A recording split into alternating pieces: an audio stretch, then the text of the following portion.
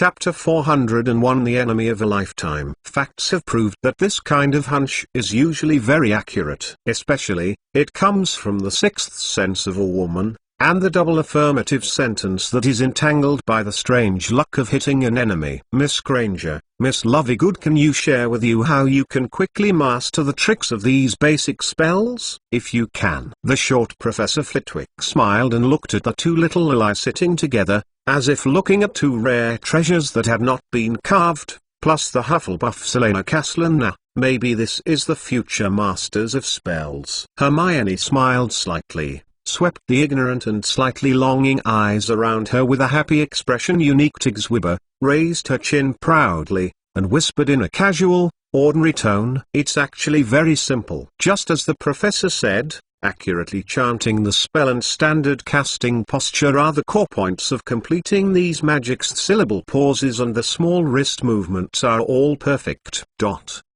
Yes, that's it. Professor Flitwick clapped his hands and nodded with satisfaction. So I have been emphasizing the details and focus when the spell is released. What about you, Miss Lovegood? Are you the same?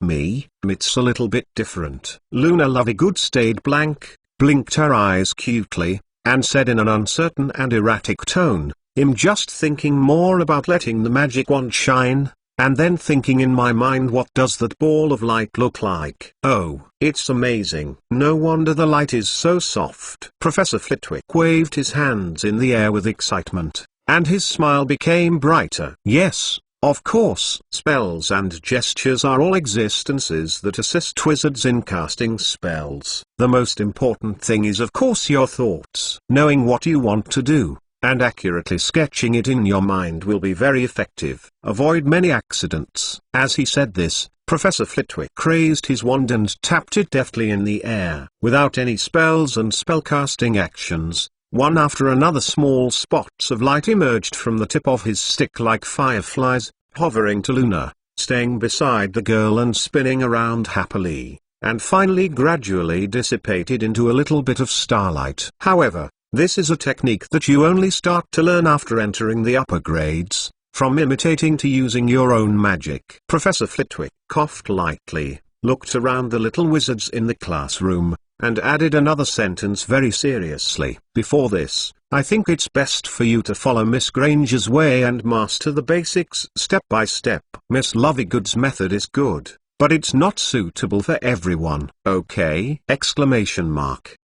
Although she was praised by the professor, the smile on Hermione's face gradually faded, and she bit her lip calmly. Different from the feeling when confronting Elena before, when facing Luna this time, Hermione was exposed to a different emotion that made her a little angry. This was a challenge from another dimension. However, she won't give up so easily. She has read and memorized all the textbook content. How can she not lose to a little guy who is based on feelings and imagination, plus some clever lower grades? The main point of the cleanup is that the ending sound of the mantra chanting must be collected cleanly and the arc of the magic wand must not be too large. Before releasing the cleansing spell, first think about how it should look clean, and then, as if taking a bath, wash away all the excess dirt. The clear and blasting sound of the smashing curse, and the point is to draw straight out when swinging a stick. Imagine hitting a stone.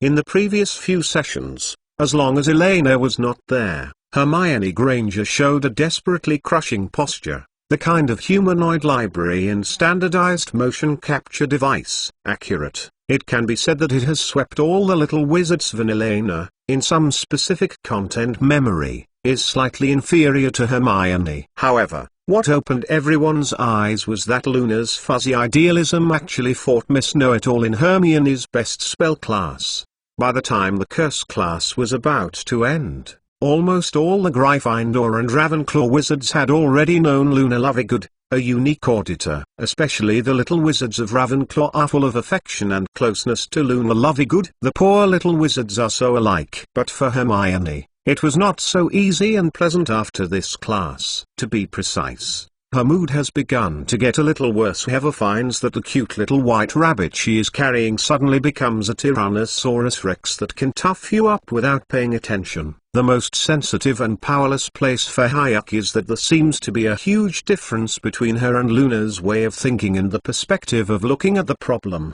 as if they were completely opposite roads, but they all pointed to the same end in the end. And this feeling of entanglement is even more vividly reflected in the next section of the magic history class. If in the curse class, Luna mainly explained her thoughts as a beginner, whether in terms of magic release or theoretical knowledge, Hermione still occupies the initiative of the topic on the whole. Then the following magical history classes at Gryffindor College and Hufflepuff College were completely reduced to a stage for 4 girls to shine. After all, after a week of organizing the era of magic, it was just one. The history of magic in the scope of the grade syllabus is obviously not enough. As if fighting in secret, this time not only Elena, but Hannah, Hermione, or even Luna, raised their hands from time to time to ask questions, asking Professor Binns about the vagueness or inconsistencies in the textbook. Events in the history of magic. Professor Binns, why is there a discrepancy between the time of the Weird X historical record and the time of transmission recorded by the Ministry of Magic? As for the description of Cyril, the Master of Spells, she once entered Hogwarts, but her book was published 19 years before then. Which of these 2 times is accurate? Does the card information on the chocolate frog come from the history of magic or the history of the wild? In such a high learning atmosphere and enthusiasm for knowledge, even if Professor Binns still used his monotonous voice to continue to lecture, the little wizards of Gryffindor and Hufflepuff did not have any sleepiness. It was originally a boring and dry old history. With the continuous addition of details, the magnificent and full of secrets and novels of the old past have passed over time and unfolded before the eyes of the students one by one. Everyone's eyes are full of strong interest, and there is a sharp contrast between the weak, helpless, pitiful, and desperate ghost professor in front of the classroom. By the time he was about to go to the auditorium for dinner at noon, Professor Binns' color had changed from grey to a translucent mist. The moment the bell rang for the end of Get Out of Class, Professor Binns silently picked up the lesson plan without even saying the end of Get Out of Class, and floated into the wall behind the classroom without looking back. There seemed to be a faint loose sound in the classroom. Angry sound. The worst thing is yet to come. Until the end of the afternoon course, the 4 Elena knew from the chats of the senior students that Professor Binns did not appear in the few lessons in the history of magic in Hogwarts today. They had an unprecedented experience in the whole process, through self-study. Because, since Professor Binns finished their class, he has disappeared. Chapter 402. The Substitute Professor of the History of Magic. First update. Please vote. The position of the course on the history of magic at Hogwarts is a bit strange. Although it is an extremely important required course in theory, basically, in Professor Binns' class, all students are distracted. So generally speaking, before this, the magic history of Hogwarts wizards mainly came from homework, self-taught, and class notes of a few survivors. However, even so, Professor Binns is still recognized as one of the most authoritative professors of magic history in the magic world today. Regardless of how the knowledge is stored as a ghost, and how he thinks as a ghost, Professor Binns alone is able to know all the knowledge that happened after his death can still be regarded as historical. Knowing that this is already very remarkable. Hard work, hard work, hard work, no return. Just after death, Professor Binns, who is like the intangible cultural heritage of Hogwarts, has long become an iconic representative of this castle and school, even if it is such as Albus Dumbledore, Minerva McGonagall, and sever the new generation of wizards like Snape also maintain absolute respect for this old professor and colleagues. Therefore, after hearing of Professor Binns' disappearance, almost all the professors at Hogwarts acted and took the initiative to search for Professor Binns' traces in the castle. Finally, after dinner, he heard half of the good news from Dumbledore. Don't worry, everyone, Professor Binns has found it. In the Hogwarts principal's office, Dumbledore said calmly, "Thanks to Mr. Peppy Ghost for his help, we finally found the respected Professor Binns in a mysterious magic room on the 8th floor of the castle." "So, how is Professor Binns now?" Professor McGonagall frowned and asked with some concern. "Is it because of the after effects of the magic prohibition in the underground secret room?" "What can we do?" Snape hugged his arms and said softly, thoughtfully, his black eyes gleaming, and he kept wondering if there is any medicine that can help the ghost to stabilize the state, or a potion to calm the soul. "I've been to see it before. Professor Binns is not a big deal, but..." Dumbledore shook his head slowly, rubbed his forefinger on his temple slenderly, and sighed softly. I had already understood the specific situation. The white-haired dumpling and her little friend were actually connected. Are the ghosts reluctant to let it go? Undoubtedly. He should have expected this. Compared with the dry historical materials, the children will definitely be more interested in Professor Binns. Following the magic history lesson in the morning, almost all the students of the 4 problem babies headed by Elena showed a keen interest in Professor Binns. So in the second half of the course, the entire magic history course has unknowingly turned into a question and answer session similar to the so-called Turing test in the non-magical world, as the only one in the entire castle who can answer them without the trouble. The ghost of the question, Professor Binns, not only has to answer the scope history of those magic history courses, but also explain some of his own stories and experiences, so that when Dumbledore found Professor Binns in the room of requirement, Professor Binns was already as thin as the fog in the morning at Hogwarts. On the contrary, the professor himself was in a strange state of mind.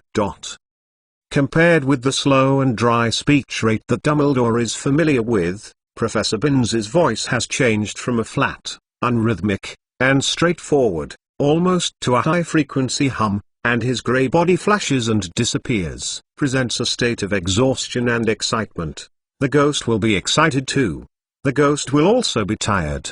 The ghost will also become faint. This was the first time Dumbledore encountered such a bizarre thing, but he didn't know how to explain it now. "It's just..." Professor Flitwick couldn't help taking a step forward and asked, looking at Professor Dumbledore, who was vaguely speaking. It's just that Professor Binns may need to be alone for a while and rest for a while." Albus Dumbledore thought for a while without explaining too much. According to his guess, Professor Binns should have been under too much pressure recently. As long as he takes a short break, he should be able to return to his teaching position soon. As an old professor who has been endless for nearly 1,000 years, it is natural to take occasional vacations.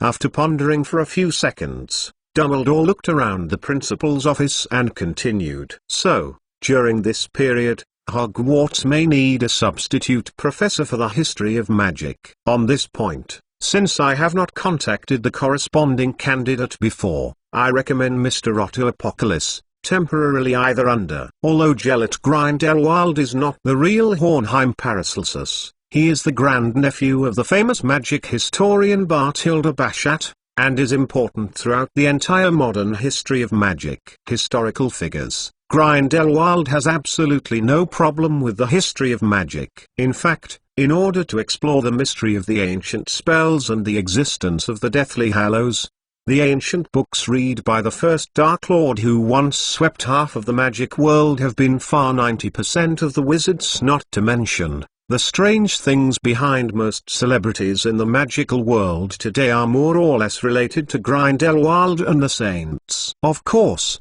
it's one thing to have the ability or not. Would you like to be a professor of the history of magic to face a certain headache white-haired dumpling? That's another thing, at least, from Anya to the principal's office sofa. Judging from Grindelwald's stagnant expression, it was obvious that Dumbledore had not communicated with him in advance. Grindelwald twitched the corners of his mouth and coughed lightly. "Ahem, Albus Professor Dumbledore, I don't have much teaching experience." "Teaching experience is not a problem. In fact, I always think you have your own unique wisdom and extremely effective communication style when dealing with children." Dumbledore shook his head and said seriously, "Most courses at Hogwarts have at least one substitute teacher. In this way, even in the event of an accident, the teaching progress of the students will not be affected too much. The history of magic and the dark magic except for defense class. Compared to the defense against the dark arts class,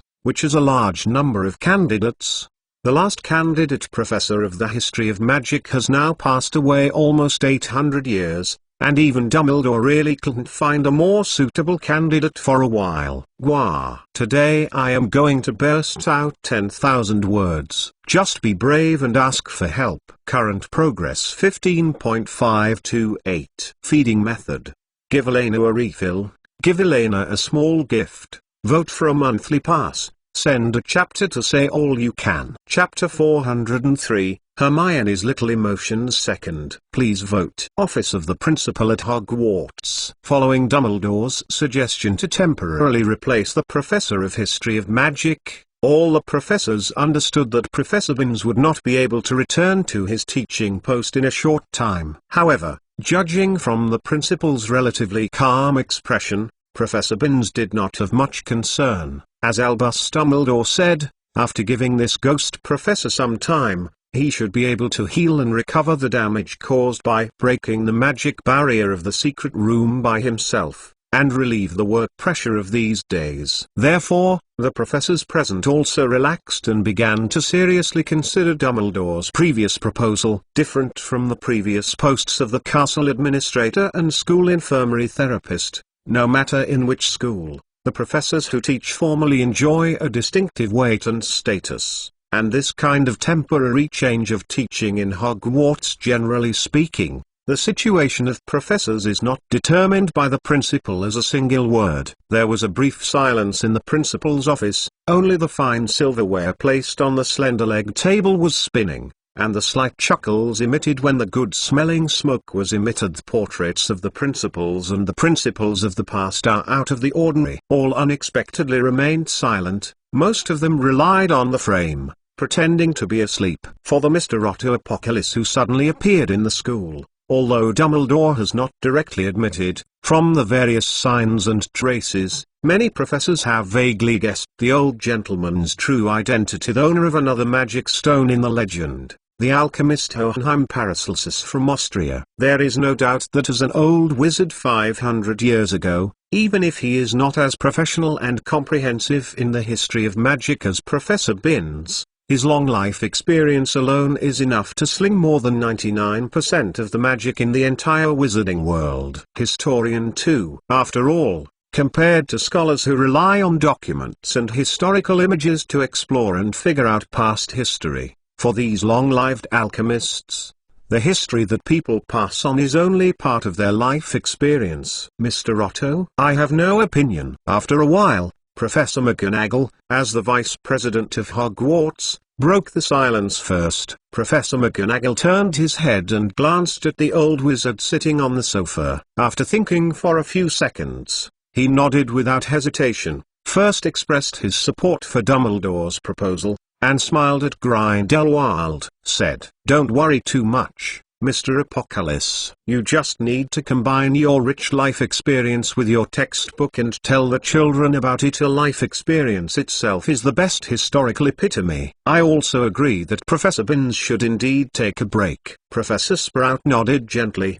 and also voted in agreement. I think Mr. Apocalypse is undoubtedly the most suitable candidate. Professor Dumbledore, your choice has always been correct. If there is something disobedient to those students, I would be happy to share the experience with you. Snape pursed his lips and agreed softly. Wait, I haven't. Grindelwald raised his eyebrows, a touch of impatience appeared on his face. Ding ding ding. At this moment, a series of small and crisp voices rang from the head of the principal's desk. I saw Dumbledore tapping an empty dessert and candy plate with his fingers with a gentle face, and staring at Grindelwald, who was about to refuse, with a meaningful look. From yesterday to today, even one piece of the principal's office did not appear. Small biscuits and sweets and desserts, and the original stocks were all taken by Grindelwald when he was entertaining the Ministry of Magic yesterday. Mr. Otto Apocalypse, you've been at Hogwarts these few days. Fairly satisfactory.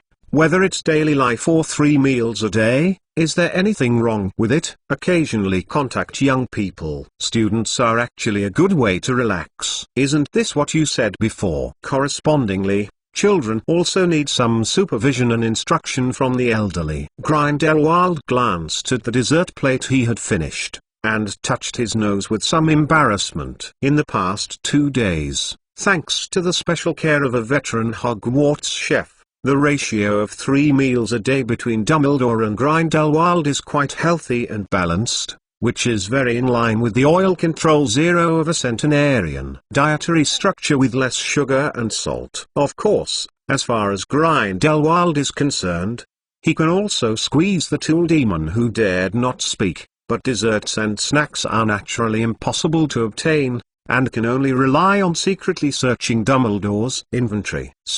Well, how long do I need to substitute? It can be as short as a week, and at most it will not exceed a month. All right, I will try. At the same time, the Hogwarts Library. Although today's class schedule for the first grade is over, for Elena and others, their work is only halfway through. As the people in charge of the Devil, they have to get together to discuss layout and manuscript writing. After a day of class, Hermione looked a little gloomy, and obviously she still hadn't recovered from the frustration of today's class. In the transformation class in the afternoon, Luna also showed amazing magic talent. To be precise, Luna Lovegood's performance, even Professor McGonagall, who has always been strict, could not help expressing appreciation and pleasure in transfiguration that is closer to the artistic level. Undoubtedly, compared to precise and rigorous spells, transfiguration requires more imagination and belief.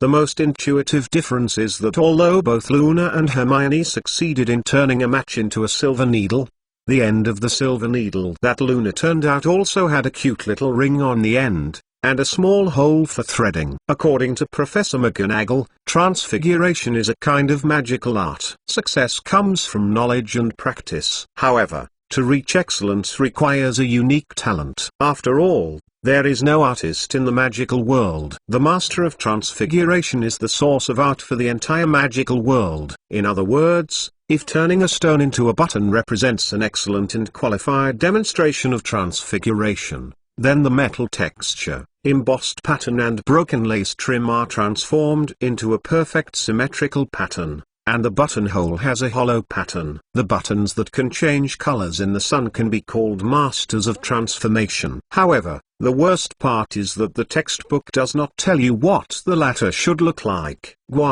Second, today I am going to burst out 10,000 words. Just be brave and ask for help. Current progress 16.528. Feeding method. Give Elena a refill. Give Elena a small gift. Vote for a monthly pass. Send a chapter to Say All You Can. Soga reading URL. Chapter 404 Birthday Surprise Third More. Please vote. However, Hannah and Luna, who were sitting next to Hermione at this time, seemed not in the mood to pay attention to Hermione's frustration. This is not surprising. After all, each of them has their own troubles to face. Take Hannah Ibo, for example. She still has a full 2,000 words of food and meal feelings to write today, which is not an easy number for an ordinary student who is well behaved. But, on the other hand, she didn't want to try the peanut butter squid whiskers that Elena had said, especially the special version. The only good news is that Luna, who is a senior consultant of Bangson, provided her with a very good suggestion. Sometimes, when you really can't write your thoughts, you can directly ask about the feelings and comments of other little wizards around you,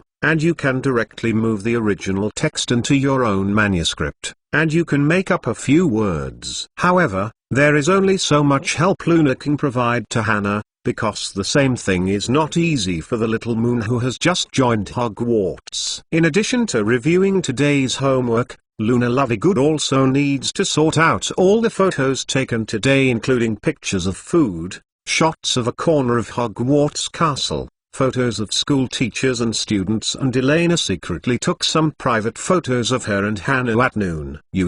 For this little girl who walks around school with a camera, most senior students find it difficult to be indifferent to her. Of course, This has brought a lot of convenience to her filming work, but at the same time it also allowed Luna to take a terrifying number of photos today. And Luna's job is to sort these photos into different categories, and filter out which ones are used for the picture materials on the devil, which ones should be returned as gifts to the enthusiastic Hogwarts teachers and students, and the rest are given to Elena to keep it separately for subsequent use. Therefore, Hermione could only silently flip through the heavy books on the history of magic, compare them to the Hogwarts calendar they summarized before, and absent-mindedly reorganize and arrange the major events. He didn't even notice that the Wizards Union Council was accidentally written as an international magic conference. For the first time in her life, Hermione felt an atmosphere permeating the entire library that upset her. In fact, it is not just Luna's outstanding performance that really affects Hermione's mood. More importantly, today is September 19th, her first birthday in the magic world. After today, she will be 12 years old. Because her parents are ordinary people living in the non-magic world, he obviously Minutes Granger could not receive the blessings from the family like the children of other wizard families. As for my friends, maybe there will be next year, right? But now it's just over 3 weeks after school. It's too unrealistic to expect any birthday gifts and special blessings. Not to mention, although Hermione has a lot of attention in her first grade, there are not many people who are really friends. Hannah, Elena, and at most, Luna, who has just met recently. That's why, when she saw the black walnut wand in Luna's hand today, she felt a bit sour, as if it was just a lemon. She also wanted gifts. She was just an ordinary little witch. What? Hey, I really envy Luna and Hannah. Hermione sighed lightly, took a close look at the parchment in front of her, and crossed out the wrong place. Compared with Ty-Han and Luna, who is full of fantasy, Hermione, the oldest of the four, is naturally a lot more mature. Having not been lost for too long, Hermione put down the quill in her hand, moved her aching wrist a little, and soon readjusted her emotions, raising her head and looking at her left and right in confusion. Speaking of it, Elena just left and said to find a book. Why hasn't she returned yet? Are you looking for me? Or what are you looking forward to? Hermione? At this moment, a happy voice appeared behind Hermione, turned around, and saw Elena walking back mysteriously holding a big box, and beside her there was a small family who led the way. Elves. You are? Hermione glanced at the ribbon tied to the box, her voice full of surprise. As a child who also came from the non-magical world, she naturally knew what kind of things were likely to be in the box. Happy birthday, Hermione Granger. Happy birthday, Sister Hermione. Happy birthday. The same blessing didn't just come from Elena, and Hermione looked up in surprise. I don't know when Hannah and Luna have stopped what they are doing. Each took out a beautifully packaged gift box from their clothes and delivered it to her. And Elena also took out a small package from her pocket, put it in front of Hermione. Obviously, this was a surprise session that the three had already discussed in secret. In fact, when they were in the Hufflepuff lounge last night, the three had already agreed to celebrate her birthday together today, but due to time constraints, Elena and others didn't have much time to buy for Hermione gift. Therefore, they could only find something from some of the small things they carried next to them, and used it as a gift for Hermione. As for the birthday location, it was selected in Hermione's favorite library according to Eleanor's proposal. Hannah Abbott gave a magic hourglass, which was a gift from her aunt to her at Hogwarts. This hourglass can accurately set a variety of different time lengths according to the needs of users. For Hermione, it is really suitable for time planning equipment. Luna gave Hermione a necklace made up of small carrots. The necklace has been treated with the magic of Xenophilius. As long as it is regularly maintained, it will not rot and change color. It is said to be a people bring lucky charms. As for Eleanor's gift, it was very simple. She took out a set of Advanced Mathematics and Basics of Applied Mathematics directly from the suitcase, wrapped it up, and gave it to Hermione. Huh? You? Hermione looked at the pile of presents that suddenly appeared in front of her with some bewilderment. According to her original idea, this birthday might be spent in such a silent way. After all, her birthday is too close to the school day. She really did not expect that these newly acquainted friends would even specially prepare gifts for her. As for the little complaint in my heart, it has long since disappeared. That's not all.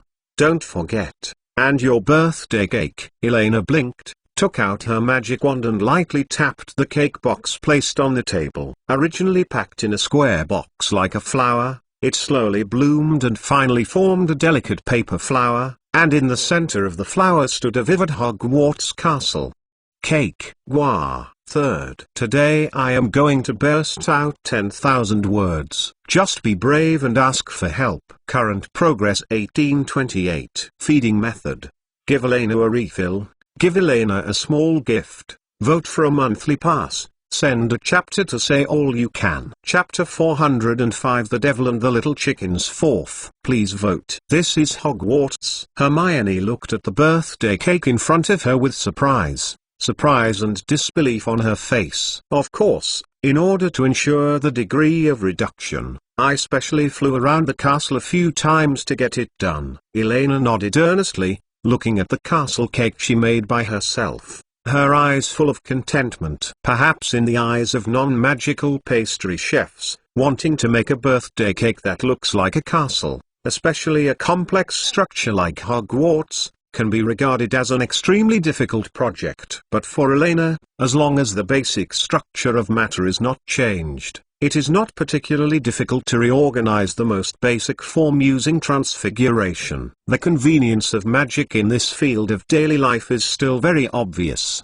whether it's transforming the packaging box into blooming paper flowers, or shaping the butter cake into Hogwarts castle. It's essentially no different from kneading plasticine. Just practice it a few times to master it. The details can be released skillfully. Come, let's put the candle in, and then you make a wish, Elena said with a smile, took a candle from the house elf Burly, and carefully inserted it on the edge of the castle cake. Since it is a birthday, naturally all the links are indispensable. And Luna Lovegood, who was sitting next to him, also raised the magic camera in her hand, constantly adjusting the angle and framing. Hoping to help record this warm moment, Hannah clapped her hands and hummed softly, a birthday song with a weird rhythm. However, just as Elena took out a lighter from her pocket, just lit all the candles, and was about to say something, a huge roar suddenly came from the depths of the library, and the thunderous sound shook the air. Shaking slightly. Don't eat in the library. Gosh.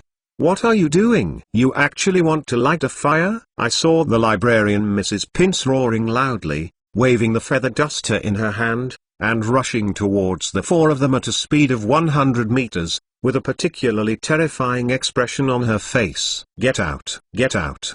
Do you want to burn Hogwarts? You guys, all of you have to be confined. Seeing the terrifying librarian who was approaching, the expression on Elena's face was a daze. Then she reacted quickly, stuck her tongue out, picked up the cake and brought her to Hermione, who was still a little confused, and said quickly, Acridine. Oops, blow the candle, and then, run. Run while making a wish. It is said that this is more effective. Hannah, remember to bring all your gifts. Luna, don't forget to take pictures. Hermione subconsciously blew out the swaying candlelight in front of her. And then Elena turned her arm and ran in the direction of the library exit. An ominous and strange feeling of disobedience flashed in her heart, only for a moment. Can't tell what it is.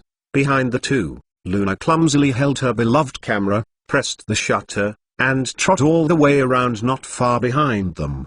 Behind them was Hannah with a book full of gifts in her arms. Ibo. A few minutes later, at the door of Hogwarts Library, Mrs. Pince was akimbo. The magic torch on the wall stretched her shadow as if she were a terrible big devil, and in front of her, there were rows of small children standing in line like little chickens. Lily. There is no doubt that the escape plan of Elena and others failed. To be precise, in addition to eating and lighting, there is even one more target trespassing in the prohibited book zone. After all, in the Hogwarts castle that cannot be operated, following a road idiot scurrying in the library with complex terrain, This result can be said to have been doomed from the beginning. Well, I won't pursue the matter of the restricted book zone. The librarian Mrs. Pins looked at the four little witches in front of her with a stern face, and sighed. After a simple questioning, she has roughly figured out the whole story, including why they celebrated their birthdays in the library, and why they ran toward the restricted area instead of toward the door. For these four girls, Mrs. Pins still has a certain degree of liking. After all, she rarely sees any new students like these children, who are soaking in the library all day long after school starts, looking through those boring history. If Mrs. Pins remembers it correctly, the books that these children have read and reviewed in just these 2 weeks have been quite impressive, each of which is that kind of thick and heavy book, or if stacked together, it may be higher than all of them combined. As for the use of an open flame in the library this time, and the act of bringing the cake in, Mrs. Pins paused, glanced thoughtfully at the restless little guys in front of him, and snorted softly. As a punishment, the four of you must take at least half a day to come to the library to help organize and arrange the books on the weekends. Well, now you can leave with your cake, not as an example. Huh? That's it? Elena and the others glanced at each other, and invariably saw surprised expressions in their eyes. You know, these days, they have seen more than once a poor little wizard being chased from the library table to the door by Mrs. Pins brandishing a feather duster. In the end, they had to copy thick school rules as punishment. Why? Do you have any comments? Looking at the little girls who stayed in place, Mrs. Pins raised her eyebrows amusedly, and the feather duster that made countless little wizards frightened dangling in her hands. The friendship between these children, arguably the most precious treasure in the school, Mrs. Pins is not willing to play a villain in this beautiful memory. No, thank you, Mrs. Pins, Elena hurriedly said, pulling the wings around them, and quickly left the library. But this time, the task of leading the way was naturally given to Hannah and Hermione. As for the destination, it was naturally the Gryffindor common room on the 8th floor of the castle. You know, in addition to celebrating Hermione's birthday tonight, there is another important task: to lobby the Weasley twins and invite them to join the Hogwarts section of the Devil. With Argus Filch, let us introduce the secrets of this charming castle to all readers. As for whether the two brothers would agree, Elena was not worried at all. After all, according to Elena's previous distribution logic, Singing will be attached to the distribution channels of all mainstream magazines, and will be fully distributed to the entire magic world. As a loyal reader of the Daily Prophet, Weasley Madam, it is natural to see the complimentary copy of Singing a Devil. Not to mention hobbies, and the generous Gingy Arlong's remuneration as a reward, even if they retreat 10,000 steps. But they don't want to be on the public execution list of Filch's monthly Devil's Tune, and then receive it every month. A red letter from my mother. Then joining this organization is undoubtedly the wisest choice. Wah. Fourth. Today I am going to burst out 10,000 words. Just be brave and ask for help. Current progress 1928. Feeding method. Give Elena a refill. Give Elena a small gift. Vote for a monthly pass. Send a chapter to Say All You Can. Chapter 406 Party and Change 5th update 4D for subscription. On the way to the Gryffindor common room, Elena and Hermione bit their ears quietly, while Hannah and Luna followed not far behind, holding a pile of gifts alone and a camera in the other. Mr. Filch, I understand. But why the Weasley brothers? Hermione asked quietly. Is there anything wrong with George and Fred? Elena turned her head in surprise. Although because of her factor, Hermione in this life did not have too deep a bond with Harry and Ron, but the Weasley brothers' personality was not like the kind that might make Little Wing hate. I'm not saying that they are not good, but be careful. You have to jump over here. Hermione pulled Elena in time to avoid this white-haired ball getting stuck in the staircase trap for the nth time, and shrugged her shoulders. Continue to say seriously. I mean, the two of them are only third graders. If we want to describe the secret roads and scenes in Hogwarts in more detail in the contradictory maybe we should invite some higher graders. Seniors. Age does not represent everything, especially at Hogwarts. At least for now, it seems that the Weasley brothers are my most familiar partner. They also helped me carry my luggage during the Hogwarts Express. Besides, anyway, we are just trying. If there are more suitable candidates than the Weasley brothers, it will not be too late for us to discuss. Although she said so, in fact, Elena knew quite well in her heart that George Weasley and Fred Weasley were definitely the most powerful castle wanderers in the entire Hogwarts, none of them. Elena clearly remembered that at this time, the Weasley brothers had found the magical spot map from Filch's office, and skillfully figured out most of its usage. As the Weasley twin stars who have inherited the spirit of the Porter Quartet and carried it forward, the two brothers are even second only to the Wings in Elena's mind, far more important than other little boys. After all, the most scarce in the magical world is not the powerful wizard, but the industrialists and inventors with innovative thinking, and the potential and possibilities contained in the two people who founded the Weasley Witchcraft Workshop can be said it is the most precious treasure in the magical world of this era. And in this life, the angel investment they face is more than just Harry's thousands of dollars. If necessary, Elena is even willing to use more than a quarter of Hogwarts reserves to invest in the future business of the Weasley brothers. Of course, it is not the right time for now. Soon, a few people came to the door of Gryffindor's common room. Fortunately, when Elena and the others walked into the lounge, they happened to meet the two brothers Weasley who were playing chess with Ron, and not far from the three of them, Percy, the third brother, was holding hands, reading a spell book carefully. From time to time he raised his eyes and stared at the three younger brothers who had controlled the conversation. As Elena expected, there was hardly any difficulty in persuading the Weasley twins to join, especially after learning that they have the power to question and deny Filch's submission. Elena clearly saw a trace of excitement in the eyes of the twin brothers as a student. I want to have a team that can defeat the faculty and staff. The platform is really too difficult. And singing a devil is undoubtedly one of the most transparent and open positions. What surprised Elena even more was that after listening to her conversation with George and Fred for a while, the other two Weasley boys also volunteered to join the operation of the devil. At work, Percy Weasley intends to write something similar to the prefect's work diary and publish it in the Hogwarts Today section, while Ron Weasley intends to write a forecast report on this year's Quidditch competition, put in the sports entertainment section. For Elena, the more contributors and interest-bound people, the more the better. The only thing that pays is not some cold gingy oolong. Anyway, it is earned by the IQ tax of exploiting the fairies, compared to the wind blowing. The one who came is worthless. At the same time, the addition of Percy Weasley brought another piece of good news. As the prefect of Gryffindor, he has the right to change and adjust the public restroom bulletin board at any time. Just less than an hour after Elena told Percy about the general content and direction requirements,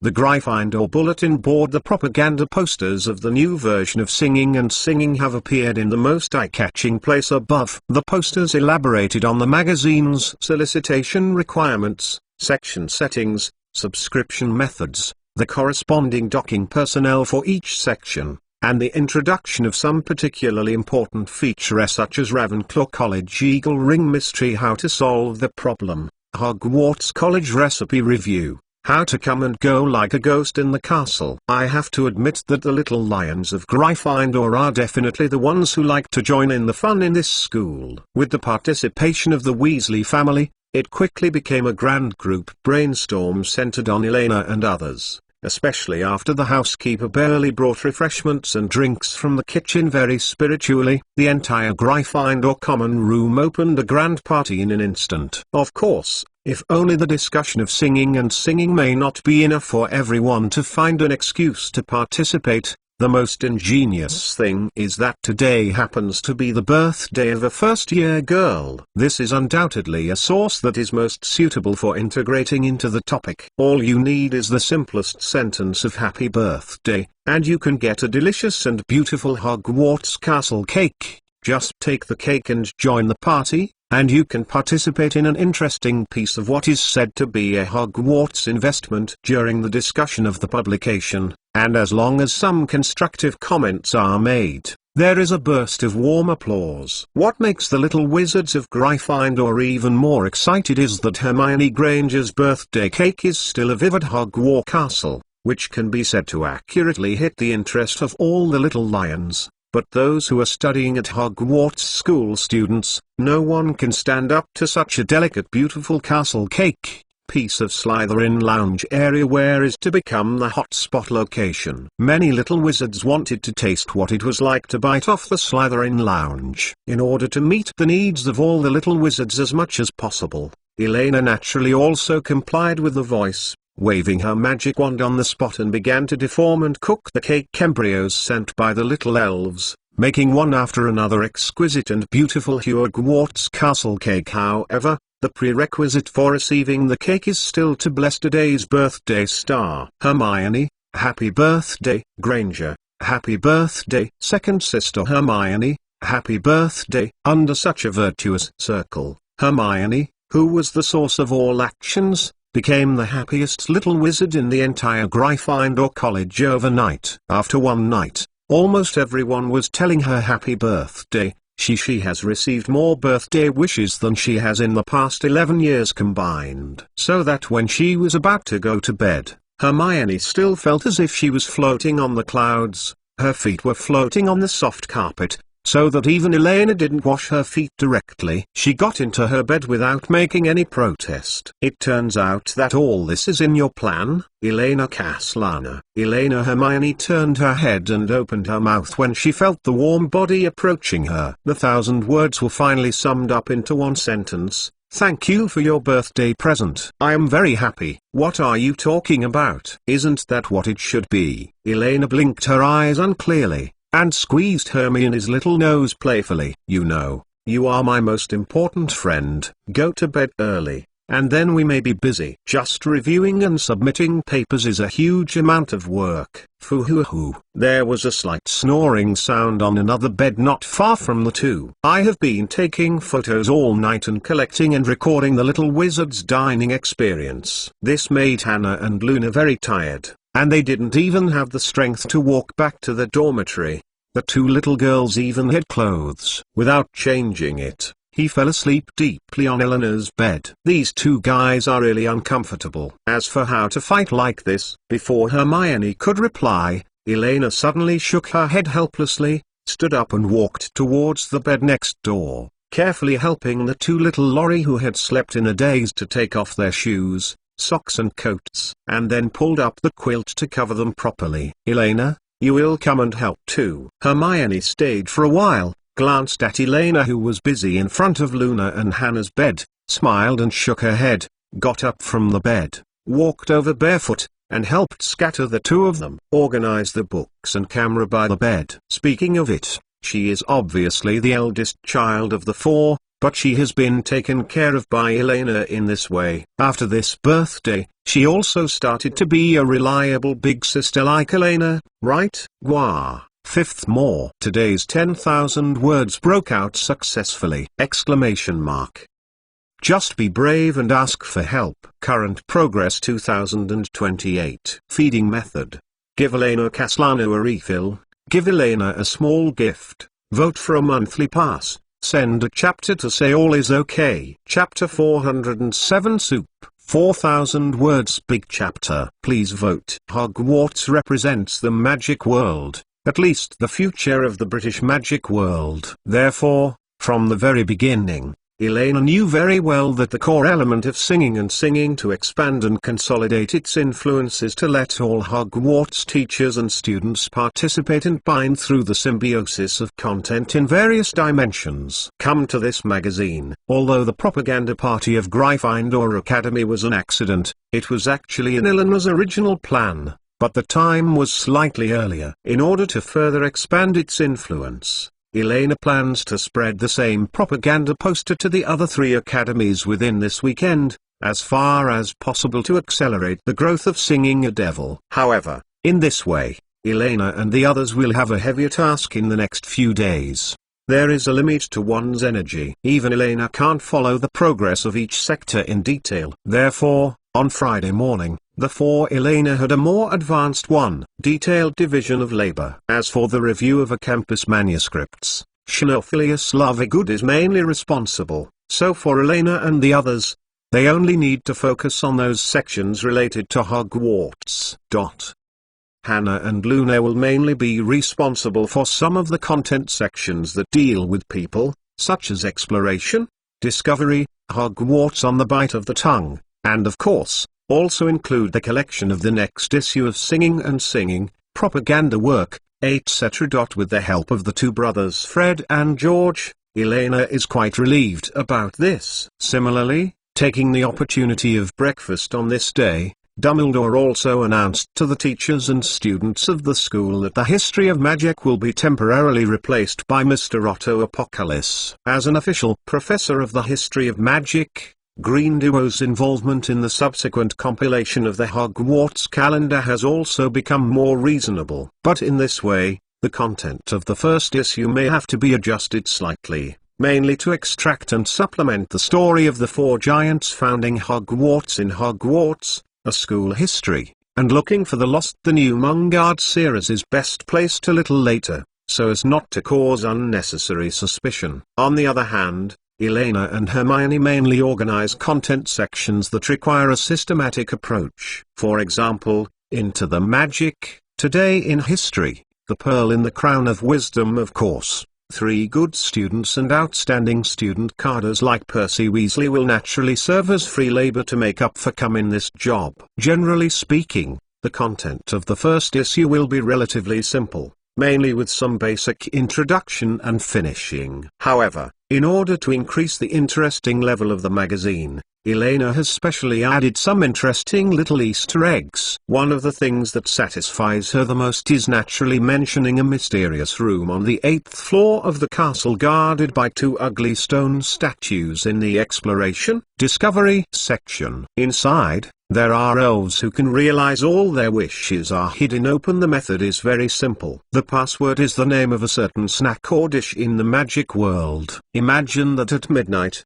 a group of energetic little lions gathered around the door of the principal's office, circumflexed, and began to declare the name of the dish in a rounded tone. Even a little thought of such a scene can contract Elena's source of happiness for a day. Not to mention, when the energetic little wizard who is full of desire for exploration walks through the spiral staircase, walks into the principal's office, and sees the kind old wizard who has no taste for 3 meals a day, what a kind of ecstasy will be. Yes, the devil will never be absent. As a member of Hogwarts, since Elena prepared a question bank for Ravenclaw's Little Eagles, she would naturally not forget to prepare an adventure copy for Gryffindor's Little Lions. According to such a development plan, it should be the noble and elegant Slytherin College and the loyal and honest Hufflepuff College. In fact, Elena has already thought about these 2 colleges. Surprise arrangement. Of course,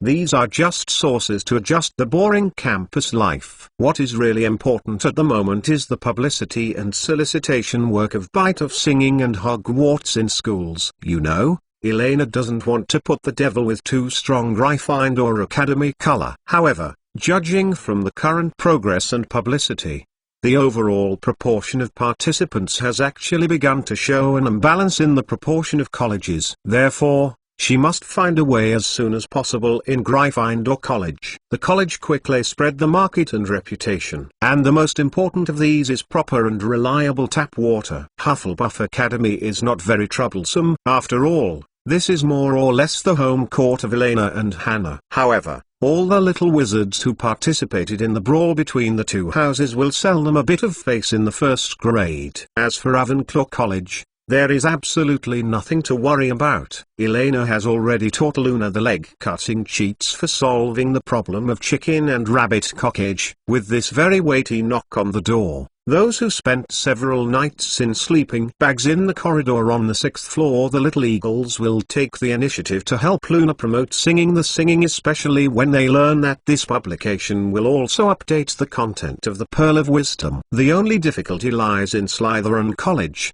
which is heavily exclusive and stratified. Fortunately, the right person to get through the channel has now taken the initiative to send it to the door. Elena turned her head slightly and glanced at the three Draco Malfoy who were walking towards the Hufflepuff long table, and the corners of her mouth curled in a pleasant arc. The Malfoy family was able to stand in the magical world for so many years. It really made sense. Obviously, the sensitive Draco Malfoy had vaguely heard something from the mouths of the little wizards around him. Granger, happy birthday. I'm sorry, it's a day late. However, to Eleanor's expectation, after Malfoy walked over, he first stopped in front of Hermione Granger. Draco Malfoy greeted slightly unnaturally, then quickly gestured towards Gore behind him, took out a large gift box, scratched his cheek and continued. This is a set of the top quill case, automatic error correction notebook, and shorthand magic pen from Lyhan Bookstore. Well, they are all just sent from Diagon Alley. They have not been opened yet. I hope you like them. Huh? Thank you, Draco. Hermione, stunned for a moment, glanced at the gift box in front of her, with a look of surprise on her face, and generously took the gift box from Gore, this set of stationery she saw when she was visiting Diagon Alley before. However, because it was not listed in the admission list, the parents did not buy it for her. However, compared to the surprised Hermione, the mood of a certain white-haired dumpling was not so wonderful. Okay, Elena narrowed her eyes, snorted, and looked at Draco Malfoy thoughtfully. Maybe this little Zengma can be used to make soup. Danger, danger. At the same time, Draco Malfoy's heart suddenly tightened, and he subconsciously raised his head and glanced at the smiling Elena next to him. I don't know why, he seemed to feel a familiar pressure by the way, not at the beginning. This is the same feeling when you carefully knock off the ice cream of the eldest sister's head. As for the reason this time, Draco Malfoy glanced at Elena, who was empty in his hand, and a flash of light flashed quickly in his mind. Yes, if Sister Elena forgot to buy gifts, wouldn't he make her elder sister very shameless by doing this? In the next moment,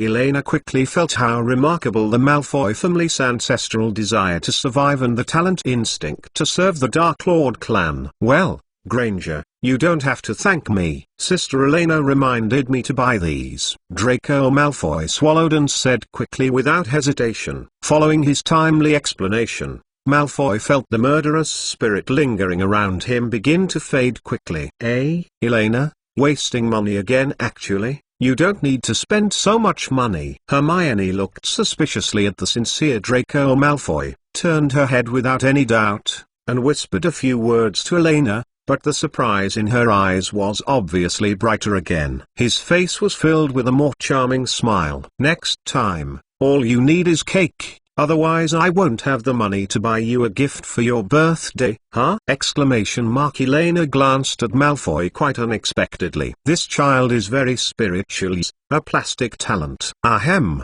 this matter Hermione, leave it alone. On my birthday, it is enough to have you with me. Elena naturally wouldn't deny this kind of free favorability, but because of the majesty of the elder sister, she couldn't do anything that she would admit directly to her cheeky. It would be embarrassing if she was exposed later. After a short pause for a few seconds, Elena turned her head and looked at Draco Malfoy, who had already come to her and looked a little nervous. She smiled and asked with a playful expression, "Okay, Draco.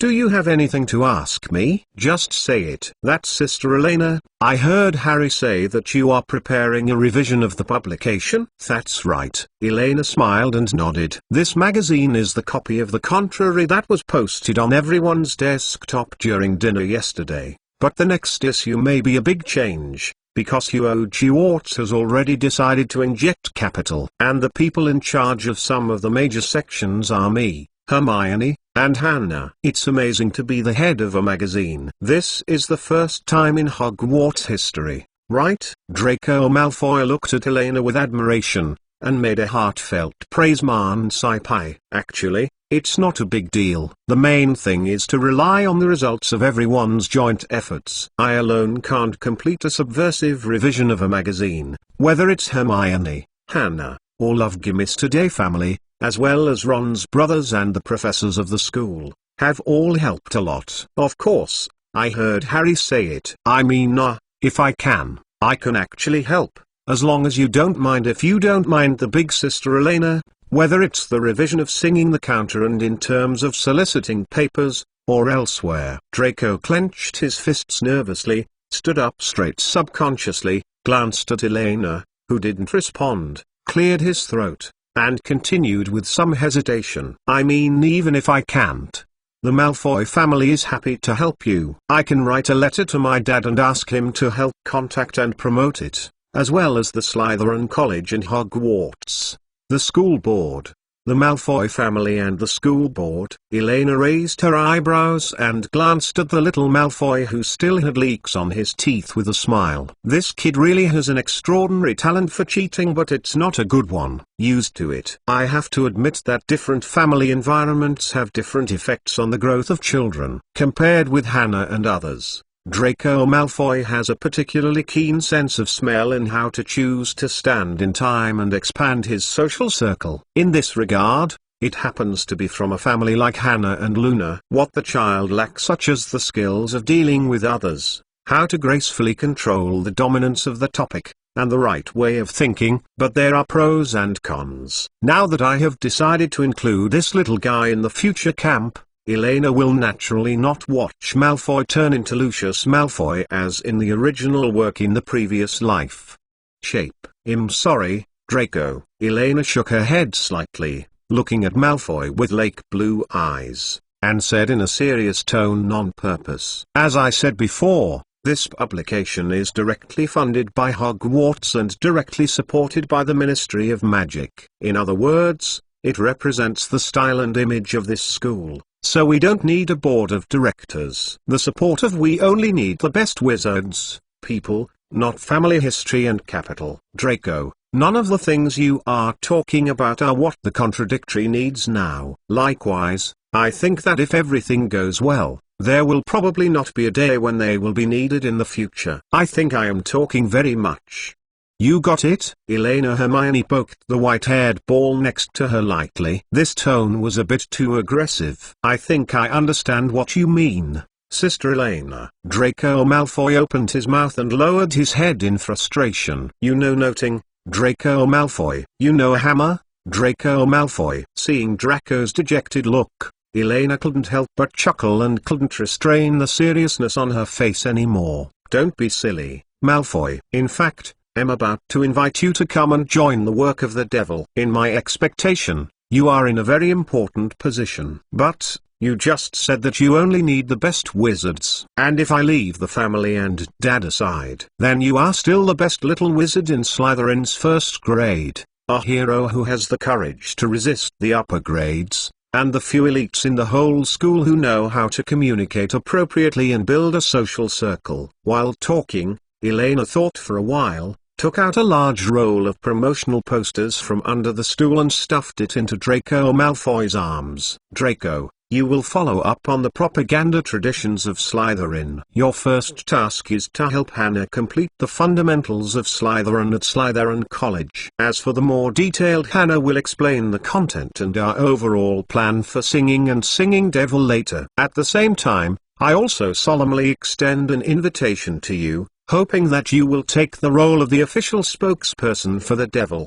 The main reason is that Elena has other arrangements this afternoon. There is really no way to help Hannah and the others in the Slytherin uniforms. With Draco Malfoy on the sidelines, singing the tunes in Slater. She will also feel relieved in the publicity work of the Forestry League. I hope everything goes well and there will be no moths. As for her, there is another very important thing to do with my dear grandparents. Gwa. The 5-watch Lolita has exhausted its energy and degenerates into a 4K cuckoo chicken. Although the birthday is over, the cute fat chickens still have to remember to give Elena a refill. The 408th chapter of Apologies for Being Late, 4,000 words big chapter. Please vote. Outside Hogwarts Castle at 3 o'clock in the afternoon on Friday. According to the original course schedule of Hufflepuff College, Elena should appear on the Quidditch field at this time, preparing to start a weekly flying lesson with the Little Wizards of Ravenclaw. However, judging from the current situation, It is obvious that she has to be absent from this week's flight class again. Although in Mrs. Hooch's words, Elena actually doesn't have to take this class anymore. She flies more than the biggest sum of the 7th graders are okay. That Professor Binns is okay. Standing on the long bridge in front of the gate of Hogwarts Castle, Elena glanced at Dumbledore, who was full of seriousness next to him, and asked cautiously, "I didn't expect it before. But I just asked a few more questions." The professor will fade away. It's not a question of good or bad. Professor Binns is now in OL, a special state. Dumbledore rubbed his eyebrows, shook his head somewhat helplessly, and sighed slightly. After reading so many documents about Hogwarts, a school history, you must already know it. When Hogwarts was founded, Professor Binns' course on the history of magic was once known for its humor and fun. It's only after becoming a ghost that it gradually became what it is now. Long time is the deadliest poison in the world. Even Nickleam and his wife have become tired of their own lives. Not to mention Professor Binns, who has existed several times longer than Nickleam. To use a more vivid metaphor, Professor Binns before actively entered the low-power energy-saving mode, and Eleanor's problems and behavior happened to reactivate the old professor. If not surprisingly, when Professor Binns returns next week, maybe the history of magic will become interesting again. Thanks to Miss Castellana's help. But I will try not to toss that person too much in the future. The old professor. When Dumbledore said this, he glanced at Elena meaningfully. What I mean is not just asking questions, but also some strange inducements and hints. Ghosts are not truly mortal. In some cases, ghosts that cannot use magic are much more vulnerable than wizards.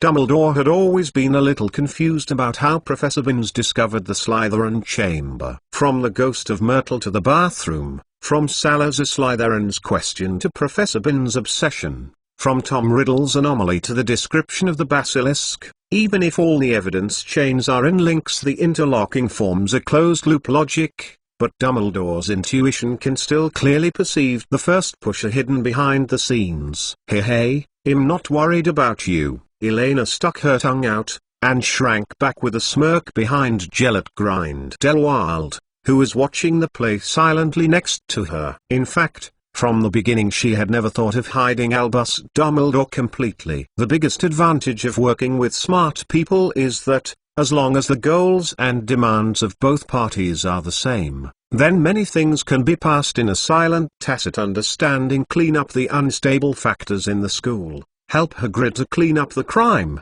These all Dumbledore wanted to see. As for where Elena knew all this, it was not that important to Dumbledore, whether it comes from reasoning or the wonderful entanglement of the castle, some pureblood families related to Slytherin, or even the prophetic talents that may exist in the bloodline. As long as the 3 unbreakable oaths are still imprinted on the back of Eleanor's hand, then the interests of girls and Hogwarts will always stand in the same camp. So, Albus, how long are we still standing here stupidly? Grindelwald raised his eyebrows and turned to look at Dumbledore, with a trace of disdain on his face. After so many years, it seems that the Ministry of Magic still has considerable room for improvement in its attitude towards you. On this matter, our views have always been different. Dumbledore shrugged noncommittal and took a look at his pocket watch from his pocket. If not surprisingly, they are already on the way. Welcome to Hogwarts, Mr. Minister. As the voice of the old wizard fell,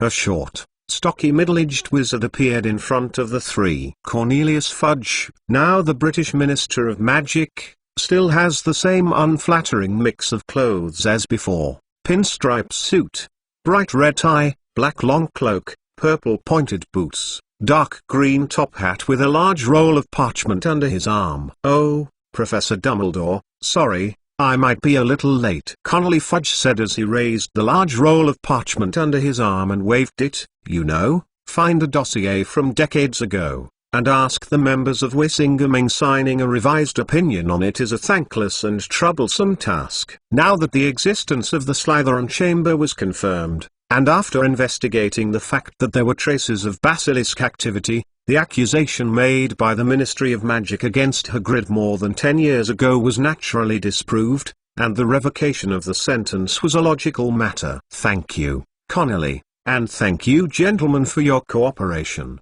Dumbledore smiled and nodded. "At least this way, there is one less person in this world who has not been wronged for nothing. Let's go quickly, otherwise Hagrid may smash the floor in a hurry. This is what our Ministry of Magic should do." Cornelius Fudge nodded politely, glanced at Elena standing behind Mr. Otto, and asked with some doubts, "However, this kid is a friend of Rubeus Hagrid and also the chef at Hogwarts." This time I had some questions about the ingredients and I needed Hagrid's help, so he simply went with us. Dumbledore waved his hand and explained naturally, "This kind of happy moment, I don't think Hagrid would mind having one more person to share the happiness together. You know, he's been waiting for this day for almost 50 years. There is no doubt that 1942 was definitely the worst year of his life for Rubeus Hager. In this year, the secret room was opened by Tom Riddle, who hadn't turned into Nose Monster, and the cause of Myrtle's death was blamed on Hagrid, resulting in him being expelled from Hogwarts and banned from possessing it anymore. Magic wand, and in the same year, Hagrid lost his father, which almost interrupted his way of learning magic. If there is anyone in this school who wants to discover the Slytherin chamber the most, it is Rubeus Hagrid. At 3:05 in the afternoon, after finally waiting for Cornelius Fudge's pardon, Elena and the grandparents left the castle and walked through the empty forest farm towards the cabin where Hagrid lived. There was just a light train in the sky, showing a very refreshing light grey, and the air was filled with the pleasant fragrance of green grass. Elena turned her head and looked at the direction of the Quidditch stadium on the other side of the castle. "No, this time the flight class has already started, and it seems pretty good to skip class in front of the principal." Hagrid's cabin is located on the edge of the Forbidden Forest. A large crossbow used for hunting and guarding and a set of anti-skid rubber overshoes the size of a small dolphin hang all year round in front of the door. Nowadays, there is a small newly reclaimed vegetable field next to the cabin, which is a private vegetable garden exclusively for Hogwarts faculty and staff. According to the usual situation, the three-headed Dokglowai will lie on the open space next to the vegetable garden to drive away crows and vegetarian thieves. However, considering that Minister of Magic Cornelius Fudge will visit here today, at Dumbledore's suggestion, Luwai temporarily returned to the castle and continued to guard the trap that led to the Philosopher's Stone door. After all, a three-headed hell dog braving blue fire, for the minister, may be a little too irritating. Although in Elena's view, this is actually nothing strange. You know, most non-magical farms and pastures will raise several similar big dogs to help the owners guard the land and livestock. But the dogs in the magical world need to be a little bigger. Across the lush vegetable garden, Hagrid's cabin was behind him. Elena saw Hagrid standing at the door of the hut, like a hill, constantly looking towards this side. Unlike usual, Hagrid did not wear his thick moleskin coat. Instead, he wore an oversized Gryffindor Academy wizard robe, although a little old but very well preserved. With the passage of time, the golden red on it has long since turned pale, but the majestic Lion House emblem on Hagrid's chest is enough to explain what it is. For the first time, Elena saw this uneasy and expectant look on Hagrid's face, just like the expressions of the little wizards in the first grade when the school opened, the little giant wringing extremely nervously with both hands. A faint redness of excitement can be seen on the dark face. It is different from the understatement of apology and erased judgments in the original work. Thanks to Elena's extra instructions, coupled with Grindelwald's superb negotiating cares, this time Cornelius Fudge brought more than just a suspicious removal message, but also the Wissingham Accord, the joint signature document issued by the Ministry of Magic, the permission to own the wand, and notice of the resumption of Hogwarts School of Witchcraft and Wizardry. Okay, Hagrid, I think you don't want to hear any kind words anymore. Cornelius Fudge walked quickly across the gravel pile behind the vegetable garden, smiling and waving the parchment at Hagrid. Although it may be decades late, from now on, you are once again a recognized official wizard. At the same time, if you don't mind, you can continue to complete the studies that you did not finish at Hogwarts before. Oh, Before Fudge could finish speaking, a huge black hound sprang out from behind Hagrid, blocked Hagrid hostilely, and barked at the Minister of Magic, who was approaching quickly. "Yeah, don't get excited. Don't get excited. They are good people this time." After taking a look at Cornelius Fudge, who was still standing still, Hagrid patted his forehead with some embarrassment, walked over and dragged the hound behind him, rubbing his hands vigorously. His eyes like black beetles kept in Fudge's hands, wandering on a roll of parchment. "This time?" Exclamation mark. Cornelius Fudge raised his eyebrows almost inaudibly, selectively ignoring the offense in Hagrid's words. "This is very rare, Hagrid," Fudge said in a crisp and quick tone. "You must know that there is almost no precedent in the entire magical world." The Wisingama court collectively signed and admitted the mistake. For a few things, the case 10 years ago, if it weren't for Professor Dumbledore's insistence, and the threat that might exist in the secret room. That said, have you checked everything out, Mr. Minister, Professor? Hagrid looked at Cornelius Fudge, then looked at Dumbledore, and asked expectantly. "Find out who did it back then? If you need to identify or arrest, I can." "I'm sorry, there is no news for the time being. This requires the help of the Ministry of Magic." Dumbledore shook his head, a gleam of light flashed in his blue eyes, and said with a frown, "But what is clear is that as well, your life experience determines that you will never be the one who opened the Slytherin chamber. As I have been saying all these years, I trust you completely." "Oh, Ruber, you must understand one thing," Cornelius Fudge said, glancing at Professor Dumbledore and casually playing with a top hat in his hand. "That was 50 years ago, and now we can only tell that the real murderer was a descendant of Slytherin blood. As for who it is still being investigated slowly. After all, the marriage relationship in the magical world is too complicated, unless the murderer runs to us. Otherwise help is very slim." "Well, all right," Hagrid nodded dully, and while taking the parchment from Fudge, he unfolded it and looked at it carefully, and his tone became excited and clear again. Then what it said: "I can get the wand again and join Hogwarts.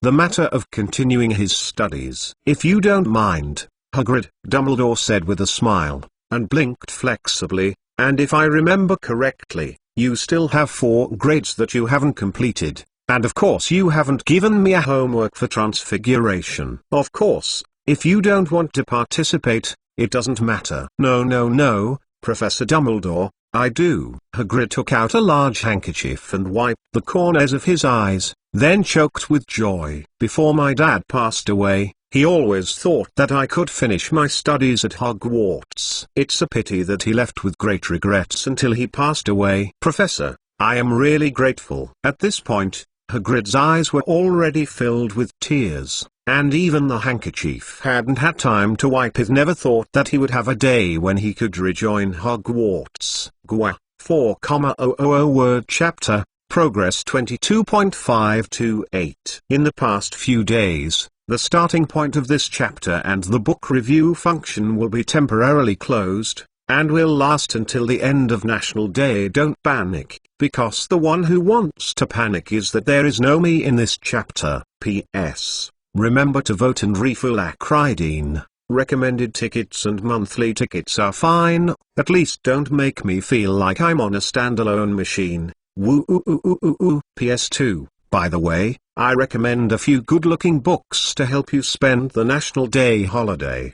Classical Xianxia, Lang Chi-Yuan. Sand Sculpture Funny, To Become the Richest Man Losing from the Game Starts. PM Fellow, The Elf Master. Hardcore Super, What's the Experience of Becoming a Kindred? Amusing History, DMing Outstanding Youth. The 409th chapter of The Devil's Invitation. Please guarantee the monthly pass. Ahem, Mr. Ruber, are you sure we have to stand at the door and chat all the time? Grindelwald coughed lightly, interrupting Hagrid's excited sobs slightly untimely. At this happy moment, maybe we should have a big glass of brandy or hot tea to celebrate. Compared to Albus Dumbledore and Connolly Fudge, who graduated from Durmstrang, Grindelwald obviously does not have such a deep feeling of his alma mater. For him, The school is nothing more than a place to master knowledge and skills. Thinking about it in another way, if Durmstrang is now announcing the withdrawal of his expulsion decision and asking him to return to school for further studies,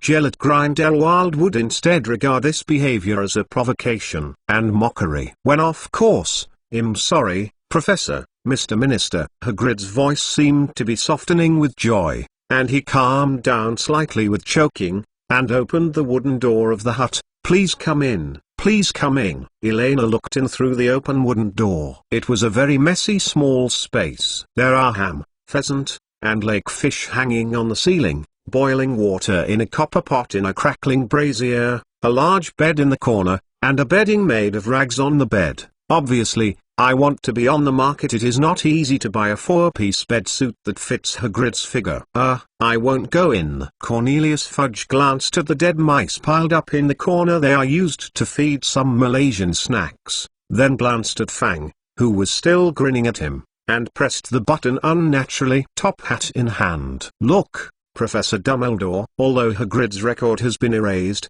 there are still some papers and regulatory documents that need to be processed and followed up, and there are still many things in the ministry waiting for me to go back and deal with it, since the matter is over, so it is better for me to go back as soon as possible. Well, Connelly, although I really want to say, sitting down and drinking a cup of tea won't take much time. Dumbledore shrugged, smiled and nodded. Perhaps this is why I am not fit to serve as Minister of Magic. Compared to you capable and energetic young people, old people are always a lot lazy. As Cornelius Fudge left Hagrid's cabin, the atmosphere became more relaxed. According to Gellert Grindelwald's suggestion, after entering the hut, Hagrid first poured a cup of tea for each of them, and then took out a bottle of long-preserved brandy from the fireplace, and generously filled it with Grindelwald. Take a big cup. Immediately afterwards, Hagrid first brought a large plate of rock cakes by the fireplace. After watching the polite but awkward smiles of the two old wizards, he suddenly patted his forehead and turned around, not knowing where he brought them again. A large plate of toffee with syrup. Huh? Elena glanced at the plate of toffee on the table, then turned her head and glanced at the two old wizards whose folds were about to laugh like a chrysanthemum, and snorted non-committal, misguided, absolutely guarded. I didn't expect to miss Hagrid's inventory here. Of course, the following time became very pleasant. Hagrid first talked to the three about his school experience at Hogwarts and his gratitude to Dumbledore for believing and supporting him over the years. It can be seen that although the world is not so friendly to Rubeus Hagrid, due to Dumbledore's sake, overall Hagrid has been relatively open-minded over the years. After chatting, everyone's topic gradually fell to Elena. By the way, Hagrid, you have to thank Elena and Professor Binns for discovering the secret room. Dumbledore took a sip of the hot tea, swallowed the syrupy toffee in his mouth without hesitation, glanced meaningfully at a white-haired dumpling that had suddenly frozen, paused and said softly, "If it weren't for Miss Caslana's accidental collision to activate Professor Binns's vitality, I don't know how many years would pass before we would discover the location of the Slytherin chamber. Besides the ghost, we want to find that mysterious room hidden deep beneath Hogwarts is indeed a little too difficult. Even so, we almost lost Professor Binns." "Yes, I have heard about it." Hagrid nodded very seriously, took the big handkerchief and wiped his eyes, his tone full of guilt. "In order to find Slytherin's secret room, Professor Binns suffered a lot of magic damage. So much so that the recent history of magic courses had to ask Mr. Otto Apocalypse to help substitute the lessons. Of course, there is also thank you, Elena, if I can help with something. Want to help? That's not easy." Hearing Hagrid's words, Elena's eyes brightened, and she quickly raised her head. That's what she was waiting for. She was worried about not having a good entry point to persuade Hagrid, but she didn't expect to take the initiative to send it to her door. I was expecting Grindelwald and Dumbledore to take the initiative to speak. Who knew that these two old guys were so easy to pour on a plate of cheap syrup toffee? They knew that there was nothing, and they kept trubbing. After eating and drinking, she still has to go out of her own way. "Mr. Hagrid, With that said, there are indeed several things that need to trouble you. I saw Elena put down the teacup gently, showing a lovely smile that Grindelwald was so familiar with, and said sweetly, "I don't know if you still remember the mass mushroom poisoning incident that happened in the first week of school." "Huh? That thing? Of course. Of course. How could I forget it?" The smile on Hagrid's face froze, and the big wine glass in his hand shook, and brandy spilled out of the glass. "Undoubtedly, this can be said to be the most serious mass poisoning incident in Hogwarts School of Witchcraft and Wizardry in the past 100 years, second only to a few hundred years ago when a few little wizards accidentally cooked in the potions class. A highly volatile poisonous potion was released as a key figure in the mushroom poisoning incident. Reuben Hagrid felt ashamed of wanting to commit suicide on the spot whenever he recalled this incident. If a student really died as a result, he believed that at least one of them, most of the responsibility lies with him. You know, since that week, Hagrid will patrol around the Forbidden Forest once a day, and mercilessly remove all a man-eater muscaria in his sight. More than half a month later, let alone a man-eater muscaria, within 5 miles of Wat's Forbidden Forest, even a slightly larger wild mushroom could not be found. But what puzzled Hagrid was that, judging from the tone of Elena Caslana's mention of this matter, it seemed that he didn't want to blame him again. So what this kid meant. After a few minutes of silence, Hagrid's emotions gradually calmed down. He drank a sip of brandy and settled down. He glanced at the two old wizards who were quietly watching beside him, and looked at Elena with a little bewilderment. "Sorry, but I still don't understand what I can do." Obviously, no matter in the Forbidden Forest or in the magic world, there are many magical animals or plants that are dangerous to human wizards. Therefore, I hope to invite you to participate in the consultancy work of the Hogwarts section. I will share some experiences about magical animals and plants. Elena stretched out her finger to tap on the table, licked her lips lightly, and said softly without hurriedness, "In this aspect of knowledge sharing, what needs to be included is not only how to take care of them, but also how to identify dangerous animals and plants, and how to deal with them when necessary, and how to deal with and handle them." Gwar. Chapter 1. Current Progress 25.528. Chapter says plus plan, National Day Special. If there are more than 10 chapters within 7 days of National Day, one more chapter will be added within 24 hours. Monthly Pass Change Plan. In October, every 1,000 monthly passes, add 2,000 words, and cash it out within the same week. Ask for a monthly pass to guarantee the end of the day. Ask for a recommendation ticket. Remember to give Elena the refill. "Oh, I don't want to play standalone games." Happy National Day. Guide to getting coins. I just found a small Easter egg. During the National Day, search for "I Like My Motherland" in the Starting Point app, and after you like it, you can get 70 starting point coins! Chapter 410 Hagrid's Choice Seeking Monthly Pass, 5,000 character chapter. "Am not sure, Elena." The look on Hagrid's face suddenly darkened, and he said coarsely, his voice full of frustration, "You see, even the simplest supervision of freshman training, I have such a big problem here,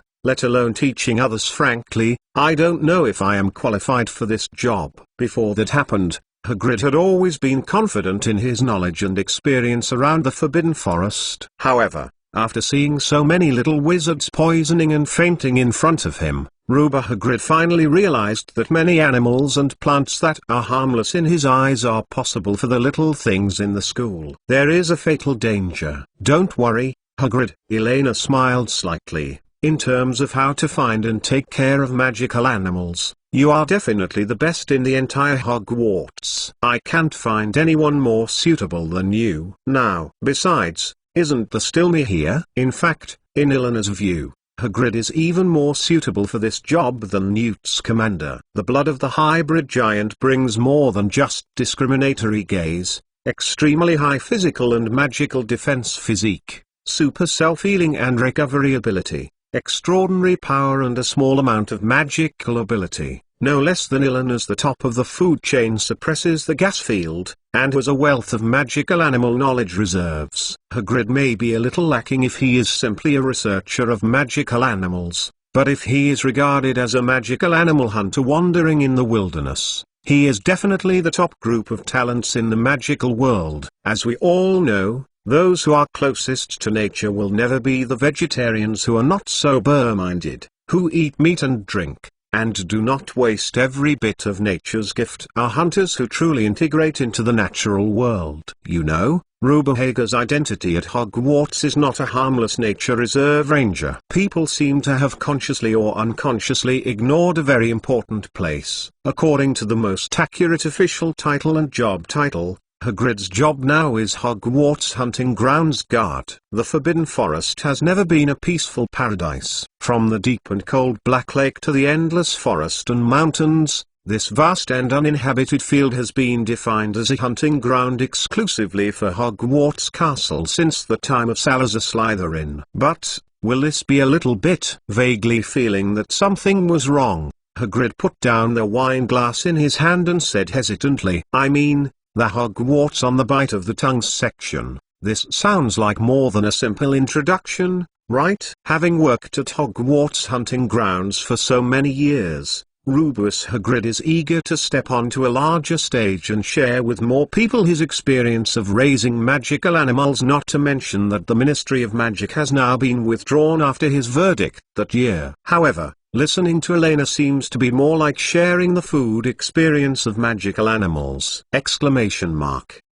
Yes, part of it involves the value of food, but this is not in conflict. Elena brushed her hair lightly, and after 2 seconds of pondering, she replied solemnly, Mr. Reuben Hagrid, as a fan of magical animals, you must be very clear about the terrible life of those cute animals in the magical world. Right? Even with Mr. Newt Scamander, wizards have been wandering around underappealing, but the number of magical animals is still declining. Considering that Hagrid's criteria for measuring cute animals are not the same as normal people, the bad situation that Elena said is very profound for Hagrid, whether it is a 3-headed dog, a fire dragon, or 8 eyes. Giant spiders and even harmless small animals such as eagle-headed horse-body-winged beasts are facing threats from the wizarding world all the time. However, because of this, the look on Hagrid's face became more and more confused. You are right, the living environment of magical animals is indeed getting worse and worse. In this case,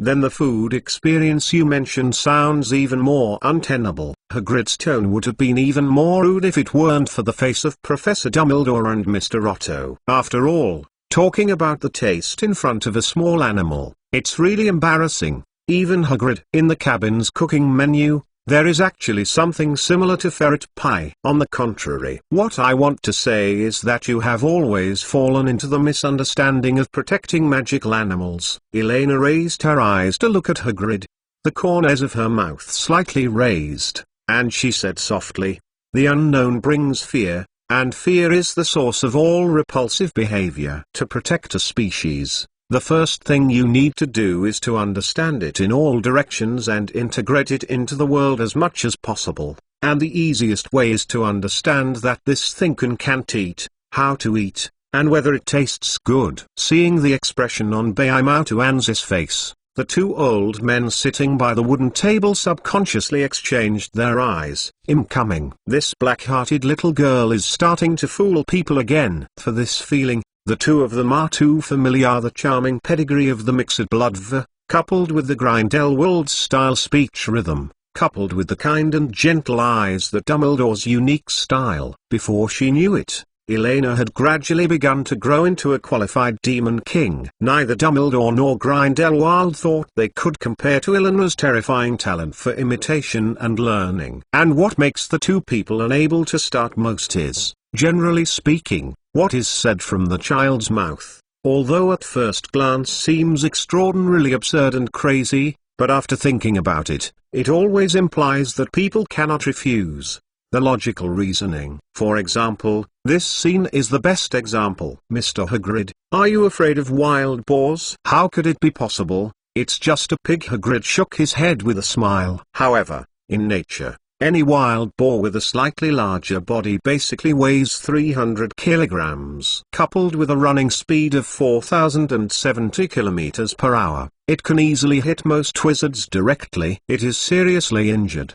whether it is bite force, jumping force, or defensive power. It is much more terrifying than many conventional beasts. Elena spread out her hands with a smile, licked her lips without leaving a trace, and said very seriously, "The most important reason why people are not afraid of wild boars is because when we see wild boars, a large part of the relevant knowledge and memories that emerge in our minds are roast suckling pig, roast pork knuckle, and smoked pigs, ham, fried bacon, grilled sausage, pork stew. Think about it, when you think of a knife to cut the golden red pig skin, the rising heat and the unique fat of the meat satisfy the aroma. The chewy pork hind leg has a layered fibrous layer, and it has been marinated overnight.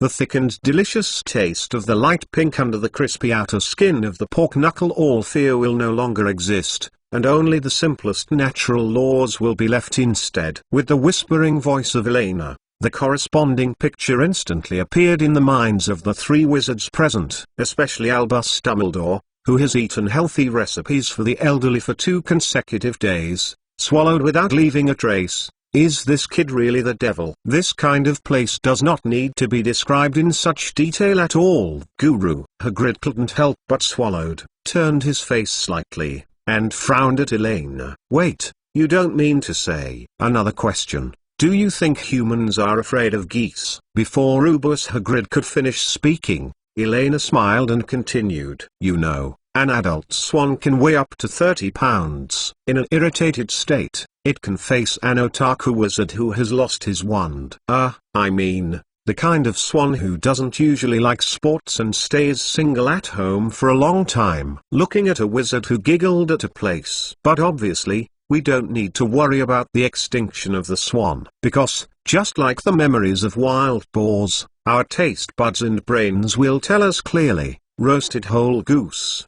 swan pie, goose soaked in vanilla oil, stewed goose with carrots, pan-fried goose grash. Oh, much of these dishes are delicious. Of course, there is also the most common owl in the magical world, which is a kind of creature called the round-faced fat chicken in the non-magic world. The adult large round-faced fat chicken can easily hunt prey that is twice its weight. The hunting range extends from the sky, the land, to the diving field. Even so, the owl messenger is still the most suitable pet for the little wizard. Yes, these animals above all have one thing in common: they are deeply understood and familiar by humans. And they have been perfectly integrated into our daily lives, whether as food, pets, hunting partners. Elena licked her lips again, a cold light flashed in the Lake Blue eyes, and a look of yearning appeared on her face. "As far as I know, a group of 8-eyed giant spiders live in the Hogwarts Forbidden Forest. If you guessed it correctly, this is why you were framed as the secret room opener 50 years ago." When talking about this,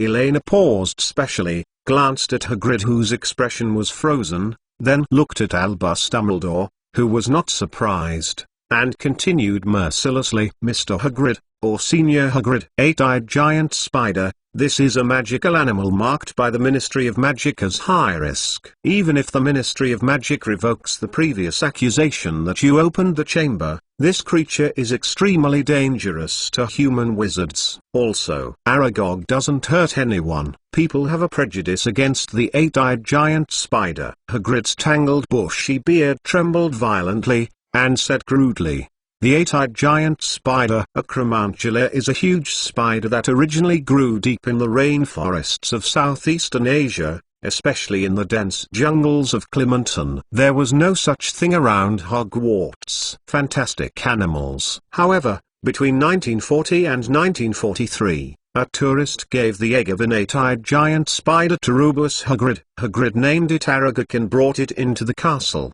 raising it in a storage room in the dungeon. In 1943, after Hagrid was framed as the culprit for opening the Chamber of Secrets, Aragog was put into the Forbidden Forest by Hagrid. Later, Hagrid often went to see Aragog in the Forbidden Forest and found his wife Mo for it. Since then, a colony of 8-eyed giant spiders has appeared in the Forbidden Forest at Hogwarts.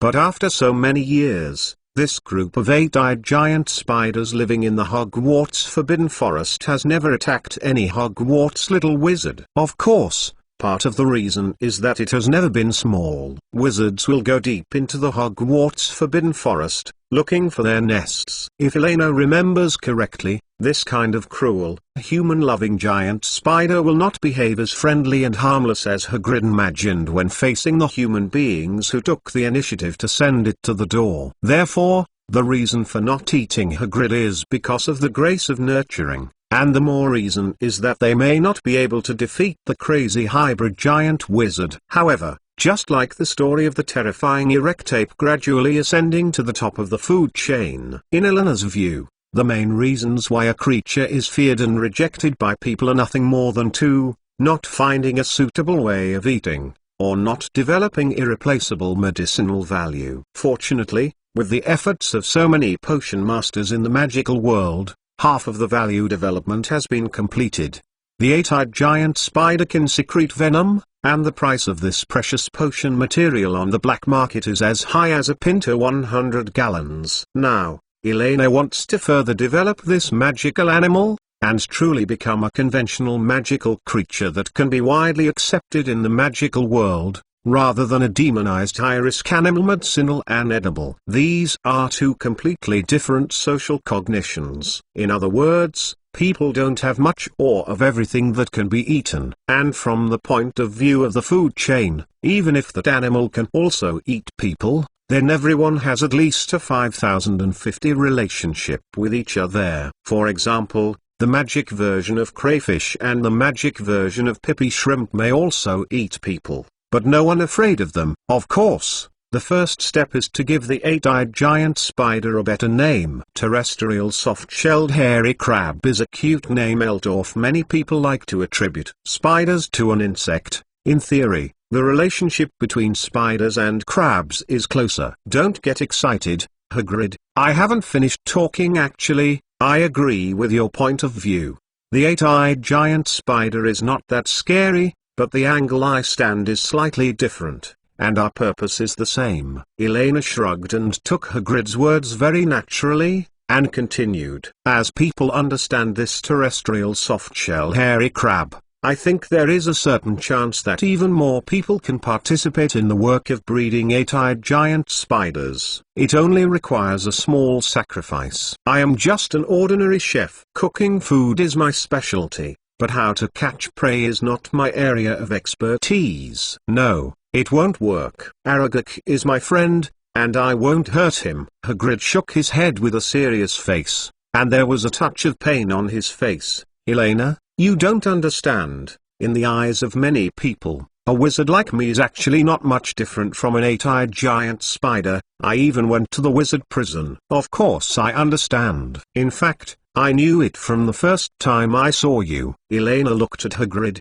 whose emotions had almost been mobilized, stood up and patted the giant's granite-like arm, smoothly twiddled her hair, and sacrificed her last killer. Hagrid, you are a half-blood giant, right? And I, a half-blood veal, a half-human wizard like you. So, you need to understand that we are in the same camp, not the magical animals. Now, tell me your decision. As Elena's voice fell, the cabin fell into a short silence. Until a few minutes later, Hagrid sighed heavily, raised his head and glanced meaningfully at the little hand that Elena handed to him, and his black eyes were filled with struggle and tears. Sorry, Ms. Castellana, I won't take the initiative to hurt Aragog and its descendants. At least, I won't do it until they harm or attack the wizard. Hagrid paused for a moment, then turned his head and glanced at Professor Dumbledore, who had been silent, only smiling at the two. If this is the request of Professor Albus Dumbledore, Ruba Hagrid will naturally work hard to accomplish it, but from the current situation, it is clear that Professor Dumbledore has given more choice to himself. Hands. The giant's tone gradually became smoother and firmer, although there was still a bit of choking,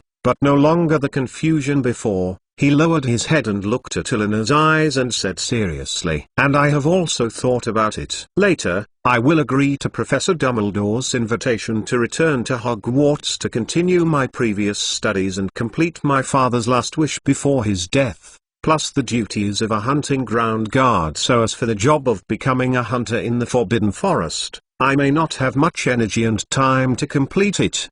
Super Chapter 5,000 words. The current progress 2828. All previous debts have been paid. Then, yesterday's chapter said that the old changes were calculated again. 01. Finally, ask for a monthly ticket, ask for a recommendation ticket. Soga reading URL, Chapter 411. Welcome back. Seeking a monthly pass. Chapter 1. Hey, Elena looked at the half-blood giant in front of her incredulously. This script seems to be wrong. She has blew herself up. According to normal logic, Hagrid, who is also a half-human wizard, shouldn't empathize with her instantly. Shouldn't she join her in her plan? Why would she rather go back to school to study than temporarily help her as a Forbidden Forest hunter? You know, Ruba Hagrid should be very clear that compared to Aragog, who has human-like intelligence, its descendants are actually closer to primitive beasts. This is the same for most magical animal groups. Be applicable unless they live with human wizards for a long time, or have their own civilized communities that are inherited in a systematic manner, with the passage of generations. The intelligent creature groups in the magical world have gradually begun to shrink, and many magical animals have been reduced to a little bit smarter beast. For Elena, as long as the other party is not the kind of intelligent group with independent civilization, then whether it is hunting or feeding in captivity, there will be no psychological burden. Weak eats the strong. The survival of the fittest is the most basic and important part of nature. If you feel uncomfortable with any race, don't play. Sorry, Elena. Ruba Hagrid knelt down, patted the little head in front of him with his big hand like a fan, smiled and said gently, "Thank you for the invitation. If you need me to introduce friends in the Forbidden Forest, I can help, but if I take the initiative to hunt, I might not be able to do it." As for Elena's identity as a mixed blood although Hagrid was a little surprised, it was not completely unexpected. He had already vaguely felt this when he saw Elena for the first time before. The difference of the little witch, coupled with his understanding of this wayward creature, Elena's many childish behaviors and her gluttonous attributes of various magical creatures are somewhat understandable. As a gregarious that can easily transform into various animals, its hunting range is quite wide, and its superb magic ability can solve most magical creatures even by simply throwing fireballs. Not to mention, under normal circumstances, there are at least multiple protectors of wizards standing behind the community. However, for Hagrid, the way that Elena described the protection of magical animals is still too unbelievable. Besides, for so many years, he has not heard of anyone who thinks spiders are good food. Even though Elena's cooking skills in the Hogwarts kitchen are particularly eye-catching, cooking normal food is completely different from cooking strange things like magical animals, especially spiders, right? Not right. Right. It's not a question of whether it's good or not,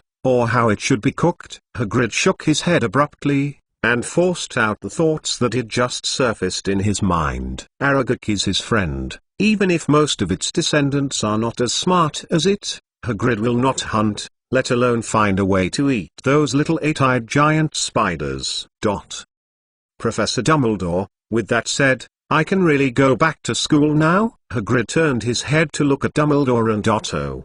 The expression on his face suddenly blanked. Taking advantage of the gap between his conversation with Elena, the two old men seemed to quietly pulling the pile of syrup toffee on the dining table into their pockets! And, if it's not dazzling, they seem to be still fighting in secret! That Hagrid scratched his cheek unnaturally, and said, Professor Dumbledore, Mr. Apocalypse, if you like, I can do more and send it to the principal's office. The small candies made by himself are so popular. This is the first time for Rubeus Hagrid. You know, before that, whether it's rock cake or syrup toffee, Harry and these little ghosts didn't seem to like it very much. Ahem, of course there is no problem.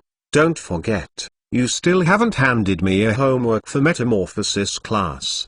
The expression on Dumbledore's face was slightly stagnant, and he stopped the movements in his hands very naturally, as if nothing had happened just now, cleared his throat, and immediately stood up and walked in front of Hagrid. Welcome back, Hagrid. Dumbledore took a close look at the child in front of him who was already taller than him, smiled gently, and opened his arms to gently embrace the big man in front of him. Although in a strict sense, Rubeus Hagrid has never left Hogwarts for so many years, he has always lived in this castle as a hunting field guard and keykeeper. Just like Newt Scamander, Hagrid is still a school dropout wizard after all. Perhaps for so many years, Hagrid has secretly taught himself many spells in his free time, but this still cannot make up for his regret that he failed to complete his studies at Hogwarts, especially when it became his father. When the deathbed regrets. But after so many years, I don't know which grade I should put you in now. Dumbledore smiled and glanced at the unwilling Elena, shook his head, and blinked playfully at Hagrid. It's definitely impossible in the first grade. Just because the pumpkin field in the school grows so gratifyingly, I don't think you have lost too much of your magic foundation over the years. Well, next weekend, I will discuss with a few professors. You put out a set of questions to test your current level of knowledge, and then decide the grade you are going to return to school this time. As for your bed in the lounge, I will also ask the elves to process another. Dumbledore paused slightly, his eyes stopped for a moment on Hagrid's pale Gryffindor Academy robe, and a touch of emotion appeared in his azure blue eyes. Unknowingly, it was past. It's been many years, but it's okay. No trouble, Professor Dumbledore, it better stay here. Rubeus Hagrid rubbed the corners of his tear-stained eyes with his big hands, and muttered. His face was flushed with embarrassment, but because of the mixed blood giant's overly lush beard and dark face, it didn't look that way. Conspicuous. For decades, I have been accustomed to living in this cabin, and I am a dozen-year-old old guy. I am embarrassed to be able to follow the children to attend classes. Let's forget about the common room after all, the hunting grounds. The job of the guard is still more convenient outside the castle. All right, I respect your opinion in this regard. Dumbledore smiled and nodded, and did not continue to persuade him, speaking briskly toward Hagrid. One more thing. Chapter 1. After returning to the hotel at night, there are enthusiastic and smart fat chickens in the group who said that I had miscalculated before. I took a closer look. Well, it is indeed still short of the 2.5 chapter update. In addition to this month's monthly pass plus change, as well as the change mentioned in the chapter, the total is currently 04.5. The breeder saw the chat record and said that his attitude should be correct when he admits mistakes, so let it be 05. I don't want this breeder anymore. Cack. Seek monthly ticket. Seek recommended ticket. Hogwarts on the bite of the tongue. Hogwarts on the bite of the tongue. Chapter 412. The big thing is not good. Please ask for a monthly pass. 4,000 words. Goo. Click. Since just now, Hagrid's cabin has been reverberating like the sound of some kind of rodent grinding teeth. Albus Dumbledore turned his head slightly and glanced at a certain white ball that was biting the rim of the cup sullenly and cracking the wooden water cup. The wrinkled corners of his eyes couldn't help but twitch. Dumbledore coughed slightly, then looked at Hagrid again. Regarding the anti-zinning that Miss Castellana just mentioned, I don't think, Hagrid, you don't have to reject it all. At least you can try to share some knowledge about magical animals and introduce the animals in the Forbidden Forest.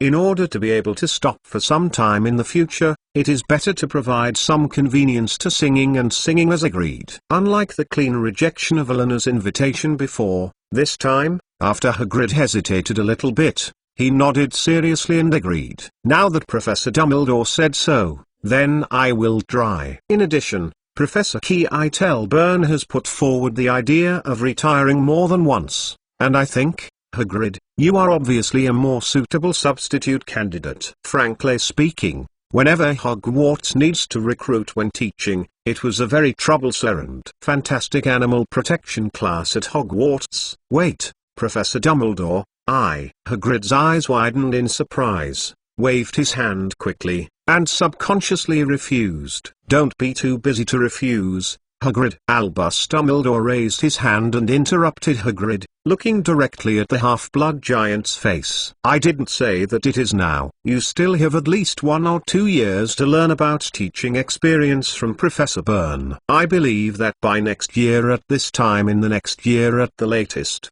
you should be able to qualify for one. Is now a substitute professor of magical animal protection.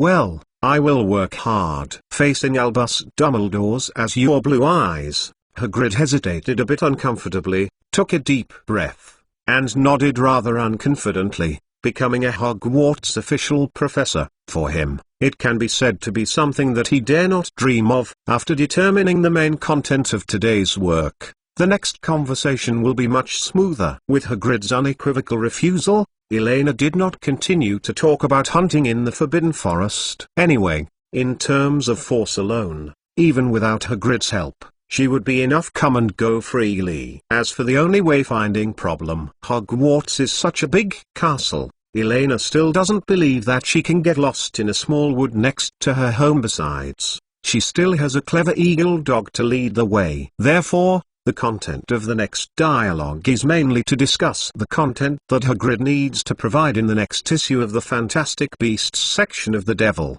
as well as a little inventory of the Forbidden Forest or the cute little guys near Hogwarts. Taking into account the effect of the first phase of the promotion, after several selections, Elena suggested that Hagrid use the unicorn as the first magical animal to introduce. After all, both in terms of rarity and appearance, unicorns are pretty good. Then, Mr. Hagrid, I beg you to look for unicorns. I will bring Luna over tomorrow afternoon and take a few photos for the next issue of Singing and Singing. Standing in the gravel pile outside Hagrid's cabin, Elena waved goodbye to Hagrid. You know, Luna Lovegood's favorite is magical animals. If you know that you can have the opportunity to get close to those beautiful unicorns, according to Elena's estimation, your favorability will increase by at least a big margin. Stand up. It was almost 5 o'clock in the afternoon after leaving Hagrid's hut. Elena turned her head, glanced at Hagrid's cabin, which was no longer visible, and suddenly stopped. Okay, you two now take out all the toffee in your pockets. What kind of sugar? What are you taking out? What are you talking about? Grindelwald looked at Elena with a confused look, like an old wizard in the late stage of Alzheimer's. At the same time, the expression on Dumbledore's face was slightly subtle. He never expected that Elena, this little girl, would have been killed for this purpose. And oh, he is the headmaster of Hogwarts, how could he be threatened by a little girl in turn? Don't let me repeat it a second time. You secretly took out the syrup toffee from Hagrid's cabin. Elena akimbo, looking at the two strongest wizards in the magic world today with a cold face, and said coldly, I tried one before. The sugar content in it is too high. This kind of high-calorie candy is no less than a poison that can strike at any time for elderly people of your age. You should be very clear. How uncomfortable that feeling was when the diabetes of Gad Castle had an onset. Glancing at Gellert Grindelwald, Elena rubbed her eyebrows and her tone eased slightly. In the past half of the month, in addition to learning magic, Elena also has a certain understanding of many basic common sense in the magic world, especially the level of the medical magic field. In general, the medical development of the magical world has fallen into a rather bad fork. Compared with the complicated and cumbersome medical classification of the non-magical world, the medical field of the magical world can be divided into two areas: magical damage treatment and non-magical disease treatment. Undoubtedly, the work of cracking spells and magical damage occupies the largest part. The time and energy of some top therapists. In contrast, for some common injuries, the magic world's handling methods are obviously much simpler and rude. Ordinary trauma is mainly the use of various potions and spells for body regeneration, whether it is fractures, scratches,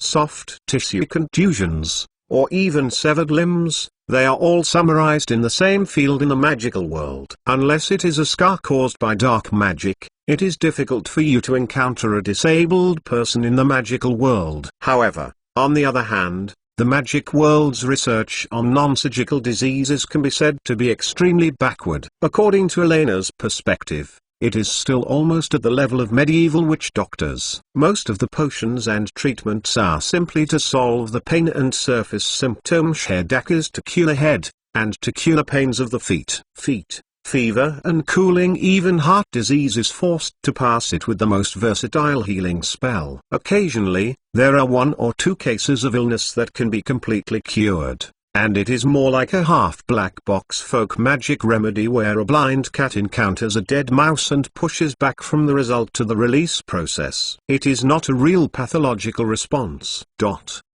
Faced with this situation, Elena didn't have too many surprises. If she remembers correctly, even more than 10 years later in the original book, Draco Malfoy's wife died because of some unknown disease or mighty magic, not so omnipotent in the face of birth, old age, sickness and death. In addition, some wizards who died of illness were mentioned in the original work. Although it seemed very incomprehensible at that time, after a few decades, most treatments and even cures were available. After all, the biggest difference between modern medicine and the magical world is that the non-magical world has made rapid progress in the microscopic field, chemistry and physics in the past few hundred years. And according to what Elena has learned these days, she has at least determined that there are 2 diseases, and the correct solution has not been found in the magical world for the time being. And the main way to deal with it is to force a continuation of life by treating the symptoms and not the root cause. To be precise, it has not even been listed separately as a separate system of disease: heart disease and diabetes. However, with Elena's popular science, now the Hogwarts medical chief, Mrs. Pomfrey, has gradually paid attention to the latter. After all,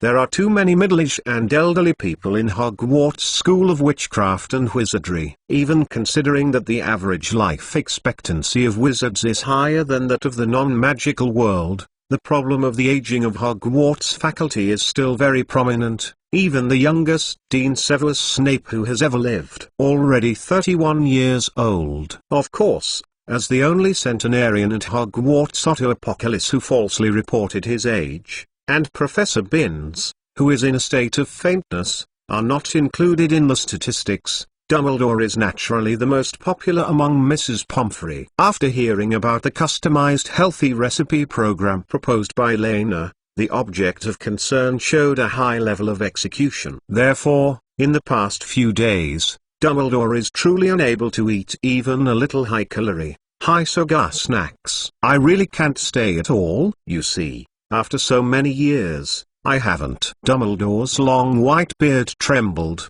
and looked at the 1.2-meter-long little girl in front of him with helplessness. There was not the slightest majesty of Headmaster Hogwarts. He knew very well that in this case, it was emotional. The card is more useful than suppressing with the principal's identity. No, when you were in Hagrid's hut, you already ate enough. Hurry up, I've taken care of both of you, and I haven't asked you to hand in candy in front of other people. Elena shook her head firmly, stretched out her small hand in front of Dumbledore, clearly showing that there is no room for bargaining on this matter. Okay then. Dumbledore and Grindelwald looked at each other, sighed helplessly, and reached out and fumbled in their pockets. At this moment, there was a crackling sound of air explosion not far away. Mr. Dumbledore, the big thing is not good. The students are fighting again. A panicked house elf suddenly appeared in front of the 3 of them, waving at a loss. 2 big eyes protruding like a ping-pong ball were filled with fear and anxiety. Why are you fighting again? Dumbledore's face was solemn, and he subconsciously glanced at Elena,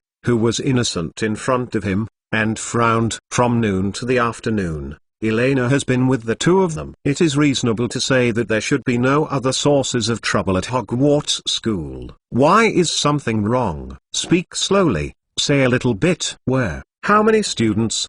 Do you know why? This time it is Hufflepuff and Slytherin. Have the other professors and deans notified? Is anyone injured? How is the scale this time? Noting the dignity on Dumbledore's face, Grindelwald calmly stopped his movements, turned his head to look at the house elf in a pact, and asked quickly, as Hog the therapist in the Watts School infirmary, and the Hogwarts Castle administrator, this kind of thing naturally falls within his scope of responsibility. The specific reason is not very clear, but this time it is Gryffindor College and Ravenclaw College. The house elf nervously twisted the napkin clothes in front of his chest and stammered in reply. At the beginning, the location was next to the school's Quidditch stadium. On the vegetable plot of Gryffindor, it seemed that Gryffindor's first-year students discovered that someone was stealing their potatoes. I didn't know what happened later. The students ran under Ravenclaw Tower and started fighting again. As for the scope,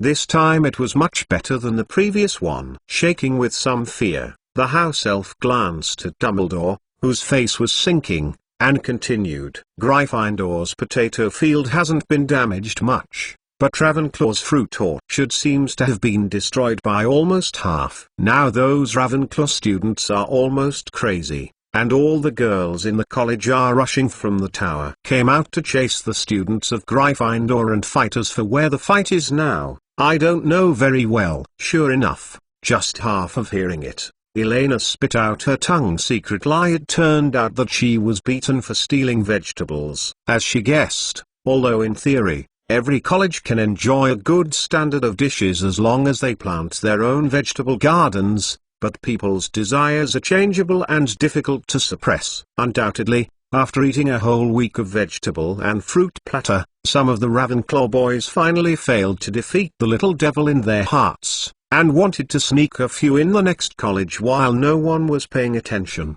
Potato. You know, fighting in the magical world is no better than in the non-magical world. Little wizards have always been a very problematic thing when they fight. It is inevitable to accidentally injure some flowers and plants between offense and defense. In addition, the Gryffindor cubs have always been violent and reckless, chasing the potato thief all the way, and accidentally chasing someone else's territory is not unimaginable. And not to mention, some time ago from the beginning, there have been sporadic thefts in the fruit garden of Ravenclaw College. What? These kids? What happened this year? Dumbledore's breathing suddenly stopped, and he felt another dull feeling in his chest. Which direction? Take me over. Tut tut. Seeing the two centenarians rushing all the way, Elena was quite sad and pitiful. Although according to her initial guess, she thought that the first contradiction would be Slytherin College, but she didn't expect life to be more creative and comical than planned. She can't be blamed. Wait, I seem to have forgotten something. Elena blinked, looking at the back of the two old wizards who were about to disappear, especially the back of someone who seemed quite happy to go away, and suddenly reacted. Hey, you two, save the sugar first. Don't think that if something goes wrong, you can abscond with the sugar. Gwa. Chapter 2. It's still a 4,000-word chapter. The current progress 25. Today is another fulfilling day. CAC. Ask for a monthly pass. Ask for a recommendation ticket. Chapter 413. It's not easy to be the captain seeking a monthly pass. Roger Davis is now very dazed. He really didn't understand. He just ran to the Gryffindor's vegetable garden and secretly dug a potato. Why did it evolve to the present situation? Ravenclaw's orchard collapsed in half, and more people began to move. Gather here. The light of various spells flew in midair, accompanied by the angry chanting of the Ravenclaw girls. Of course, there is Gran. The cries of pain from the little wizards of Fender. Upstairs in the high Ravenclaw tower, one by one little wizards were looking out, or pouring out from the door at the bottom of the building, and even a little grumpy. They even floated out of the window with a flying broomstick. In the farther position, the Gryffindor cubs who are being set on fire have gradually shrunk into a circle, stabilizing their loose formation. And more Melaniating crowds who are coming for inquiries are joining the battlefield. Time went back a little bit to 10 minutes ago. Hogwarts, the edge of the Quidditch pitch. While everyone's attention was attracted by the little wizards in the court, Roger Davis tiptoed into the Gryffindor potato field, carefully picking the right potatoes in the field. Since Hogwarts implemented the system of contracting vegetable gardens by colleges, Ravenclaw has eaten a whole week of vegetable and fruit banquets. Although there is a little bread, it is evenly distributed to the entire college. One piece. For this, most of the girls are naturally quite happy, but this is hard for the few boys. It should be understood that although Elena did not limit the amount of meat supplied to each student, due to the long-term lack of intake of starchy staple foods, many little wizards in Ravenclaw had slight hypoglycemia, especially the Quidditch players of Ravenclaw College who exercise a lot on weekdays. They generally feel weak and feel flustered and dizzy from time to time. They are next to the Gryffindor table next door. The full-bodied fragrance of potatoes and beef is arguably the most deadly temptation. Undoubtedly, as the place where the most intelligent people gather in Hogwarts, even the little wizards of Ravenclaw do not understand the nutritional logic, but the simplest control variable method can still be understood.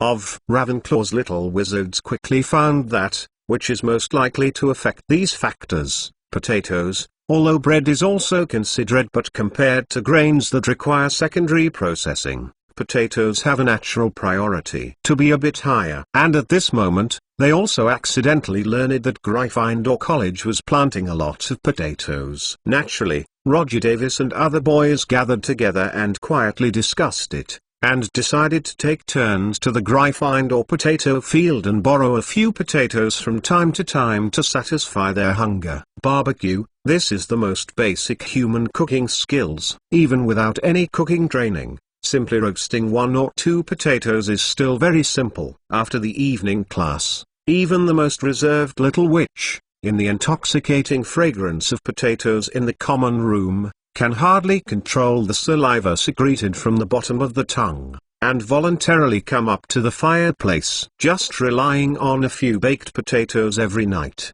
in just a few days, the little boys in Ravenclaw finally felt a little bit of academy status. The girls in their own academy finally took the initiative to talk to them up.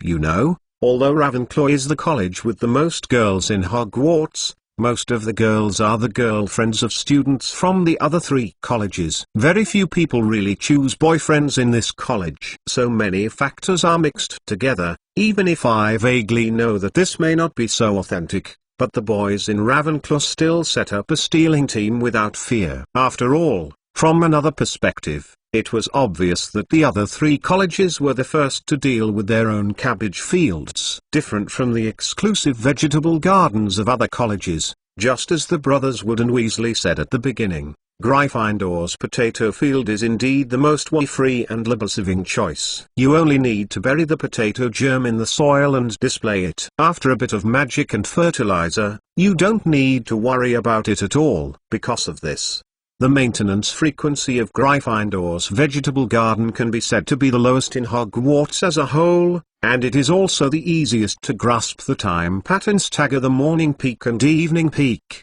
and there is no one here during the rest of the time. Moreover, for such a large potato field, even if 1 or 2 potatoes are occasionally missing, to the little wizards of Gryffindor, they are not aware of it. It is impossible for the careless little lions to count every day like the smaller eagles. There are a few watermelons on the ground, and have the peaches on the tree been stolen? Therefore, the previous operations have been quite smooth. The little wizards of Ravenclaw brought the potatoes back to the lounge without knowing it. They were surrounded by the warm and crackling fireplace, surrounded by the eyes of the girls of the same college, in the most primitive and rough way.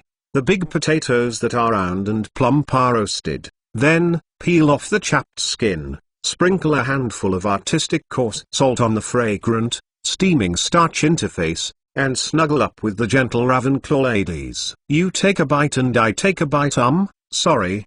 The last step is still in the plan for the time being, but all in all, as time goes by, everything seems to be developing in a good place. Until this time, it was Roger Davis' turn to draw lots. Stop.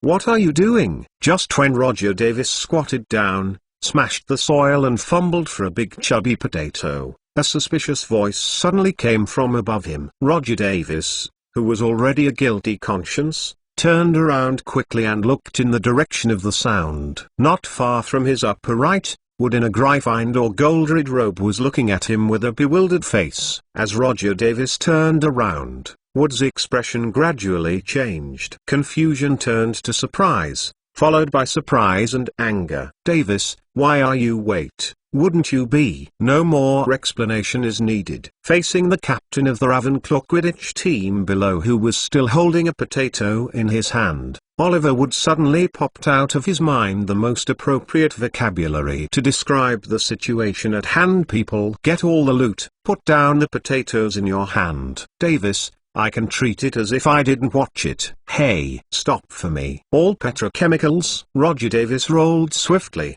avoiding the light from Wood's wand. One hand tightly hugged the big potato, and the other hand took out the wand and pointed it towards the back without hesitation. Grin. Compared to flying on a broom to cast spells, the accuracy of aiming and casting on the ground is obviously more than that. Roger Davis's curse accurately hit Oliver Wood, who was flying in midair. The next moment, Wood, who was hit by the tickling curse, trembled, panted, laughed, and twisted. The sky whirled down. "Sorry, Wood, I'll buy you an orange tomorrow." Glancing at Oliver Wood, who was slumped with a smile and had no power to bounce, he could only lie helplessly in place and glaring at him. Roger Davis hesitated for a moment and raised his wand to make a knife. "All petrochemicals." It is impossible to give up. Returning empty-handed is absolutely unacceptable to Roger Davis. This is not just a question of potatoes, it is more about his reputation and status in the academy. You know, the boys before him successfully brought potatoes back to the Ravenclaw lounge. As the captain of the Quidditch team at Ravenclaw College,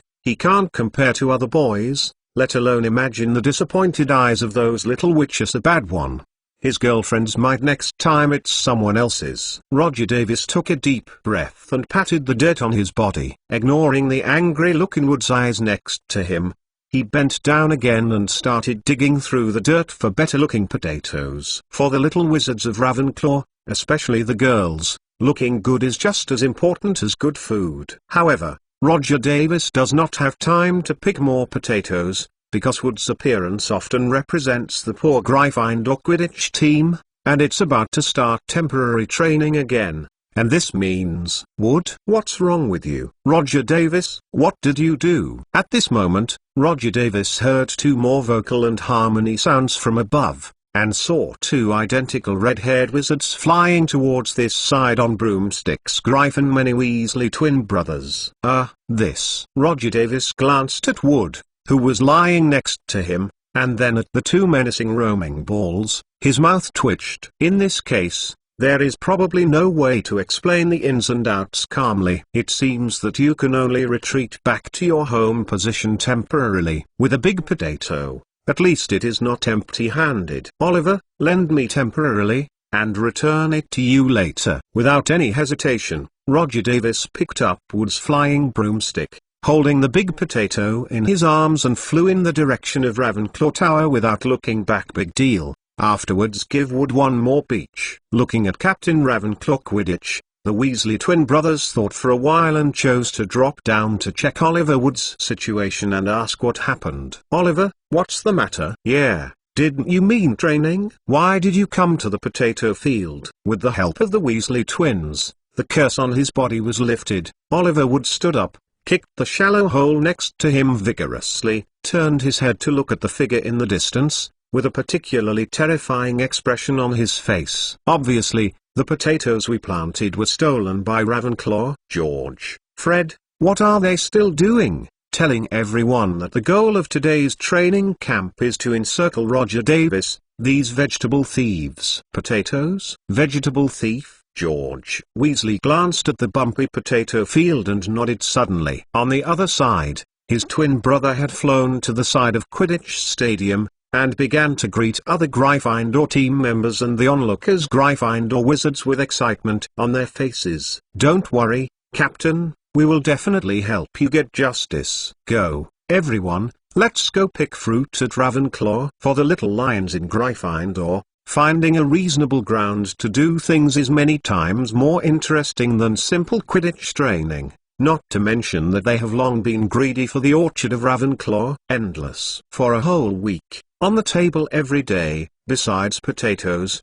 there are potatoes, let alone fruits and vegetables. You can't even see a dish of blueberry jam or strawberry jam. The only condiment used to spread bread is mashed potatoes. Now, since Ravenclaw moved their potato field first, then of course, the Gryffindor Academy, as the creditor, also has a good reason to search for some fruits and vegetables to ease the monotonous potato feast this week. Have you finally escaped? Roger Davis glanced straight behind.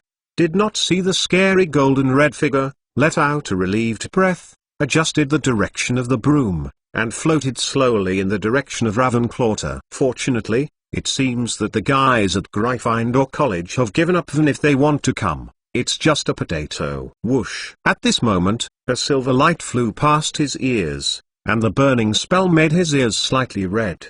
There are so many obstacles. Stick to death. Turn you into a pig. Immediately afterwards, accompanied by the sounds of various spells, several more spells flew over from a distance. Fortunately, due to the long distance, most of the accuracy of the head is much worse. Therefore, as the core of the Ravenclaw Quidditch team, Roger Davis easily avoided the distance. The curse shot over. Looking in the direction from which the curse came, Roger Davis' face stiffened. He was just stealing a potato. How could it be like stealing the ancestral Quidditch trophy from Gryffindor College? At the back right of him, almost all of them are golden and red. Friday afternoon is recognized as a free time, and many little wizards will choose to fly around the Quidditch stadium with a broomstick. Therefore, in addition to the members of the Gryffindor Quidditch team, there are many senior Gryffindor students in the sky who have brought broomsticks to Hogwarts, and even those few. The figure of the freshman Gryffindor who was selected for the first-year Quidditch team also appeared in the sky. For example, Harry Potter, Ron Weasley, grumbling. 4,000 words big chapter. Current progress 35. Ask for a monthly pass. Ask for comparison. Ask for a recommendation ticket. Chapter 414. Be a man and stay on the front line seeking a monthly pass. 4,000 words. If you put aside the results of the Quidditch team, the college with the most flying broomsticks in the entire Hogwarts must be the energetic Gryffindor Cubs. Although from the talent point of view, the little wizards of Ravenclaw may be better at flying, but the girls are more inclined to spend Gingy Along on some nice little things, rather than on the cold and hard long broomstick. Because of this, every Friday afternoon, the vicinity of Quidditch Stadium can almost be regarded as the playground of Gryffindor College, and this becomes more and more obvious as the location of the potato field is determined. Regarding this small change, Roger Davis, who accidentally won the lotto for stealing food on Friday, can now be said to have quite a deep experience, and glanced at the golden and red figure flying up and down behind. He even had a wonderful illusion that he was riding a horse. Of course, the premise is that he can escape from birth smoothly. However, the only thing that makes Roger Davis more fortunate is that he is about to fly back to the territory of Ravenclaw College. And there are several friends who meet him, and with the intricate environment in the Ravenclaw fruit garden, most of them can still deal with the menacing lions behind them for a while. In Roger Davis' opinion, even the reckless lions would not dare to rampage in the orchard of Ravenclaw College. The release of curses and other things should be restrained. After all, even if their Ravenclaw is the first to lose ground, it is just a potato. Boom! A heat wave hits Hedn, and a head-losing spell hit a peach tree beside Roger Davis, making a violent sound. Most spells have a certain impact, which is no better than Hogwarts Castle, without any magic resistance and protective measures. Immediately afterwards, several more spells shot obliquely and landed on the surrounding orange trees, shaking the branches and leaves rustling down, and a small pile of shattered piles was piled up on the ground not long after.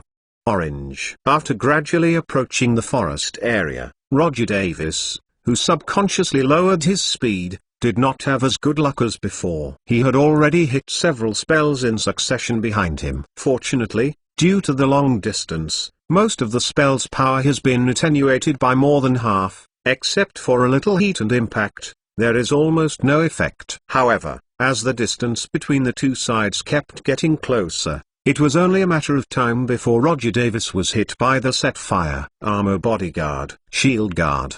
There are so many obstacles. At this moment, a series of familiar curses rang from not far in front of Roger Davis, and fell in the ears of the fled Ravenclaw Quidditch team captain, like the most beautiful sound in the world. In the magic castle of Hogwarts, who doesn't have a few familiar friends? Exclamation mark. Roger Davis raised his head gratefully and looked forward. As expected, they were all members of the potato stealing squad he was familiar with. Almost everyone came to meet him. There were 1, 2, and 3, 4.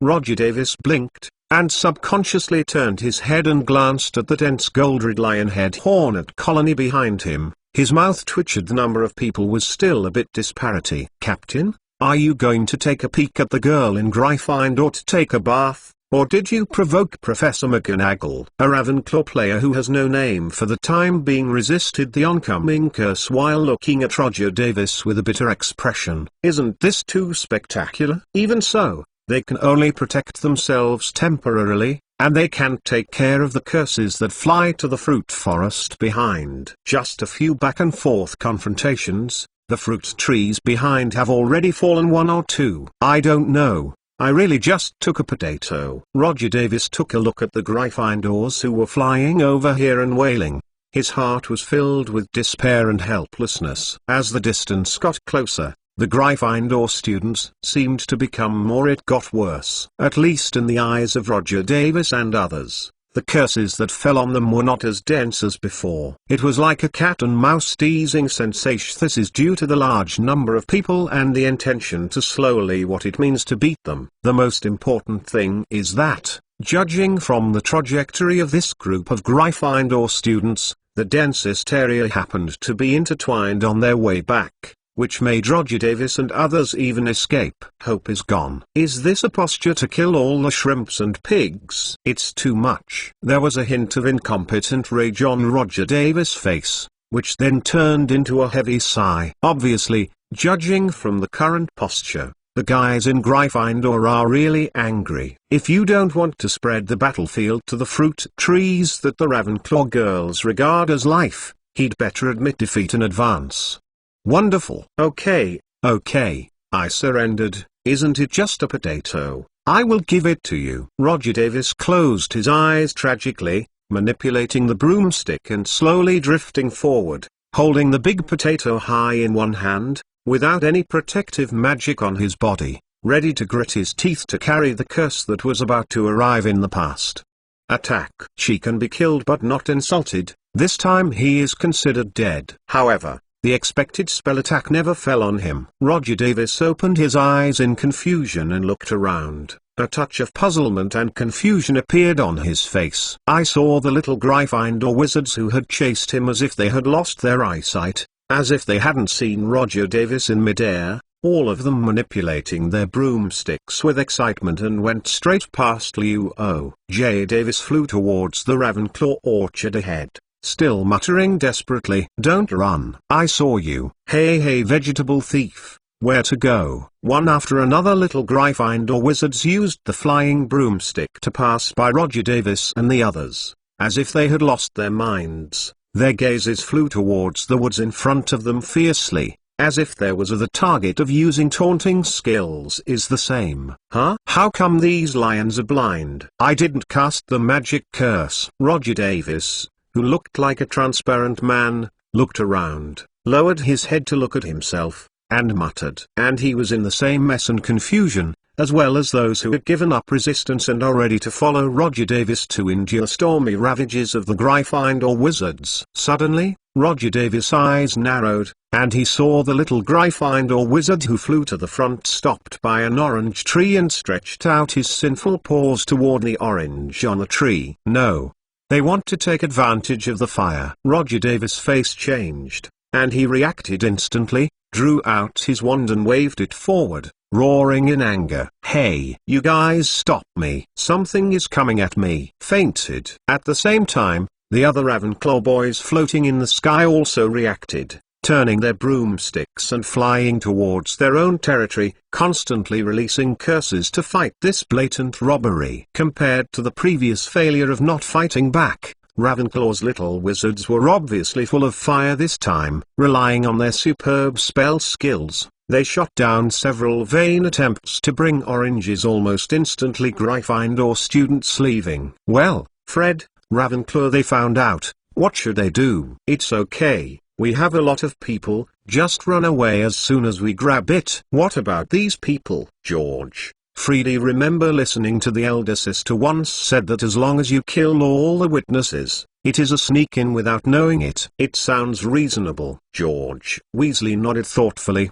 drew his wand and pointed it at some Ravenclaw orchard guardian behind him. "Faint." The Ravenclaw players have been let go just now, and this time they started again. For George Weasley, there is no burden in his heart. As the students of Gryffindor reached a consensus and started to eliminate witnesses, the Ravenclaw wizards, who were already at an absolute disadvantage, soon couldn't resist. In less than a minute or two, Roger Davis was left in the sky again. Taking a look at the scene where the strength of the enemy is very different, Roger Davis thought about it, and without hesitation turned his wand to point to his throat. The voice is loud. Immediately afterwards, an explosive curse was thrown at the stained glass window on the Ravenclaw tower next to him, and he took a deep breath and shouted, "Everyone, come out soon, the big thing is not good." The bandits of Gryffindor are coming over to grab the fruit. With the first head sticking out of the upper window of Ravenclaw Tower, this Hogwarts Happy Farm offensive and defensive battle has officially entered the topic. Gryffindor against Ravenclaw. "If you don't win, you'd better die." "What? My magic will tear you into sorry, sorry, sorry, sorry." Please fill in the sound effect by yourself.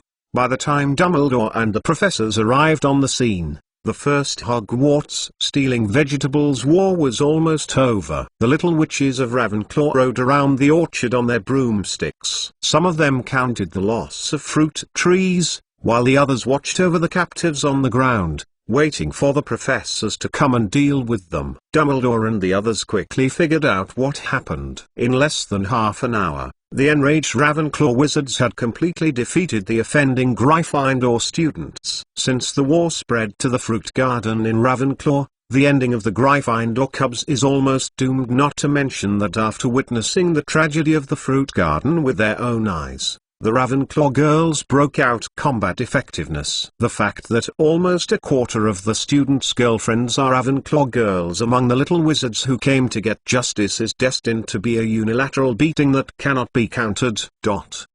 Now, the professors and the student representatives of the two colleges are discussing compensation and liability for this incident. Professor Dumbledore, "Percy, Ravenclaw actually did it first. They stole our potatoes," Fred Weasley said with a swollen face. He was hit on the left cheek by a girl's stinging curse, and half of his face was swollen, looking extraordinarily funny. George Weasley nodded, echoing the words of his twin brother, his face full of innocence. "Yes, Roger Davis was caught on the spot by Wood when he stole potatoes, so we came to ask for justice." It's full of wonder that George Weasley was also hit by the stinging curse, but his right cheek was swollen this way. You don't have to bother to distinguish between who is George and who is Fred. Problem. And beside them, Percy Weasley, who was late, seemed to be mad. Just 3 weeks after school started, the two twins started to get into trouble with their youngest brother. He could even imagine the kindness greetings that followed when his mother received Professor Dumbledore's letter. At the same time, Professor McGonagall has naturally rushed to everyone. Percy swears that he has never seen Professor McGonagall with such an ugly face. This older cat lady's brows are almost completely erected, and his eyes are shining almost substantively. The flame of anger. It is not surprising that Gryffindor College takes the initiative to get into trouble. But what makes Professor McGonagall most angry and embarrassed is facing the counterattack from the Ravenclaw students. The little wizards in Gryffindor hardly organized any decent counterattack, and they were all laid to the ground before the professors even managed to arrive. You know, a few weeks ago, in the big fight between Hufflepuff and Slytherin, although Slytherin was almost rushed into the common room, it still lasted until the last moment. Instead of being surrounded by people like now, waiting for the dean of his own college to come and ransom people. Minerva McGonagall can even imagine how Severus Snape, who had never dealt with her so much after today's news, would ridicule, as if it was a few weeks ago. When she occasionally talked about student conflicts in the faculty seat, she got the same kind of faint pleasure. In fact, she had already begun to feel the pride of Professor Flitwick beside her. Girls, you should learn to control your emotions next time. Professor Flitwick touched the moustache on his mouth, glanced at the Gryffindor cubs that fell to the ground, coughed slightly, and criticized in a tone that seemed to be encouraging. When the students from Gryffindor College come here next time, we still try to communicate and explain clearly, and give them a chance to explain the situation and their intentions. Don't be so impulsive and directly use the spell to knock them down. Lady Gua, another 4,000 word chapter. Current progress 45. Surprises are not surprises. Accidents are not accidents. Confident monthly pass Acridine. Ask for a recommendation ticket. Remember to give Elena the refill. Chapter 415. Deed of Selling Body a monthly pass. A subscription. A 5,000 character chapter. Next to Ravenclaw Tower, the voice agreement is being signed. Hearing what Professor Filvey said, the faces of the little wizards in Gryffindor became more and more embarrassed. Ladies, they can hit us both alone. Fred couldn't help rolling his eyes. We wanted to explain, but we didn't even have a chance to speak. George nodded with lingering fear. In fact, when the conflict first occurred, Gryffindor still had a considerable advantage, compared with the Ravenclaw kitty, who is not fond of fighting. The Gryffindor students who are more aggressive and have more developed motor cells have a much stronger aura. They are in groups in the Ravenclaw orchard, searching for Potato Thief, while picking some pleasing fruits and vegetables by the way. However, as the number of fruits in the Ravenclaw orchard has decreased with the naked eye, and in the confrontation with Roger Davis and others, the environmental damage caused by carelessness has become more and more obvious. The Ravenclaw girl Arsene Value gradually began to clear. In order to stay in shape, I only dared to eat 2 apples at one meal, but you actually destroyed an apple tree. With so many oranges, I can't bear to eat too much. It's too much. Woo, my watermelon field was destroyed a lot, you pay for it. Sisters, teach these guys some lessons. They must pay for their actions. Everyone comes out, and there will be no fruit to eat if they don't come out again. Who broke the peach tree I planted by myself? How dare you? Women's emotions are one of the most easily affected things in the world. When a group of angry girls get together, even the fire dragon has to go around. The mere lion can only be reduced to a braised lion head. Copies. You know, every college has its own natal magic course, which can be seen from every dean. Slytherin is good at potions and history of magic. Hufflepuff is good at herbalism and magical zoology. Gryffindor is good at polymorphism, defense against the dark arts, and Ravenclaw is good at astronomy and spells. At the same time, it is also a practical course with the strongest direct lethality and combat effectiveness. On the other hand, most of the Gryffindor cubs who will rush to the Quidditch stadium with broomsticks on Friday afternoon are scumbag boys with not so good academic performance. Perhaps overall in terms of level, it's actually not that bad, but it's definitely not excellent. Therefore, in the face of this group of spells, the little Ravenclaw witches who have achieved quite good results and rushed out of the dormitory in plain clothes, George, Fred and others have the impressions in their minds. All kinds of powerful spells flying all over the sky. Only left. This curse is so big. That curse is so white. Hey, that curse is so. I'm dead. All in all, surrounded by a group of angry women, The Gryffindor cubs became as docile as cats, except for interjecting and complaining from time to time. They did not have what they used to face Slytherin College kind of tough momentum. You said you came to beg for justice. Just for, well, a potato? Glancing at the twin brothers whose faces were swollen into a bear, Ravenclaw's female prefect squinted her eyes, pointed to the big potato in Roger Davis' arms, and pointed to the surroundings, with a bad tone. Said softly, "So, should the loss of the orchard of Ravenclaw College be calculated?" Guru. George and Fred looked at each other and swallowed at the same time. "These fruit trees are not all destroyed by us." "Yes, you also accidentally injured yourself." "Huh?" The Ravenclaw girls all around snorted softly, turned their heads to look at the twin brothers standing in the middle of the crowd, and raised their eyebrows in different expressions. Turing, feeling the invisible pressure around him, George Weasley was instantly excited and touched his brother with his elbow. Although George Weasley and Fred Weasley are a wonderful duo, they are usually mentioned together. Many people will always subconsciously regard the two people as exactly the same mirror image. But in fact, if you get along for a longer time, you will find that there is actually a difference between twins. On this point, most relatives and friends who have lived with them for a long time can tell. In general, George is gentler and calmer than Fred, and Fred has brought his unruly character to the extreme. For example, when twins appear, Fred always speaks more often, and George supplements Fred's words. And another subtle difference is that compared to Fred, George's desire to survive and the ability to perceive danger are slightly stronger, especially when facing some subtle situations. For example, right now. Obviously, the 5th grade girl from Ravenclaw standing in front of them is a pretty scary existence. This is not only because of the 40 or 50-degree prefect badge on her chest, but also because she defeated the two brothers alone. Most importantly, George felt similar to her mother from her. Ginny's horrible aura can be subdued and strong in an understatement. "Fred, think about Mom, don't talk back," George whispered. "George, are you the devil?" Fred's face changed and he became quiet for an instant. The women in this world are really terrible. Whether it's Mother, Ginny, or these outside, they are all moving fire-breathing dragons, the kind that can eat people if they offend a little bit. "Let's count the loss of the orchard first, Professor. This is the result of our rough sorting." The Ravenclaw girl prefect glanced at George Weasley's little gestures,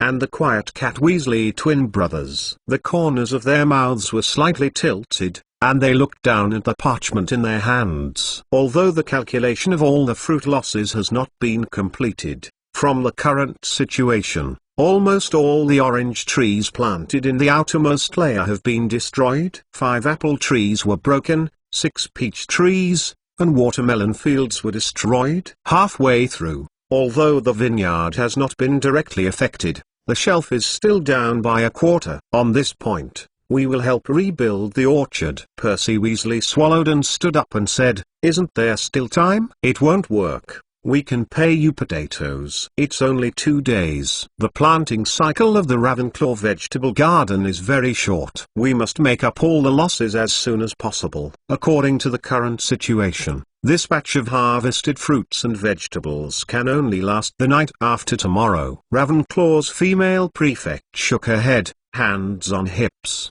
and said with a serious face looking at Percy Weasley, "I very much doubt whether you understand it or not. What are we talking about? This land needs to be rebuilt and needs to be maintained. These are not compensations, these are things that must be done in the first place. One more thing, we don't want potatoes, we want our fruit garden to come back." Seeing the look of the Ravenclaw female prefect, Percy Weasley shrank subconsciously, as if it were the Weasley twin brothers. He also suddenly thought of his mother far away in the burrow. Although according to the division of responsibilities in the school, as the Gryffindor boy prefect, he should indeed negotiate and resolve these matters, but usually after winning, he should comfort and persuade others not to get angry. It was indeed the first time he had experienced the negotiation of claims being pursued. More importantly, since just now, Professor McGonagall has been standing not far away with his face sullen, arguing with Professor Flitwick. Professor Dumbledore and others in a low voice, according to the professor's conversations. Looking at the atmosphere, it was obvious that Gryffindor College was going to bleed heavily this time. Large deductions are definitely inevitable. In addition to this, they may face double or even triple penalties from Ravenclaw College, Hogwarts, and Professor McGonagall. In this case, Percy Weasley quickly realized that the best way to deal with the aggressive questions from the female prefect of the opposing girl is to not express any opinions, stand obediently, and accept it all. Thinking about this, Percy looked up at George and Fred, who were standing not far from him. Fred blinked at him, and George twitched his mouth with a helpless wry smile, indicating that Percy had better follow the girls on the opposite side to play freely. It was too stupid to argue with the little wizards of Ravenclaw. A little bit. When a wizard from Gryffindor College disagrees with a wizard from Ravenclaw College, try not to try to win from a reasonable point of view. This is the conclusion of countless predecessors at Hogwarts for nearly 1,000 years.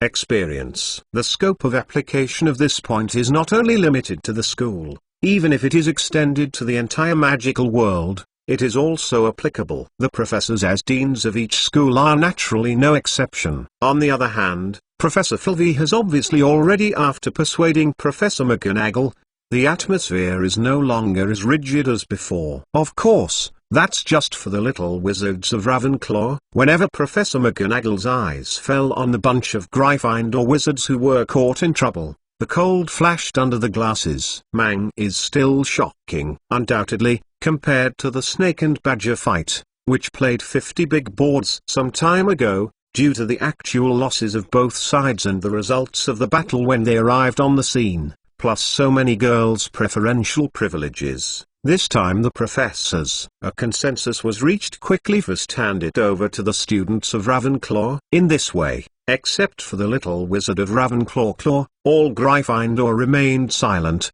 waiting quietly for the verdict of the final result. This time the way to deal with it was quickly decided. Roger Davis and others who triggered this conflict have all been locked up, and will need to work in the potato fields of Gryffindor College from next week as an explanation to the Gryffindor students. In addition, Ravenclaw College will also be deducted 100 points accumulatively because of their behavior. On the Gryffindor College side, first of all, Gryffindor, including Percy Weasley and Professor McGonagall, were not involved in this incident. After the discussion, they left the venue and returned to the college. Collective notifications and warnings were carried out in the common room and promised to allocate a portion of Gryffindor's potato output to Ravenclaw as compensation. As for the captive George, Fred, Ron and others, they need to stay in the Ravenclaw fruit garden for restoration and maintenance work, and after the entire fruit and vegetable garden is fully restored,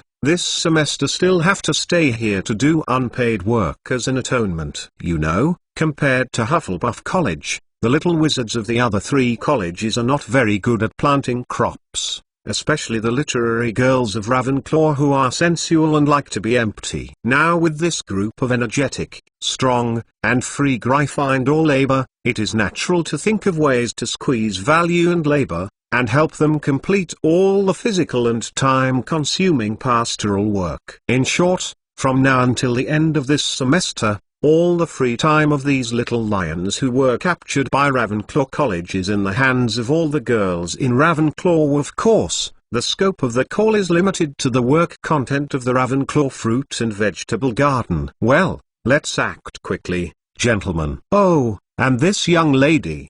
The female prefect of Ravenclaw Academy clapped her hands, glanced at Angelina in the crowd, paused for a moment, and ordered in an extremely natural tone. Before the lights are turned off tonight, I hope to see all the branches, leaves and ruins have been cleaned up, and the vineyards, fruit tree areas, and watermelon fields have been reburied with seeds and saplings. Although with the help of magic, completing this series of requirements is not as complicated as imagined. However, considering that the curse and herbal medicine classes of this batch of Gryffindor wizards are generally at a low level, it takes a lot of energy to complete these restoration tasks. Of course, the little witches of Ravenclaw will not completely sit on the sidelines. After all, This is the source of their own college's 3 meals a day. Even without this batch of free labor, they will take the initiative to repair the fruit and vegetable garden. She is terrible, George, like our mother, Fred said. Now is just the beginning. If we fail to complete the task within the stipulated time, George said, they will definitely kill us. The twins sighed and cried strangely. Hey, you two. At this moment, the female prefect of Ravenclaw looked over with feeling and raised her eyebrows. You are not allowed to whisper while you are working. The one on the left cheek is swollen. Go over there and help the girl in your college plant a tree. The girl next to you. Fred Weasley turned his head and glanced at Angelina Johnson, who was trying to repair an apple tree with a spell, nodded with a smile, and winked triumphantly at the twin brother beside him. Diane Pidion took the initiative to move forward. Okay! It seems accidentally matched up with a group of children. After a brief pause, he glanced at Fred, who was walking towards Angelina happily. The Ravenclaw female prefect shook her head amusedly and turned to look at George, who was decisively abandoned by her brother. Weasley raised his chin and tapped lightly. The one with the swollen right cheek, come with me. I want to count the list of Gryffindor staff here starting tomorrow. I will sign in every day, and then provide me with a copy of the timetable for each of your grades. I don't call the one with the swollen right cheek, George Weasley. As for the other one, it's my twin brother, Fred Weasley, and the girl next to him is Angelina Johnson, the domineering Miss Ravenclaw Peach. George Weasley spoke slowly and glanced at the silver letter P on the girl's chest. It's just a prefect, and so is Percy Weasley, the nerd in their family. However, in comparison between the two, I realized that Percy's prefect is still much better than other academies, at least not so much. Proud Miss Peach. The girl raised her eyebrows, looked down at the prefect badge on her chest, and her mouth bends. It seems to sound much better than the prefect. Well, George. Anyway, you know all the Gryffindors here, right? Ravenclaw's female prefect shrugged, and didn't care about the ridicule in the other party's mouth. This kind of clever conversation may not be so likable in other colleges, but it is very interesting for Ravenclaw. Then introduce myself. I'm not a Miss Peach. Meryl Streep, Ravenclaw female prefect, 5th grade in the next semester. You will all have to listen to our arrangements. So let's start counting. Meryl raised the parchment in her hand, which symbolized the contract of selling, tapped her magic wand, and a beautiful line of handwriting slowly emerged. George Weasley, Gryffindor College duration, 1 semester. Fred Weasley, Angelina, Gua, a big chapter of 5,000 words. Current progress 5.55. Surprises are not surprises. Accidents are not accidents. Confident monthly pass Acridine. Ask for a recommendation ticket. Remember to give Elena the refill. Regarding the Ravenclaw class leader, Fat Chicken said before that the Weasley twin brothers must not die, so Fred must be with Angelina Johnson in the end. So in order to avoid brothers fighting for girlfriends, this kind of bloody plot, Fat Chicken should arrange a girl for George anyway. The boys of the Weasley family like this kind of stronger and smarter queen tone. Chapters said to add more plans. Chapters updated within 7 days of National Day. As long as more than 500 chapters are said, one more chapter will be added. Valid within the month. Monthly pass change plan. In October, every 1,000 monthly passes, add 2,000 words, and cash it out within the same week. Ask for a monthly pass to guarantee the end of the day. Ask for a recommendation ticket. Remember to give Elena the refill. Oh, I don't want to play standalone games. Add bookmarks for easy reading. Chapter 416. This candy is so sweet. Seeking a monthly pass. Do you think this is really okay, Professor Dumbledore? Madame Pomfrey looked at the golden and red figures working in the Ravenclaw orchard not far away,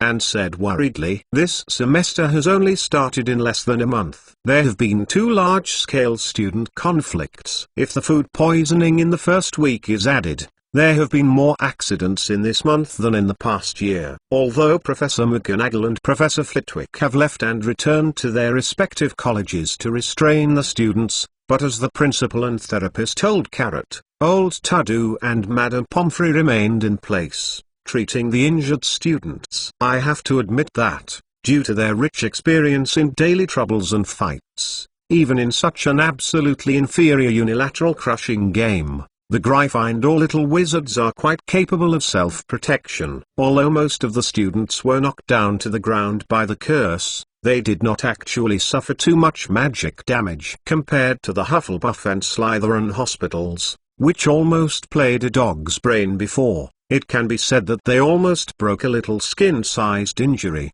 and none of them even reached the level of hospitalization. Even without the treatment of Madame Pomfrey and Grindelwald, they drew out their wands to release the curse and heal quickly, and most of them were able to stand up alive and well immediately. Of course, part of the reason for this may also be due to Gryffindor's low awareness of resistance, and the lack of a battlefield medical team and supervising team led by Elena during the whole process. Miss Pomfrey, I think this is a very good start. Grindelwald grinned, and the magic wand in his hand emitted a soft white light, healed the Gryffindor cubs who were still lying on the ground and groaning, trying to escape the tree planting arrangement, and said casually, "The campus environment at Hogwarts is too comfortable. Proper fighting and confrontation training is not a way of education. I'm not saying that what you did was wrong before, but as an elderly person, I really am. I have seen too many examples of greenhouse flowers dying before malicious social setbacks." According to Gellert Grindelwald, the fight among Hogwarts students is still too studentish and childish, and it's not something worth fussing about at all. Not to mention the wizarding wars he experienced back then, even in Durmstrang, it will not be as peaceful and harmless as it is now. A whole small-scale group beating is completed, and there is not even a wounded with moderate injuries appear. Yes, and from another perspective, the gap between the colleges is actually broken faster than we thought. Dumbledore turned his head and glanced at George Weasley, who was talking quietly with Merrill not far away, and the Gryffindor captives who were repairing the fruit garden with the Ravenclaw students. There was a touch of relief. "Look over there. The kids are much more tolerant than old guys like you." Suddenly agree with some of the views of a little guy. Proper play and cooperation may be more tolerant than blind rules and competition. Effective. Perhaps in a short day or two, the little wizards of Ravenclaw who are still in a fit of anger will not give these little lions from Gryffindor College a good face, but as time goes by, Dumbledore can be very clear. Foresee the day when these children will become good friends. You know, with the sensibility and wisdom of the Ravenclaw girls, and the natural optimism and enthusiasm of the Gryffindor students, once there are common topics and a lot of time to get along, it is natural for the relationship to become better. It's as if Hufflepuff had a fierce fight with Slytherin College last week, and now the students of the two colleges have become more intimate and familiar when dining in the school auditorium. The professors thought about the chaos that might create a gap, but inadvertently it became the opportunity to break the barriers of the academy. Just as Dumbledore said, under the gaze of the professors, in less than a few minutes, the students on the two sides who had been inextricably fought had already started to chat. The most obvious change is that Merrill and George Weasley, the female prefects of Ravenclaw who are on the register, do not know what funny things George said, and they actually attracted Merrill. Trip rolled up the parchment in his hand and smiled and tapped the boy on the shoulder. Perhaps, this is the so-called "if you don't fight, you don't know each other." Dumbledore's mouth twitched, and he said slowly, which sounded like some kind of very blunt literal translation, "Yes, if you don't hit or make friends." This was when Elena was chatting before, instilling a philosophical idea from the mysterious East into Dumbledore. In addition to this, there are also a series of slurs that sound absurd, such as to be together, to be happy with friends, to hit is relative, to curse is love, and so on. P.S. The correct translation is no discord, no cord. Don't be misled by sesame glutinous rice balls. Speaking of which, That white-haired dumpling is now. Seeing that the situation was almost finished, Dumbledore finally relaxed, recalling Elena, who had been dropped by him and Grindelwald halfway before, just separated by the gate of the castle. The kid shouldn't lost. I finally found you, Professor Dumbledore, Mr. Apollocles. Before the worries in Dumbledore's mind were over, a familiar and crisp voice appeared in Dumbledore's ear, and at the same time, a familiar and ominous premonition emerged from Dumbledore's heart again. Elena sighed softly and calmed her heartbeat. Fortunately, Hogwarts Castle is not too big. Although it ran in the wrong direction, as long as you look for one direction and turn around the main wall of the castle, you can eventually find the correct location of Ravenclaw Tower. After all, she just doesn't have that good sense of direction, and she's not really blind and road idiot. Such a large group of people gathered together, coupled with the high Ravenclaw Tower, she can still easily recognize it. As for why she must rush to the scene, besides eating melons, there is naturally another important and noble one.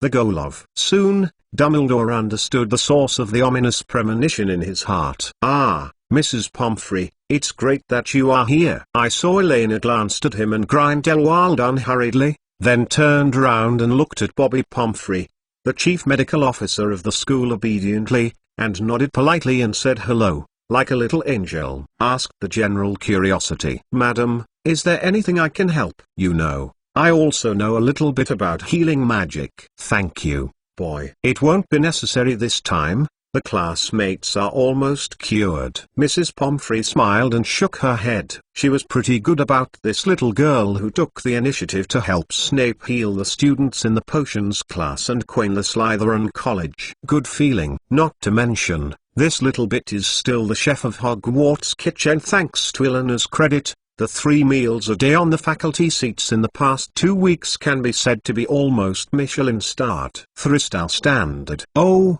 then I can rest assured, then we can say something else. Elena smiled slightly, showing a little devil smile especially terrifying in Dumbledore's eyes, and said softly, Mrs. Pomfrey, Professor Dumbledore, and Mr. Apollocles took a lot of syrupy toffee from Hagrid. I think for the 2 old men, the calories and sugar content of this candy are both. It's too unhealthy, so. Syrup toffee? Madame Pomfrey repeated it with some confusion, and glanced thoughtfully at the 2 centenarians with embarrassed faces. As a therapist who persists in the frontline job all the year round, she naturally knows the importance of healthy diet for the elderly. So she said that since Elena provided these 2 old wizards with a separate healthy diet and put forward a series of non-existent after the nutritional theory in the magic world, Madame Pomfrey has always attached great importance to this issue. Well, this is it. Elena nodded rather seriously,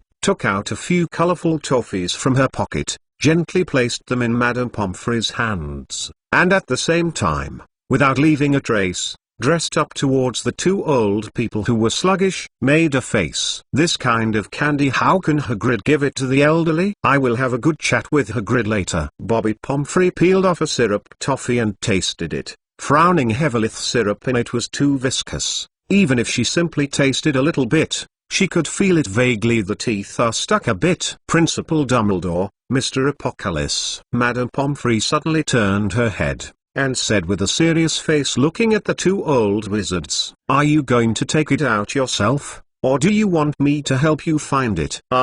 It's okay to ask Albus for this matter. I'm a few hundred years old and it doesn't matter. Grindelwald coughed slightly, said slowly, and pushed the old turnip forward without hesitation. Judging from the current situation, Albus Dumbledore, as the principal of Hogwarts, was obviously unable to keep it. So Grindelwald naturally and decisively chose the most correct option: release bait to attract firepower, and retain half of the 2 concubine tinder. However, what Gellert Grindelwald does not understand is that in front of a persistent medical staff, whether you are a 110-year-old man or a 500 or 600-year-old living fossil, you are all an old child of the same level.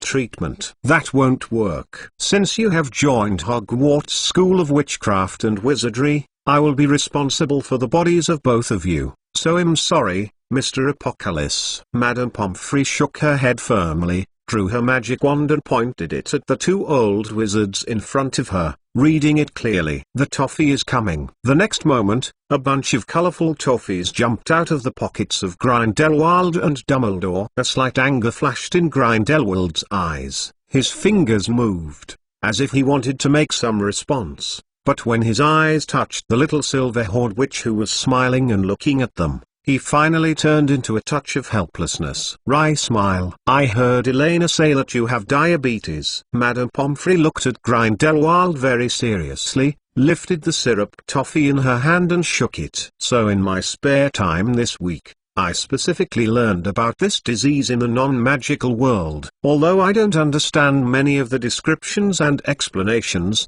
the symptoms are indeed similar to those I have seen over the years. Many elderly people have experienced similar acute illnesses. The last trace of unrest in Grindelwald's eyes disappeared completely.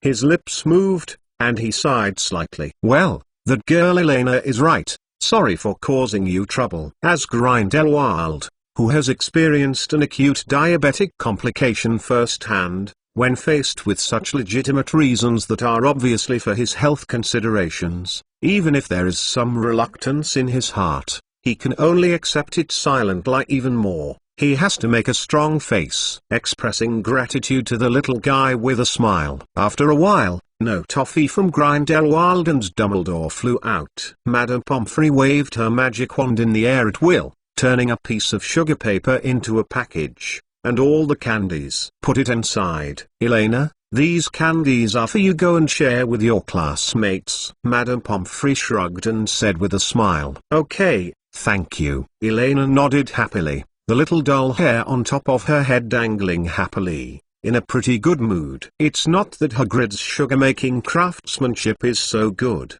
but mainly this is sugar confiscated from Grindelwald and Dumbledore. Just think about it and you'll find it super sweet. Well, very sweet kind. And at the same time, the other side. Seeing Elena, who was happily counting the harvest, Albus Dumbledore smiled inexplicably, turning his head to the side of Grindelwald and whispering to his ear canal, Don't worry, on the way I came earlier, I have already separated some of the candies and gave them to the house elves, so that they can be hidden in the mouth of the stone beast at the entrance of the principal's office. When we go back later, we can take them out.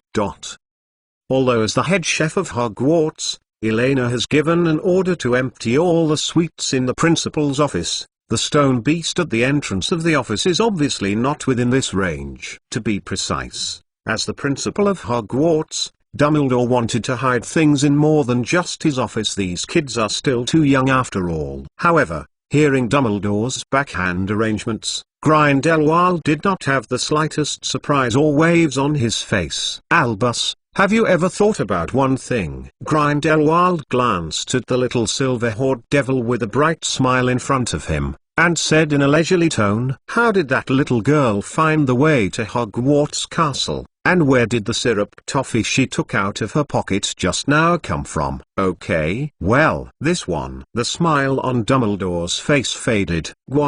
Chapter 2. It's still 4,000 words. All the debts are over. And if that's the case, today is more than 9,000 words. One step further from the dream. Come on. Confidently ask for monthly ticket rewards. Remember to give Elena a refill. Also recommend tickets. Add bookmarks for easy reading. The 417th chapter Undercurrent Surging Seeking Monthly Ticket Acridine. 4,000 words. For Elena, the conflict between Ravenclaw College and Gryffindor College was nothing more than an unusual episode in her first-year life on the Hogwarts campus. Just as she confiscated the sugars of Grindelwald and Dumbledore, it is foreseeable that similar situations will never happen. Only once the door to the new world has been opened, and the rest depends on everyone's wits fighting bravely. In the following time, Gellert Grindelwald took a bit of schadenfreude and helplessness, quietly pulling the sluggish Dumbledore to another corner away from Elena,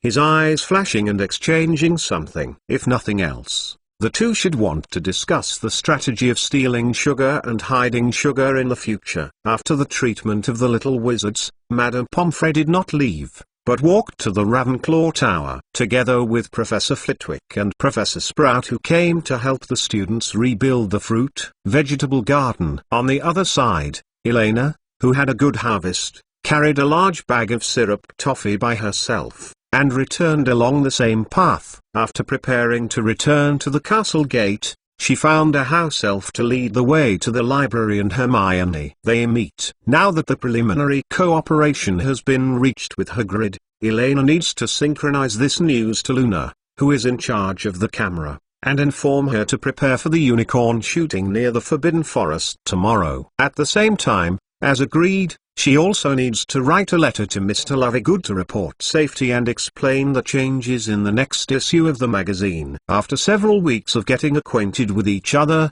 the house elves at Hogwarts have gradually accepted that their chef is a road idiot. Therefore, generally speaking, most of the time there will be a few idle house elves waiting in some fixed areas of Hogwarts Castle, waiting for Elena Lost to call. At present, the distribution areas of the guide elves controlled by Elena are mainly three places: the entrance of the castle, the entrance of the 4 college common rooms, and the entrance of the principal's office. Of course, the Hogwarts kitchen is her home base, and this is not included. All in all, as far as Elena is concerned, as long as you can find a common room in any college, or go back to the starting point, you can easily find a dedicated and responsible house elf guide to help you navigate. This is why she has the confidence to leave Dumbledore and Grindelwald alone and leave the venue with Candy. Half an hour later, the Hogwarts library. With the help of Hermione and Luna, Elena finally completed the letter to Xenophilius Lovegood. Putting down the quill and re-examining the content of the letter, Elena nodded, very satisfied. In the letter, she first narrated her overall plan for Singing a Devil. Her tone did not appear to be too strong. She still expressed her request for the opinions of senior editors. After all, they are already regarded as a family. Then, there is no need to use threats and intimidation all the time. On the other hand, it is mainly about some articles that Hannah and Hermione have compiled in these days, including the 2nd edition of Magic Era and the text of the Hogwarts on the tip of the tongue section, and the organization of photo materials. Although Xenophilius Lovegood may be slightly different in reviewing the content of the manuscript, if the content that has been determined to be published is given to him, this experienced editor-in-chief is in typesetting and text proofreading. The editing ability is quite trustworthy. Finally, in accordance with the previous agreement at Hogwarts, Elena also attached some life photos of Luna Lovegood, and Luna's handwritten daily interesting things in school life these days, and her schedule for the next period of time. The task of sending the letter naturally fell on the diligent and lovely little Grain Reserve. Although Elena returned the flat-headed little owl at Luna's house, due to the daily work needs of Xenophilius, the editor-in-chief of the Devil, Luna still failed to feed herself every day as she wished. The curved-horned snoring beast. However, the good news is that under Elena's gentle introduction, the clever and smart Reserve Grain quickly recognized her position and situation, and almost instantly showed her ability to sell cuteness several times in the past. Little Laurie made a laugh, temporarily filling the pity that the flat-headed little fat chicken was not by Luna's side. Looking at the reserve grains gradually disappearing into the night outside the window, there was a glimmer of expectation in Elena's eyes. Not surprisingly, at the latest tomorrow morning, Mr. Lovegood will receive this letter from her carefully written family letter. On the one hand, the future prospects of Singing a Devil; on the other hand, the future of her daughter in a either happy smile accompanied by Lina. Elena believes that under such a top-pronged approach, it won't take long for Singing the Devil to completely transform into her own shape. The next morning, there is no doubt that the conflict between Gryffindor and Ravenclaw became the focus of discussion at the students' dinner table, and countless little wizards were curiously inquiring about the details of the battle that took place yesterday. Although Roger Davis and others caused Ravenclaw College to be deducted 100 points, He was even imprisoned. But this does not prevent him from becoming a hero in the hearts of many girls at Ravenclaw College. Especially from the final result, in addition to losing some points and suffering a few spells, Ravenclaw College undoubtedly the biggest winner. The most intuitive change is the change in the dishes that appeared on the table at Ravenclaw College this morning. In addition to the various fruit and vegetable hodgepodges of the previous days, the classic potato dishes of Hogwarts School of Witchcraft and Wizardry have also returned to the long table of Ravenclaw for Elena, who is in charge of the Hogwarts kitchen. In other words, as long as the two colleges reach an agreement, wanting to change the dishes is just a matter of order. Not to mention, there are those Gryffindor hostages who have been under Ravenclaw since last night to mend the endgame. Although the Cubs have all kinds of bad ailments, they absolutely keep their promises. It is one of the best in Hogwarts. Early this morning, George, Fred and a group of Gryffindor wizards who had signed the labor contract appeared under Ravenclaw Tower and dutifully completed the arrangement of the Ravenclaw girls yesterday. Farm work. Therefore, for the little wizards of Ravenclaw who are not keen on the Academy Cup competition, Roger Davis, who made this happen, is undoubtedly the brightest star and hero. And Roger Davis, who was in the focus of the crowd, naturally took the trouble to tell the surrounding students again and again how he used a variety of flexible flying maneuvers to escape from the pursuit of dozens of Gryffindor students, and how to lead the few boys to fight heroically against the disparity in number of robbers. It's not like that at all. Ron Weasley poked the baked potatoes in front of him hard, and grumbled as he watched Percy next to him sullenly. You know, if it wasn't for Fred and they went to check Wood's status first, this guy would have been knocked down by us without even flying out of the Quidditch pitch, and, when it came to the back, we were outnumbered. But, isn't it because you guys tried to take advantage of the chaos to grab some fruits and vegetables from Ravenclaw College? Percy Weasley glanced at Ron and said seriously, I have understood what happened. Although it was indeed Ravenclaw who stole the potatoes first, you can say that your current behavior is completely self-inflicted. I plan to write to my mother later. If you feel wronged, you can explain it directly to your mother. Kang dang. The fork in Ron's hand slid down on the golden plate, making a crash. Percy, wait. You can't do this. Ron looked at his prefect brother with a look of trepidation. When his mind was neutral, Mrs. Weasley's barking and roaring appeared, as if he was helpless. Pigeons in the storm. I just said I planned, but I didn't really write it. Percy Weasley paused, took a spoonful of mashed potatoes and stuffed it into his mouth, frowning slightly. Actually, I don't think your thinking is wrong. It's a bit unbearable to be a potato feast every day. It's just that I'm too impulsive in terms of methods and choices. Huh? You mean? Ron blinked in confusion, and looked at the eldest brother at Hogwarts next to him. I didn't say anything, but, as the prefect of Gryffindor, I still have to do some things. Percy Weasley raised his eyebrows, turned his head and ordered his chin at the sumptuous dishes on the Hufflepuff table next door,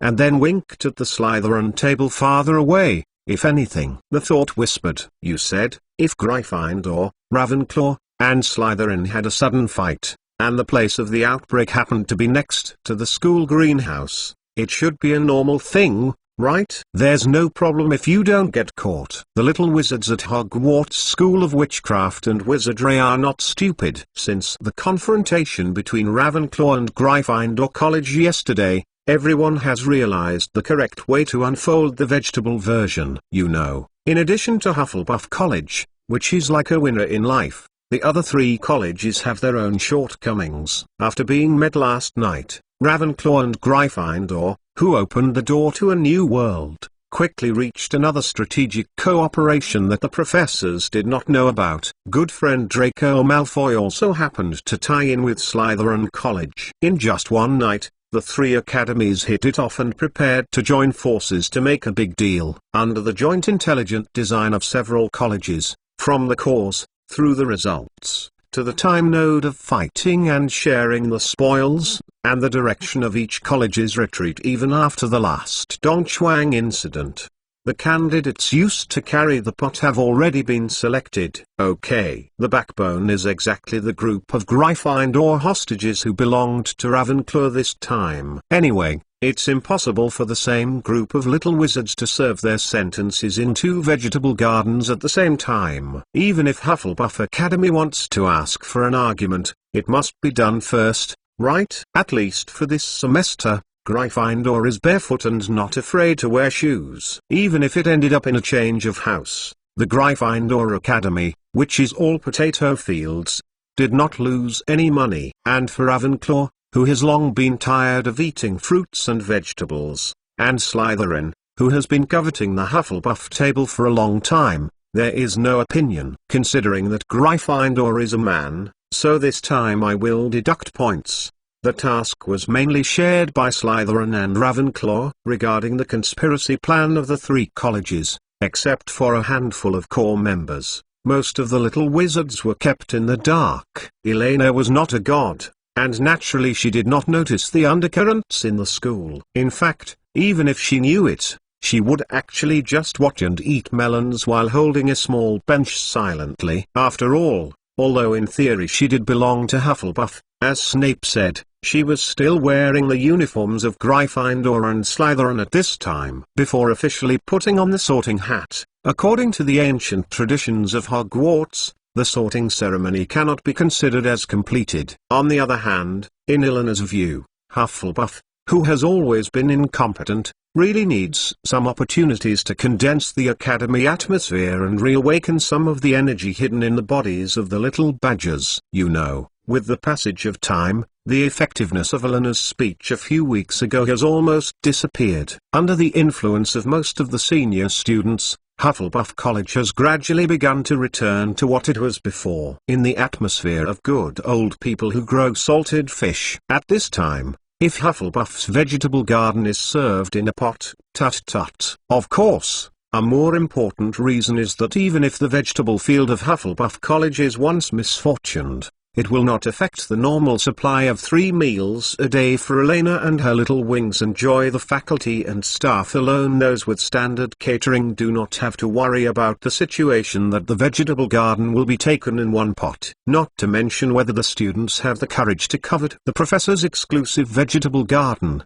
The 3-headed Dopplerwire that has been upgraded and strengthened by Grindelwald is enough to dispel all unrealistic illusions. So, after the breakfast was over, Elena didn't pay attention to the frowning in the auditorium, and directly took Luna and the girls and ran towards the outside of the castle, preparing to go to Hagrid to see the cute unicorns. Leaving the castle, the girls walked all the way down the lawn towards Hagrid's hut on the edge of the Forbidden Forest. From a distance, you could see that Hagrid was already standing at the door of the hut, waiting for them. Hagrid didn't put on yesterday's large Gryffindor uniform today, but changed back to the previous mole coat. The big hound Fang squatted at his feet, as if he couldn't wait to set off. As the first rehearsal of the Fantastic Beast conservation class in his life, well, this is what Professor Dumbledore persuaded Hagrid to say yesterday. Hagrid is obviously in a pretty good mood today, and doesn't mean anything. I want to come too. On the one hand, today's magical animals are docile unicorns. On the other hand, the children who come into contact with animals today are also the kind and pure little girls that unicorns like most. No matter what you think, today's shooting and introduction process will be a relaxed and beautiful picture. Wow. Today is still a 4,000-word chapter. I'm sick, so there is only one chapter. Sorry, can you give me a monthly pass and refill? Humble. Add bookmarks for easy reading. Chapter 418. The Unicorn Project. Ask a monthly pass. 4,000 words. Oh, you came on time, Hagrid said cheerfully, puffing out his chest proudly. Although unicorns live in the Hogwarts Forbidden Forest, they don't like to stay in one place for too long, so finding them in the Forbidden Forest is not as easy as imagined. Of course, this is not a problem for me. Okay,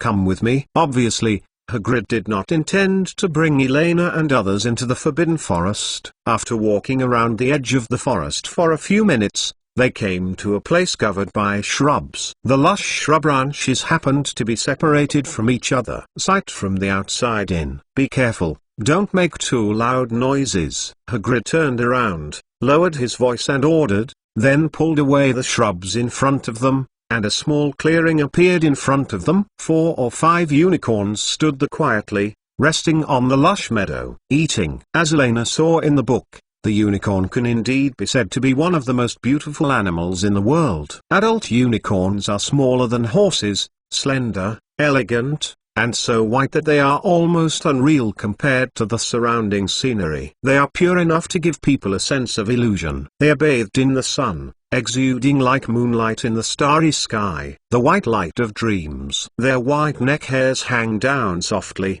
their large lake WAs are shining, and there is a spiral horn on the head, which is shining golden light under the sunlight. If it is only because of the appearance. If you think they are harmless, you are wrong. Adult unicorns are powerful magic creatures that can fight elephants and dragons. In addition to the adult unicorns, there are 2 young little guys in the clearing. They are all golden yellow. The little horns on the top of their heads have just grown a little bit. They are not even standing still. They are leaning timidly at this time around his parents. He bit the grass at his feet carefully. Whether it's Elena, Hermione, Hannah, Luna, etc., a strong idea came to mind. Such beautiful creatures are like treasures that shouldn't live in the world. They are so beautiful. It's so beautiful that it makes people feel unreal. Ahem, kids, don't be in a daze. You can try to get closer. Hagrid cleared his throat, rubbed his hands and said with a smile,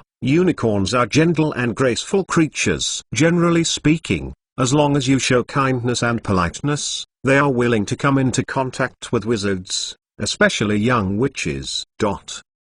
With the appearance of Hagrid and others, the group of unicorns staying in the clearing has gradually looked over, curiously looking at the hunting ground guards and the little witches who have never seen them before appearing on the edge of the bushes. After hesitating for a few seconds, the strongest and graceful unicorn among them slapped a nice nose, blinked its big beautiful eyes and walked over slowly, lowered its slender neck and moved towards AI. Luna and the others stretched out their golden horns, facing the unicorn who took the initiative to say hello. Elena and the others looked at Hagrid subconsciously. A very good start. It seems that it likes you, so it's fine to return to them now. Hagrid curled his lips, knowing that he had never enjoyed this kind of treatment. Sure enough, unicorns were all sexist, arrogant guys. This was a common problem with beautiful creatures. Then you can try to touch them. Remember to follow the direction of their fur. Hello, good morning,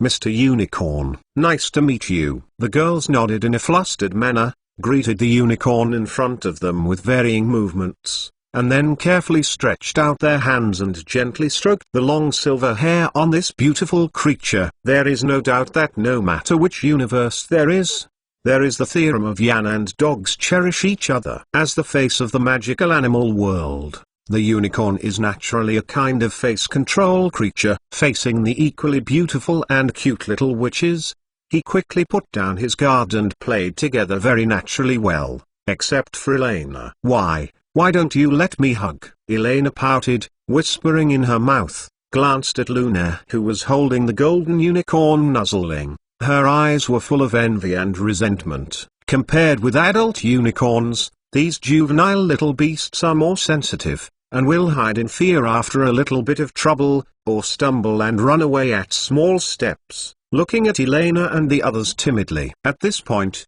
even Hermione and Hannah took a long time before they gradually gained the trust of these little guys. They were able to walk up to them, gently hold their soft and warm backs and stroke them. On the contrary, Luna Lovegood, who does not seem so gentle and reliable, is a bit crazy and erratic, walked straight to a little unicorn from the beginning, and helped the little guy to beat the back in a very natural way. The knotted golden temples are untied. As for a certain one who thinks he is cute is worth full marks. Purity is worth 99 points, gentleness is worth 90 points, kindness is still a very kind white-haired dumpling, let alone wanting to get a little unicorn up close. Just get a little closer. Less than 3 meters away, the little guys began to flee everywhere trembling. Elena, you scared them. Hagrid looked at the glum Elena with a smile, and shook her head reluctantly. The breath in you is so obvious, especially since you have been in the Hogwarts kitchen these days. For the unicorns, the aura that lingers around you is really disturbing, not to mention you are much more dangerous to them than those children, in terms of magic perception. As a mixed blood Elena is equivalent to half a strong magical creature, and after awakening the wizarding talent, combined with the combination of the two, the actual magic power in her body is actually close to many 7th grade graduates' degree. The unicorn is precisely a kind of magical creature with extremely keen perception. In their perspective, if Hermione and others are harmless little fireflies, then Elena is like a flaming torch. Especially, the ghosts of many creatures are still faintly entwined around this torch. You know, although most of the time Elena doesn't have to do it herself. But as the head chef of Hogwarts, when demonstrating some basic processes of slaughter, bloodletting, hair removal, etc., she still had to pick up the set of zwilling knives presented by the priest and father to actually operate it. Murderous things may sound mysterious, but they are indeed a real deterrent. Ah, Elena, don't lean over. Hermione frowned and waved her hand at Elena with disgust. It started to tremble as soon as you came over. I managed to coax it well. Don't come over to make trouble. Yes, that's Elena. Stand a little further away from you, Sister Elena, or else, it's up to you to take pictures for us. Elena, who was caught off guard by the unanimous dislike of all the wings, twitched her mouth, and glanced at the proud unicorns in the field with an unkind look. She remembered this incident, and then no one waited. When you are there, you can communicate your feelings well. Depressed, but Elena will not forget the main purpose of coming today. Although she is missing a cute and charming little angel,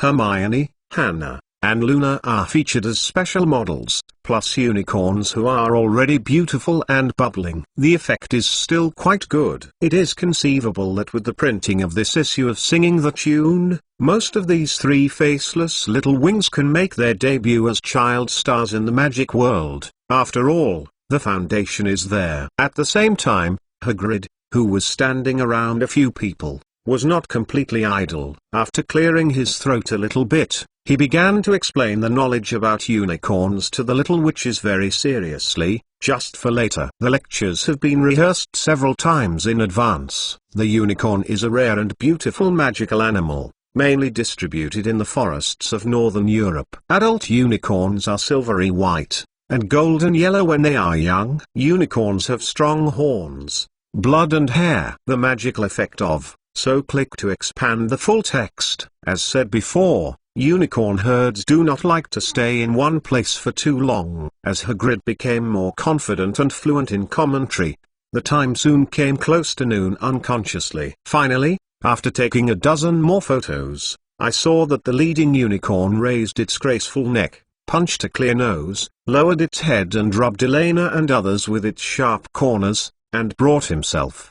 The ethnic group slowly walked towards the depths of the Forbidden Forest. What surprised Elena a little bit was that when it was time to party, the 2 golden little guys finally gathered up the courage, staggered to her side, and touched them with the soft corners that hadn't fully grown. Her hand then quickly slipped back to her parents like a frightened deer. On the contrary, those adult unicorns looked at Elena with a watchful look from start to finish. Even if she touched them a few times with the help of Hagrid, Elena could feel it. The stiffness and resistance that came back from the strong and resilient muscles under the silvery white warm fur. These little guys, by the way, Hagrid. The corners of Elena's mouth were slightly raised, her eyebrows were raised, and she suddenly turned her head to look at Hagrid, and said with a serious face, "The unicorn is a very precious magical creature.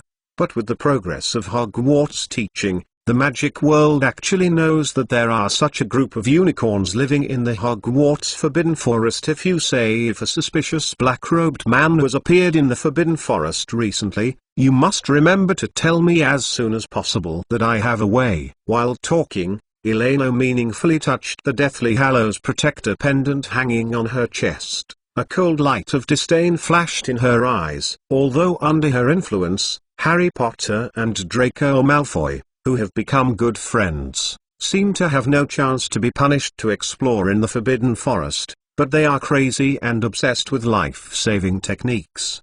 People, if there is no accident, it is still possible to continue to use their brains. You know, strictly speaking, the Hogwarts Forbidden Forest is also the property of Hogwarts. As one of the castle's not so legal but about to be fully legal heirs and owners, Elena naturally has the obligation and responsibility to prevent certain tragedies from happening, especially after being in close contact with these beautiful creatures today. She was even more determined to destroy Voldemort's idea of poaching in the Forbidden Forest. Of course, some specific methods need to be studied and pondered. Even if the opponent is a non-traditional terrorist who was expelled from the Devil status by Grindelwald, but for Voldemort, who has caused social panic throughout the British Isles, at least in terms of single-point output ability, Elena still has to give some respect. Yes, in case you accidentally roll over and ride yourself in,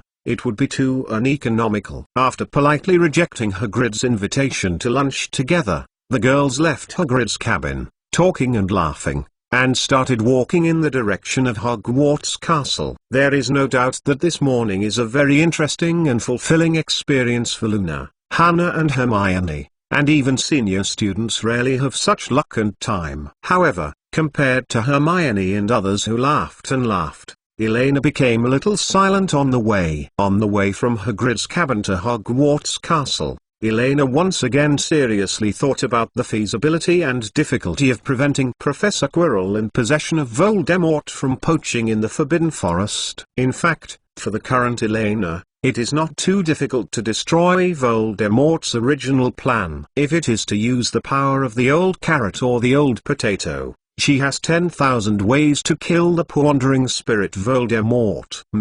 However, after studying magic for a period of time, Elena still wanted to try first if she could solve such a small event node with her own strength, instead of relying solely on the power of the two old guys. The first and most important thing is undoubtedly to deduce the time node of the unicorn attack. The description in the original book is quite vague. Elena just vaguely remembers that it should have happened one day after Easter, when Hagrid's little dragon Norbert was also born. That is to say, from the timeline, at least next April. It happened after midterm. According to what Hagrid said to Harry at the time, the attack had already occurred 3 times, so if you push this time point forward, it was actually during the period after the birth of the little dragon Norbert. Therefore, if Elena's goal is to keep all the Forbidden Forest unicorns from harm, then at the latest before March next year, even before Hagrid receives the dragon egg as the time coordinate,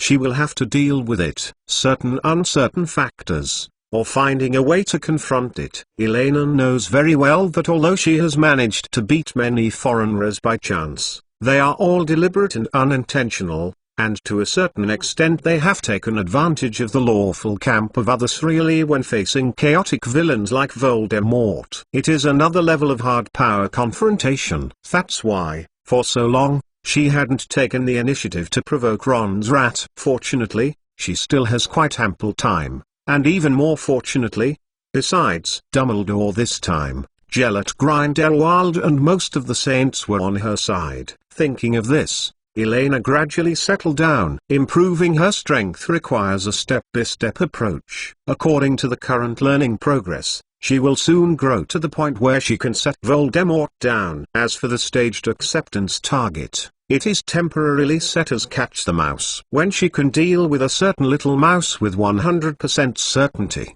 she thinks she can try to molest Voldemort positively. If even Peter Pettigrew can't deal with it, then it's better not to provoke Voldemort. Continue to be a 4,000 word chapter.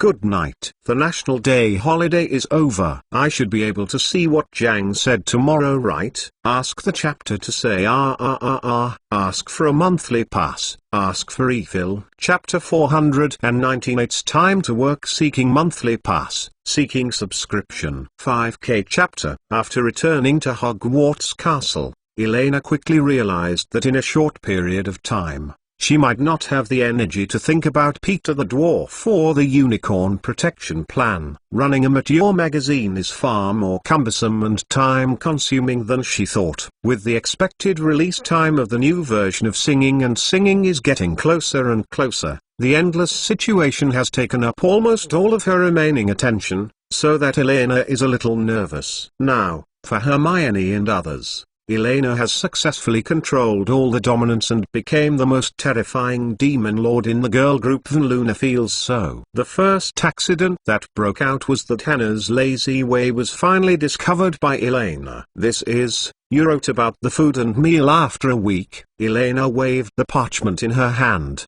making a terrible gasp. Unfolding the nearly 10,000 character food column submitted by Hannah, what comes into view is the most simple and sincere dining experience of the students at Hogwarts. For example, wow, this is delicious. Zoo, very delicious. I like that one the most. That one is also delicious. If you can add more salt, it would be great. The potatoes are boiled too soft. The Hufflepuff dishes next door are delicious. Faced with such bad lazy behavior of copying comments and pure watering, if it weren't for the fact that she was facing her own wings, Elena was even ready to hit someone directly. Even so, the girl's face was gloomy and terrible. In this dangerous atmosphere, even Luna Lovegood, who had put forward bad ideas, sat beside Hannah obediently, not daring to say a word, and the two now looked at Irene with a smirk. Nah, almost turned her face into ovo. You know, in Elena's plan, the Hogwarts on the bite of the tongue section is the top priority for the future development direction. If possible, there is even the possibility of forming a separate issue. If the comments collected by Hannah are placed in the later logistics channels to mature and form a comment area for the online ordering process, then there is not much problem. However, the focus now is to arouse people's hunger and interest, rather than such horror comments. Forget it. Hermione and I will write the food copy for the first issue of Hogwarts on the Tongue. After staring angrily at the two Sileners for a while, Elena sighed helplessly. After thinking about it carefully, Hannah and Luna are ultimately 10 or 11-year-old little Laurie. No matter which country they are in, it is already a great achievement for a child of this age to write good diaries and running accounts. It is indeed a bit difficult for them to conceive and write good writing and appetizing soft articles. In order to fill the gap as soon as possible, in the next 2 days, Elena had to drag Hermione to work overtime to write the manuscript, spending almost all of her time in the library, and the two of them performed all the food manuscripts again and again. Scrutinize. Although Hannah and Luna escaped the punishment of code words, they also ushered in more cruel punishments. Every night, they had to recite and read the words written by Elena and Hermione on the bed every night. Manuscript. And the most direct result after this is that after 2 days, Luna, who had been malnourished, quickly became ruddy, and Hannah and Hermione's weight jumped up by 1 kilogram. In addition, it may be influenced by Elena. During this period of time, although the three little Loli behaved very well when dealing with the impatient and sensitive white-haired dumplings, they were unavoidable to take a little bit of love when faced with other little wizards who were short of drafts. The smell of Lina. Regarding this change, the Weasley twins and Reuben Hagrid are arguably the people who have felt the most. Mr. Hagrid, I'm here to urge the manuscript again. Luna Lovegood stood quietly at the door of Hagrid's cabin and gently buckled the closed wooden door. After waiting for a while there was no response, Luna took a step back, looked up at the chimney that was still hot from the top of the cabin, shook her head helplessly, Anne raised her voice. "No need to hide. I know you are hiding in the house. Elena asked me to tell you that tomorrow is the final deadline. You must submit those articles about unicorns in detail and living habits. Otherwise, next time she will come here to remind you of the paper in person." On the other side, the Gryffindor common room. "Hermione, how can you come in? This is the boys' dormitory." "That's right. This is not where you girls should come in." The blocked Weasley twins looked helplessly at the little witch in front of them, with a particularly helpless look on their faces. Even if they had a live map, they couldn't escape this kind of unreasonable urn-catching turtles. As long as they wanted to lie on the warm bed in the dormitory, they would be caught by Hermione sooner or later. It is clear that the founders of the school believe that girls are more reliable than boys. Hermione Granger shrugged, and replied in a relaxed tone, "If you have read Hogwarts, a school history carefully, you will find that it is not just Gryffindor, but the public of all colleges. The rest room is like this." After a short pause, Hermione put her hands on her chest and said with a serious face, looking at the two boys in front of her, "George and Fred, you can't keep hiding from me and Elena. You promised to submit the Hogwarts Secret Path-related manuscripts before Sunday. Mr. Filch's content has been written. I'm leaving you both now." Considering that the two brothers still need to go to Ravenclaw to serve their sentence during the day, Hermione didn't press too hard. Another reason is that, for some reason, Hermione has always had a strange feeling these days. The schedule of the brothers always seemed to be staggered with her. Every time they went to arrest someone, they were just a few minutes late, as if there was an invisible force helping the twin brothers to escape the reminder. The same draft. But seeing that the time was about to reach the deadline, Elena also issued an ultimatum. Since no one can be caught in the school during the day, she simply waited until the lights were turned off at night and went directly to the boys' dormitory to block people. According to Elena, in the face of such old people who deliberately owe manuscripts, let alone hiding in the men's dormitory, even if they hide in the men's bathroom, they have to rush in to grab them and ask for the owed manuscripts. Of course, Elena, who is directly in charge, will naturally not be idle. In the past few days, Bartilda Bagshot has received several family letters from his grandnephew Grindelwald, plus some memoirs from Grindelwald, about exploration, discovery and the corresponding manuscript reserve of Magic Eru is even sufficient for 2 or 3 months. On the other hand, the entering the magic section, which Elena didn't pay much attention to, was passed on to the ears of Professor McGonagall and Professor Flitwick, unexpectedly causing these two heavyweight professionals attention. Although not directly involved in the writing of the manuscript, with the help and guidance of these two professors, Percy Weasley and a group of outstanding senior students submitted magic academic reports. Quite insightful, at least much better than Elena expected. As for the original sections of Singing a Devil, there are no more surprises. After all, this is less than a week before the large-scale essay begins. It is still a little unrealistic to want to make drastic changes. According to Elena's expectation, it will be true after the whole magic world is spread next week. Outbreak stage. Time passed in a blink of an eye. In the past 2 days, Elena and others have been in a tense atmosphere as if they were fighting for the release of the new version of Singing. But in general, almost 90% of everything has been completed according to the original plan, and the rest are just small details of the details. It's really not easy to run a magazine well. Elena let out a long sigh of relief, gave a wry smile, and turned her head to look at Luna, who was ill at the desk next to her. Now you know how hard your father has been over the years. If you can't get the reminder, you have to pick up the pen to fill in the blank. At the last time, Hagrid was unable to produce a complete article. In desperation, Luna could only rely on the fragmented explanation records of Hagrid, plus the scattered but extremely rich various supplements provided by Shanghai, and put together a decent unicorn science guide. Why don't you let Harry and Ron help out together? Hannah looked at Elena a little confused and asked. They were also caught by Ravenclaw College. They spent the weekend at Ravenclaw helping restore the orchard. Wherever they can find time to help, These boys are really too impulsive. They didn't think about it before doing things. The consequences. Hermione rolled her eyes irritably, her voice full of resentment. Since Gryffindor's score was emptied again in one breath, she has also looked down on the competition for the Academy Cup. No matter how hard she tries to earn a few cents, it will not be worth an attack on the Ravenclaw orchard. The deduction suffered. Okay, Hermione. Harry and the others also want fresh fruit for everyone in Gryffindor. Elena curled her lips and looked at the pile of illustrated Hogwarts Night Tour guide by Hermione. Compared with the Hogwarts student restricted area warning provided by Filch, she was satisfied with the location.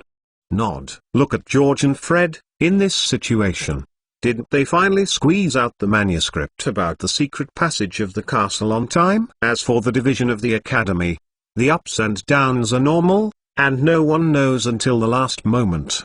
How? After two great academy scuffles, Hogwarts Academy has a very distinct hierarchy. Hufflepuff, who was the first to get involved, had no points to deduct at the time, but on the contrary, he took the lead and firmly locked the first place. Immediately afterwards, Slytherin College, which is slightly inferior in terms of numbers, resulting in low total points, and Ravenclaw College, which is incompetent but was accidentally deducted 100 points. They are in the second or third place, fighting hard. As for the end, the Gryffindor Academy, which almost lost all the game, was not only emptied of the academy points again, but even joined most of the Quidditch teams. It is necessary to check into Ravenclaw 2 every day to complete the day's farm tasks. After 2 days, most of the little wizards had heard of the big melee that took place on Friday afternoon, although judging from the final result, it seemed that both colleges were punished.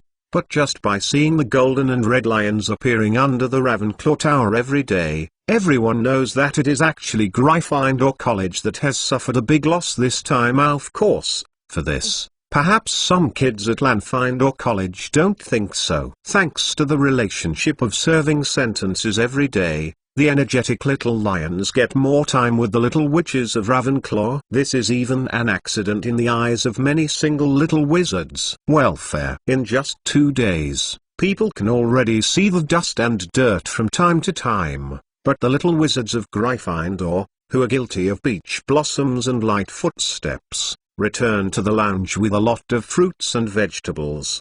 Scene. Of course, as the heat of the food stealing incident passed, exciting gossips began to fly all over the sky again. Regarding this conflict between Gryffindor and Ravenclaw, at least a dozen versions have been derived in the school. At least half of them believe that this is actually a big move played by Gryffindor Academy. Let it die and live afterwards. Anyway, it's changed from growing potatoes to growing vegetables, and the environment has become next to Ravenclaw Tower. In addition to paying some points, no matter what you think, there is a Ravenclaw who takes the initiative to lead the wolf into the house. Feel, you know, compared to the weak and ostentatious Ravenclaw boys, the strong, sunny, and a little ruffled Gryffindor boys are undoubtedly the type that is the easiest to capture the eyes of literary girls, especially when they still have to obey you.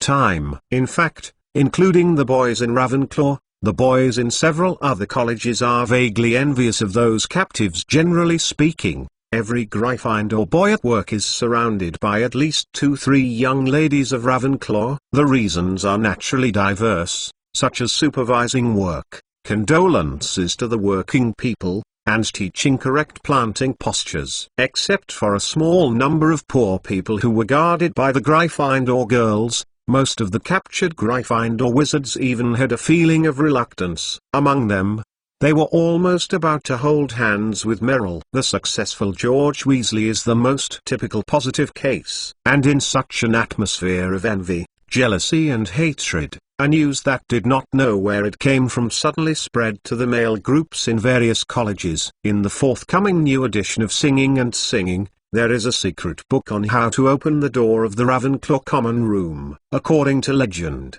as long as you master the above skills, you can come and go freely in Ravenclaw Academy. In addition, there are also sharing of learning experiences from top students of various colleges, a castle tour guide shared by Filch and Weasley twins, the origin and story behind the Hogwarts calendar, and the beautiful unicorn in the Forbidden Forest. The group reveals the first issue of Hogwarts summary on the tip of the tongue. Whether it's a scumbag, a foodie, an explorer, a single dog, or a wizard who loves nature, you can always find something you are interested in the new issue of The Devil. This is also one of Elena's initial positioning strategies. 1. Only children can do multiple ECOIS questions. As a third-generation Demon King, she wants them all. Time flies, and it will soon be Monday morning. With the rise of the first light in the morning, countless round-faced fat chickens carried new singing contradictions and flew to major cooperative newspapers in various magic circles,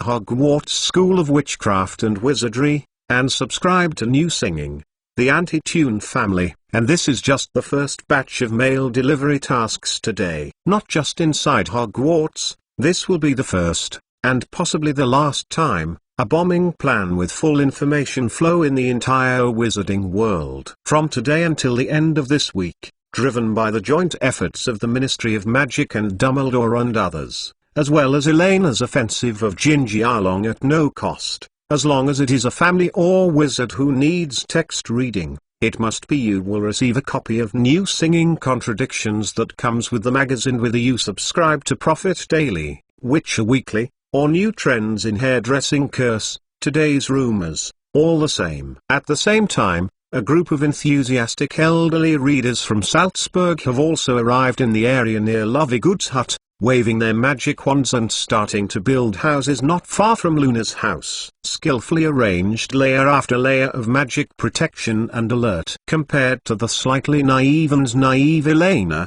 Grindelwald is very aware of the peeping and troubles that this new singing may cause. A huge amount of Gingy Arlong rewards, rich content, novel section levels, and influence the far-reaching core of the story. Perhaps the thick walls of Hogwarts School of Witchcraft and Wizardry can block malicious black hands and pressure from public opinion, but Mr. Lovegood, who is alone, has absolutely no way to deal with the endless ghost tricks and the sudden increase in workload. Not to mention that with the expansion of New Singing, Xenophilius alone is obviously unable to complete all the distribution, proofreading, editing, and typesetting work with Lovegood alone. It is the Daily Prophet alone. After the reaction, the counterattack is not something this middle-aged wizard can contend alone. According to Gellert Grindelwald, only a group of saints with a good political background, strong magical qualities, and rich life experience can help, protect and supervise, so that Elena's expectations can be guaranteed. That piece of the public opinion front will not be taken away by others or disturbed. Since the little girl hadn't realized this for the time being, he, as the grandfather, naturally had to help take into account certain unstable factors and fill in the last possible loophole in advance. Therefore, without telling Elena and Dumbledore, he secretly wrote a text message to the old folks in Salzburg. The content of the letter is very simple. The new era has appeared. It's time to work. Under such circumstances, Xinsang Sanctantantia officially began to be released. Similarly, Hogwarts on the Bite of the Tongue also appeared in the vision of all wizards in the magical world for the first time. 5,000 words big chapter. Ask Jang, ask for monthly pass, ask for refill. Chapter 420 The Temptation of Early Morning Seeking a Monthly Pass. On Monday morning, Weasley's house. As always, before dawn, Mrs. Weasley was already busy in the kitchen alone. Although the sons have either graduated from adults or have gone to Hogwarts to study, she still needs to prepare today's breakfast for her husband Arthur Weasley and young daughter Ginny Weasley. Molly, I'll help you. Halfway through, Mrs. Weasley felt a familiar solid chest pressed against her back, a pair of big hands stretched out from behind and hugged her waist, and a slightly piercing touch came from the side of her neck. There is no doubt that this is the male host of the Weasley family, and Arthur Weasley of the Mul Supplies Division, forbidden to abuse the Ministry of Magic. Oh, Arthur, if you don't come to add to the chaos, I'll thank God. Mrs. Weasley patted the big hands that were not swimming honestly around her waist, looked up at the railings upstairs, and said in a slightly angry voice, "Don't be foolish, Ginny is still at home. If you really have nothing to do, go and pick up the newspaper at the door. Then talk to your children when you eat, and don't always keep reading with the newspaper." While instructing Mr. Weasley, she skillfully lighted the potatoes soaked in the pool with her magic wand, and directed them to spin and start peeling automatically. In the brass cauldron on the other side, the cream sauce has gradually begun to boil bubbles, exuding an attractive breakfast fragrance. Immediately afterwards, Mrs. Weasley tapped the drawer containing the knives with her magic wand, and the drawer snapped open. I saw several kitchen knives pop out of the drawer next time, flew over the kitchen, and began to chop up potatoes, and the dustpan containing the potatoes just now automatically jumped to the side and took the potatoes on his body. The skin was dumped in the garbage dump. Since only 3 people are required to prepare breakfast, the process required by Mrs. Weasley is not too complicated. Although from the bottom of my heart, Mrs. Weasley is more willing to be a little tired, and this time can be longer when Ginny goes to school next year. She will be the only one in this family during the day.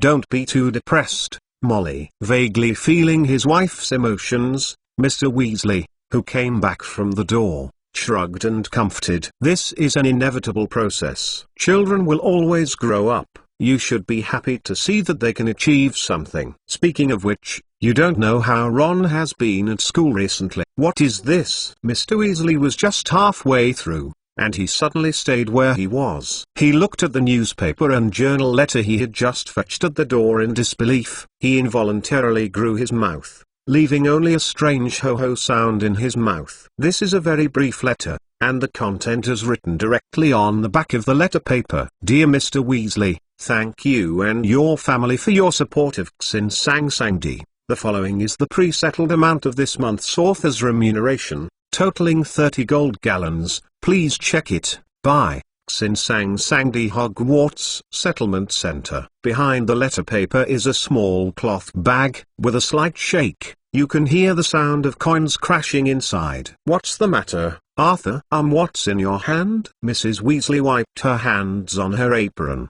turned to look at her husband who was standing in the living room, and raised her eyebrows in confusion. Hogwarts sent a bunch of gold coins, and I'm still a little confused about the specifics. Mr. Weasley first opened the purse and took a look, then subconsciously glanced at the bottom magazine in his hand. New Singing Contradictory? He didn't remember that he had subscribed to this magazine, let alone contributed articles. Frowning, Arthur Weasley hurriedly opened the thick New Singer in his hand and flipped it a few times. His gaze gradually turned from confusion to surprise, and finally turned into a thick pride, and he waved his hand vigorously. Magazine. Molly, it seems that something has happened. The boys in our family published an article in this magazine, and they settled the remuneration for USA full 30 Jinjialong. Let's take a look at the specific situation. Publishing articles, just about George, Fred and others? Percy is possible, but at least it must be after graduation. There was a funny look on Mrs. Weasley's face. She still didn't know the virtues of her children. She was thankful for those brothers who were able to stay in school safely without making trouble. As for publishing articles to make money to subsidize the family, it was simply too hard to believe. However, even though she said it was impossible, Mrs. Weasley hurriedly put down her magic wand and walked in the direction of her husband, looking curiously at the thick book in Arthur Weasley's hand that had never been seen before. Publication. New. This publication is fully funded by Hogwarts School of Witchcraft and Wizardry. Mrs. Weasley glanced at the cover first, frowning in confusion. Compared with the simple and plain covers of other publications and books, this New Singing and Singing is more like a special publication between newspapers and pamphlets, and the cover is cut into 4 distinct ones. Plate. Each section is marked with a specific category name. Hogwarts on the bite of the tongue. Into the magic, explore, discover, Lovegood, see the world. For example, in the Hogwarts on the tip of the tongue section, the background used is a corner of the Hogwarts potions classroom, but there is a huge orange cauldron in the middle. which seems to have a strange feeling. Picture.jpg. In the same way, the pictures of the other sections are also bright in color, so that people can understand the content at a glance. On both sides of each cover image, there are rows of simple and direct section classifications, as well as a few lines of small fonts used to summarize the content of the main articles. The first few key articles will also display the author's name on the cover.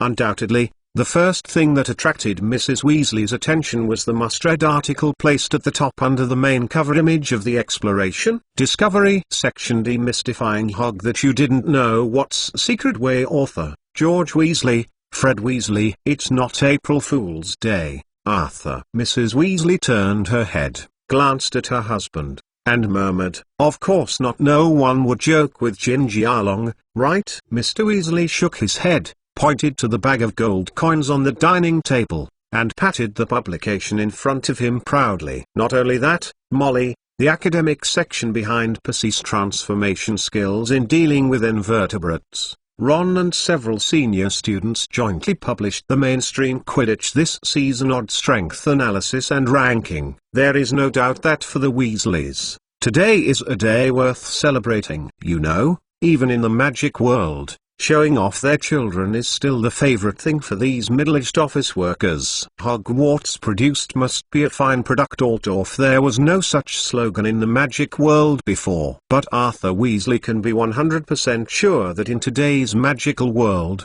there is no other publication that can compete with this magazine. The rich and impactful content on it alone is enough to sweep away the entire magic world. And at such a milestone moment, my own children can have 3 articles. Oh no, this should be counted according to the number of people. 4 children have published articles on this, which is simply unimaginable. Frankly speaking, Arthur Weasley couldn't help but want to take this magazine to the ministry immediately, guard the elevator door, and pat the shoulder alone when he came in. "Hey, look, these are all written by my sons." Oh, and of course the Hogwarts on the Bite section. After a short pause, Arthur Weasley glanced at his wife with a smile. "After reading this magazine, I realized that Hogwarts' current 3-meal standards are much higher than we thought. If you don't want the children to be picky eaters during the holiday, I suggest you better study the dishes above."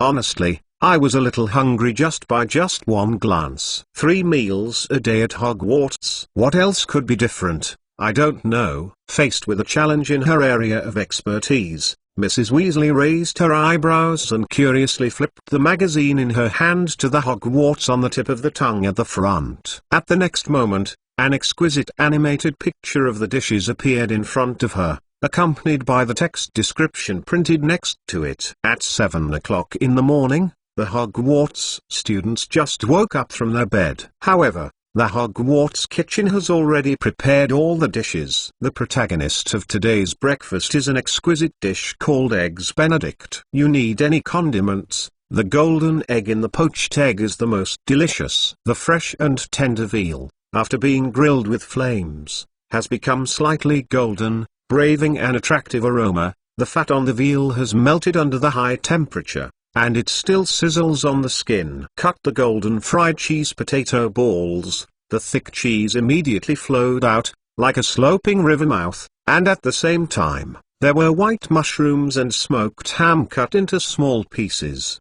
The specialty potato cuisine of Gryffindor College is not so plain that it seems. Even the most common French fries, it also contains a different kind of practice than people's common. After biting the crispy skin of the special fries, the fragrance fills the mouth, and the soft mashed potatoes flow out of the mouth. Because it is made from fresh potatoes, the natural sweetness of the potatoes is also enhanced by the butter. The crispy skin is still sprinkled with freshly ground pepper, a little crushed sea salt, and some chopped basil. Following the outline of the text and the tasting actions of the nice little guys in the picture, Mrs. Weasley swallowed involuntarily. Damn, she actually wants to apply for a company. It's really not good. It would be nice to go to the Hogwarts kitchen for further study. Otherwise, what should she do after the children come back from vacation? Exclamation mark. Chapters said to add more plans. Chapters updated within 7 days of National Day. As long as more than 500 chapters are said, one more chapter will be added. Valid within the month. Monthly pass change plan. In October, every 1,000 monthly passes, add 2,000 words, and cash it out within the same week. Ask for a monthly pass to guarantee the end of the day. Ask for a recommendation ticket. Remember to give Elena the refill. Woo woo woo. Send more acridine. Add bookmarks for easy reading. Chapter 421 The Gate of the New World. A monthly pass. A subscription. The same scene did not just happen in the Weasleys. For every family in the magical world, this Monday morning is an exceptionally tasteful beginning. The Devil's copywriting originated from the tip of the tongue, coupled with the gourmet animated pictures carefully selected by Elena and others. The toxicity that can erupt in this hungry morning is terrifying. You know, in most British families, eating breakfast while reading newspapers and magazines is almost a life habit rooted in everyone's bones. This is like the cooking of Oriental Szechuan cuisine chefs who always use a wide and oily pan once before cooking. Although there are no explicit rules, but the lack of this link always feels like a lack of soul. Today's time is still at the end of the 20th century. Even in the non-magical world, internet technology has just begun to emerge, and the spread of information is far behind the information explosion period decades later. Of course, the British region at this time is still one of the world-recognized food deserts. Eggs Benedict, golden cheese potato balls, mellow butter French fries, Hungarian organ potatoes, Caesar salad, mushroom soup, creamy spinach, strawberry mousse, fried cod, smoked salmon. The main content of this issue of Hogwarts on the Tip of the Tongue is breakfast. In order to take these 10 brightly colored photos that make people look full of appetite at a glance, it took Elena and others almost a whole week. Time. And these are just part of the weekly breakfast at the 4 Hogwarts colleges. But even if there were only a dozen dishes, in Elena's eyes, it was completely enough to break the psychological bottom line of the magical office workers who could only eat cold sandwiches and boring cereals in an instant. Not to mention, considering that some wizard families may be late to receive the magazine, Elena also added an extra page of this week's star dinner menu at Hogwarts this week after the breakfast special. For example, the magic roasted veal from Hogwarts Kitchen this week. Compared with the common charcoal grilling method, the fire used in the whole cooking process of this batch of veal comes from the magic flame, and there is no trace of smoke or charcoal in the meat. The suspension magic cleverly allows each piece of veal to be heated at 360 degrees without dead ends. The fat melted at high temperature is evenly wiped on every inch of the epidermis under the magic of the house elves, forming a golden layer. The crispy layer firmly locks the delicious gravy inside, without a drop of wasted, ensuring that you can feel the richest taste feast every bite. Of course, this is just the beginning. Just like the same level of Western food, in Elena's plan, the food content shown in the first issue of New Singing and Singing is just the most basic first part, and in the subsequent issues of the release process, she will gradually bring more dinners and dishes to the magazine. As for the copywriting, these are actually not the most orthodox tips of the tongue. After all,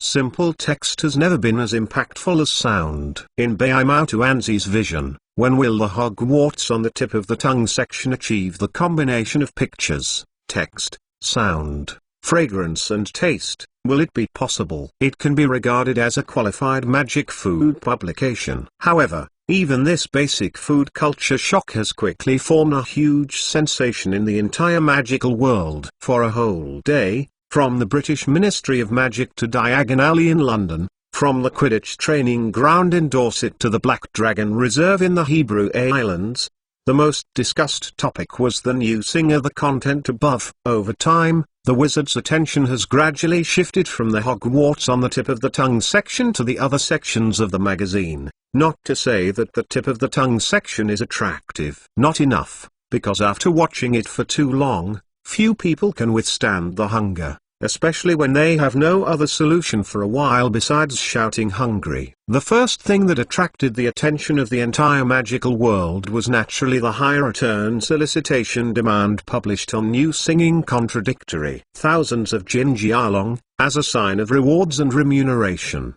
used an almost unreasonable way to destroy most people's literary youth and arrogance in the first place. If it weren't for Hogwarts, the joint preparation of the Magic School and the British Ministry of Magic, many people think this is just a bad April Fool's joke. Once a single article is adopted, the guarantee is 5 Jin Jialong's remuneration, which is quite good for the magic world with low prices. Not to mention, the PARC mechanism will be used in the next few issues of the solicitation for the whole Magic Society. As long as the content of the next issue is selected in the top 3 of the subsections, you can get at least 100 gallons and at most 1,000 cannons additional creative rewards. Under this kind of reward, many wizards began to elaborate on other sections, wanting to know how exactly this manuscript fee should be paid. What surprised the wizards even more was that in addition to the tip of the tongue section, which is full of pictures and texts, the quality of the content in the other sections of this magazine should not be underestimated. Most of the content quality is in magic, at the level above the core articles of today's mainstream journals. Compared with core academic weekly magazines such as Transfiguration Today and Master of Potions, the content published in the Into the Magic section is not only more practical, but also because the main contributors are all Hogwarts 5 to 7. The students in the grade are very kind and friendly to most ordinary wizards in terms of the difficulty of understanding the words and content. On the other hand, considering that this is the first time to tutor students to form a thesis, Professor McGonagall and Professor Flitwick, as the instructors, have generously and patiently shared many tips summarized in the teaching over the years, and joined them together in the articles of Percy and others. The gold content of the entire Into the Magic section has become extremely solid and stable. You know, anyone who can serve as the main professor at Hogwarts School of Witchcraft and Wizardry is definitely a large-scale existence in the field of magic today. After these professors have revised and compiled magic academic papers, whether it is both practicality and operability are at the top level. Even the most critical of textual research scholars on the course, at most they complained a little bit about the above terms are not so professional, and the content is too basic and simple. Only mediocre sorcerers will be interested in these simple knowledge. Moreover, after most people complained, the first reaction was to pick up paper and pen and start writing swiftly. After all, the Jin Jialong for this call for papers is so cute. Compared to what today's Transfiguration, the price given by New Singing Devil is really hard to refuse. After all, everyone still wants to eat of it. However, if it is said that the Into the Magic section has a good response among ordinary wizards and has been evaluated among high-end wizards, so this issue mainly focuses on the origin of the Hogwarts calendar and the exploration, discovery section, which directly uses the magic era as the timeline to write articles, can be said to be completely reversed, compared to most as far as wizards who saw the history of magic skip automatically. The remarks personally written by the original author of History of Magic, Bathilda Bagshot, undoubtedly caused an uproar in the entire field of magic history research. This year is 998 of the Hogwarts calendar, which is 1991 as the non-magical world says. This is the first sentence of the article by Bathilda Bagshot on the origin of the Hogwarts calendar. In all subsequent articles, except for this coordinate, all the expressions related to the year, unity has been replaced by the term Magic Era 30 or Hogwarts Calendar 30. If Professor McGonagall and others are similar to Nobel Prize winners in the field of Transfiguration, then Bathilda Bagshot's status in the field of magic history is equivalent to Stephen Hawking's in the field of physics before his death. Same status. Since the 1890s,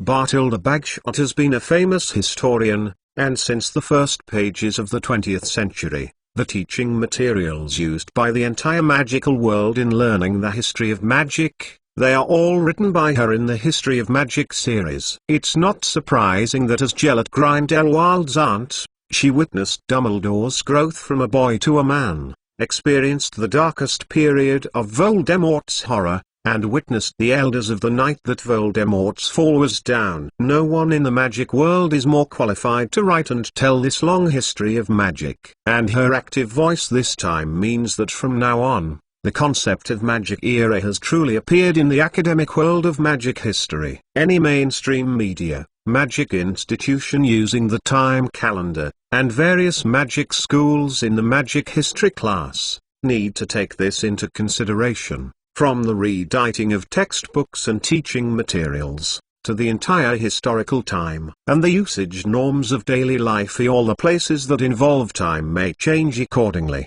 The most deadly point is that facing this era of magic that started from the time when Hogwarts was founded, it happened to hit other places in the magic world that are most worried about. Who has the most powerful influence? The wizarding forces of Hogwarts, based on this era of magic, might be able to permanently fix the title of Hogwarts first school in the magic world. Of course, it will take some time for this anxiety to ferment and derive. After all, whether it's the Boothbutton School of Witchcraft and Wizardry in France, the Durmstrand School of Witchcraft and Wizardry in Northern Europe, or the Ifamoni School of Witchcraft and Wizardry in the United States, it will take weeks or even several weeks to respond to this statement. Months later, by that time, Hogwarts may have more than just the reputation and long history that are difficult to accurately measure. In order to confirm the terms magic era and Hogwarts calendar as quickly as possible, Albus Dumbledore, played by Grindelwald, even emphasized it several times in the principal's office. The Ministry of Magic is required to issue a notice within this week, suggesting mainstream media such as the Daily Prophet and Witcher Weekly to start using the Hogwarts calendar to mark time. At the same time, with the help of some enthusiastic Hogwarts students, Bathilda Bagshot will also authorize and participate in the rewriting and reorganization of the book History of Magic, and strive to start the entire school year.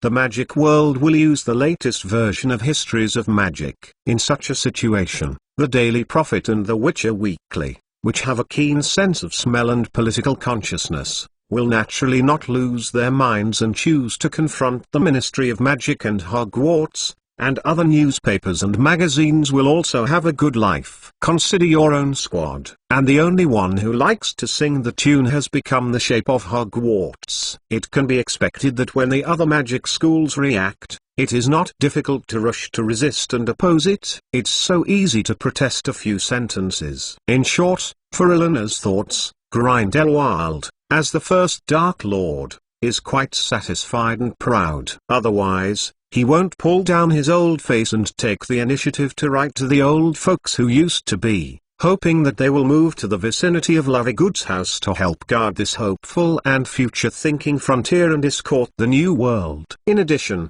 the responses of the other sectors used to make up the numbers are actually in the upper middle position. The redesigned Lovegood Look at the World has become one of the wizards' favorite stories in their free time. Among them, the absurd and open-minded stories are no less than boring to the boring magical world. The most comfortable lubricant. Not to mention, other than new singing and singing, people will never find another publication that will openly joking about the daily life of the Minister of Magic, and also writes all sorts of illicit materials about the Ministry of Magic. After preparing the books with the Ministry of Magic, people have quite different perspectives on these stories. Political dark humor and fantasy stories are always two of the three most popular sections in popular literature. As for the other section, considering that a large number of readers of this magazine are Hogwarts students, Elena chose to temporarily seal it, otherwise she might be angry by dang tomorrow. Professor Bledo hung at the gate of the castle to vent his anger. Not only that, the content on the two sections introducing the Hogwarts Secret Path and the magical creatures of the Forbidden Forest has also received a lot of attention, but the focus of people's attention and Elena's initial expectations do not seem to be quite different.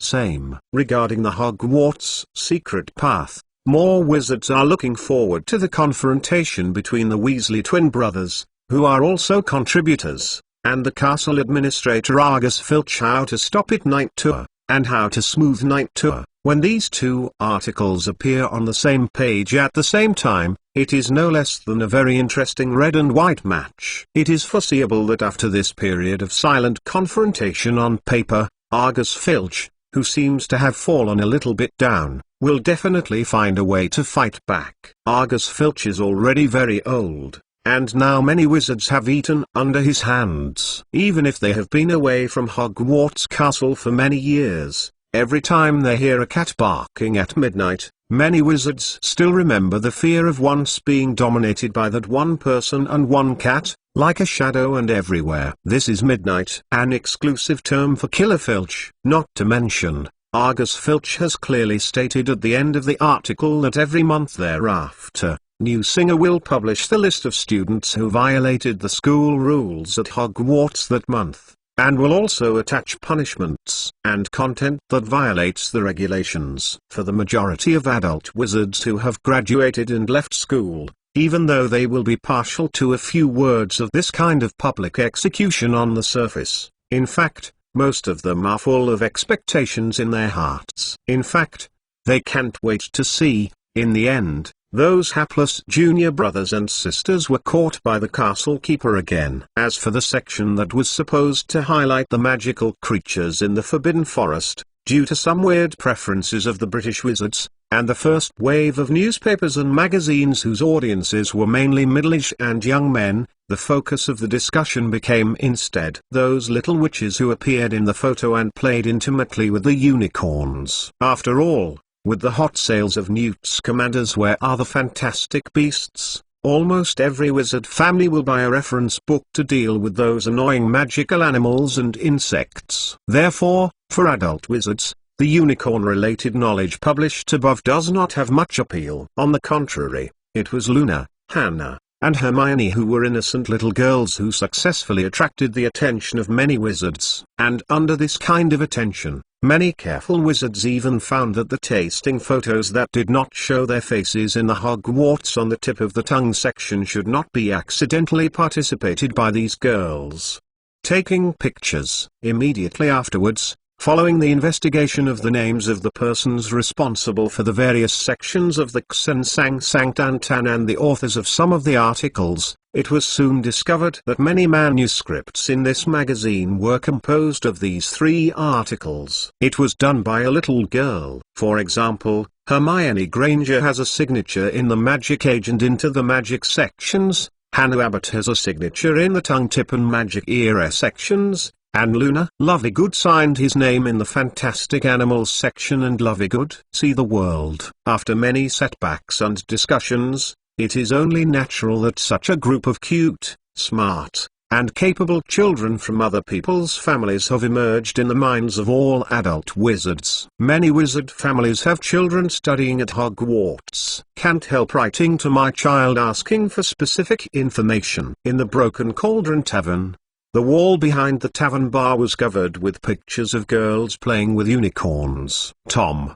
who has always been talkative, points to the photos behind him and introduces his niece with pride. Sometimes he even picks up the new singing devil that he puts on the stage and reads it. A gourmet copy written by Hannah. At the same time, in Hogwarts Castle, the impact and waves brought about by this new singing and singing contradictory are another completely different scene. Gwa. 5,000 words chapter. Ask Jang. Ask for monthly pass. Add bookmarks for easy reading. Chapter 422 Big Sailor Monthly Pass. A subscription. Hogwarts Castle. The new week begins again, according to Elena's plan from the beginning. The previous issues of New Singing and Singing all took the form of full precision placement. When every Hogwarts wizard gets up, he will touch a copy on his pillow. Brand new magazine. As a thoughtful little witch, Elena is very aware of the confusion the students had when they first woke up, and naturally she would not expect them to take the initiative to open New Singing and Singing. Therefore, when everyone opened their eyes and saw the Pillowside magazine for the first time, they all turned to the Hogwarts on the tip of the tongue section. The page of the Hogwarts breakfast graphic area 00 always adds up to dozens of delicious breakfast pictures. which will be the best way to get rid of the sleepiness of the little guys. Although in theory, in addition to the lucky Hufflepuff College, the children of the other 3 colleges may not be so lucky to be able to taste all the food in the magazine in the following breakfast, but it does not matter. Compared to the adult wizards outside the school, they can at least smell something. When Elena arrived in the auditorium, almost most of the students were holding a copy of New Singing Contradictory in their hands. While waiting for the breakfast to appear, they were discussing the above in a low voice. Of course, different from what the adult wizards are concerned about, the food section of the first part is directly ignored. For the Hufflepuff long table, this is just part of their daily meals. Compared with the cold pictures and texts that cannot be eaten or smelled, they can easily enjoy a more intuitive and delicious breakfast in a few minutes. As for the atmosphere of the other colleges, it's not as calm and pleasant as Hufflepuff. Gryffindor College, which has just ceded up land for compensation and even taken away compatriots, is undoubtedly the most melancholy group of people. Although in the section of Hogwarts on the tip of the tongue, there are several kinds of vivid introductions. Classic potato dishes. But, no matter how delicious the potato is, it still tastes like potatoes after all. Except for the few little wizards who went to work under the Ravenclaw Tower early in the morning to have a few peaches to eat, most of the Gryffindor little wizards could only face their potato feast with a frown. On the other hand, the little wizards of Ravenclaw, who have seized a small piece of potato enclave, and also produced a batch of hard-working Gryffindor migrant workers, will undoubtedly be much happier. Although it is still not as good as the little Hufflepuff wizards who are like winners in life, for the girls in Ravenclaw, they can enjoy fruits and vegetables that automatically grow without any effort, and occasionally they can taste them. Gryffindor College's characteristic potato dishes are already quite satisfying. You know, no matter how rich Hufflepuff's food looks, at least they have to work on the ground themselves. As for Slytherin College, which is located on the far right side of the auditorium, it is completely different from the other 3 colleges. Most of the dishes published in Hogwarts on the tip of the tongue, they none on the table. But from another perspective, the dishes that appear on the Slytherin long table will only appear on their table. Even the seemingly all-inclusive Hufflepuff Academy cannot enjoy their uniqueness. Those delicious. Therefore, for these elegant gentlemen and ladies, the food of the other 3 hospitals is nothing more than ordinary dishes prepared for the general public. But any house elf who can cook can make similar dishes. Only their great and noble Slytherin College can be qualified to enjoy special dishes like leek boxes, coriander beef cubes, cheese roasted durian, garlic bitter gourd slices, and spicy fried herring. Not to mention, only the people at Slytherin College know that they have actually added several magical dishes to their menu types. Theoretically only faculty seats can order magical dishes, such as stinky tofu, natto sauce. According to the Hogwarts Kitchen's explanation next to the menu, these kinds of dishes are produced only after special processing of some crops through time and magic. Apart from Hogwarts in the entire European continent, there is no other place to master this magical ingredient processing magic. After trying a few pieces of stinky tofu with suspicion, all the Slytherin wizards completely believed this statement. Gradually, the little wizards of Slytherin College gave a faint smile to the ignorant slander and slander of other colleges, and occasionally showed a somewhat unpredictable look of contempt and pity. Those students who, like dogs, only use their noses to judge whether they are delicious will never be able to grasp the essence of mysterious dishes like stinky tofu and natto sauce. This is the difference between Phoenix and ants. Wow, look, Slytherin and the others are eating shit again. No, I think they changed to smelly socks today. Hey, it's terrible, you see they are still sneering. Oh my god, am I right?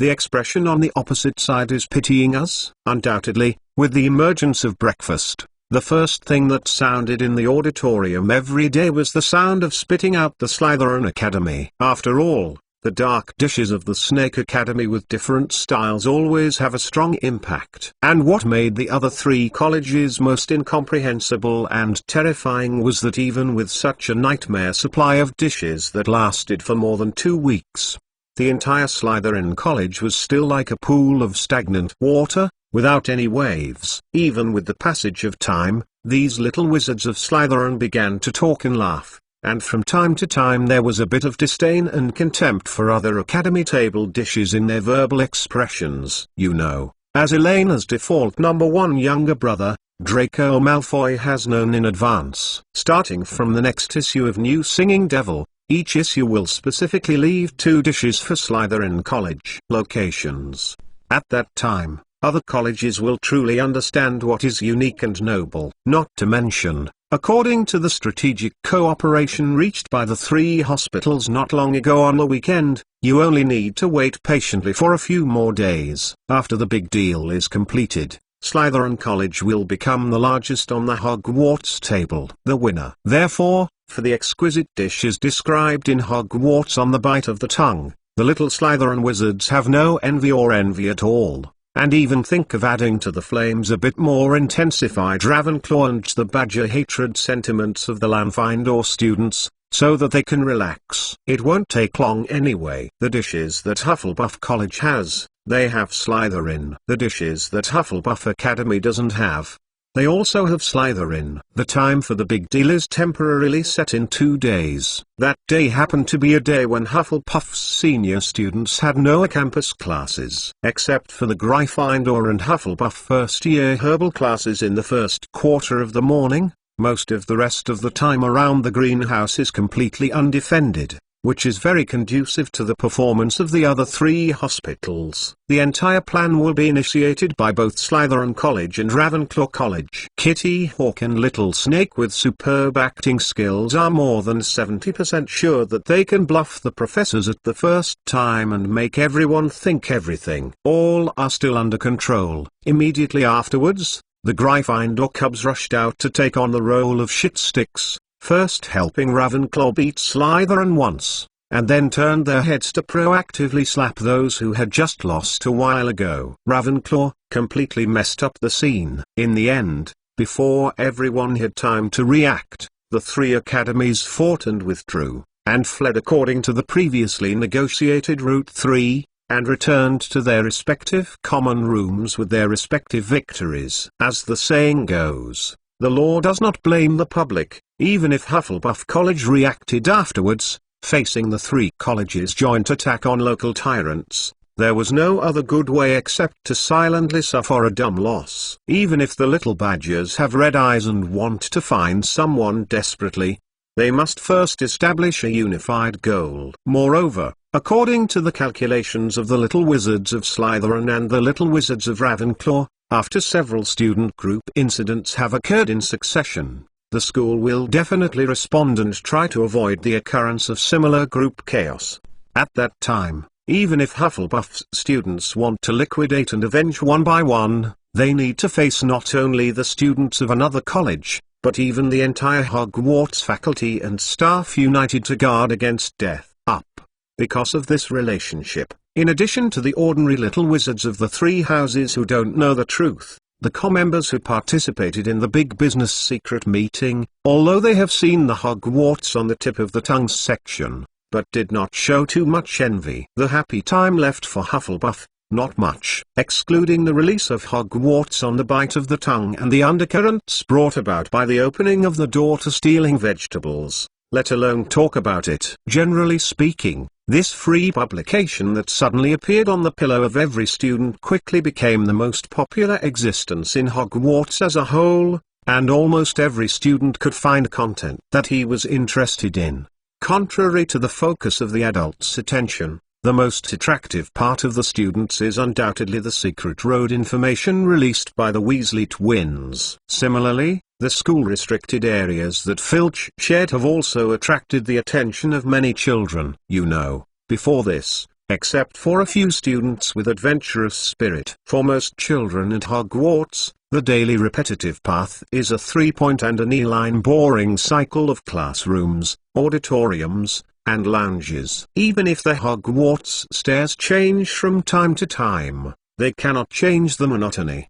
Ordinary. On the other hand, Luna, Hannah, Hermione and others who posted close photos with the little golden unicorn have become candidates for girls to take the initiative to talk and make friends. Almost every girl who saw Luna and others, the first sentence was to ask where to find those beautiful little unicorns, and what kind of feeling it was after holding the unicorn up close. There is no doubt that from Hogwarts grade 1 to grade 7, as long as it is a girl, it is absolutely impossible to refuse the charm of those cute creatures. You know, even in the magical animal class, due to the number of people, most of the little wizards will not have too much time to have close contact with magical animals. On the other hand, due to the content of the course, some rare magical animals usually don't often appear in students' classrooms. Many students at Hogwarts will be able to personally touch unicorns in 7 years. There may be only 1 or 2 lessons. Therefore,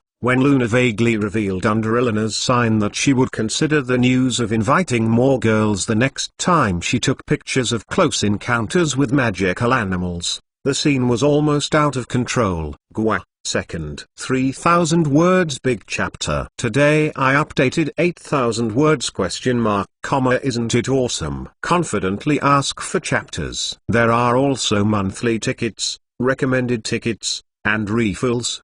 Grave accent!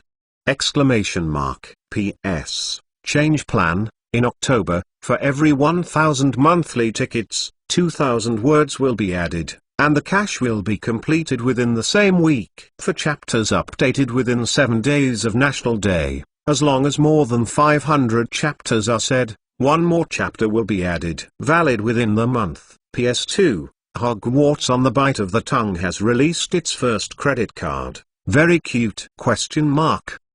Additional benefits are as follows. Apply for a VIP card, free 8,888 points. Free 180-day free card membership, free 300 yuan free gift package, free exclusive badge, free application for the first 500 pieces of each work card. Add bookmarks for easy reading. Chapter 423 Happy Hour. Seeking a monthly pass. Seeking a subscription. Girls nowadays, all they are thinking about are unicorns. If things go on like this, it is not a good sign. As a little angel of justice, he should find a way to sound the alarm. Elena glanced meaningfully at the Hogwarts girls around Luna, and a mysterious smile appeared on their faces. This time the object of close contact with the little unicorn does not mean that every time afterwards it's all. Why do these innocent children at Hogwarts always fail to understand this obvious reason? Of course, popularizing the knowledge of magical animals is one aspect. The most important purpose is to let those coquettish bitches who covet and approach her wings know that random chatting and slapping and feeding can trigger strange branch endings. As for the lucky little witch for the next intimate contact, it is natural to randomly select a few from those senior school girls who have been chatting with Luna, Hannah, and Hermione all day, and laughing very happily. After quietly taking out the little book and arranging the little witches who were asking when there was a chance to shoot magical animals next time, Elena turned her gaze to the faculty seat located in the innermost position of the auditorium. Although for Professor McGonagall and Professor Flitwick, the past few days have not been particularly pleasant and peaceful, but when they saw the printed article after their revision and guidance, they could not help but smile proudly.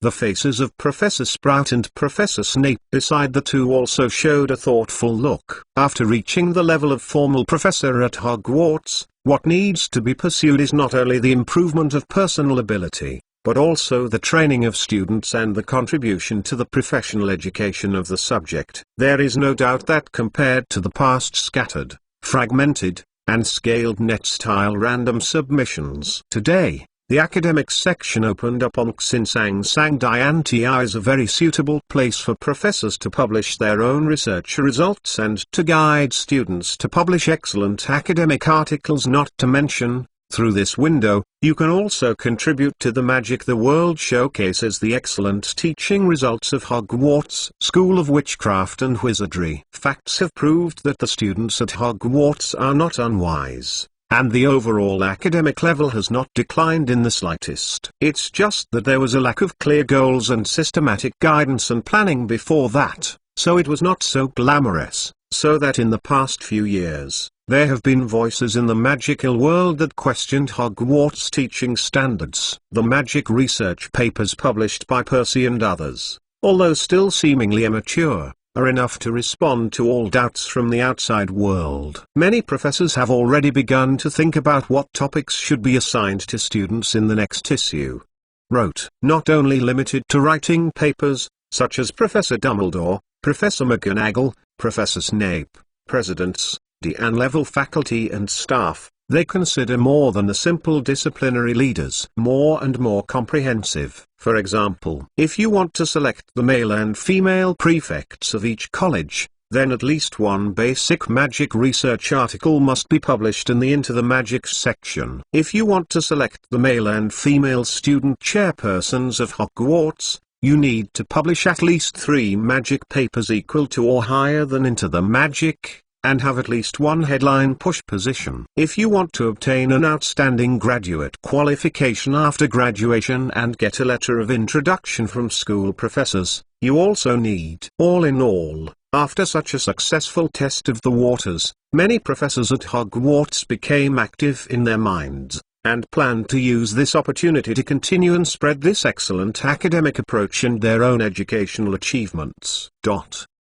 Regarding the new ideas of the professors, the little wizards haven't had much interest yet. To be precise, even if they know it, except for a few students who are obsessed with the prefect and the chairman of the student union, most of the little wizards will not feel that these things have much to do with themselves. After breakfast, the students began to follow the secret passage introduced by the Weasley twins and explored all over Hogwarts Castle, including the forbidden area that Filch had previously prompted, and there were also many courageous little wizards there, wandering around. Fortunately, however, because of the public execution right that Filch held, most of the little wizards just looked outside, and didn't really dare to go in Argus, as the castle administrator Filch can intuitively feel that since the release of New Singer, the little wizards are much more disciplined than before. And what makes Elena even more satisfied is that from the afternoon, someone began to notice her Easter egg section hidden in New Singing Devil, an introduction to the basics of elementary mathematics and interesting quizzes. The familiar and simple explanation of the problem of chicken and rabbit in the same cage instantly reminds people of the problems of this year's Eagle Ring. Since the beginning of this semester,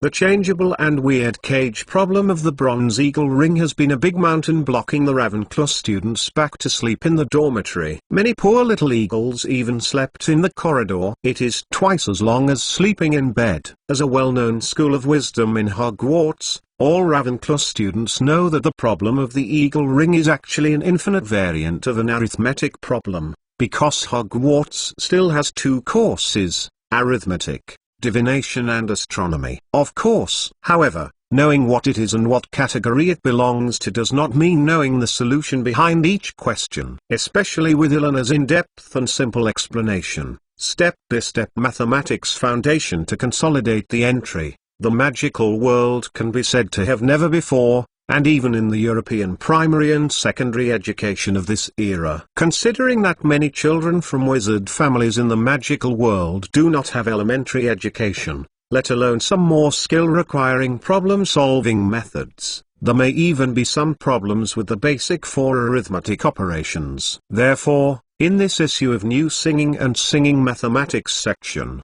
Elena specially spent half of the space on the page, and moved the entire 9 and 9 multiplication table to the top. As for the fun little knowledge link, it is naturally the same as the chicken and the rabbit gauge problem. For a time, this boring digital table content that seemed dizzy to other colleges and wizards became the most concerned content of every Ravenclaw student in the face of the temptation to go home. What alone horned beasts, secret roads, and food are all secondary. They have almost forgotten what the soft big bed in the dormitory looks like. This evening's Ravenclaw table is undoubtedly the happiest place in Hogwarts. Every little wizard has a smile of pure pride. Everyone enjoys the food in a relaxed mood and no longer has to think about tonight the question of how to get in. In addition, the 9 and in a 9 multiplication table full of mysterious beauty and mathematical rhythms has also become the most discussed thing among Ravenclaw students. Almost everyone bows their heads and reads a few silently from time to time and feels carefully. After the algorithm optimization, the essential leap in computing speed. However, this suddenly made the other 3 colleges somewhat inexplicable. Due to the difference between interest and college atmosphere, apart from Ravenclaw College, few children in other colleges can understand the fun of the digital maze like a book. You know, although the little guys at Ravenclaw would come up with some incomprehensible and philosophical words from time to time, but at least they still sound understandable human words, and this is less than half a day. The entire college has become a sea of mathematics enlightenment. You can hear it when you get closer, and from time to time, a little wizard is murmured in a sentence like a curse. 1 gets 1, 1 2 gets 2, 2 3 makes 6, 2 4 makes 8. It's not that Elena used any magic in the magazine. The main reason is that the calculation methods used in the magical world, or in Europe, were too weird. Normal addition and subtraction was fine, but when it came time to multiply and divide, the whole style of painting began to become cheerful. Whether it is the decimal binary multiplication formula table originated from the United Kingdom, or the decimal multiplication calculation method introduced from the East, it is usually the content that will not be exposed until after the college entrance examination A-level, and before that there are A-level called GCSE.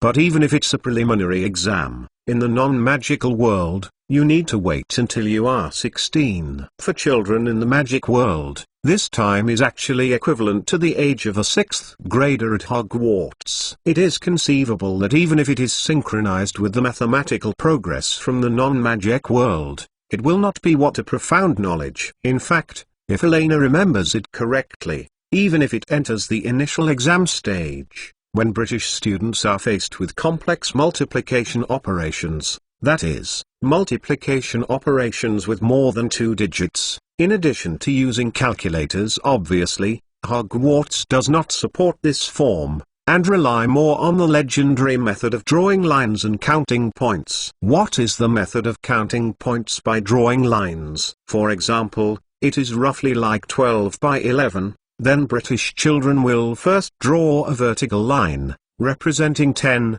and then draw 2 vertical lines, representing 2. 12 is like this, picture.jpg. Then draw 2 horizontal lines to indicate 11, picture2.jpg. Then start to find the intersection of these lines, counting from the lower right corner, and the intersection from the lower right corner to the lower left corner. The units are 1, 10, 100, 1000, 10,000. Picture 3.jpg. When counting the dots, if there is more than 10, just add 1 and mark it next to it. Therefore, 12 by 11 equals 132. Picture 4.jpg. In fact, this kind of algorithm called linear algebra pseudo may seem a bit fun at first, but for British children who hate rote memorization, they only need to know a few points. And there is no need to memorize complicated and difficult memorizations. Multiplication formula table. In fact, in the original work, when Harry, Ron and others were dealing with astronomy homework to calculate the trajectory of stars, the horizontal and vertical lines on the sheepskin spread out on the desktop were drafting multiplication. However, the only small problem with this method is that as the number expands or the lower half of the singular number frequently appears, just a few points can make people feel like dying. For example, 998 when things like multiplying by 777 happen. Perhaps in the eyes of the little lions in Gryffindor, happily drawing a few lines is still the most comfortable way of calculation. However, for the Ravenclaw students who have a higher pursuit of wisdom and skills, the knowledge that is similar to this kind of algorithmic which can solve more cumbersome problems and find the correct answer more quickly, is undoubtedly the most fascinating. At least one of the most obvious changes is that as long as they have mastered from now on, whether it is arithmetic, divination or astronomy classes, their Ravenclaw will leave the students of the other 3 colleges far away, whether it is calculation speed or is the calculation accuracy. In this way, in a joyful atmosphere, the little wizards of Ravenclaw talked quietly, while silently carrying the 9 multiplication table, while leaving the Hogwarts auditorium briskly. Everyone looked at them in both flashes of reveries about a better future. Very good. It seems that Ravenclaw's little eagles have already tasted a little bit of sweetness. Elena glanced at the Ravenclaw students who were addicted to the charm of mathematics, and the corners of her mouth rose slightly happily. In the next time, she will secretly ask the house elves to go to Ravenclaw College next to the Eagle Ring to update some question banks. But the overall difficulty is constant and can be solved by the multiplication table of 9.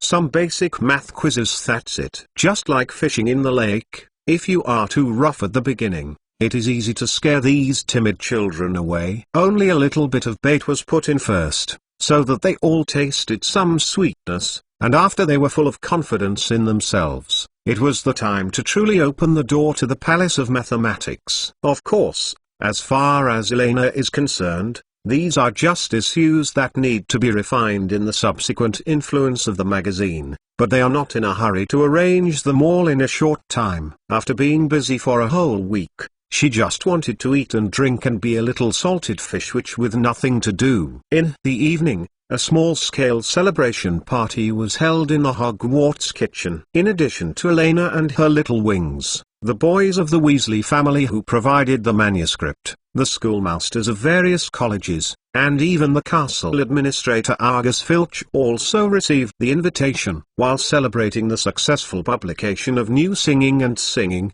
Elena also paid the author's remuneration on the spot. This week, accompanied by the aroma of barbecue, the fragrance of butterbeer, and the nice sound of Jinjialong Ding Dong, even Argus Filch, who has always been full of stern face, gave a rare smile. He has been an administrator at Hogwarts School of Witchcraft and Wizardry for so many years, and he has never been so concerned by the magic world. More importantly, Elena Castellana's shot is too generous. With so much extra income, he can finally consider buying a new set of cat toys and cats for Mrs. Loris. The litter box and cat litter are out. Of course, there is another reason that the skewers baked by Elena are so fragrant. Most people are in a good mood in front of delicious food. As an adult, Argus Filch is like this, not to mention those little wizards who have not graduated. Everyone is very excited, even Percy Weasley, who has always been steady,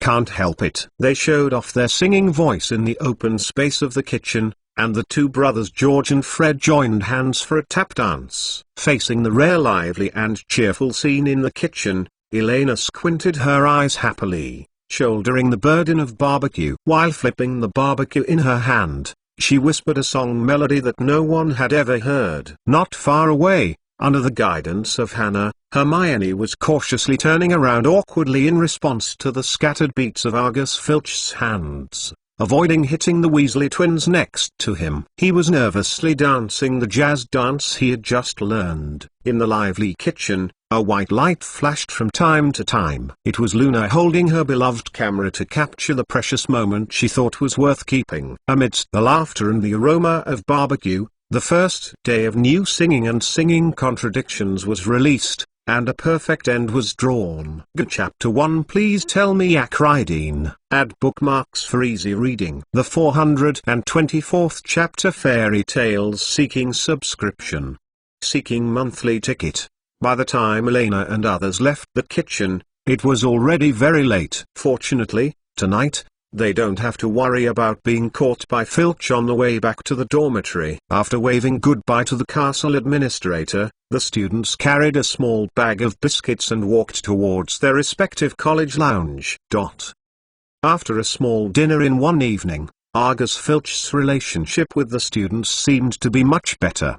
The expression on the old man's face was not as serious and rigid as before. and even his most disliked Weasley twin brother in these years waved goodbye to him, and he nodded slightly in response. In fact, this is not surprising. At the current time, George and Fred can only be regarded as annoying, far from being hostile. After all, the Weasley brothers have just spent their second year at Hogwarts. What's more, perhaps among these few Hogwarts students, the Weasley twins are indeed the most troublesome combination, but for Argus Filch, it's definitely not counted the most difficult.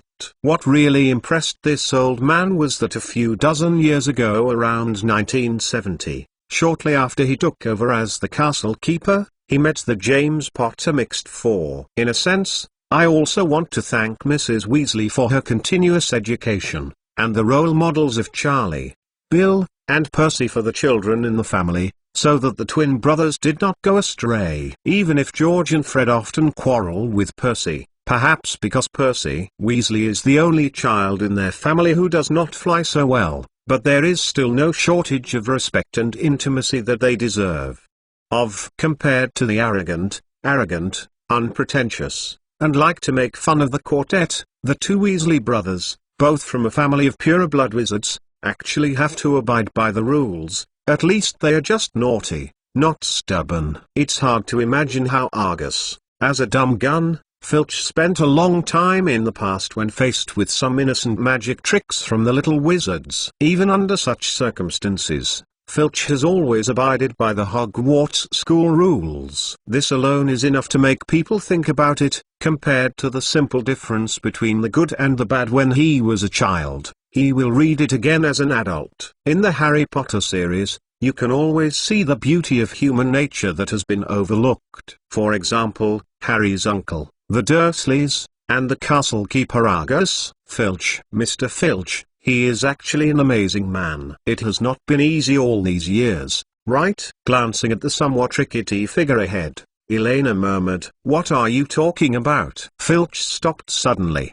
The old man didn't seem to hear clearly, and after a few seconds, he frowned and asked, "Nothing, Mr. Filch, good night." Elena shook her head slightly, turned around, took Luna Laura's hand and walked towards the Hufflepuff lounge. "Ahem, go home early. If I find you guys wandering around the school at night, don't think I will be online." Under the torch, Argus Filch's shadow was pulled along. Mrs. Lorris's small figure jumped out from nowhere, squatting at the feet of the old store castle administrator, watching the little wizards gradually leaving around with a vigilant face, as if ready to start tracking at any time. Elena glanced at the Maine Coon cat that seemed to be fatter, and the corners of her mouth were slightly cocked. It seems that these days Argus Filch does have the knowledge of raising cats that she said before. Go to you, oh Mrs. Liz improves her food. Sure enough, only after growing up can you understand and cherish the beauty of fairy tales. It's a pity that most people are not so lucky to be able to go back to the beautiful fairy tales once again. This may be the sweetest night Elena slept after entering Hogwarts. She didn't have any more dreams all night. With the smooth release of the first issue of New Singing and Singing, whether it is the magical food kingdom based on Hogwarts on the Bite of the Tongue, or the academic magical ivory tower from Into the Magic, all the processes are beginning to get on the right track. On the other hand, after a few weeks of magic learning, Elena is also convinced that her magic talent, as well as learning and mastering magic-related knowledge, is not weaker than the learning ability of any top wizard. And a few months later, the Gringotts Teddy Bear Raiders, after Gellert Grindelwald took the initiative to join, the whole plan suddenly became a lot more reliable and practical, which made Hogwarts in the future. The upper limit of the influence that can be exerted is higher than expected, and the fault tolerance rate of the plan is also higher than that. As for a certain ugly ghost who is behind the head of the Defense Against the Dark Arts professor, who has repeatedly withdrawn from the Demon King chat group because of his excitement, I'm sorry, Elena has never felt anxious because of this factor from the beginning. When I woke up, the sky was just getting bright outside. Elena turned her head to look at the little badger alarm clock beside the bed, and sighed rather complicatedly. As always, the time was less than 7 o'clock. Not surprisingly, the biological clock she deliberately cultivated in the orphanage over the years in order to make breakfast for the other children can't be reversed in a short time. I don't know if the priest and father had it after she left. Continue to supervise the children to practice a set of math learning exercises every day, and then recite an excellent poem. At this moment, Elena suddenly heard a rustling sound coming from her side. Elena turned her head, and in the dim light, she met a pair of big bright eyes. Luna was also awake. Well, now Elena has no last reason to persuade herself to continue sleeping. After staring at each other with Luna Lovegood for 10 seconds, Elena raised her fingers, and quietly pointed to the clothes on the side of the bed. The two silently put on wizard robes and walked through the quiet. The Hufflepuff dormitory walked out one after another. Hogwarts Castle in the early morning was extremely quiet. The armors on both sides of the corridor were sleeping, and no one could be seen. Elena took Luna by the hand, and after walking aimlessly in the castle for a while, she suddenly realized what was wrong, stopped abruptly, and looked at the little Leo who had been quietly looking around with a smile on her face. "Lee, want to see the sunrise, Luna?" "Okay." I also thought, so that, can you take me to Ravenclaw? I don't know the way. And, do you know where we are now? You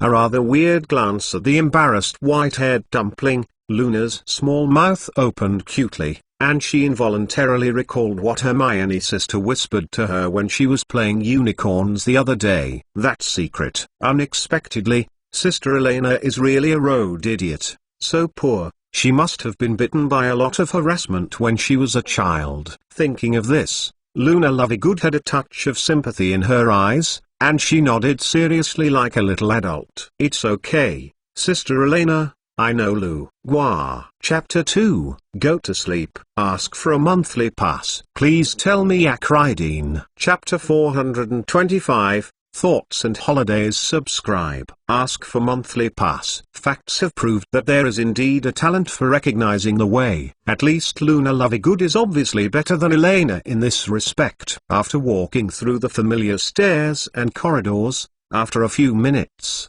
Elena and Luna had reached the front of the large stairs leading to the Ravenclaw common room on the 6th floor of the castle. "We are here, Sister Elena." Luna stopped, turned around and said calmly, "Hey, it's so close. I always thought it would take a long time to walk." Elena raised her head and looked at the stairs in front of her and sighed. The embarrassment on the Beimautuan's face had long since disappeared, and she turned into an indifferent look on her face. Anyway, it's not a big deal to be embarrassed in front of her little wings. Thanks to the fun knowledge of Chicken and Rabbit in the Cage published on New Singing and Singing, the Ravenclaw common room finally arrived once, and the corridor on the 6th floor this morning was finally wrapped in sky blue. The poor figure sleeping in the sleeping bag. Going up the big stairs, there is a small semicircular platform. Opposite it is an old polished wooden board with an eagle-shaped bronze door knocker for questions. The little wizards of Ravenclaw usually answer questions and enter here.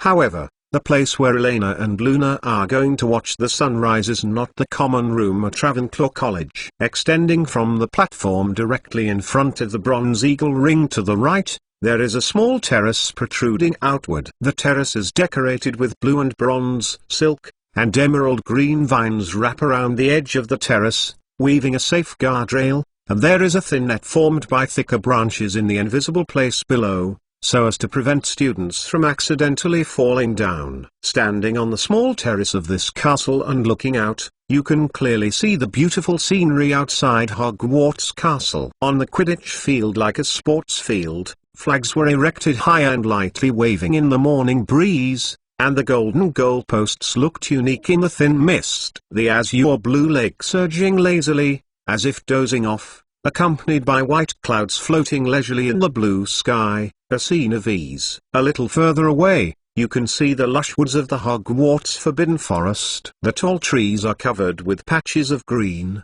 which obscures the curious eyes, and looks a little mysterious. Follow the green of the Forbidden Forest to spread out, and finally connected to the silhouette of a distant hill. A breeze blew, and the morning sun slowly climbed up from the horizon at the edge of the forbidden forest. The golden sunlight passed through the early morning mist and poured onto Hogwarts Castle, falling on the faces and hair of Elena and Luna. On the body, a beautiful still landscape is formed. After the two quietly watched the early morning scenery for a while, Elena turned her head slightly, looked at the little fairy who was full of ethereal aura, thought about it and asked to break the silence. "Are you homesick, Luna?" "One thing, after all, if Dad is at home alone, he might not have breakfast on time." Luna nodded, looked at the lake in the distance without focusing, and replied softly, "Although I came to Hogwarts a year earlier than he imagined, Dad should be able to adjust quickly. I'm just worried about whether Dad can be busy alone after some singing." And singing was revised. The expression on Elena's face froze,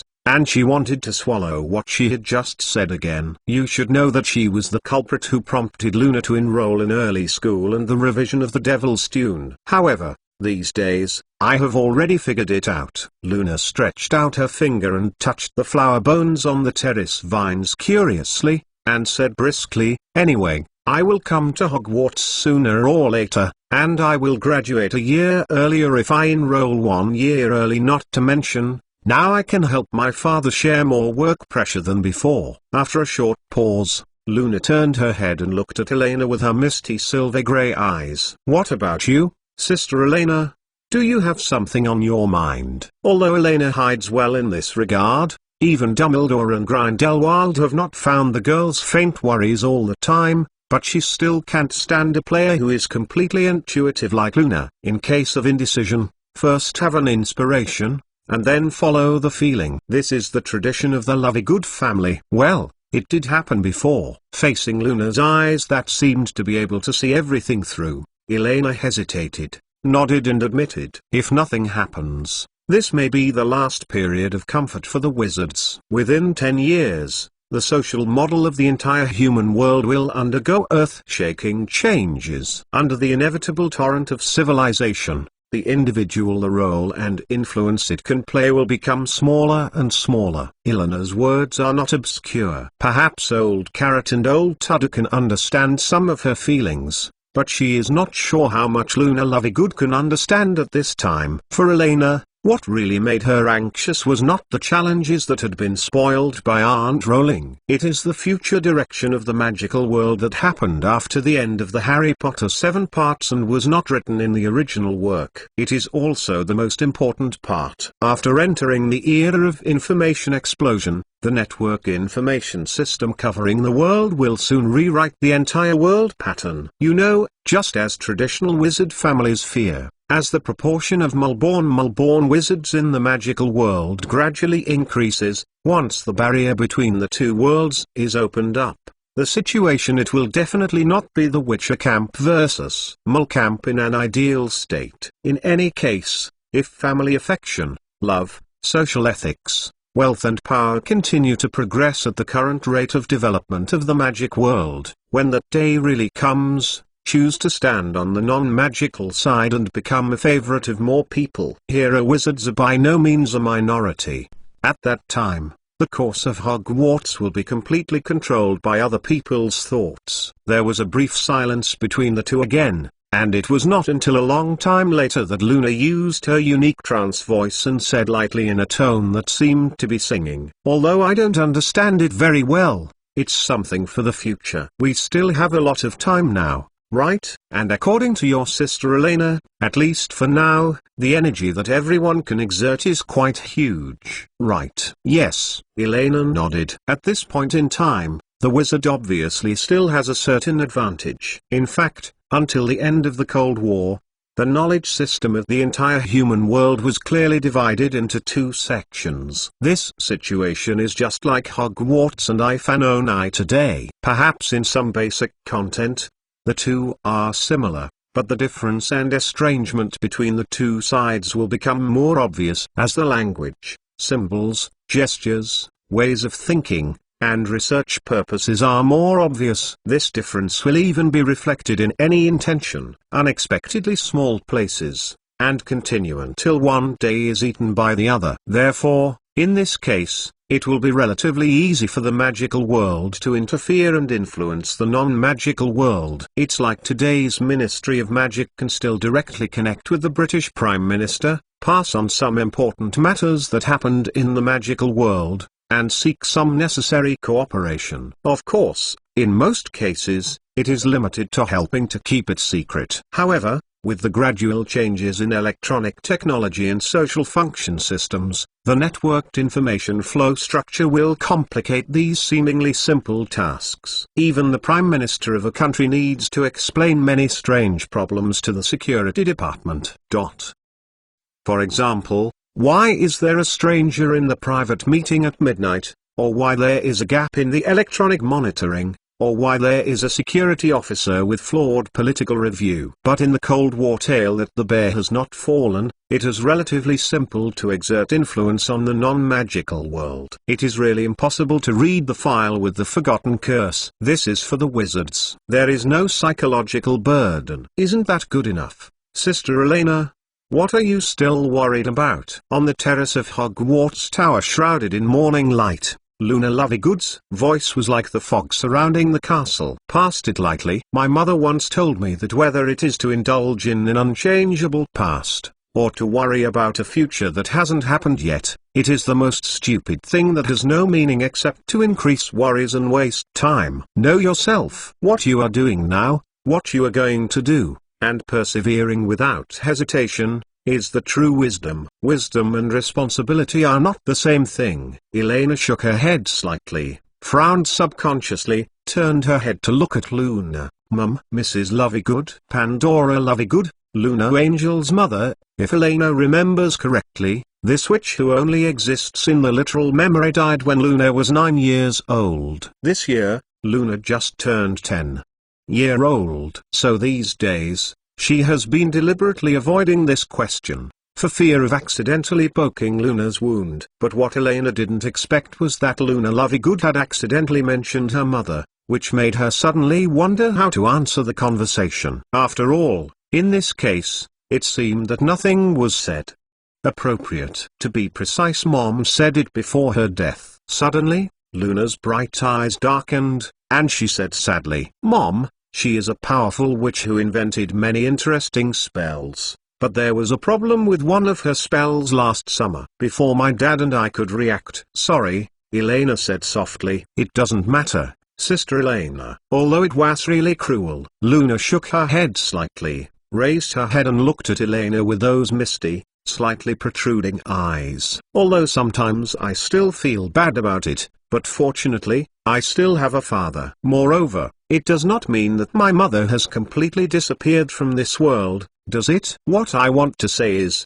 although I don't understand what you are worried about, Sister Elena, you are definitely not alone. Professor Dumbledore, Mr. Otto, Mr. Filch, Hermione, Hannah, even if there are really troublesome problems in the future, we can help you. Maybe, Elena said uncertainly. When the ideas of the two parties conflicted, she doubted her ability to persuade the two elderly people. Especially, when the continuation of Hogwarts is no longer a fetter that binds the common interests of both parties. Then what else can be used again to restrain Elena, who is no longer an ordinary girl? It's not maybe, it's certain. Luna turned her whole body around, obviously a few months younger than Elena. At this time, the serious expression on her face looked like the sister of the white-haired dumpling, and she said seriously in a very short tone, Believe your friends around you, maybe they can't do anything earth-shattering, but they will constitute many ordinary, almost negligible but indispensable details. This is your welcome message from Hufflepuff College. I think this sentence it makes sense. Do you think that after thinking too much about things that you shouldn't worry about, you are already very well now? This stupid wing clearly doesn't understand anything. Elena shook her head quite amused, and was about to refute a few words. Her eyes touched Luna's serious eyes, and the words that were about to slip to her mouth suddenly swallowed. The two looked at each other in silence like two grudge-fat chickens. Luna has a stubborn and calm smile on her face. Even if she doesn't know what Elena is carrying, it will affect hundreds of millions of people, 1 billion people, and even 2 worlds in the next few months. Important plan. However, even when faced with Luna's questioning that the donkey's head was not right to the horse's mouth, Elena did not know what to say and how to think about it. Maybe she should give herself a vacation for a while and also give Hogwarts a vacation? Thinking about it carefully, this was only more than 3 weeks after school started, and she had already tossed too many big things. So for the next week, I will temporarily focus my energy on school and new singing contradictory. Without her troubles, Hogwarts will surely calm down temporarily and return to that kind of stability in the time of class. Well, okay then, I won't think about it so much. Starting this week, I will concentrate on being a good student and cook well. The common first-year student, Hogwarts, who has a good code word. The chef and the editor-in-chief of the magazine are ready. In the end, even Elena couldn't help but spit out her tongue unconsciously. Has the title and job that she couldn't put down has been such a long list. Elena stood up and stretched out comfortably against the golden morning glow. After Luna's enlightenment, the heavy anxiety that had originally weighed on Elena's heart seemed to be relieved a lot. Let's go, Luna. Time is almost up. I should go to the kitchen to supervise them to finish their breakfast today. Finally, I glanced at the sparkling big lake outside the castle. Several plump big herrings just jumped up from the lake surface, seeming to herald a future full of hope and vitality. Well, I was suddenly a little hungry. Boom. Gua. Chapter 1. It's still a 4,000 word chapter. Gua. Fat Chicken has been insisting on it for 11 days. It's incredible. It's not the same if there is motivation. A major decision will be announced in a few days, although many fat chickens in the group may already know it. Chapter 426. Peaceful Days. Subscribe. Ask for monthly pass. Well, I don't want that much for now. Go for food. After touching her deflated belly, Elena's eyes gradually became firm, and she nodded vigorously. And the place that is easy to fill up now is naturally the Hogwarts kitchen that has almost become her shape. Although she has already lost someone once, Elena still wants to try to struggle one last time to restore a little bit of dignity that belongs to her elder sister, based on the principle that she can lose one less time. In any case, Luna will no longer be able to help guide the way from the Ravenclaw common room back to the Hogwarts kitchen. Elena cleared her throat slightly contrivedly. After seeing Luna's attention, she turned and walked to the door of the Ravenclaw common room. She raised her hand and snapped her fingers gracefully, facing the air. The empty air said softly, "Where is the person on duty today? You can come out now. Take me to the Hogwarts kitchen." Snapped. There was a slight explosion in the air. The next moment, a house elf covered in brown and green with a Hogwarts tea towel on his chest appeared in front of Elena and Luna, bowed respectfully, and replied in an extremely standard voice, "Chef, the Hogwarts kitchen has completed all the preparation processes and can start cooking at any time." After several weeks of training, the house elves in Hogwarts kitchens have become more and more standardized. Before they speak and behave, they reveal the appearance of a star restaurant chef that Elena is particularly familiar with. Very good. Elena squinted and nodded in satisfaction, and reached out to Luna behind her. The little dumb hair on her head jumped triumphantly and said with a smile, "Luna, are you hungry? I'll take you to breakfast." As for the question bank of the Bronze Eagle ring, don't rush to update it for now. As the saying goes, only if you have it and then lose it, will you know how to cherish it. Let the Ravenclaw kitty understand the softness and comfort of the big bed in the dormitory. When facing math courses in the future, they will pay more attention to harmony hard work. In the next 3 days, Elena finally experienced the taste of ordinary campus life. Although compared to other first-year students, her daily schedule is still quite busy, but she is no longer full of uncertain and unexpected situations. Most of the things are like gears that are closely biting together, rotating smoothly and precisely. Regarding the review of New Singing Contradictory, it was not as heavy as Elena originally imagined. Mr. Lovegood sent a letter on Monday afternoon, stating that a group of elderly enthusiastic readers who do not need remuneration have come near his home. who can help review and screen the submissions of the new journal. Needless to say, Elena is also can guess where the old people migrated from. Jiang is still hot as the first Dark Lord from the Wizarding War, Gellert, who has witnessed too many conspiracies and dirty tricks. Grindelwald is indeed more thorough than her in speculating on human nature. Much for such a group of elite saints who have survived several Wizarding Wars. If they are alone, perhaps Voldemort's Death Eaters can rely on their youth to gain the upper hand, but once the number is expanded to multiplayer squads, at that time, then the ending is mostly unilaterally crushed. Not surprisingly, Xenophilius Lovegood had probably guessed the true identity of these foreign old people, but for him, who had already been tied to the chariot, the truth of these things was no longer true. So important. Even if these ancestors said that they grew up watching singing and singing since they were young, and now they want to come over and help out, Xenophilius can only smile and nod to recognize it, can to run away. They couldn't beat it again, and even when the alarm was useless, it was natural that they just said what they said. With the addition of such a group of experienced and skilled manpower, the work of Elena and the others in the school was naturally more than half easier at once. Apart from taking a few food photos every day, there is not much to worry about. In such a relaxed rhythm of campus life, as a transfer student, Luna Lovegood quickly integrated into Hogwarts School of Witchcraft and Wizardry, and almost became the favorite of Gryffindor College.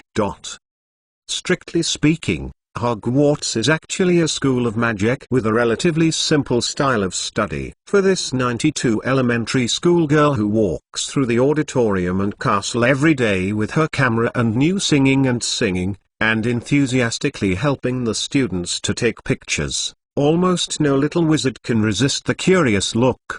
Big eyes. Of course, occasionally there are still a few guys who don't have long eyes. It's just that usually before Elena takes a shot, she is already attacked by a group of senior students who are embracing her. This makes Elena, who has been eager to show her skills, very helpless due to the constraints of the oath on her left hand.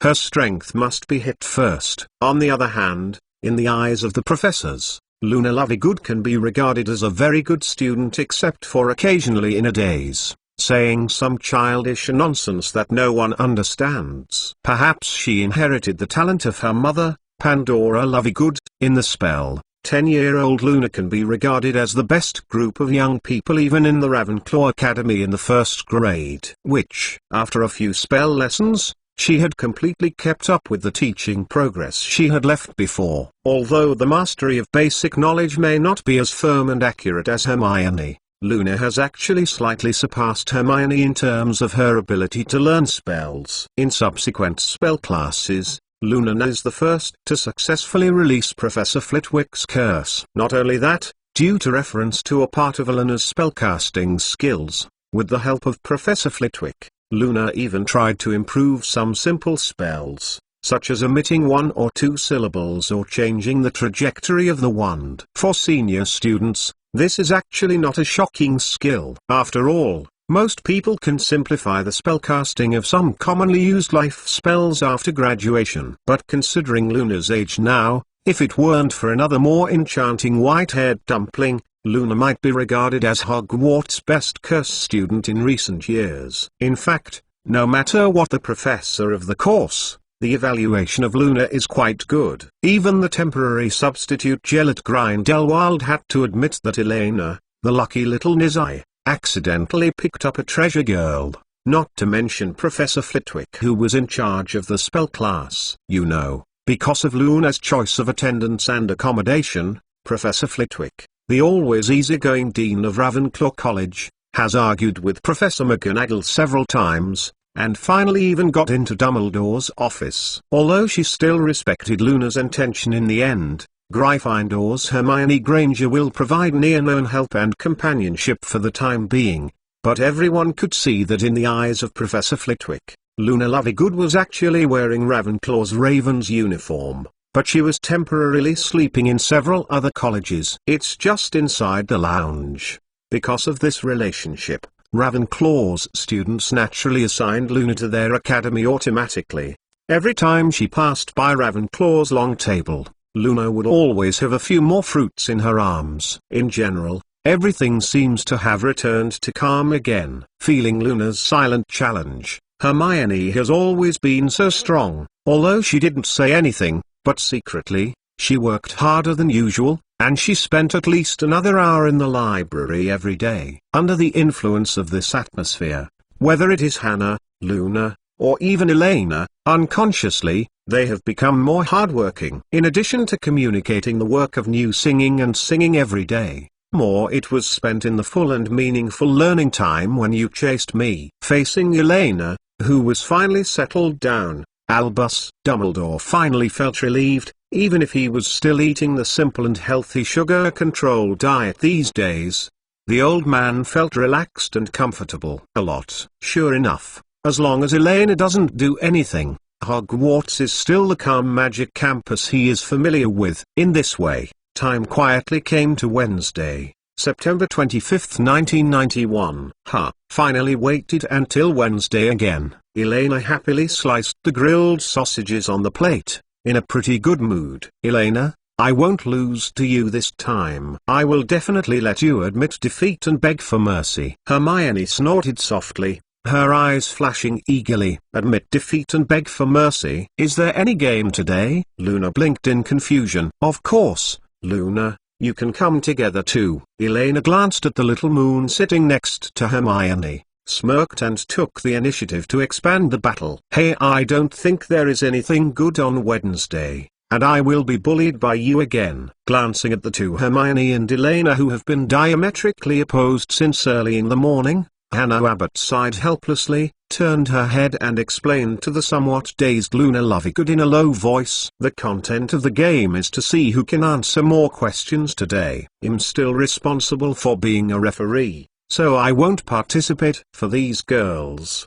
every Wednesday is undoubtedly the most special day. Because it was only on this day, they arranged all classes together throughout the day. Instead of staggering classes from time to time and attending classes with the little wizards from the other two colleges as they did in other days. After several weeks of familiarization, Elena, who was originally a little stiff in the Defense Against the Dark Arts class, was completely relieved, and began to boldly raise her hands to ask questions, or take the initiative to answer questions raised by Quirrell in class. I have to say that one of Umbridge's comments in the original book is actually somewhat reasonable. From the perspective of teaching quality and attitude, although Professor Quirrell deliberately stutters a bit, overall it is quite good. In order to conceal his true purpose as much as possible, Quirinus Chillo truly did not impartiality in the classroom, just quietly being an ordinary Defense Against the Dark Arts professor who guarded himself and worked hard. Whether it is the interpretation of the content in the textbook or the coping methods of some common dark magic creatures, although Quirrell does not have many bright teaching activities, it can be said to be impeccable from the introduction of basic skills. This is not surprising, not to mention Voldemort's rich and profound knowledge reserve. Quirinus, who graduated from Ravenclaw, was originally invited by Dumbledore because of his talent and reputation in the magic world, became a professor at Hogwarts. In fact, from the perspective of time, Professor Quirrell can be regarded as half the person who has broken the curse of the Dark Defense professor who can only serve for 1 year. Judging from the resume of Hogwarts faculty, it is strange Professor Lowe actually joined Hogwarts since the last school year as a professor of Defense Against the Dark Arts. It's just that at the beginning of 1991, Quirinus Chillo applied to the school to take a 1 year leave of absence, wanting to spare some time to accumulate practical experience in Defense Against the Dark Arts. When he returned to Hogwarts and continued to teach, everything changed. Of course, Professor Quirrell's future is not within Elena's consideration. For Elena, whose interests are paramount, she only needs to know that it is the easiest way to score points by answering questions in the Defense Against the Dark Arts class. It's okay, you know, facing a stuttering professor, the biggest point of scoring is actually that you can rush to answer, or take the initiative to help the professor fill in the content that he has not had time to say. After all, it is difficult for you to distinguish when it is. Ask, when did you deliberately wait for the students to answer, right? But I don't count as a bonus for answering questions. After hearing Hannah's explanation, Luna looked at Elena hesitantly and whispered. Although that said, from Luna Lovegood's equally eager eyes, Elena knew very clearly that Luna was really interested in such an interesting knowledge question and answer competition. It's okay, Hannah is the referee. We don't count the extra points, but the absolute value of the correct answer to judge the winner. As for the final rewards and punishments, it is the same as before. The winner takes all, and you can specify the loser. The two are going on a big adventure, or to be honest, I have no opinion. To Anzi, you must lose this time. Recalling the last great adventure, Hermione's cheeks flushed unconsciously, and she bit her lip in response. Well, I'm going to join. Luna looked at the two of them, thought for a moment and decided to join Altdorf. I don't know what the specific adventure or truth means, but it seems very interesting. It's over. These two little girls are going to give it away again. Hannah helplessly patted her forehead, but fortunately, as the referee, she only needs to watch the play quietly. What if a miracle happens? Ahem, ahem. At this moment, a deliberate cough came from the girls, interrupting Hannah's thoughts. I don't know when, Professor Snape has come behind them, seemingly wanting to say something to them. Chapter 2. It's still a 4,000 word chapter. Today is another 8,000 word update completed. Confidently ask for chapters and say, ask for monthly pass. Hogwarts on the bite of the tongue has released its first credit card, which is very cute. Additional benefits are as follows. Apply for a VIP card, free 8,888 points, free 180-day free card membership, free 300 yuan free gift package, free exclusive badge, free application for the first 500 pieces of each work card. P.S. Don't worry if you encounter a reminder card fee, you can enter the entire subscription group to find the fat chicken reimbursement. The 427th chapter, Darktide Seeking Subscription Acridine Seeking Monthly Pass. Snape didn't deliberately want to eavesdrop on the little girl's conversation, although in fact, he has been standing behind Elena and the others for a while, but frankly speaking, he just wants to find a gap between the girls and ask Elena to tell him something alone. But after waiting for a while, Snape had not been able to find a suitable place to interrupt, and the four girls who were paying attention to each other didn't even notice the appearance of him walking over. In desperation, Snape had to clear his throat, expressing his presence. Otherwise, if you wait like this, the students around will think he is eavesdropping. Right? That would be too bad. Noting the potions professor who suddenly appeared behind him, Elena and the others who were chatting instantly stopped talking, turned around one after another, and looked at the wizard who seemed to have something to say incomparably obediently. After getting along these days, Snape still had the same cold face that hadn't changed for thousands of years. Moreover, he taught the students some basic cooking skills and knife skills in the classroom. Snape still habitually ridicules him from time to time, but the students don't hate or fear him much anymore, especially the first-year freshmen headed by Elena. After all scolding, the points are deducted and the points are deducted. The simple demonstration dishes made by Professor Snape himself are really quite good, and they are obviously higher than the streamlined Hogwarts kitchen.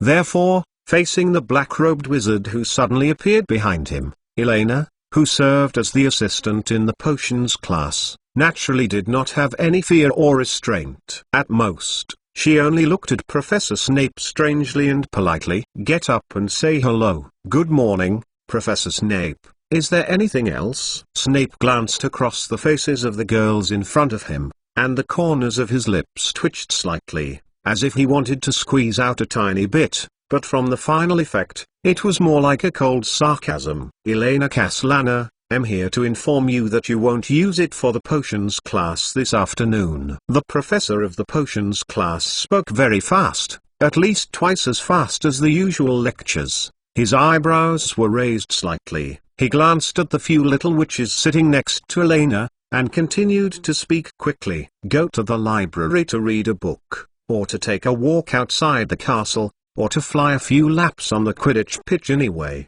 Don't let me see you in the classroom this afternoon. And, this one is for you. After a short pause, Snape took a small glass bottle from his black robe and placed it on the edge of Eleanor's table. 10 drops at a time. You know how to use it? After speaking, Snape pursed his thin lips again, glanced at the girls who were close together again, turned around and left the edge of the Hufflepuff long table without stopping, toward the underground classroom. Go in the direction of, "Hey, Elena, what's this shrinking potion D?" Hannah curiously reached out and picked up the small bottle that Snape had placed on the table, and read the label on it in confusion. Blinking her eyes unclearly, the little Tainu turned her head and looked at the white-haired dumplings that were a little shorter than her, and then looked at the bottle in her hand, her face filled with puzzlement. "Shrunk Elena, you didn't well. I mean, if you use it again, there will be no pain, okay?" Eleanor's eyes were fierce,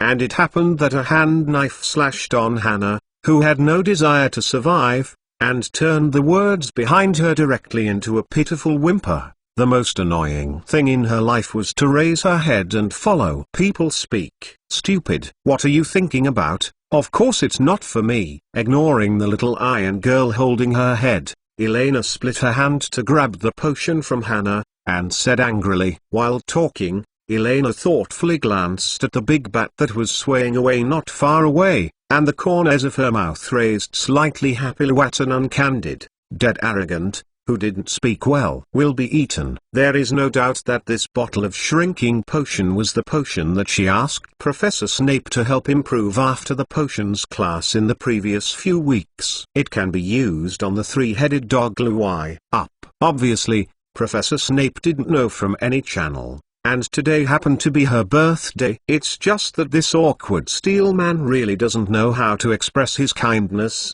even if he wants to give her a holiday to have fun. He speaks as if he is angry and rushing people. As for the itinerary for this afternoon, Elena threw the small bottle in her hand. "Or let's go to play next to the Forbidden Forest this afternoon, and I will introduce you a cute little guy. It's a rare birthday. If you really just stayed in the library and read a book, it would be too sad." As the chef of Hogwarts and a little witch who loves nature, how can we embrace, touch, and blend with nature up close on this memorable day? For example, walking the dog, teasing the eagle, making a few skewers, grilling a few big herrings, and so on. Soon, the breakfast time is over. The students picked up the textbooks, left the table in twos and threes, and scattered towards the corners of Hogwarts Castle. As usual, as the students left, the professors in the faculty seats stopped talking, smiled and nodded to each other, then left the auditorium through the side door and began to prepare for a new day of classes. For Albus Dumbledore, these few days are undoubtedly the most comfortable and peaceful time of this semester. It turns out that Hogwarts is still the ordinary campus he is familiar with. As long as he looks at the source of the trouble, everything will be solved naturally. Even, in order to ensure that Elena would not provoke another moth this afternoon,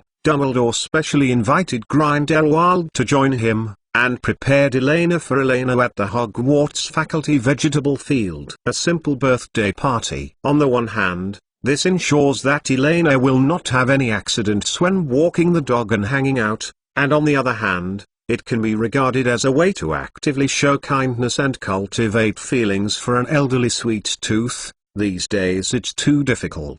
So after breakfast, Dumbledore took Mr. Otto and left Hogwarts Castle. They were going to Diagon and Gringotts to see if there was anything suitable as a birthday present, and there would be none. Something dangerous. However, what everyone didn't notice was, after the breakfast of this day, the prefects of Gryffindor, Slytherin, and Ravenclaw, who were supposed to be scattered around, inadvertently gathered together, blinking and whispering about something.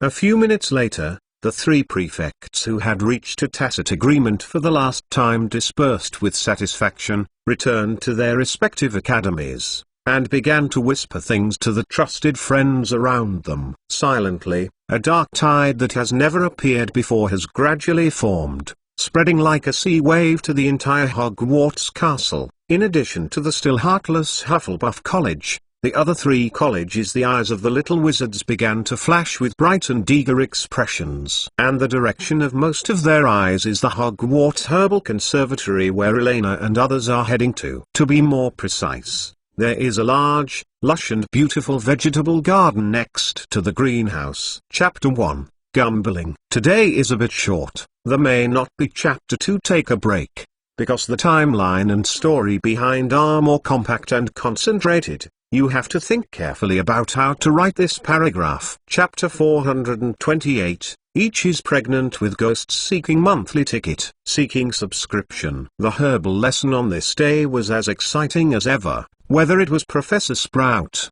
or the first year Hufflepuff and Gryffindor wizards. Everyone felt quite happy and enjoyable, not only because of Professor Sprout's meticulous preparation, but also from the high learning state of Elena, Hermione, and Luna, and the kindness of the students for the land and planting these days. You know, since Hannah heard some embarrassing adventure punishment, Luna, who was still holding a bit of a company running and having fun, couldn't help but get serious and fully participated in today's knowledge competition. In Professor Sprout's memory, it has been a long time since the herbal medicine class has such a vibrant learning atmosphere. This is thanks to the appearance of Elena and the girls' creative and wonderful ideas. With the establishment of the Hogwarts College Garden, all students in the school showed a different degree of interest after returning to the herbal medicine greenhouse. If it was not for fear of causing conflicts in the college, she even wanted to give AI Breathlin, who added 100 points as a reward. Well, children, goodbye. Professor Sprout straightened up, clapped his hands happily, and announced the end of the first class. Accompanied by the melodious bells of the castle clock tower, the dirty first-year wizards were talking excitedly, walking in the direction of Hogwarts Castle. They still need to take advantage of this time to quickly return to the dormitory, clean it up, and then go to the defense against the dark arts class in the next section. On the other hand, Ravenclaw and Slytherin senior students who had just finished the first quarter also walked out of the castle one after another, just passing by with the little guys returning to the castle, ready to go to the greenhouse. Start their herbal medicine lesson today. Remember, it's the end of the first herbal medicine class in the afternoon, and wait until the end of the magical animal protection class for Gryffindor and Slytherin in the 3rd grade, and then work together when they start to fight. Punlo glanced at the little sister beside him, and whispered in a low voice, "Our task now is to lock the positions of those crops in advance according to the recipes, so as not to be in a hurry in the afternoon." I have to admit that after the Hufflepuff vs. Slytherin in the last few weeks, the little wizards of Hogwarts have a new understanding of the combat effectiveness of these flatheads. In the face of such a group of honest people who are not afraid of death and never retreat, there is always nothing wrong with being careful as much as possible. According to the news of Slytherin College and the analysis results of Ravenclaw College, in the previous Snake Badger Street fight, the most critical role for the battle was the seemingly most inconspicuous Hufflepuff 1 grade. Therefore, in this big deal conspired by the three houses, they paid special attention to the class movements of this group of dangerous little guys, and chose to do it during the afternoon when Elena and others were in the castle. After so many days of classes, everyone knows that during the second potions class every afternoon, Elena, as an assistant teacher, will sit in the classroom and cooperate with Professor Snape in teaching, and has never been absent. There is no doubt that Professor Snape, who exists as the cold-faced devil, can easily lock the 5th grade Hufflepuff students and Elena, who has a powerful healing magic, in the underground classroom and wait until the second quarter at the end of the class. The war outside was almost over. But Punlo, will the professors know? A Ravenclaw girl turned her head worriedly and glanced at Professor Sprout, who was standing at the door of the greenhouse not far away. As a professor of herbal medicine, this short, fat witch almost always guards Hufflepuff's vegetable garden. Once they expose their fangs to Hufflepuff's vegetable garden, there is no way to get around this. Hufflepuff, Dean of Patch College. Don't worry, when the scene becomes chaotic, Professor Sprout's attention must be all about preventing the fight. Besides, this time, our three colleges have joined forces to do it. Hufflepuff, the dum-dum, is at a loss. Pillow smiled and shook his head, with a relaxed expression on his face. Almost all factors have been taken into consideration, and even when the latest batch of Hufflepuff students arrived, who should inform the deans of the various colleges and what kind of rhetoric should be prepared, all have been arranged.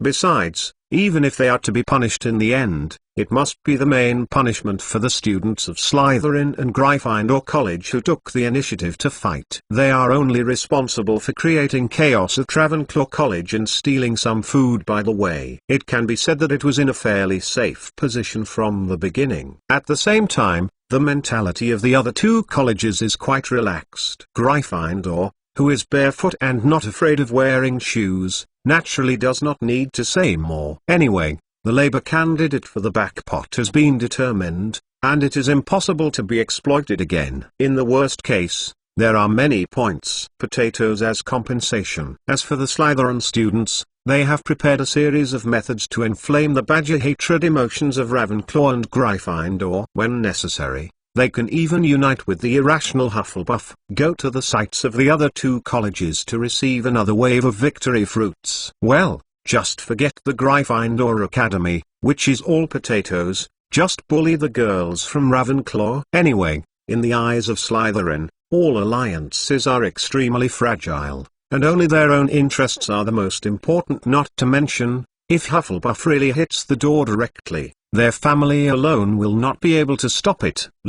This is the shrewd and long-established Slytherin College. Before all cooperation and actions begin, all retreats and contingency methods are first thought out, and they will always be invincible. In the midst of such calculations, time came unconsciously to 3 o'clock in the afternoon of the day. Chapter 2. It will start to break out tomorrow, and strive to finish this short climax in one breath. Fat chickens, remember to refill Elena. It's finally my birthday in the book. One group is full, the second group number, 833,088,074. Hogwarts on the bite of the tongue has released its first credit card, which is very cute. 030. Additional benefits are as follows. Apply for a VIP card, free 8,888 points, free 180-day free card membership, free 300 yuan free gift package, free exclusive badge, free application for the first 500 pieces of each work card. P.S. Don't worry if you encounter a reminder card fee, you can enter the entire subscription group to find the fat chicken reimbursement. Chapter 429 Big Dog a monthly pass. A subscription. The defense against the dark arts this afternoon was not as easy for Elena as she had imagined. The advantage of foresight does not help her to have any additional bonuses on the content of the memorization book. Faced with the double attack of Hermione and Luna, Elena's plan to score points in Professor Quirrell's class was affected. Severely hindered. As a second-generation person Zulai who has made up his mind to be a tool of made feelings, Quirinus, Professor Quirrell has fully demonstrated in the classroom what is called an absolutely fair teaching machine. Whether it is Luna, Hermione, and Luna did not receive any special care, and the roll call and bonus points all depend on the time of raising their hands and the completeness of the answers. Of course, in such a situation, Hermione Granger, who is relatively older, relies on her arm-length advantage and the gift of the raise hand speed bonus, and finally takes a very weak lead before the end of Get Out of Class. Successfully defeated Elena and Luna and won the day's bet. Elena, I'm willing to bet and lose. This time you can't go wrong. With the ringing of the school bell, Hermione blushed, her bright brown eyes flashing with excitement. I finally defeated Elena and Luna Hedn. By the way, I still have the right to punish this white-haired ball, and Luna who relies on intuition to great success. No matter what magic he learns, this is for Hermione. It's hard to tell which one thing would be more pleasant for her. Okay, if it wasn't for your long hands, Elena murmured rather unwillingly. When she started to grow taller, she would definitely be able to hang up the little girl. Hermione, and fiddle with it as she wanted. Hogwarts Defense Against the Dark Arts in the first grade has no practical courses yet, so in the competition of pure book content, Hermione, who is a humanoid calculation genius, undoubtedly has a considerable advantage. Perhaps Elena has a certain advantage in adapting to changes, but according to Professor Quirrell's teaching plan at a glance, there are too few opportunities for her to play. Most of the time, before Elena and Luna could hear the topic clearly, they raised a hand sloppily next to them. And similar thoughts also appeared in the mind of Luna Lovegood, who was ranked last. After spending the past few days with Elena and others, some of the views of Luna Lorry, who was originally a pure stream of consciousness, have begun to change. Although she has insisted on her own way in the study of spells, Luna has gradually caught up with Hermione's reading intensity in terms of the importance of the content of the book.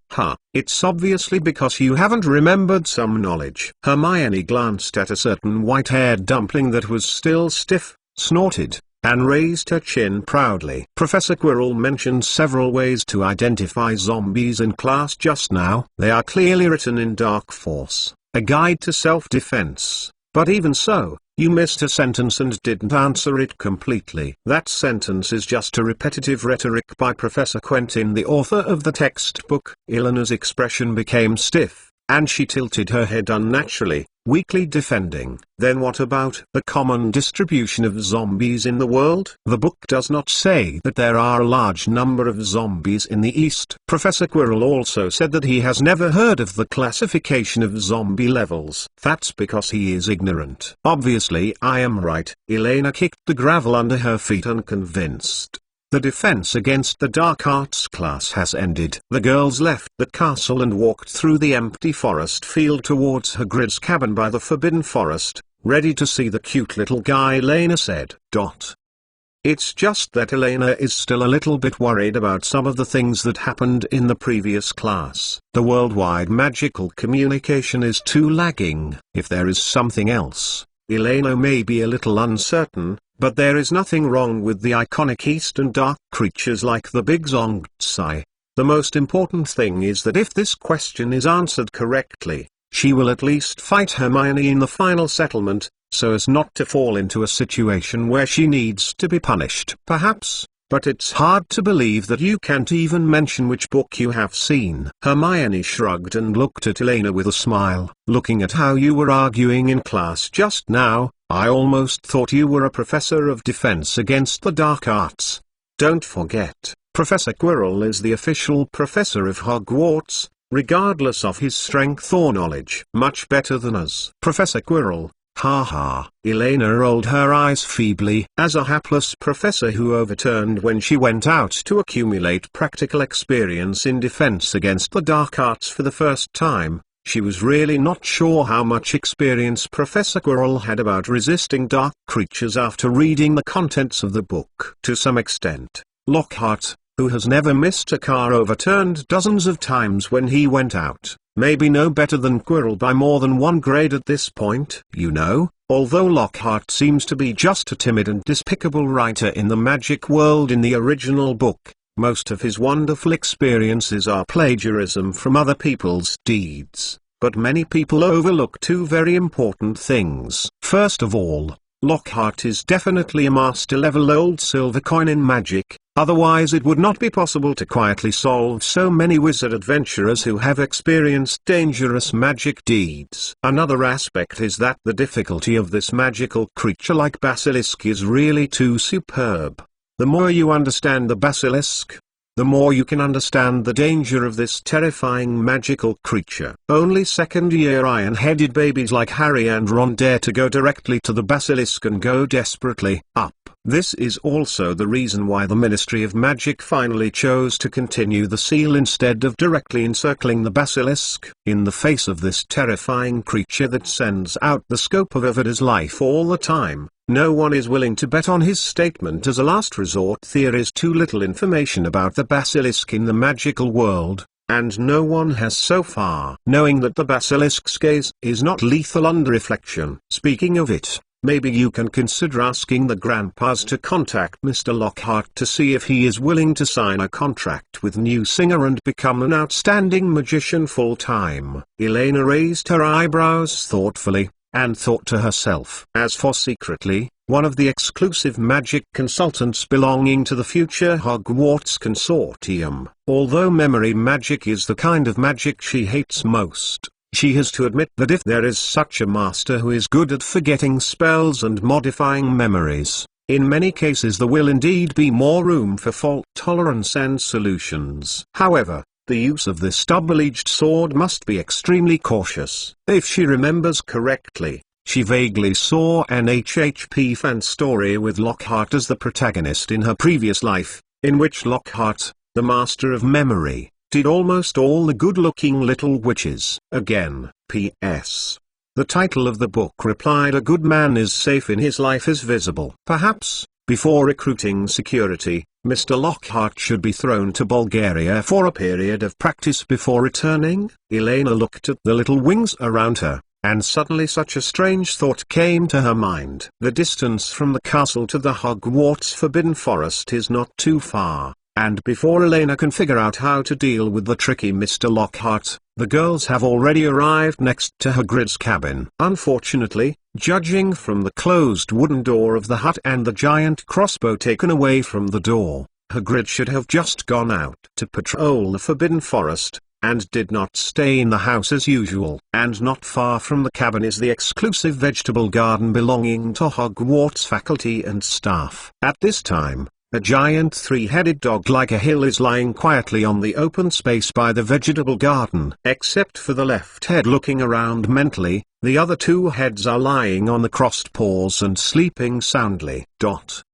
In fact, this is why the three-headed dog has long been one of the favorite choices of wizards to guard the treasure house. Compared with the fire dragon or sphinx that occasionally sleeps, it has three heads with three heads that can be rotated. It is rare for dogs to be taken advantage of by small thieves. Anyone who wants to pass the level guarded by the three-headed dog in hell has no chance to try his luck except for the past fastifus, whether you are cracking it through music or tricks, or through the level of harm, magic and violence. Elena, the little guy you are talking about, don't you mean it? Hermione glanced at the three-headed behemoth in front of her whose breath was full of scorching sparks, swallowed gently, turned her head to look at Elena, and subconsciously lowered her voice and asked in a low voice, for fear of accidentally attracting that one monster's attention. Although Professor Dumbledore has introduced before, this three-headed dog named Luwai belongs to the Hogwarts Campus Guard. Just like those mobile armors and house elves, they are all to protect the school safety. But in any case, compared to those normal-sized stone statues and armors, the oppression and danger that this living behemoth brings to people, no matter how you look at it, are not at the same level. This is why for so long, there has never been a little wizard who has the courage to covet the most important reason for the faculty vegetable plot. Yes, not right. To be precise, it was not long after. While talking, Elena took out the bottle of shrinking potion D from her pocket and shook it towards Hermione, then turned around and beckoned to the big dog. The blue flame in her palm flashed past. Luwai, come here. Wow. Bark. Hearing Elena's voice, the awake left head turned first, and a cheerful look appeared in the eyes of the two big dogs, and immediately turned his head and barked at the other two heads who were sleeping. Wang, wang. The other two dogs shook their heads from side to side, and after a few low growls, they slowly opened their eyes. Immediately afterwards, the three-headed dog body that looked like a hill quickly stood up, and a cloud of blue flame enveloped the entire behemoth at once, turning into a mane, floating around Luwai's three necks, looking extraordinarily exceptional. The prestige. Wow, wow, wow. After finally seeing Elena appear, the three-headed Luwai screamed happily, and ran in the direction of Elena like a Huang guarding the vegetable garden is really boring, except for sleeping every day. I can only watch the birds in the Forbidden Forest in a daze, and can't go anywhere. Huh? Don't come over. Elena ran. Seeing the terrifying behemoth approaching in front of him, The pupils of Hermione, Hannah, and Luna quickly dilated, and their heartbeats accelerated to the extreme in an instant. I don't know who started to raise their heads, and they made waves. A harsh scream. After all, they are still just a group of 11-year-old children. The terrifying, flame-shrouded three-headed dog in front of me was so scary that everyone had forgotten what Elena and Professor Dumbledore had said before. Ahem, don't be afraid. Don't be afraid. Luai is actually very obedient. Glancing at the little wings around who were so scared, Elena, who was planning to surprise everyone with an awkward cough, quickly raised her palms towards Luai, who was rushing towards her, and said softly, "Luai, sit down." Elena's voice was very soft, almost completely covered by the screams of Hermione and others. However, for the three-headed Luai, this sound is completely enough. In fact, thanks to the magic contract established by Grindelwald, at such a close distance, even if Elena doesn't speak, Luai can vaguely know what the little master's command is with the help of magical induction. Wow! X3. The next moment, the three big dogs that were still running towards the crowd responded obediently 3 times, their forepaws grabbed the ground hard, and instantly squatted in place, with a stout dog's tail happily dangling behind him. Moving around, stirring up a large cloud of flying dust on the ground. Look, Luai is just a bit bigger, actually very spiritual. Elena patted the terrified little lorry Hermione next to her, and gestured towards Luai. Luai, raise your hand. Luai, get out of the way. Luai, stick out your tongue. Luai, Spitfire. Following the three-headed big dog's obedient and wonderful talent display, Hermione and the others, who were shocked, finally calmed down, and the eyes looking at Luai slowly changed from fear to curiosity. After all, Professor Dumbledore had already introduced Luai's existence before, so for girls, this three-headed dog is not so unacceptable after watching for a long time. It's even a little cute. A large body does not necessarily mean fierceness. Just like a husky and a bulldog, the latter is obviously more scary. Seeing the fear on the faces of Hermione, Luna, and Hannah gradually dissipated, Elena's eyes hovered between Luai's 3 heads and her 3 little wings. Well, one head, people, just right. Elena thought for a while, and didn't rush to use Shrinking Potion D. In the eyes of Hermione and others, Elena walked to Luai in a hurry, patted the big dog's body lightly, turned around and said with a smile, Gua Chapter 1. It's still a 4,000 word chapter. Or, give a monthly pass. Or Jang said. Cuckoo. Chapter 430. Where is a three-headed dog as old as I am? Elena still underestimated the deterrence of an adult three-headed dog. To be precise, it was strengthened by Grindelwald, and it was really three-headed hell dog. No matter how she explained and demonstrated, Hermione and Hannah were unwilling to try to sit on this terrible three-headed behemoth.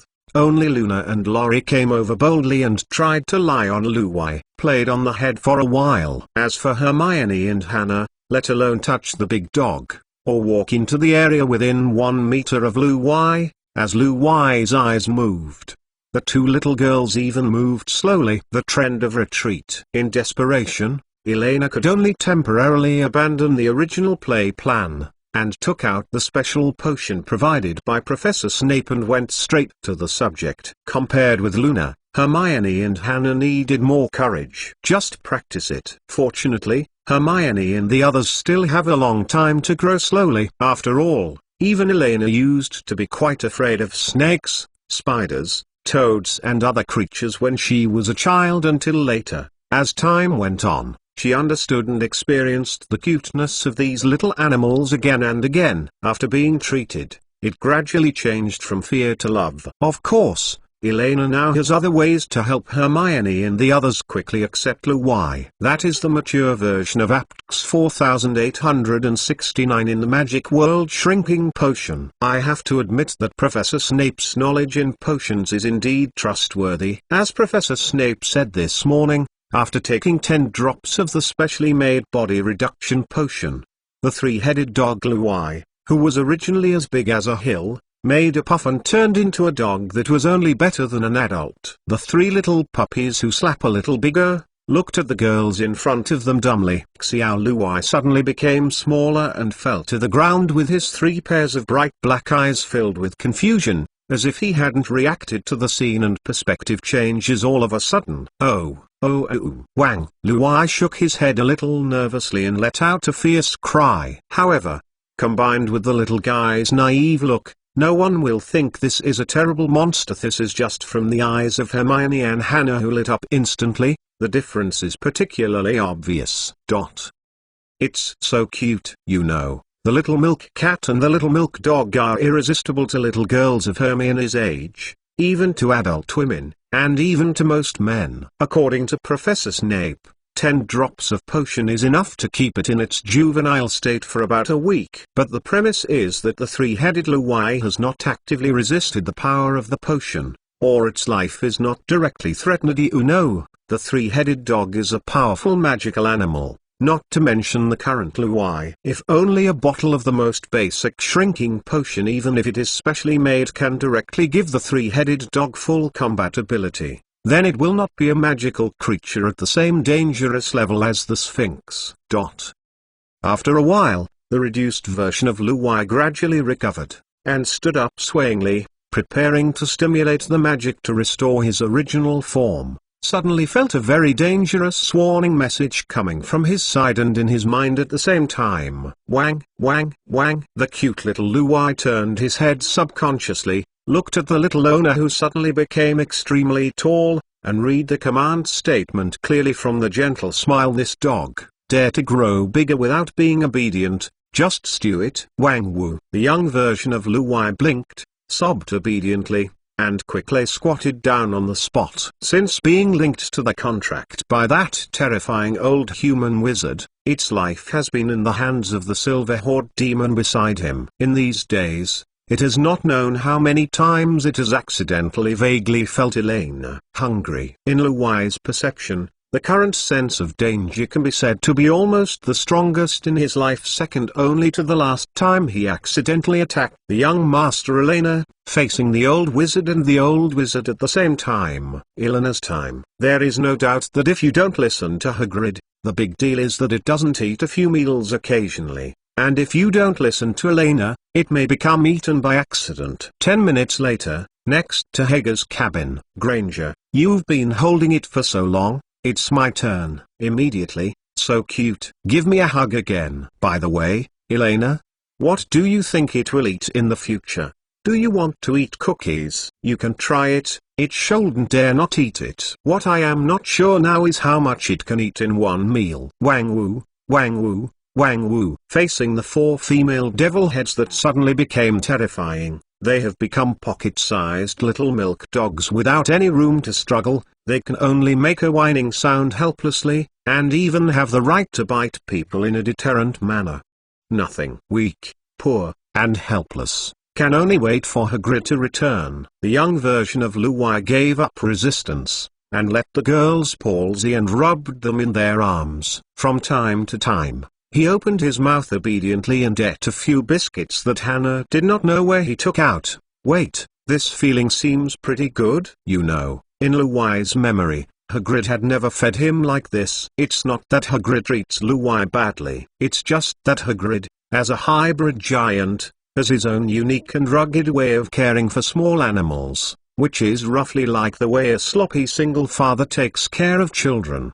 Same. The most important thing is that since Luai's body grew bigger and bigger, Hagrid's intimate interaction with it has become less and less. Most of the time, it was a dog silently guarding, either guarding the small wooden door in the castle, or guarding a bunch of inedible flowers and plants outside the castle. This is also the 3-headed dog in The Wizard over the years. The main roll around. What are you doing? At this moment, a familiar rough voice suddenly came from the direction of the Forbidden Forest. Elena and the others turned their heads and saw Hagrid, who was out patrolling, walking towards them quickly, carrying a giant crossbow in each hand, and a wild deer weighing at least a few £100 on his shoulders. Before Elena could explain, Hagrid saw the 3 little puppies who were lying softly in the arms of the girls, selling cute and coquettish without dignity, and then looked at nothing. The dog's vegetable garden was full of shock. This is not my Luwai? Noting Hagrid appearing on the edge of the forbidden forest, the younger version of Luwai raised his fleshy little paw and waved it towards Hagrid. Wow! Woo! Wang! Question mark. Bang! The dead deer slipped silently from the shoulders of the giant, smashed heavily to the ground, and raised a small amount of dust. It was originally Hagrid who went hunting in the Forbidden Forest and intended to give him the majestic and beautiful three-the-head dog Luwai is used for extra meals. Gwah! There is only one chapter today. It will definitely be made up tomorrow and the day after tomorrow. The follow-up plot outline has been written. P.S. Encountered some unpleasant emergencies. Life is not easy, so I beat the breeder to vent my anger. But the good news is that the little wizards who have won prizes in the past few months should gradually receive HP's genuine peripherals. In addition, I can burst. Absolutely can't grumble. Chapter 431, Don't Fight. Please subscribe. Ask for monthly pass. A few minutes later, Hagrid's cabin. That said, you only used the shrinking potion to make Luwai temporarily return to his infancy. Hagrid picked up a kettle from the fireplace and brought a cup of steaming hot tea to each little wizard. He looked at the three little puppies yawning and lying in the middle of the table with curiosity. The look is rather weird, but astonishment was astonishment. As for Luwai's physical condition, the hybrid giant was not worried at all. As a heavy magical animal lover, Hagrid knows the strength of magic resistance of an adult three-headed dog. If it weren't for Luwai's active cooperation,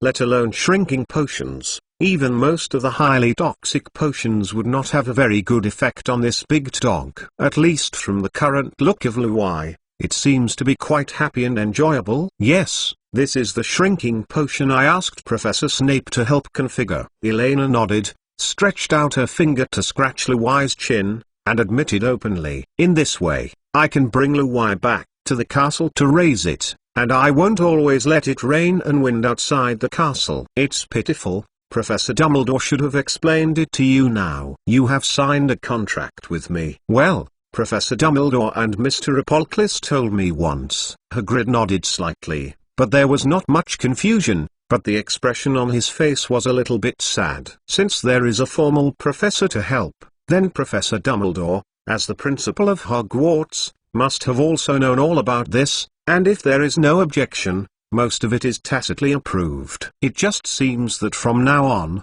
his big Luwai will become Elena's small Luwai. Hagrid glanced at the three little puppies reluctantly, then turned to look at Elena's eyes and said seriously, Then Luwai will leave it to you in the future. I hope you will take good care of it. Don't worry, Hagrid, I will treat Luwai with the same care as my grain reserves. Elena raised her head and glanced at Hagrid with a subtle expression on her face, and then quickly added, Food reserves, well. That's my little owlie, you've seen it. Little owl? Hagrid blinked, his face instantly relaxed. Of course he remembers that little guy full of spirituality. There are many little wizards who like owls, but like Elena likes to put owls in her clothes, it is very rare that there is a tacit understanding between the two. Moreover, watching Elena and the others teasing Luwai with small meat sticks, Ruba Hagrid could not help but recalled that many years ago, when he was still studying in Hogwarts Castle, he secretly stayed in the dormitory bed.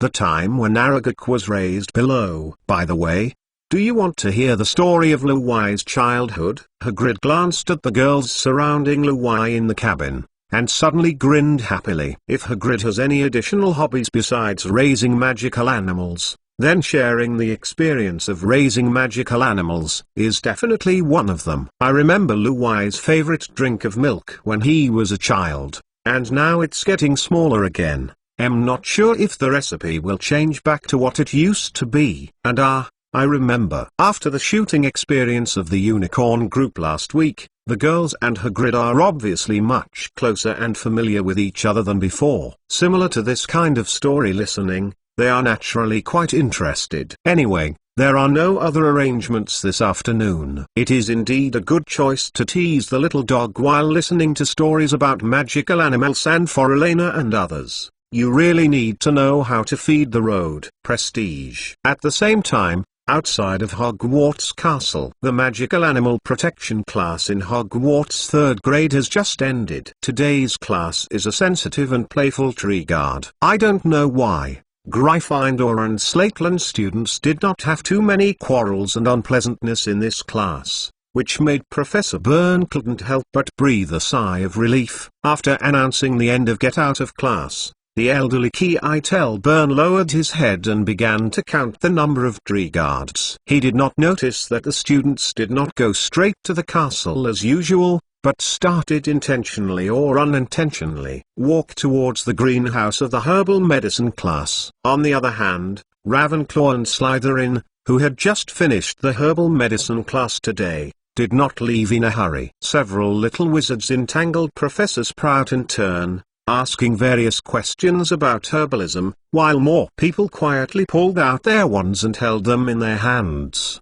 looking expectantly at a distance of the lush vegetable garden. At the gate of the distant castle, little wizards filed out one after another. Ravenclaw, Slytherin, Gryffindor, except for the little wizard of Hufflepuff. Almost half of the 1st, 6th, and 7th grade students who had no courses came out talking and laughing. Many people still have flying broomsticks in their hands, and at first glance it seems like a large-scale Quidditch hobby exchange game. In fact, the 1 or 2 Hufflepuff first-year students who came out surrounded by the crowd without knowing the truth think seems that after Hufflepuff, everyone just happened to think about the outside of the castle. Ventilate. In fact, in a sense, it is not completely wrong. After all, the main actors who triggered this incident are indeed members of the Quidditch team of their respective colleges. Well, it's almost at the designated location. Cassius Wellington, the chaser of Slytherin College,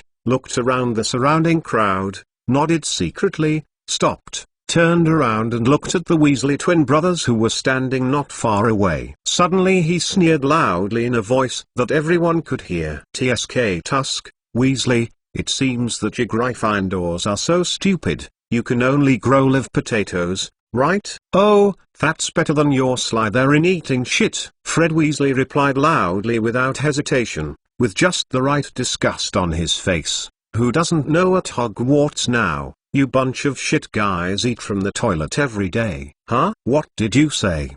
The expression on Cassius Wellington's face was slightly stiff, and his brows frowned heavily. This seems to be different from the previous good books. Obviously, didn't he just say that it smells stinky? Why didn't Weasley on the opposite side follow the line plan provided by their Slytherin? I said, noble Slytherin, eating shit every day. No, right, Fred? They still have to eat smelly socks. The two brothers glanced at each other and sang and said peacefully anyway, to find a cause for the fight. Then it must be how to get comfortable with the scolding. They would not completely listen to the instructions of the Slytherin group. Weasley, you scum from the pureblood family, the best thing you have ever eaten in your life is probably potatoes. I heard that your family is so poor that you wear clothes. In turn, what you don't know is your mother's socks. A coldness flashed through Cassius Wellington's eyes, and sneered tit for tat. Slytherin College is not an existence that is arbitrarily bullied. If you can take this opportunity to beat Gryffindor upright,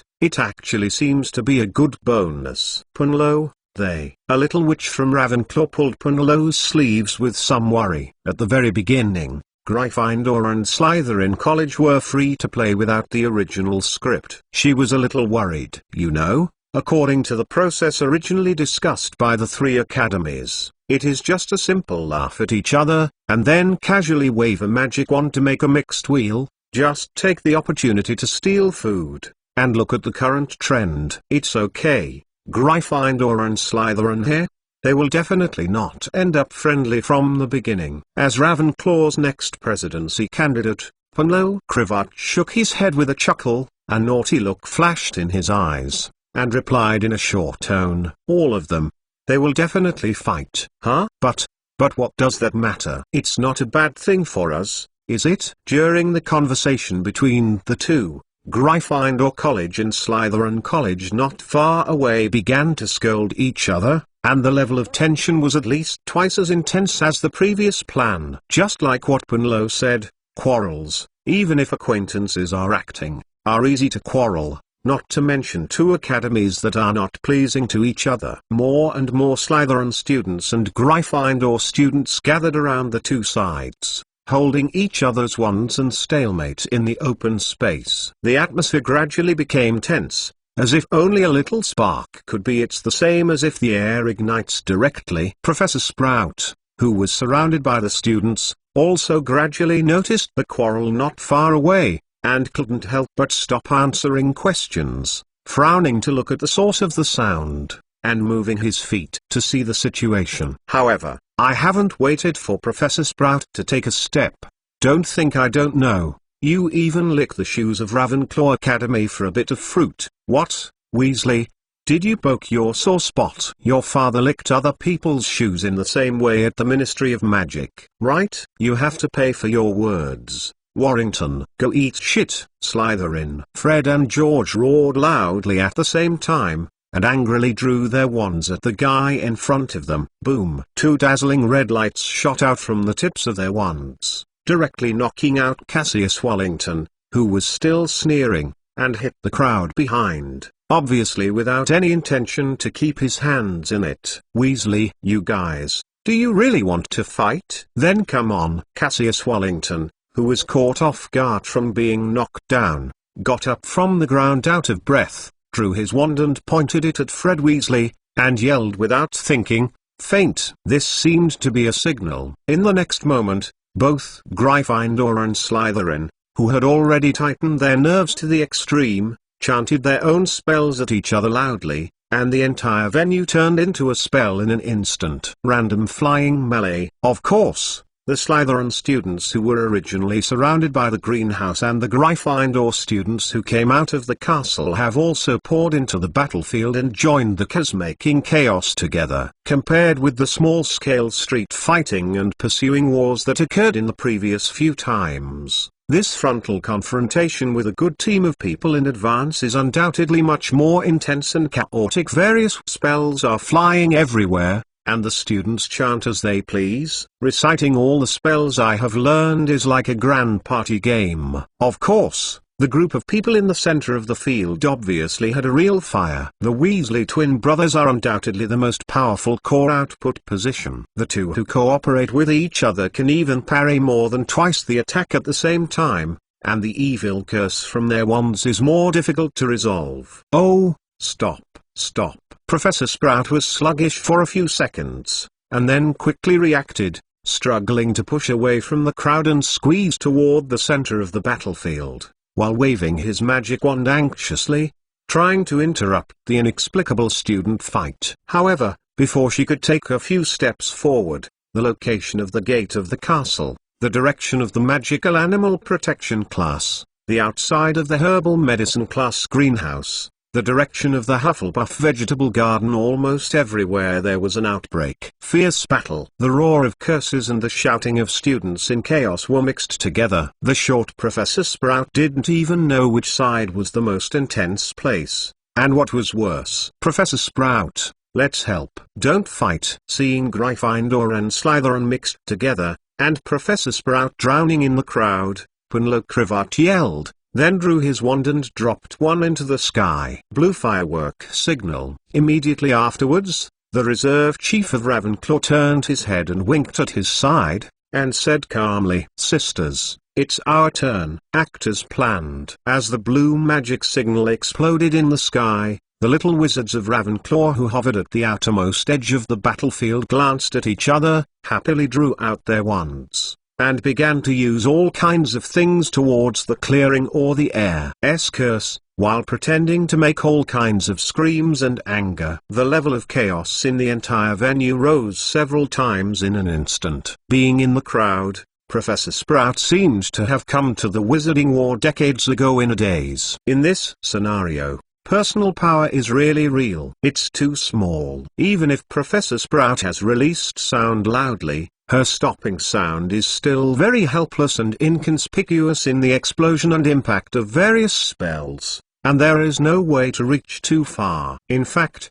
Unless it is the top wizards like Dumbledore and Grindelwald, it is too difficult for anyone to quickly end the chaos once they fall into this chaotic magical battlefield. Don't fight. Stop it. Stop it all, Professor Sprout roared with exhaustion. This is the first time she has expressed such anger and impatience in so many years. In her field of vision, students are hit by curses at all times. In the middle, some students screamed. This feeling of helplessness, for this kind and simple witch, is more terrifying than any nightmare. Why?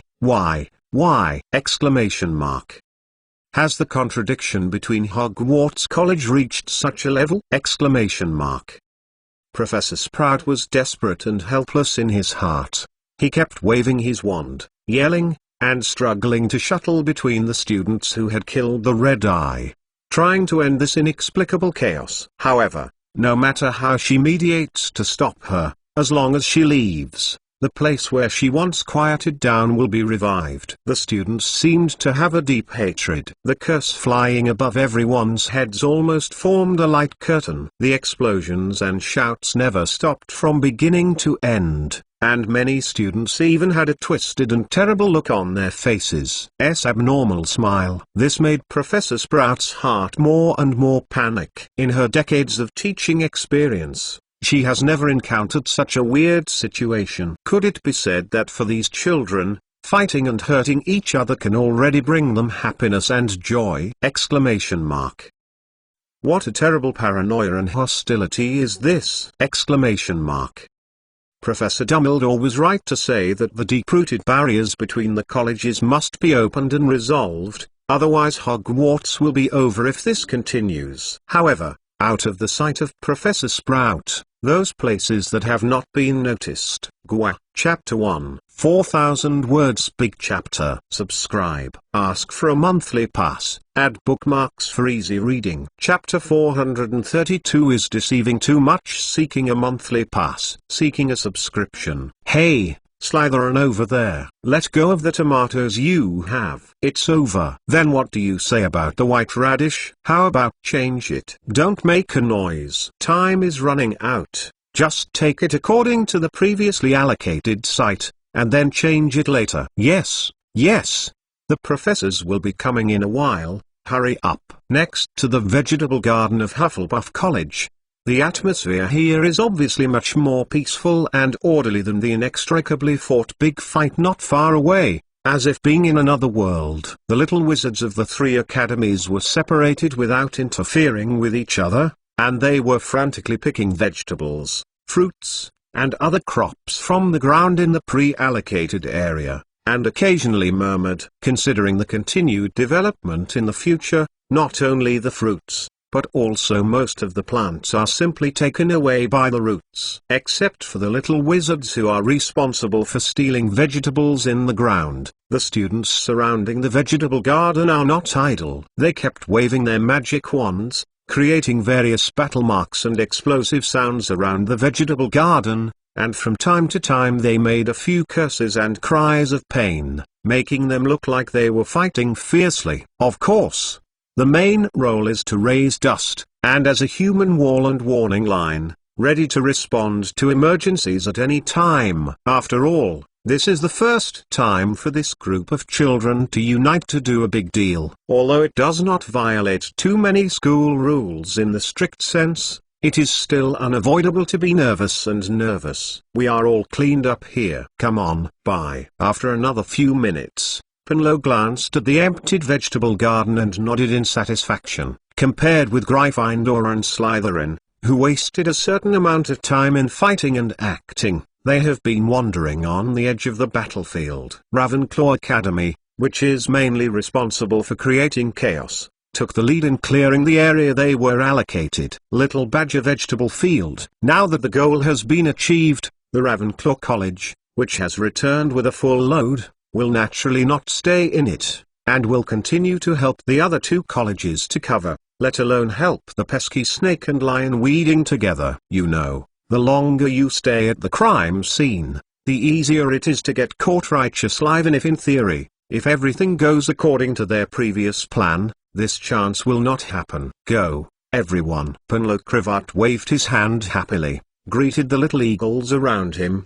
raised his wand to light up a blue raven magic mark in the sky, and swiftly moved towards it according to the previously planned route. Retreat in the direction of Ravenclaw Tower. After seeing the retreat signal, the little wizards of Ravenclaw who were responsible for creating chaos around the battlefield also stopped, leaving the field quietly, and dispersed in the direction of the castle or tower, as if nothing had happened. I knew these girls like Ravenclaw were unreliable. With the voluntary departure of Ravenclaw Academy, the level of chaos on the battlefield was reduced by a large amount. The Slytherin student leader, who was still in Hufflepuff's vegetable garden, thought for a while, waved his wand and directly faced him. A large chunk of mud was opened. No matter it, everyone just lifted the ground with magic, took everything away in one breath, and went back and cleaned it slowly. In any case, Professor Sprout, as the Dean of Hufflepuff, is a powerful witch at the Dean level. As the level of confusion gradually decreases, they have less and less time to steal food. At this time, retreat is the most important thing. We do the same here. Hurry, hurry. Glancing at Slytherin College, where the land was overturned next door and packed away, Gryffindor's stealing vegetables team immediately reacted, drew out its magic wand, and waved it like a windmill. Under the influence of magic, countless plants and soil were lifted up together. Hufflepuff's vegetable garden was like experiencing a violent tornado, and the entire land was evenly recessed for a small section. Very well, everything is packed. Withdrawal. Immediately afterwards, 2 magical fireworks, one green and one red, bloomed over the venue at the same time. Don't fight. Don't fight. You will remember for us, this time I will spare you. HMPH, who will let you know. If you have the ability, don't leave after class tomorrow. The students who were still entangled looked up at the sky, looked at each other, showing a touch of excitement, almost stopped their hands at the same time, and fled while putting their cruel words. At the same time, those corpses who were attacked by the curse in the melee and fell to the ground also got up one after another, quickly joined the flow of retreating people, and fled the scene quickly according to the originally planned path. You don't want to fight, eh? What about people? Seeing the little wizards stop fighting, Professor Sprout subconsciously continued to persuade everyone at first. However, looking at the group of students who fled around without looking back, a strange feeling suddenly surged her heart. The students stopped fighting with each other, which is a good thing. But it seems, I always feel that there is something wrong with it! Before Professor Sprout could react, in less than 5 minutes, the previously inextricably fought battlefield instantly became empty. Except for the pitted battlefield debris, no one was left. Well, it's not right. Only the students of Gryffindor, Slytherin, and Ravenclaw all ran away. Those few Hufflepuff first graders who followed the crowds out of the castle and witnessed a shattering show, were still standing at the gate of the castle without moving, looking blankly at the empty venue and their courtyard. Glancing at the new students who were as confused as little chickens, Professor Sprout shook his head, and it seemed that he expected these children to help her solve her puzzles. It was probably impossible if it were those little girls of Elena. Maybe it's possible. Sprout was thinking, turning his head to look around. A touch of contemplation and confusion appeared on his face, trying to review what had happened just now, why all of a sudden, everyone ran out. The chubby witch wandered around in confusion. There were no injured little wizards left, and the fighting broke out and ended in an instant from the 3 academies. A messy battlefield, a bare Hufflepuff vegetable garden, scattered students, and many more. Bare Hufflepuff vegetable garden, Professor Sprout was taken aback for a moment, and he turned around and looked at the large vegetable garden not far away belonging to Hufflepuff College, which was the large vegetable plantation that once supplied the entire daily expenses of Hogwarts. I saw that the original lush and abundant vegetable fields have now disappeared, leaving only a pile of poor soil remains. The relics of Mudland is clearly divided into 3 areas. Except for the rhizomes of some plants in the middle, the other 2 are extremely horrible, as if they had just experienced a violent magic bombing. Traces of magical violence overturned. This is! The 3 colleges are acting together!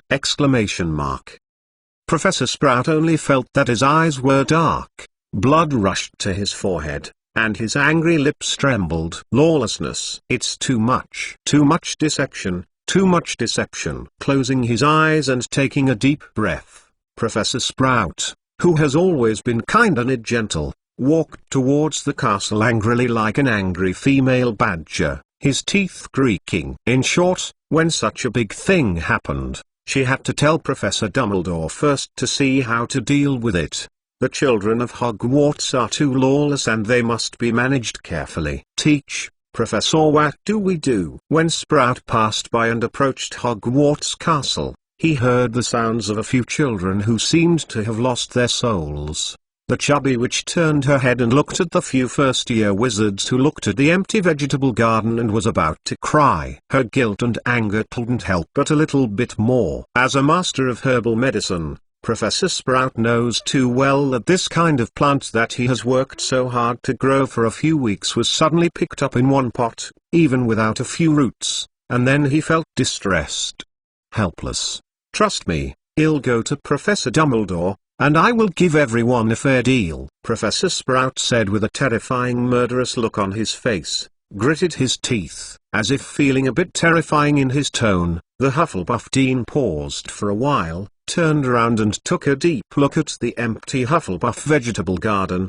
His voice eased, and a little bit depressed. Alas, you guys go back to the college dormitory first and tell everyone about this news. As for the school, I will communicate with you. After all, Hogwarts is a reasonable place. In any case, the other 3 colleges don't do this. I'll just forget it. Having been the dean of Hufflepuff College for so many years, Professor Sprout knows how kind and honest the children in his college are. It would be too difficult to expect them to take the initiative to fight for their own interests.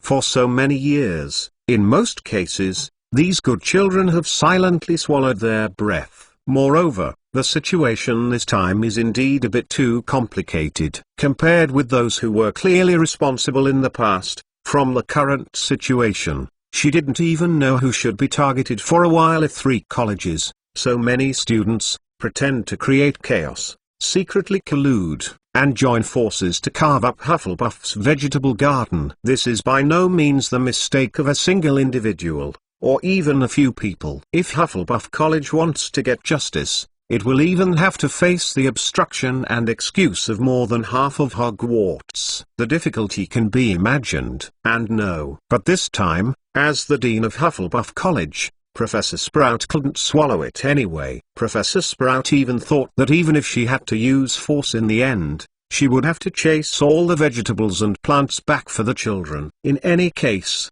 she can't let the students of Hufflepuff suffer such a grievance. After simply appeasing a few Hufflepuff freshmen, Professor Sprout narrowed his eyes dangerously, snorted heavily, and walked towards the principal's office upstairs without looking back, as if he was shrouded in a mass of murderous aura. Professor, looking at the dean who seemed to have completely changed, a few Hufflepuff first-year freshmen swallowed in fear, silently stepped aside, and watched Sprout disappear murderously into the upstairs. The end of the ladder. It would be great if Sister Elena and Sister Hannah were they must know what to do. Susan Burns murmured, her round face filled with confusion. However, she also knew that now Elena is mostly still in the classroom on the basement floor, working as an assistant in the potions class. At this point in time, it is definitely impossible to appear next to them. Justin Finley frowned, gradually recovered, and said with a sigh, "Anyway, let's just go back to the dormitory and tell the seniors who don't have classes." As Professor Sprout said, "Let's think of a solution together." What should we do? I think so too. So let's ask the seniors for their opinions first. Ernie Macmillan nodded and replied in a deep voice, "You have also seen Professor Sprout's expression just now. She looks almost mad. This thing will definitely not be that simple. 10 minutes later, the Hufflepuff common room has a particularly solemn atmosphere. Since it is still in the second class in the afternoon, there are not too many students in the lounge. Except for the first graders and second graders who didn't have classes in the afternoon, there were only a few 6th and 7th graders who didn't take courses. They stayed in the lounge to play chess or play in a daze. The other grades, Hufflepuff students, most of them are still in class at this time, although after completing their L's exam in the 5th grade,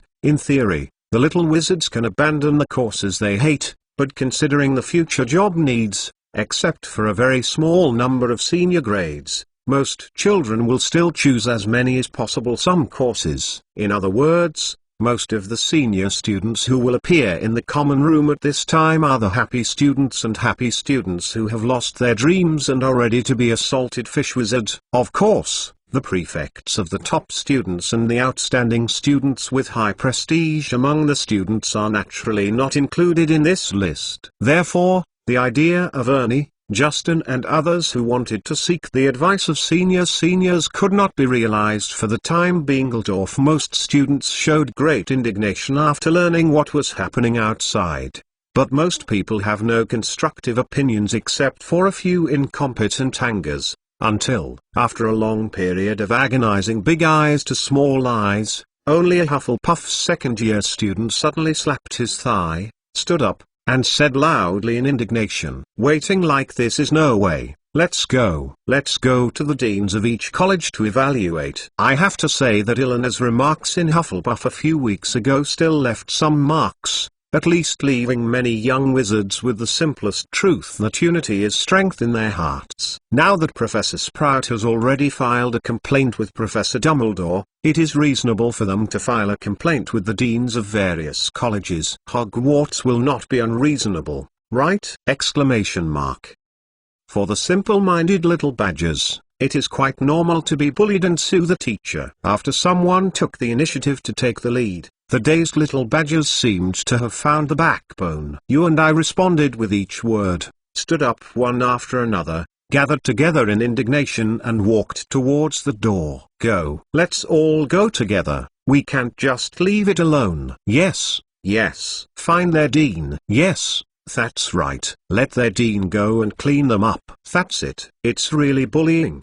They must be compensated. Chapter 2, Gwa. Today is more than 8,000 words. Add bookmarks for easy reading. Chapter 433 opening parenthesis. Please subscribe. Seek monthly pass. A few minutes later, the door of the potions classroom. Looking at the closed wooden door in front of them, the angry group of little wizards stopped subconsciously. Although everyone was very excited in the common room before, when they really reached the door of Professor Snape's classroom, most of the little wizards were still pouring cold water on their faces, with a thick hesitation on their faces. A look of fear. What are you afraid of? This time it's obviously other academy bullying people. Looking around at the students around him, Justin Finley mustered up his courage and stepped forward and pushed open the door of the potions classroom. Compared with senior students, under the influence of Elena, the freshmen in this class are obviously more brave. Professor Snape does not seem to them to be such a scary devil. Not to mention, according to Justin Finley's idea, there is also a potions assistant in the classroom at this time. Choosing the Dean of Slytherin College as a breakthrough is undoubtedly the most correct choice. Professor Snape, Sister Elena, our Hufflepuff vegetable garden was robbed by the Slytherin. Justin Finley opened the door, pouring out all the lines that had been rehearsed in his mind more than a dozen times in advance, and his eyes moved quickly in the classroom, trying to find the trustworthy silver hair figure. However, before he could finish speaking, he felt that his eyes suddenly went dark. Now is class time. Go out. Professor Snape opened his arms, like a giant bat, as if he had slipped from the middle of the classroom to the door in an instant, and interrupted Justin Finley's words in a cold tone, and a touch of no appeared on his face. Pleasure. Looking at Professor Snape, who was different from the usual class, Justin Finley swallowed and glanced at the students around him, as if he had a little more courage, and continued speaking bitterly. "But Professor, listen to me. Our Hufflepuff vegetable garden was robbed." "Yeah, Professor Snape. The people at Slytherin College didn't even leave the roots. They just knocked our land away." "That's right. If you ask now, you can definitely stop it. The most shameless thing is that they even unite to pretend to fight." In addition to Slytherin and Gryffindor, Ravenclaw must also have a share. Vegetable garden, lift the ground? Fight? What a mess. Snape frowned and looked back at the students who had stopped operating in the classroom and looked towards the door, as well as the Hufflepuffs gathered outside the door. The expressions on their faces became more impatient and indifferent.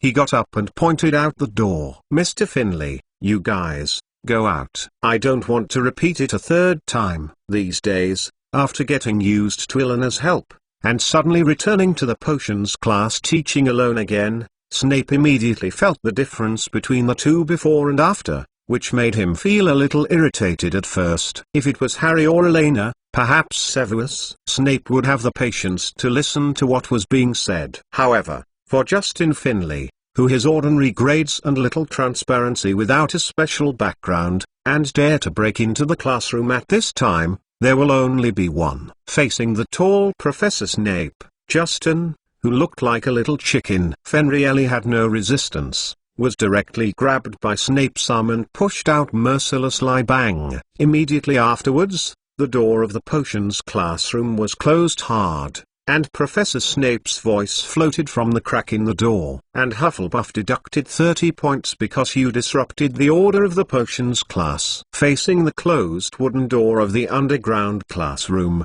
the little wizards of Hufflepuff, who were poured cold water on their heads, stood facing each other in the hallway. Isn't this different from what they had imagined in the lounge before? Professor Snape didn't even give a chance to listen to their explanation, so he kicked them all out. "Well, it's okay. Professor Snape is unreasonable, and it's not a day to favor Slytherin College." Phoebe Thompson, who was the second-year student who had proposed to consult the professors before, gave a dry cough and comforted Justin Finley, who was a little depressed and confused, and looked around at the students around him. But Professor McGonagall, as the vice president, and Professor Flitwick, will definitely not tolerate such a bad behavior this afternoon by the students of their college. As for the Slytherin side, we will come back after class is over. Hogwarts Transfiguration Classroom. I will find out the specific situation later. Now, please go out first, Professor McGonagall said in an extremely indifferent tone,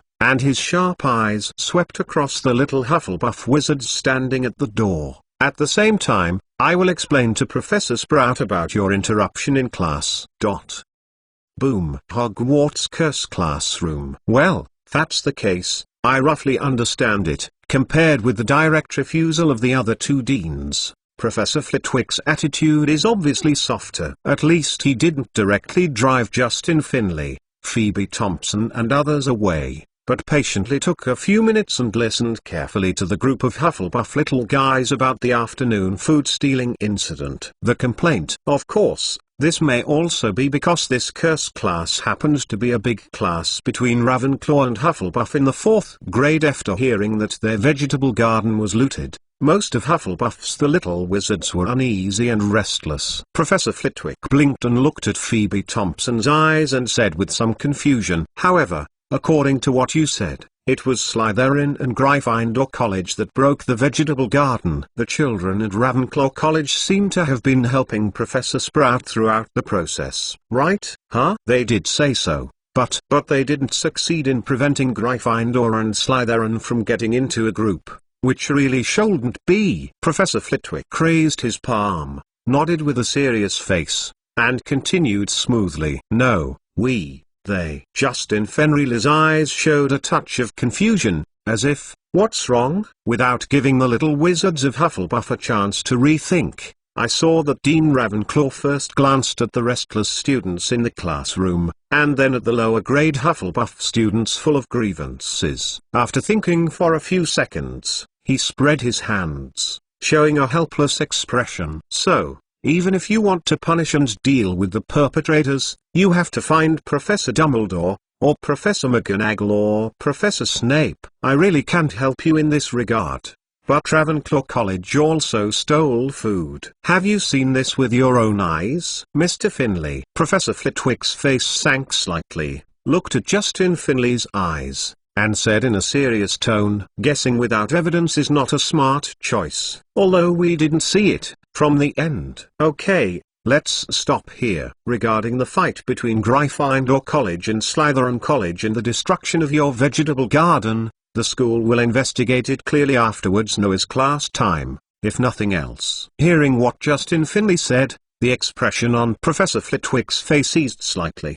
The children of their Ravenclaw College were much more reliable than the other two colleges, and he knew it in his heart. Professor Flitwick waved his hand, interrupted Justin Finley's subsequent inferences and explanations, and pointed towards the door of the classroom. The meaning couldn't be more clear. A few minutes later, at the gate of Hogwarts Castle, I touched the grey-nosed little wizards of Hufflepuff and sat at the door with melancholy faces, and everyone's eyes were filled with confusion. Walking around in the castle around, no professor or dean was willing to listen to their demands and help them deal with the hateful vegetarian thieves at the same time. In the eyes of the little wizards in Hufflepuff, the deans of Hogwarts colleges were more or less shielding their students. The whole incident was obviously a conspiracy against Hufflepuff, and counting the time, the three waves of hateful guys should have returned to their respective academies smoothly, just relying on their people, not to mention whether they can take back their vegetable plants. Even if they are preparing to fight back, the current situation makes it impossible for people to start for a while. How to do? Do you want to fight? Who should hit first? The devastated little Hufflepuff wizards sat blankly at the gate of the castle, filled with anger and injustice, but they didn't know where to vent or how to greet the upcoming dinner. It would be great if Sister Elena was here. Ernie Macmillan sighed. After experiencing several encounters in person, he finally realized that when Elena was there, the kind of confidence that they would never lose regardless of whether others made money or not, and steadfast. I just saw that the eldest sister was not in the potions classroom. It is said that after seeing them eating lunch, they went directly to the school Forbidden Forest. Maybe it was the content of the magical animals section again. Or, let's find Sister Elena. Justin Finley's eyes lit up and asked tentatively, "That's the Hogwarts Forbidden Forest, not to mention the terrible existence of the werewolves, vampires, horsemen and the like in the forest. It is just the three big dogs guarding the entrance of the Forbidden Forest. There is no way to get over." Phoebe Thompson shook his head, and did not hesitate to deny the naive ideas of the two first-year students. The location of the Hogwarts faculty and staff vegetable garden happens to be a little beside the entrance of the Hogwarts Forbidden Forest. As a faculty guardian of the vegetable garden, Louis, the three-headed dog, besides protecting the vegetable garden, has a more important duty. In fact, he assists Hagrid in his work to prevent students from breaking into the Forbidden Forest without authorization. Neither does this, nor does that work. Then what shall we do now? Justin Finley hammered the railing hard, and the suffocated breath in his heart made him almost suffocated. And many more. At this moment, Susan Burns stood on tiptoe, glanced at the direction of the Forbidden Forest, and said with some uncertainty, "Look at it. The big three-headed dog that has been guarding the professor's vegetable garden before seems to be gone." Hearing Susan's words, the little wizards of Hufflepuff stood up and looked curiously in the direction of the Hogwarts Forbidden Forest. "Huh? Hey, really? That terrible three-headed dog is gone. Awesome. Then we can go to Sister Elena and the others," Justin Finley said excitedly. "Huh? Elena? Elena first graders? You always count on Elena?" "Caslana, can you guys have something to do in this situation? Where else do you need to find AI? Lina helps." Glancing at the excited first-year students, Phoebe Thompson snorted displeasedly. In fact, the vast majority of Hufflepuff students have a very complicated perception of Elena Castellana. This little girl is so dazzling enough to challenge and influence the whole point of Hogwarts. And at this point, in the eyes of sophomores like Phoebe Thompson, there is indeed a subtle dissatisfaction and jealousy. Isn't it just threatening the Sorting Hat? getting better grades, taking the lead in doing things, becoming a house elf leader, boldly going to smash people. As long as they think about it, they can definitely do it easily, but they didn't expect it before. Listen, since several colleges from other colleges have united to bully people, and the professors are partial to cover up and don't be fair, then we can just take care of the professor's vegetable garden in one breath. Phoebe Thompson said bitterly, with a dangerous brother flathead breath in his eyes. Compared with mature and stable seniors, young badgers similar to the first and second grades are actually more likely to accept the honey badger theory put forward by Elena. Raised the table! Exclamation mark. This time we will also learn from Slytherin and Gryffindor. We won't leave a single seedling in the entire vegetable garden, we will snatch it away. I don't need Elena at all. This matter can be solved by me. Anyway, even if the school professors ask, let them first let the other colleges return all our food. I think Thompson made sense. Isn't it just about changing the land? We simply grabbed all the professors' vegetable gardens, or everyone had nothing to eat, or we returned our things anyway. The dishes in the faculty seats are better than our original is not bad. It's up to the professors to make a decision. Walk around. Why are you still hesitating? Let's set off quickly. Who knows when the big dog will appear? It's already like this anyway. Professor Dumbledore will either punish everyone together, or the whole school will be fine. We won't be stupidly angry this time. Let's go. We won't leave them a seedling. Gwa. Chapter 1. Didn't even guess it. The next chapter. Ask for monthly pass. Ask for chapter. Chapter 434 question mark. Subscribe. Ask for monthly pass. Diagon Alley, London, England. The most popular florin ice cream shop among children.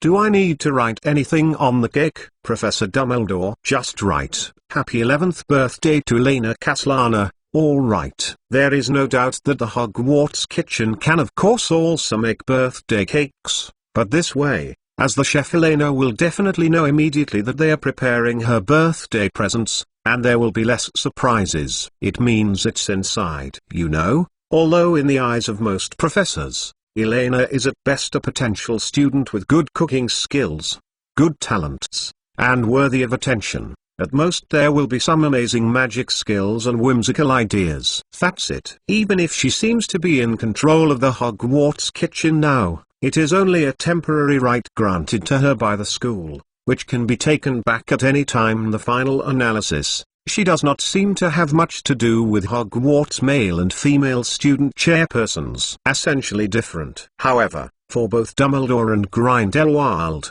Elena, who suddenly appeared in the sight of the two, can be said to be the hope and heir of Hogwarts and even the future of the entire magical world. In particular, Gellert Grindelwald, who has experienced the Newmengard Castle incident, almost treats Elena as most of his biological granddaughter, while Albus Dumbledore is slightly different, but not there will be too much difference. Therefore, Dumbledore and Grindelwald went to Diagon Alley specifically to order a birthday cake for Elena. With this level of sophistication, it should be able to satisfy the child. Looking at the beautiful cake that looked like Hogwarts Castle in front of him, Albus Dumbledore nodded in satisfaction, pursed his lips thoughtfully, and blinked as the clerk added something. If you can, please add more raspberry jam. In all fairness, on such a relaxed and cheerful day, Dumbledore, as the cake giver, felt that he could still get a lot of birthday cakes,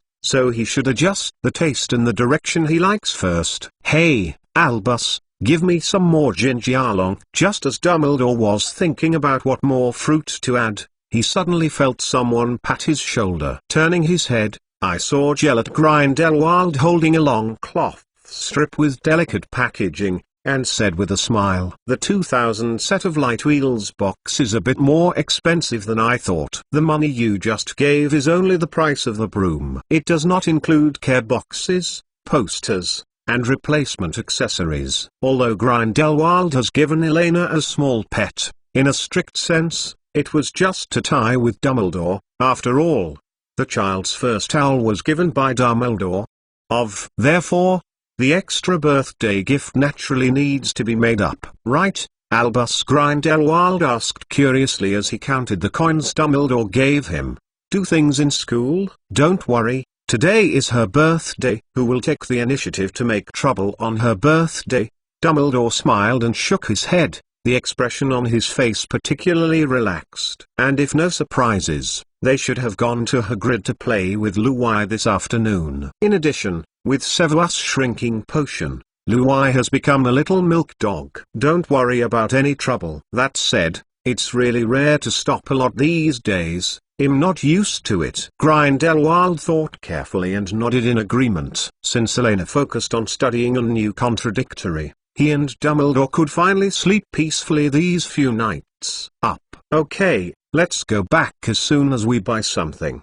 Don't let the kid wait for long. Wait a minute. Shall we go directly to your office or go to Hagrid? Go back to the principal's office first, and don't be too public, otherwise other students will have opinions when they see it. Okay, listen to you. At the same time, Hagrid's cabin. There is not much to tell about Luwai's story. After all, according to Ruber Hagrid, this three-headed dog, Luwai, was bought by a Greek wizard he met in a tavern last year, and the total time spent together before and after, only a little over a year. Moreover, at that time Luwai was no longer a real little dog. It's just that in contrast to the hybrid giant, who was more physique than ordinary people, Luwai, who was more able to hold and knock down with his fists at the time, could barely use the term as a child to modify it. And the whole process of cultivating trust is much more difficult than Elena, who has grandfather to help open up. Later, at the beginning of this year,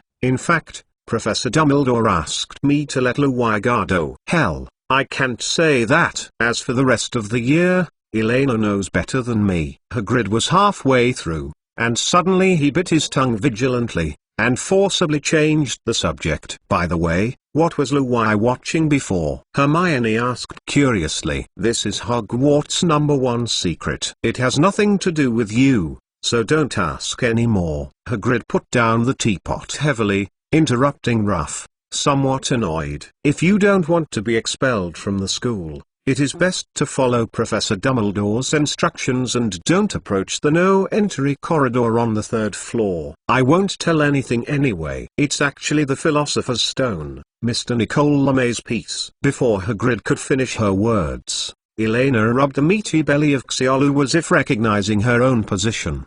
The three-headed little milk dog had completely given up the struggle. I'll carelessly continue to answer Hermione's doubts. If you don't know what the Sorcerer's Stone is, you can look up books related to alchemy. Most of them will talk about it. Don't look at me with that kind of eyes, Hagrid. Elena glanced at Hagrid with a shocked face, and said calmly, many of these are written on the back of Professor Dumbledore's chocolate frog card. You can guess it with a little attention. And don't forget, I'm an assistant in the potions class. Don't worry, everyone in this room is very concerned about the Philosopher's Stone. No interest at all. Cough cough cough.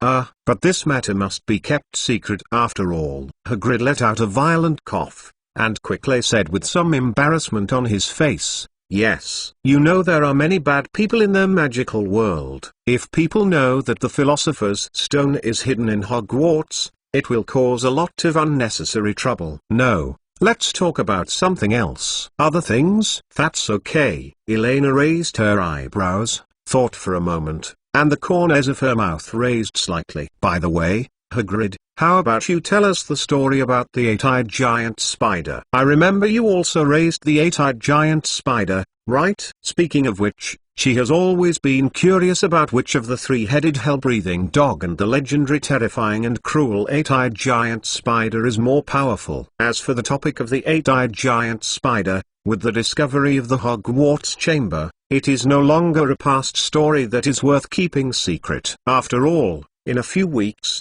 Hagrid may return to school and start classes. These questions are naturally nothing to ask. Eight-eyed giant spider. When it came to this topic, Hagrid's eyes showed a look of nostalgia. He was too familiar with this. Well, then I will tell you a good story about the eight-eyed giant spider. Elena is right. In fact, many years ago, I once raised an 8-eyed giant spider called Aragog. Gua Chapter 2. Add bookmarks for easy reading. _Gu Ovo. Note. Your lovely author G has been transformed into a fat chicken by casting a transformation magic. _Gu Ovo. P.S. In the card text, organize the timeline. Think about how to handle and end this plot and connect the next one. Chapter 435 SS. The time in the story always flies quickly. Before he knew it, Hagrid had finished telling the stories that happened between him and the 8-eyed giant spider Aragog over the years,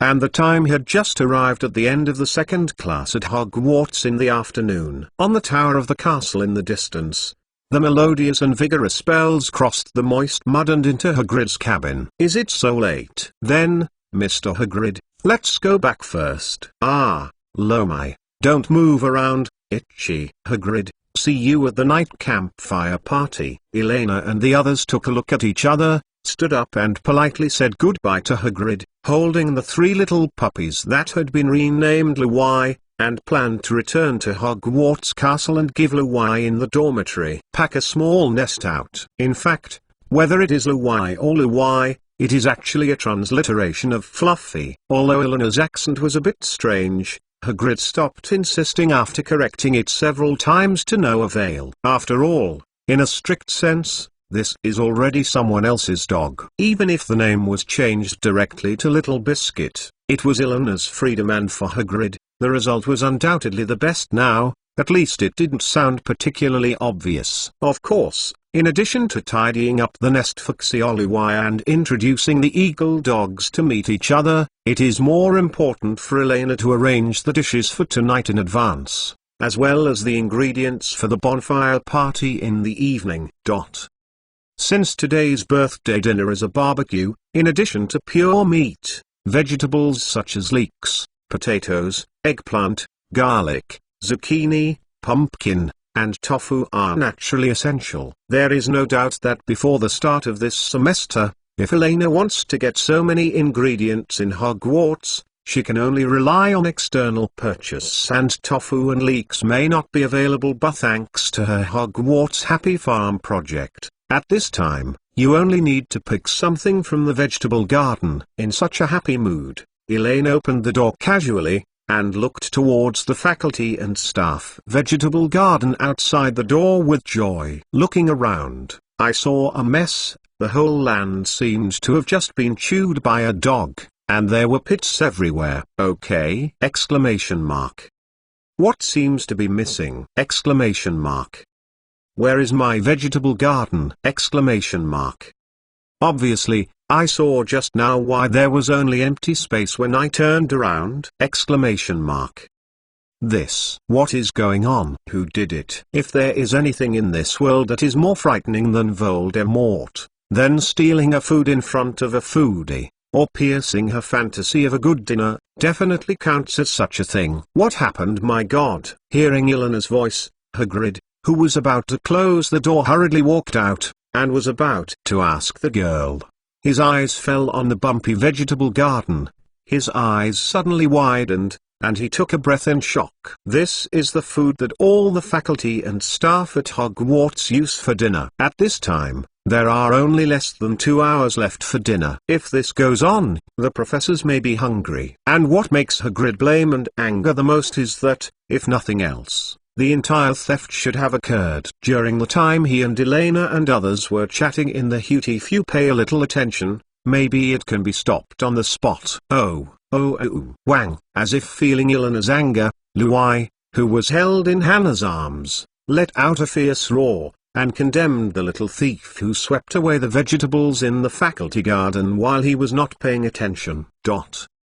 Glancing at the 3 little milk dogs without deterrence, Elena suddenly lit up. Although the combat effectiveness may have been weakened, no matter what, as a hound with 3 noses, the most basic ability to search for prey will not be affected. Too much really wants to see who is so bold, actually dared to give her and the professor's vegetable garden to a pot. Luwai, come and smell it. who did it. Elena took the 3 little puppies from Hannah and placed them in the swept-away vegetable garden with a cold face, while watching the little Louie shaking her head to collect scent information. The excitement in her heart gradually calmed down. Speaking of it, even if Louie didn't smell who it was, it didn't matter much. As the chef of Hogwarts, no matter which academy grabs these vegetables and plants, they must be handed over to the kitchen for subsequent processing and cooking. These naive children may think 2 simple rules: anytime they can all be changed, especially when this kind of more serious and extremely bad behavior occurs. Or, wang. In the gap between Elena's thoughts, the 3-headed little girl ran back to Elena with a patter, raised her head and barked at Elena invitingly. 3 black dogs running up, showing a touch of humane pride. Huh? Who is the smell? Take me there. Wait, I will go with you too. Hagrid had a dark face, put on the thick moleskin coat, and muttered. It seems that it may not be something that 2 students can do. Even if you find the righteous master, you can't do anything about others. Even the professors dare to grab the vegetable garden. I can hardly imagine this group. There is nothing people would dare to do. Okay, let's go. Elena nodded. Because of the oath in her hand, she could not take the initiative. Moreover, the combat effectiveness of Hermione, Hannah, and Luna is almost the same as a negative number. If they really fought and accidentally injured her little wings, it would be too bad. A few minutes later, Hogwarts Castle. Wow. It has to be said that Louie, with 3 heads, has an extraordinary talent for navigation. Even if it is held in hand, it can perform as much as the most intelligent mobile phone GPS navigation function.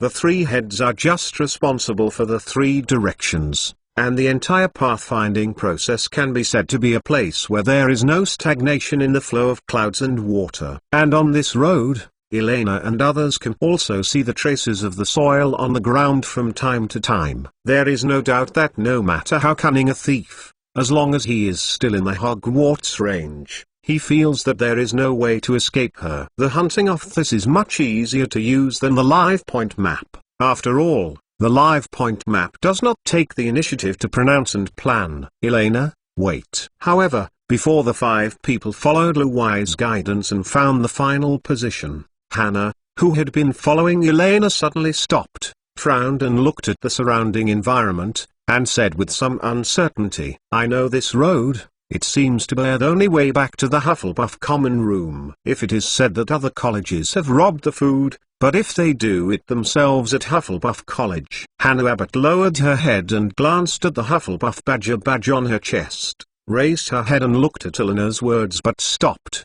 The expression on her face was extremely complicated. As long as they appeared in the lounge, then there are only 2 options left for them. Either stand on the side of school truth and be enemies of those students in your own college, or treat as nothing happened, join the group, and stand on the same side with the students who stole the vegetables from the professors. However, for Hannah, she didn't want to choose either option. The way back to the academy? But why? Elena stopped silently and glanced at the familiar walls around her. Since Hannah said yes, there is probably nothing to question. After all, little Tinu is not a road idiot like her. But the reason why she stopped was not just because of the 2 issues that Hannah was worried about, but the deep sense of strangeness that the whole thing revealed now, even though she herself was a black heart. Maggots. But as far as the current stage is concerned, the entire Hufflepuff Academy is still in the majority of honest people, and things like this are almost impossible to happen. After all, theoretically speaking, Hufflepuff College, which enjoys one of the best dishes from Hogwarts at present, has no reason to make such a decision, unless there is another major event that directly affects the group. Honest people are completely irritated. In this case, it doesn't make much sense to find those Hufflepuff students first. Hagrid, this matter is strange. Let's go to the principal's office first. Elena thought for a while, turned her head to look at the half-blood giant beside her, and said solemnly, if nothing else, the situation may be more complicated than we thought. Let's ask Professor Dumbledore what he meant. Chapter 436 Degrees, you said, that kid wouldn't let us eat the birthday cake. right? How is it possible? And based on what I know about Elena, this girl is particularly grudges. As long as you treat her well, she will definitely compensate you twice. Hogwarts Castle, the principal's office. Dumbledore and Grindelwald, who had just returned from Diagon Alley, walked down the stairs talking and laughing. Grindelwald patted the long parcel in his hands seriously, and said with a smug expression, "Anyway, what I gave was a flying broomstick of the latest model. It must be no problem if Elena still doesn't allow you to eat sweets. I will share a bite of the cake with you. It doesn't really matter what the cake or anything, I just hope she can stay peacefully like this forever." Dumbledore shook his head with a wry smile, and glanced at the cake box in his hand. Since he recruited this little devil into Hogwarts, he felt that he was really old more than once. If he were young, no matter how big things happened, at least his heart would not feel so uncomfortable. "Professor Dumbledore, you are finally back. Come and judge, you are so deceiving." At this moment, a hurried and slightly irritable voice came from the principal's desk downstairs. It was Professor Pomona Sprout, the Dean of Hufflepuff College. Albus Dumbledore's heart slammed, and the relaxed smile on his face disappeared in an instant, because in Dumbledore's impression, the gentle witch had never made such an emotional voice, and from the sound from the principal's office below, it seemed that Professor Sprout was not the only one. "Professor Dumbledore, a more complicated collective violation occurred this afternoon." "Say okay first, I don't think we are kids in our college." "In any case, Gryffindor Academy, which provoked first, must be dealt with heavily." Following Professor Sprout's reminder, the three deans of Minerva McGonagall, Severus Snape, and Felius Flivy turned their heads and looked over. An unknown shadow was cast over Dumbledore's heart. "What happened?" Exclamation mark.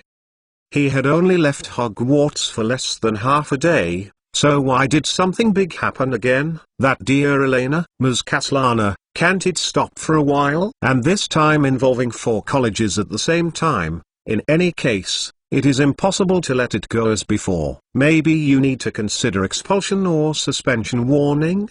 Dumbledore walked down the stairs and looked at the 4 ugly-faced deans in the office below. Numerous thoughts flashed through his mind for an instant. His face gradually became serious and serious. No matter what Elena's talent, if she has no sense of awe and compliance with the rules, so the future influence on the magical world will only be negative rather than positive. Although no one has the guts to question Albus Dumbledore, there is no doubt that in the history of modern European magic, the appearance of the 2 Dark Lords has a direct or indirect relationship with Dumbledore. Therefore, for Dumbledore, he would rather not cultivate the next patron saint of the magical world, and never want to create a terrifying 3rd-generation Dark Lord for future wizards for his own reasons. We will deal with these issues a little bit later. First of all, thinking of this, Dumbledore's blue eyes flashed with determination, and he said in a deep voice, "Elena who caused these things?" "Castellana,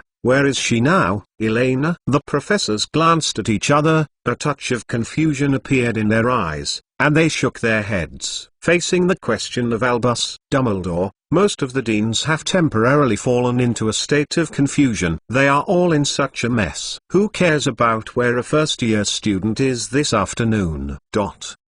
If it's no accident, it should be on Hagrid's side. Snape thought for a while, glanced at the serious Hogwarts headmaster, and said softly, "Anyway, she won't use it to report in the potions classroom this afternoon. Professor Dumbledore, you know." "I don't understand. What does this have to do with Elena in our college?" Pomona Sprout frowned heavily, and looked at Professor Dumbledore with dissatisfaction, with an extraordinarily rude tone. "Professor Dumbledore, as a person who has almost witnessed the whole process, I can be pretty sure that at least this incident has absolutely nothing to do with Miss Castellana. Even most of Hufflepuff's students may have just know." "Okay, doesn't it have anything to do with Elena this time?" Hearing what Professor Sprout and Professor Snape said, Dumbledore's tense mood slightly relaxed. "Since Elena is not involved, it is mostly some regular Hogwarts campus emergencies, no matter what the situation is.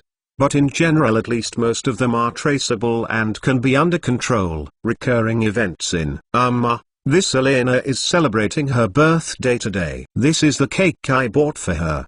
Dumbledore coughed slightly awkwardly, raised the cake box in his hand, and quickly explained. After all, you all know that these days the child still spent a lot of effort to improve the catering of the teachers and students in the school. As the principal of Hogwarts, I think I still have to thank him a little. While talking, Dumbledore put down the cake box in his hand very naturally, settled his mind, looked at the deans in the office with a smile on his face, and asked calmly, "So, what happened that caused you to quarrel so hard?" In short, the students from the 3 colleges of Gryffindor, Slytherin, and Ravenclaw were fighting on the field outside Hogwarts Castle before the second class this afternoon. Professor McGonagall pushed his glasses and said with a serious face, the expression on his face particularly ugly, counting the number of times, "This is already the second large-scale student conflict this week, and from the current situation, it seems that every time Gryffindor College takes the initiative, this can't help but make this Hogwarts vice president is even more angry. Why are you fighting again? And there are still 3 academies?" Dumbledore's eyes shrank, and the emotion he had just relaxed was lifted up instantly, and he asked solemnly, "How is the situation now? How hurt are the students? Where is Mrs. Pomfrey?" None of them are injured. These students have played a scene together, and don't have to go to the clinic. Professor Sprout couldn't help but snorted coldly, and the cold light in his eyes grew colder.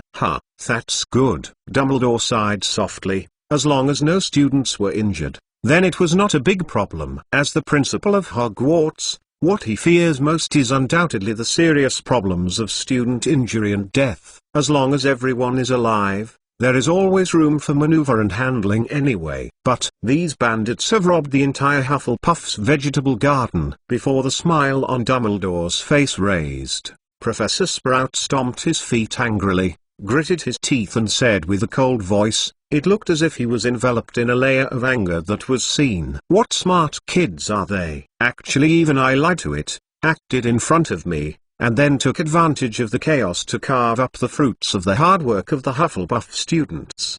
The ground of the vegetable garden is not let go, not to mention leaving some rhizomes. Even the soil has been scraped away for several feet." Professor McGonagall, Professor Snape, Professor Filvey, I don't care what role the students of each of your colleges play in it, but I made one thing very clear: all from the Hufflepuff vegetable garden, all the vegetables that I left have to be returned. There is no room for negotiation. From the beginning, Professor Sprout's goal was clear. For this vicious act of robbers, there must be absolutely no condolences. If in this matter, Hogwarts School chooses the so-called law not responsible for the public because of the large number of people in the 3 colleges, then it will extremely seriously affect the growth direction of the students in the whole school. The devil hidden in the heart of the child may be released. Professor Sprout's tone was extremely intense, and the wand in his hand was already in his hand unconsciously. Although short and chubby,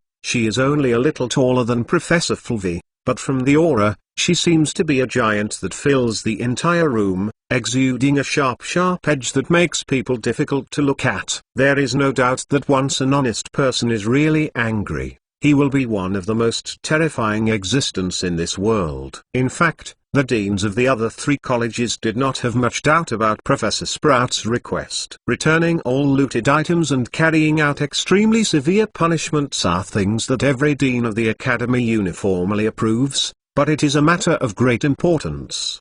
They also hope that they can investigate clearly and make the most appropriate results.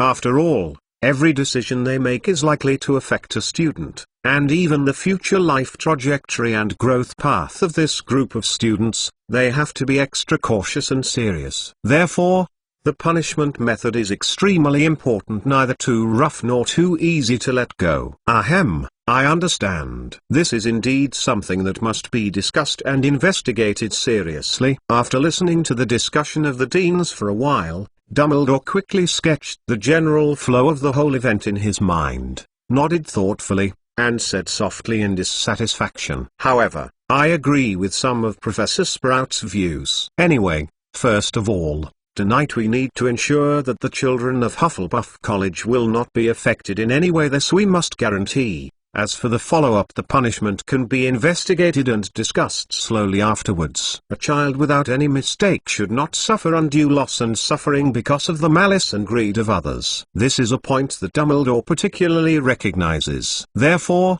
between defending his rights and punishing his mistakes, he first chooses the former. Pomona, don't worry.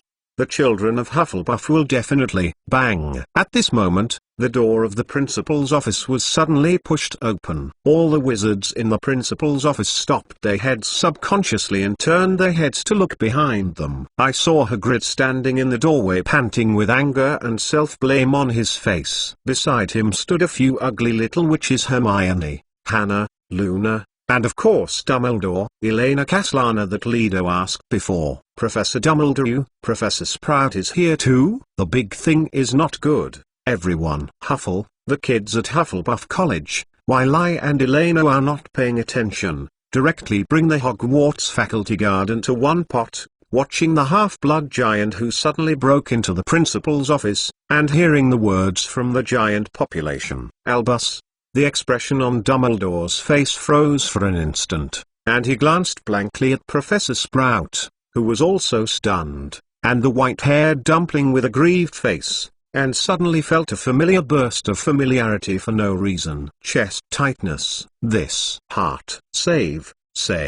Chapter 437. In this case, Professor McGonagall glanced at Professor Sprout, whose lips were trembling with anger, and then at Albus, who was suddenly stuck. My heart is so tired that I want to retire?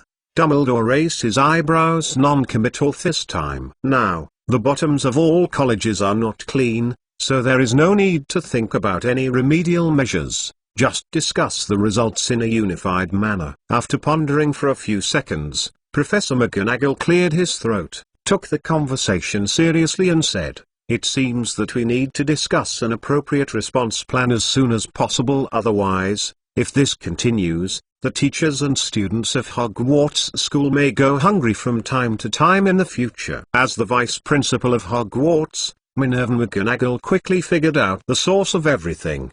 The previous small-scale vegetable garden dispute between Ravenclaw and Gryffindor. The school did not deal with it more seriously, or did not carry out some targeted education and punishment, which caused the students to start gradually think of this behavior as a means to be considered. Obviously, the mere deduction of points or confinement or punishment of labor may be slightly thin from the current point of view. And if you want to go beyond the original school rules to formulate and implement some new rules, you need to go through the discussion of all the core faculty and staff. Even Professor Dumbledore can't come openly and directly draw up new penalties. However, Professor McGonagall couldn't think of a particularly effective way to deal with this kind of new emergency. While Professor McGonagall and Dumbledore were thinking about the solution, Elena had already walked up to Professor Sprout, and whispered to the Chunky Witch about the cause and effect of the whole thing. She only knew about Hufflepuff Academy robbed the faculty and staff vegetable garden, but judging from the current situation in the office, it seems that all the academies are involved!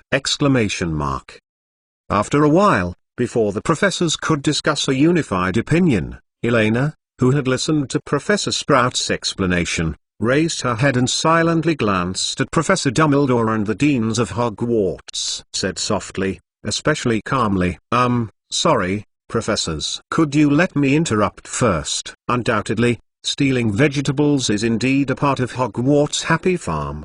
But even when the minigames in the previous life were the most popular, that is, just grabbing some melons and eating them, it will still leave a lot of valuable gains to the original owner. It will never be said that the land will be swept away directly like this up. According to Eleanor's understanding, this is like the most classic sentence Mr. Luxon said, "The little wizard after class is greedy, picking a melon to eat." It's not stealing here at Hogwarts. It's the insatiable badgers, snakes, lions, and eagles that are in charge. And once you discover this, You have to pull out your magic wand and walk past it gently. In other words, this incident must be dealt with seriously, and the students involved must pay a price whether it is blatant robbery or scraping the floor. It has violated the principled bottom line problem. First of all, I suggest that the house elves in the kitchen have a collective holiday tonight and stop the next dinner. Elena paused for a while, looked around at the professors who were talking and stopping, and then quickly continued. As an alternative, every student puts the crucible and the corresponding basic kitchen utensils in front of each student, so that at least they can use their hard-working hands to transform the stolen food into delicious dishes if they have the ability. In fact, after learning the complete plot from Professor Sprout, the first thought that came to Eleanor's mind was, these innocent children, I am afraid that some of them are too beautiful. Is the Hogwarts kitchen in Hogwarts still a group of elves who only dare to resist the wizard's requirements? Even if they succeed in stealing the dishes, there is a gap of at least several thousand years from the raw materials to the delicious dishes. This cannot be made up by a simple potion cooking class or two. Oh, Professor Sprout gave Elena a surprised look. According to her idea, she was just trying to recover the stolen vegetables, and then while ensuring the smooth progress of the dinner, she severely criticized and warned the students who participated. Similar to this kind of direct food cuts, she did not expect it. It wasn't until then that Professor Sprout suddenly realized that the little witch in front of him was not an ordinary first-year student. She was the first wizard chef in charge of the Hogwarts kitchen in so many years. But Miss Castellana, regardless of whether your suggestion is feasible or not, first of all, there are two problems that need to be solved first. Professor McGonagall pondered for a few seconds, then shook his head and continued. The students in the 4 colleges all have the vegetables that they snatched from the vegetable garden this afternoon, so what should the faculty and staff do? Also, just let them cook by themselves. Is it a bit of a joke? This is not in line with us, the traditional way of punishment. Obviously, judging from Eleanor's words, the so-called Hogwarts kitchen's suspension of dinner service is not just aimed at the students of the 4 Hogwarts colleges. This is also normal. After all, it is difficult for professors to enjoy the food comfortably while watching the children underneath cook their self-cooking. Frowningly Altdorf. Professor McGonagall is skeptical of the punishment for this. At present, the most important thing is that the faculty garden has been taken away by Hufflepuff's students. In theory, using magic or ordering the house elves to directly transform the vegetables back is not particularly troublesome. But just as Dumbledore has always emphasized in previous discussions, Hufflepuff College used the wrong way to fight against terrors, so as professors at Hogwarts, when they deal with this matter, they are even more. You should be cautious and careful not to commit the same problem again. The first question is very simple. Tonight, Professor Snape and I will personally take care of the cooking of the faculty seats. As for the ingredients, I will work with Professor Hagrid and Professor Sprout to find some substitutes for the time being. Elena shrugged, glanced at Professor Snape, who was hesitant to speak, and said quickly, "Don't refuse so anxiously, Professor Snape. The main part is still done by me. You are mainly responsible for the soup, liquid food, and the pre-treatment of some ingredients. This is a special case, not an example, and you will refund 10,000 step by step. As a member of the Hogwarts faculty, you have to have dinner too, right?" Just this time. Snape hesitated a little, looked around at the professors who looked at him, grunted coldly, and said reluctantly, "Thanks to the reform of the potions class these days, this potion master, there is not so much resistance to cooking. As for the second point, of course it's not just that simple." Elena nodded in satisfaction, and an eager smile hung on the corner of her mouth. "In fact, in response to this emergency, I have prepared a series of update plans. Countermeasures. As for the specific situation, I can give you a brief explanation. First, I will call it Hogwarts Potato Standardization Plan. Add bookmarks for easy reading. : I didn't write it out, but I have it tonight. I hesitated for a long time whether to write the follow-up cooking plot, and whether to directly push a large section of the timeline, and I am still tangled. Sad COO CAC. Chapter 483, Potatoes and Fish. Office of the Principal at Hogwarts. Before she knew it, Elena had gradually walked between the four deans and Professor Dumbledore, and methodically expounded the solutions she had come up with, answering questions raised by the professors from time to time. As the so-called technical profession has specialization, as the chef of Hogwarts kitchen, the punishment method proposed by Elena sounds a bit naive, but with the girl's logical and clear explanation, the professors quickly recognized the most important one. Part of the content. In fact, whether it is potato-based system or self-cooking, there is no big problem in terms of pure content. More time is mainly spent on filling in and modifying some of the vacancies and unreasonable minutiae. 10 minutes later. So, that's it in general. There shouldn't be a big problem, right?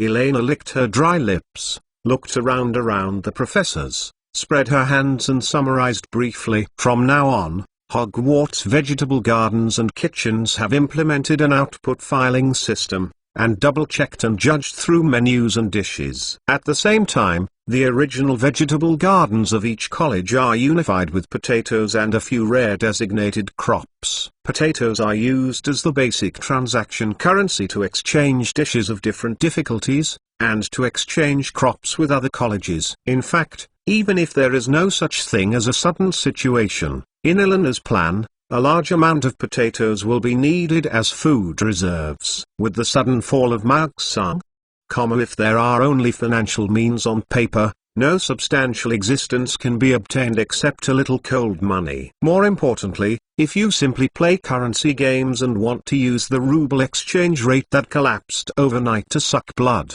wait until the people who have grown up on this land in a few decades to relax. Then wait to be liquidated. Right. In this respect, the later generations of Asans have countless bitter lessons as negative cases. Therefore, Elena had already passed through with Grindelwald and Dumbledore before, and listed the most suitable potatoes for large-scale cultivation and preservation as the secret weapon of the Gringotts Soviet raiders. If all goes well, at that time, Hogwarts may be able to buy a group of bear wizards and bear scientists with a lot of potatoes, not just people, technology, materials, and more important people's hearts. The mystery of the magical world, well-intentioned social assistance, coupled with the abundant funds pitted from Gringotts, whether facing pure academic researchers, noble idealists, social people in need of food and enjoyment, today's Hogwarts can offer a price they absolutely cannot refuse. The potato exchange.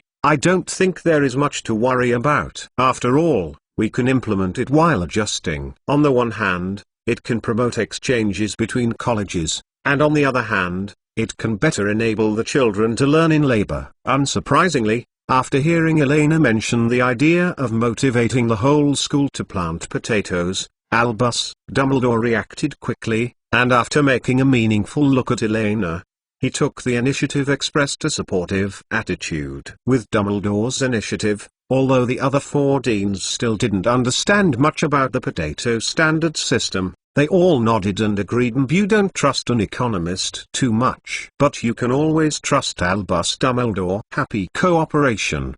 It really deserves to be her and Grindelwald's best partner. Then we will start to act. Anzi happily squinted his eyes, patted his palms, and was about to leave the principal's office to prepare dinner. You know, it's no longer a day or two for Elena to covet the cute little ones in Professor Sprout's greenhouse. Now that she has a reasonable excuse, she naturally has to think about how to handle them. But at this moment, Dumbledore's unhurried voice suddenly came in his ear. As for what Miss Castellana said before, the Hogwarts kitchen is out of service tonight. I think it is still a bit wrong. There has never been such a precedent in Hogwarts. We cannot punish too much for the mistakes of some people. Many people.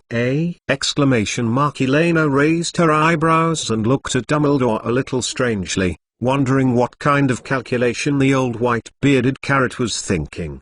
Trust me, you can't deprive a house elf of the willingness to work. which is not a good thing for them. Once I received the news that the kitchen will be off at night, I guess those hard-working house elves might mistake Hogwarts for Hogwarts. I want to expel them collectively, and then fall into great panic. And, Dumbledore thought carefully, looked at Elena, who was lost in thought, and blinked vigorously. If I remember correctly, there seems to be no reason to cancel the basic meat supply for the fruit and vegetable plants that the students' vegetable gardens are mainly responsible for. After all, we can't cancel the meat dishes because of the theft of the vegetable garden. Also, if possible, let go of the plants of Professor Sprout and the little animals in the Forbidden Forest. Seeing the smile that disappeared on Elena's face, Dumbledore couldn't help but breathe a sigh of relief. Sure enough, he guessed that he might be about to eat something strange in the evening. There is no doubt that the Hogwarts kitchen is not Elena's words. Therefore,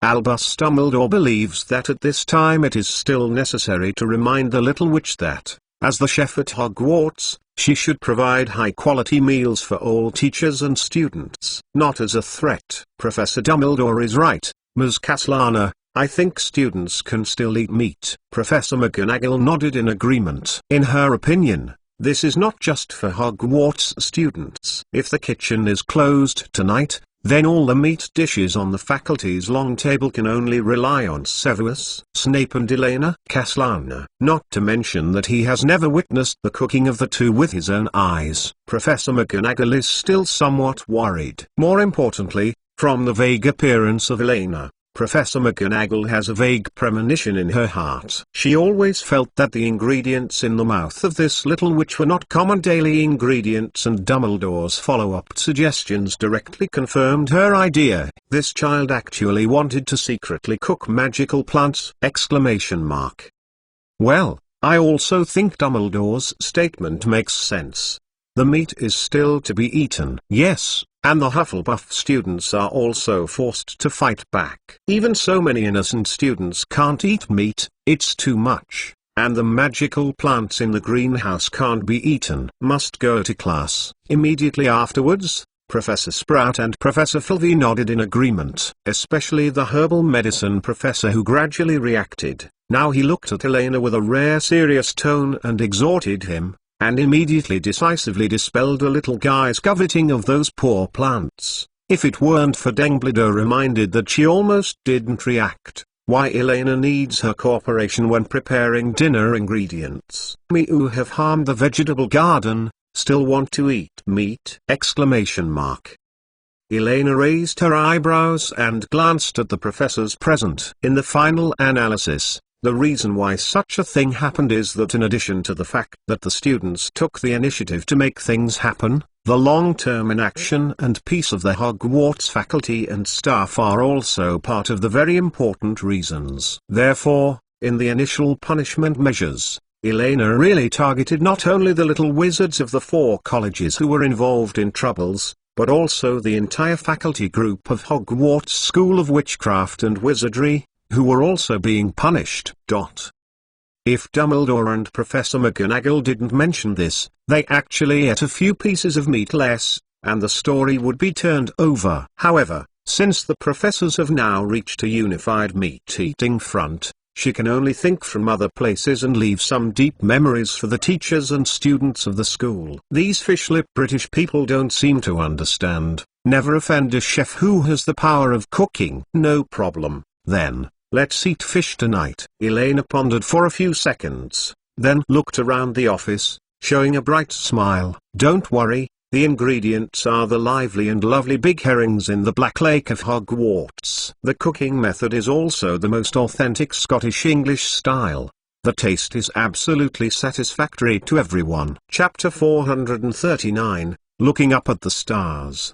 Pay attention to the plate. The last time I emphasize, the soul of this dish is mainly the way it is plated. In the Hogwarts kitchen, after Elena turned around and told the elves one last time, she glanced at the little witches with weird faces around her who wanted to talk, and said briskly, "Let's go, we should go to the auditorium." Although there have been some unpleasant episodes, the Hogwarts auditorium tonight is still as impressive as ever. Hundreds of magic candles floated above the dining table, shining brightly on the golden plates and goblet. The 4 long college desks were already full of chattering students. The faces of most people were mixed with anxiety, confusion, and excitement. From the mouths of friends and classmates, many people already knew what happened this afternoon, whether it is the joint stealing of food from the 3 houses, or Hufflepuff's raid on the faculty garden. For these little wizards, it is a big thing, like a milestone anything.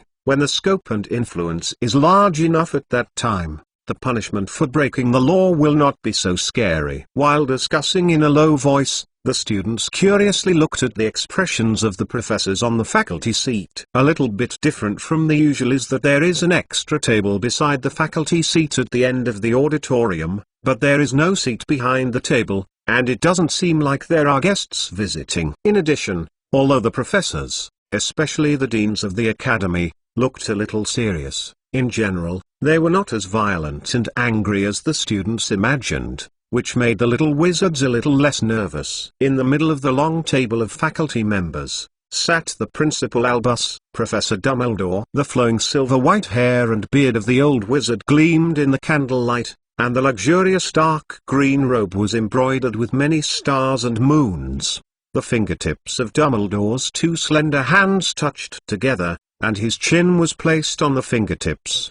His eyes looked at the ceiling above the auditorium through the half-moon lenses, as if lost in thought. The ceiling is magically cast, and it looks like the night sky outside. Countless stars are dotted in the deep night sky, and the twinkling stars bring a mysterious atmosphere full of dreams to the entire auditorium. Just like today, the only dish on the menu has the same name. Looking up at the stars, it's such an intoxicating name. Sybil Trelawney, a professor of divination at Hogwarts, took a look at the menu in his hand, raised his head, looked vaguely at the starry sky above the auditorium, and whispered in a voice similar to an aria, "How rich is the combination of ingredients, and how poetic is it to be called this name." In the auditorium under the deep starry sky, enjoying the delicious dishes named, looking up at the starry sky, this is a romantic experience. Ahem. Just as Professor Trelawney was just thinking about it, Dumbledore's clear cough sounded in his ear. Professor Dumbledore stood up suddenly.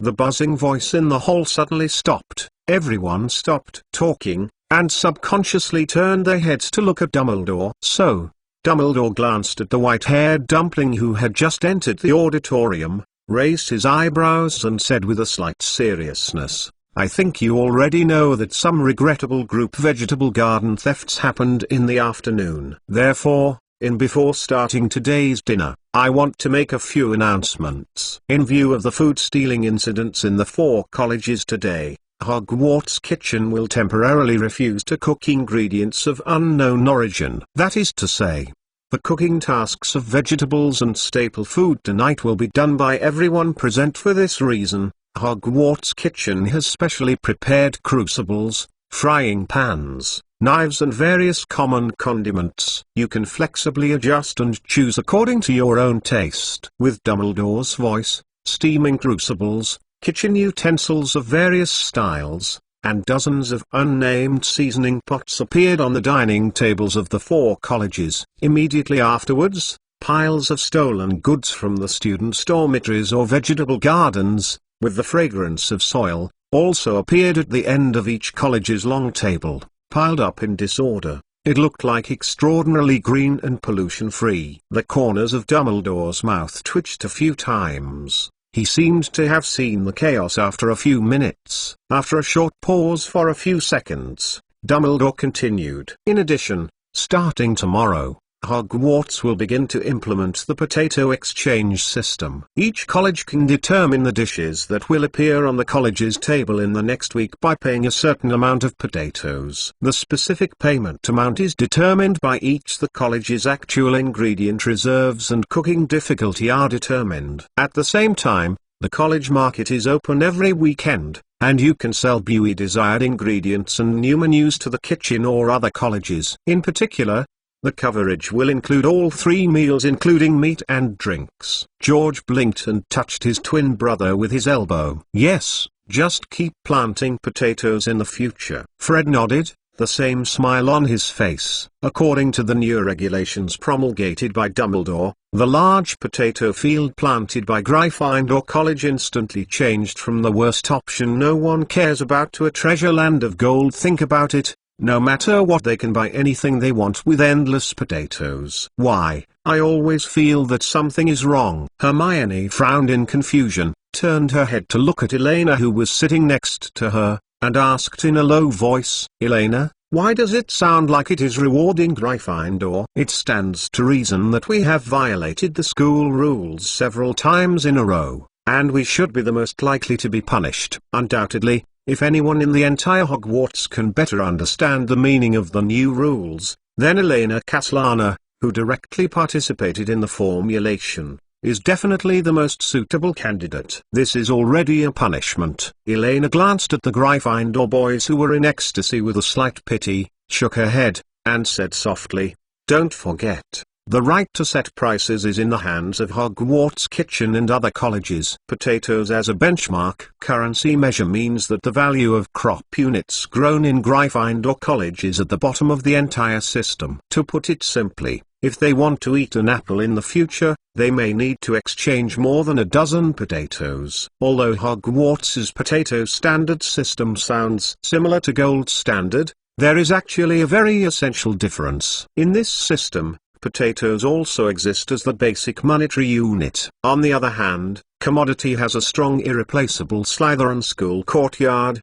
although theoretically has the highest trading price ceiling. But rare does not mean expensive, only when the demand is widely. Slytherin specialties after that, the crops they planted, will slowly start to rise in price. Of course, there is more complicated logic in this. Although the entire potato trading system looks fair and open at first glance, the Hogwarts Kitchen, as a market black hand, can actually interfere with the asset value of all colleges by adjusting its pricing power at any time. This kind of economic professional dimensionality reduction blow, let alone this group of children who are generally under the age of 18. Even the experienced Professor Dumbledore, Professor McGonagall, etc. It is difficult to bend all the problems in a short time. Turn around all want to understand. The specific rules will be posted on the bulletin boards of each college later. Dumbledore looked at the many students in front of him with a smile,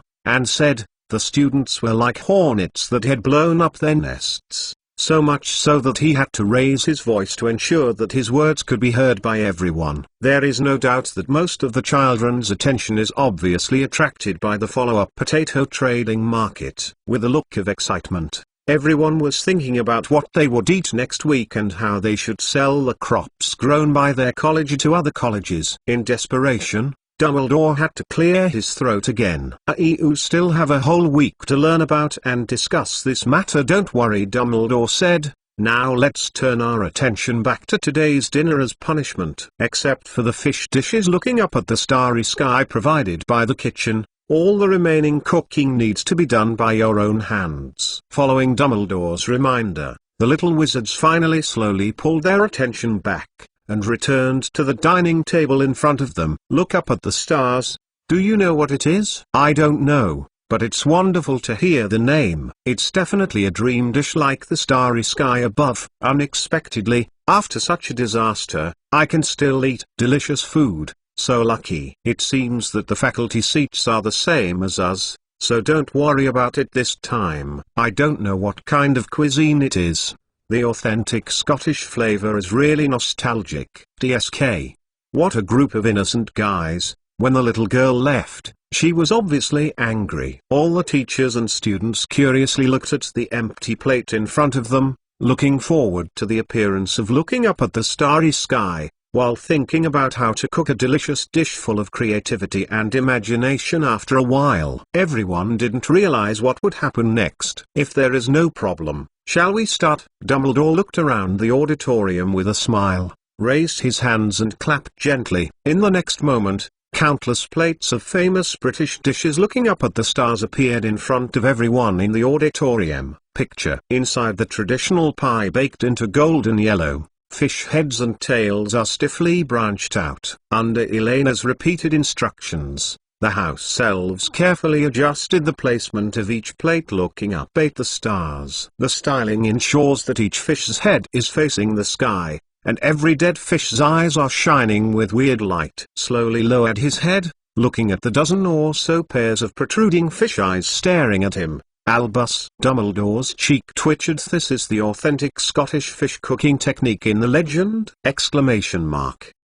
At the same time, the entire auditorium seemed to have been released with silencer magic. Everyone silently stared at the fish eyes in front of them, and fell into a long and complicated life thinking. Many people are destined to have nightmares this night. Chapter 440 Macron.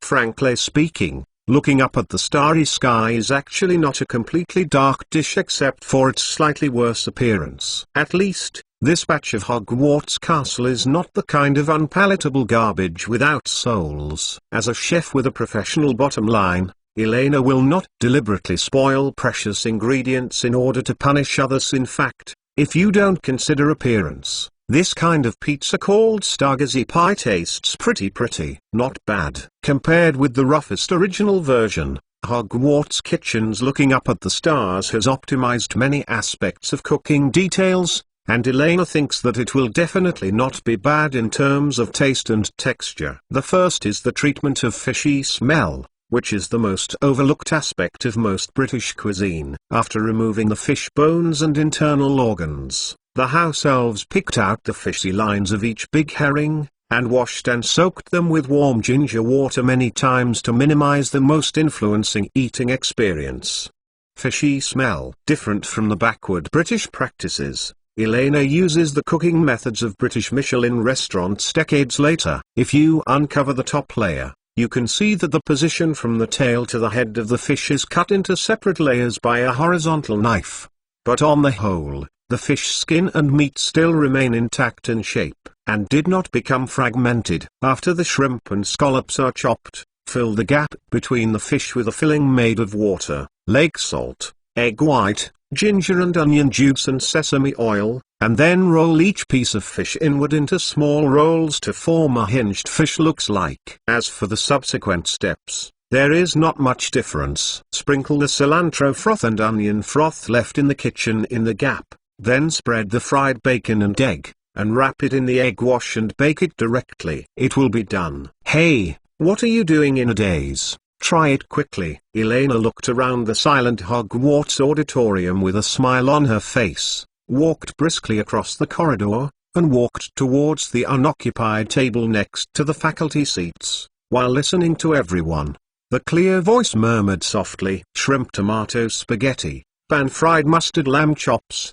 dry pan-fried scallops, Wellington roast beef, cheese chicken chops, Parma ham, sirloin steak, Burgundy red wine stew, Scotch eggs, Swiss chicken wings, smoked salmon, borscht, creamy mushroom soup, Caesar salad, garlic scallops. In the quiet auditorium, the girl's voice resounded like singing, and a new dish name appeared almost every step of the way, and every delicious dish gradually came to everyone's mind with Eleanor's voice. Regardless of whether they have eaten it or not, in the bombing of the overwhelming dish names, they can always cover several kinds of delicacies they have ever seen. According to the ancient experience of thousands of years, there are no picky eaters in this world, only those who have not yet felt it. Hungry people. This is the devil, right? The teachers and students of the school looked at Elena with extremely complicated eyes. Although their eyes still expressed resistance, their bodies had been hungry for the whole afternoon and made a very honest voice of hunger. At this moment, they finally understood what is called the power of Chef Hogwarts, which is the kind of terrible existence that can make people wander on the edge of life and death even if they don't use magic. Guru. Gradually, there was a faint drooling sound in the Hogwarts auditorium, as well as sporadic bellows. It doesn't matter. Just try it out anyway. Draco Malfoy gritted his teeth, held up the courage to pick up the knife and fork, and cut a piece of Looking Up at the Starry Sky pie into his mouth. No matter what, I can't waste the big sister. I'm really hungry. even if it's unpalatable. I have to try it. And many more. This smell. Malfoy, who had eaten Looking Up the Star Pie with the idea of going to Justice generously, was taken aback, and a look of dazed and happy expression appeared on the immature Zengtai's face. "Isn't this too delicious?" Exclamation mark. Hogwarts herring's unique tender meat is mixed with the aroma of fried eggs and the thickness of bacon. The bone spurs of each fish have been carefully removed, and one bite is all delicious and fragrant fish with a strong aroma. It burst out in an instant, accompanied by a little onion and ginger sauce, and a warm current gradually flowed through the whole body. Wrong. There is more than just fish, bacon, eggs and noodles. There are more and richer things, as colorful and rich as the countryside under the stars. Draco Malfoy opened his eyes suddenly, recalling the beauty of the bite just now, while using a knife and fork to open it along the gap in the dough, and through the gap, he looked into the Looking Up Starry Sky Pie carefully. I saw under the golden brown egg noodles, each fish body was like a rolled-up book page. The gaps were filled with chopped onion, shrimp, and scallops. In addition, between the fish and the fish, there was spread with scattered carrots cut into small pieces, plump corn kernels, green onion and coriander froth, dotted with thin cheese layer. Oh my god, this is a work of art. Draco Malfoy's pupils gradually widened, his throat rolled, and he swallowed heavily. Immediately afterwards, without any hesitation, the boy directly dropped the knife and fork in his hand, and simply brought a whole fish head in front of him, stretched out his hands and directly picked up the large piece of Looking Up at the Starry Sky Pie, and ate it with big mouthfuls. Up, Guru. The Slytherin students who were still a little hesitant glanced at the little Malfoy who was eating especially delicious, and involuntarily swallowed again, looked at each other, and also picked up knives and forks and tried tentatively as a public. The lounge was in the underwater college, and the Slytherin students were actually not that resistant to blindness. It's delicious. It's delicious. It's amazing. This taste and texture will not get tired even if you eat it for a month. It's delicious. How can it be so delicious? I didn't expect the big fish swimming outside the common room to be so delicious. Zhahahaha. Soon, the entire Slytherin College long table became the first place to fall. In the complicated eyes of the other three college students, the group of heavy-tasting Slytherin wizards quickly began to scramble for the unsatisfied fish head cakes on the table, and everyone's face appeared a touch of terrible fanatical happiness. Even those horrible dead fish heads that were never seen by people have become the most popular part. Click, click.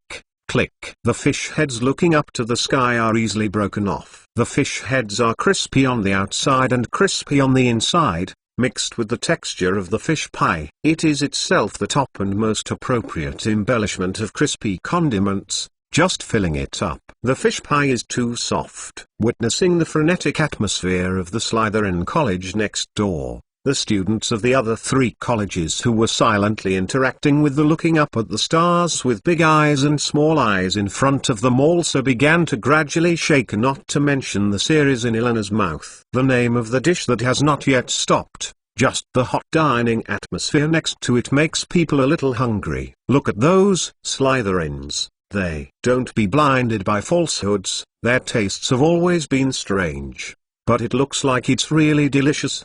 How about, let's try too? So hungry. No, I will never eat this thing. It's terrible, I will have nightmares at night. Wow, this tastes really good. No matter what you say, looking at those eyes anyway, I don't have any appetite. Then give me the one in front of you. Anyway, it would be a waste of not eating. In less than a minute, the atmosphere in the entire Hogwarts auditorium became alive again. All in all, if you can overcome the dozens of dead fish eyes staring at you in front of you, as well as the slightly cracked fish lips, if you muster up the courage to cut off a piece of pie and taste it, this is indeed a kind of very delicious fish pie. Although there are still a small number of children holding on to the final stubbornness, with the fall of most people, this large-scale fragrance atmosphere will sooner or later spread to everyone. Joining the true fragrance camp, it is only a matter of time.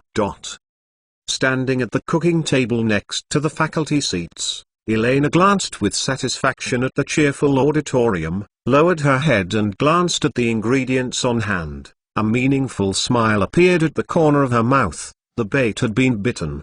The next step is the flame hell. Only when I have felt help and full of longing for beauty can I realize what true despair and helplessness is. After all, life is the ups and downs. Add bookmarks for easy reading. Chapter 441 Price. Happiness is always short-lived, and because of this, it appears precious. There are not many looking up starry sky pies cooked in the Hogwarts kitchen tonight. If you follow the complete European-style dinner process, it will be equal to less than half of the first plate on everyone's head. If you want to make an analogy, it is similar to the appearance of hapus appetizers in a Chinese restaurant, with the last plate of delicious looking up at the starry sky pie disappearing into the mouths of teachers and students. The food debris on the golden dinner plate was swept away, and it became neat and clean again. Based on past experience, new dishes should appear next. However, what does it mean?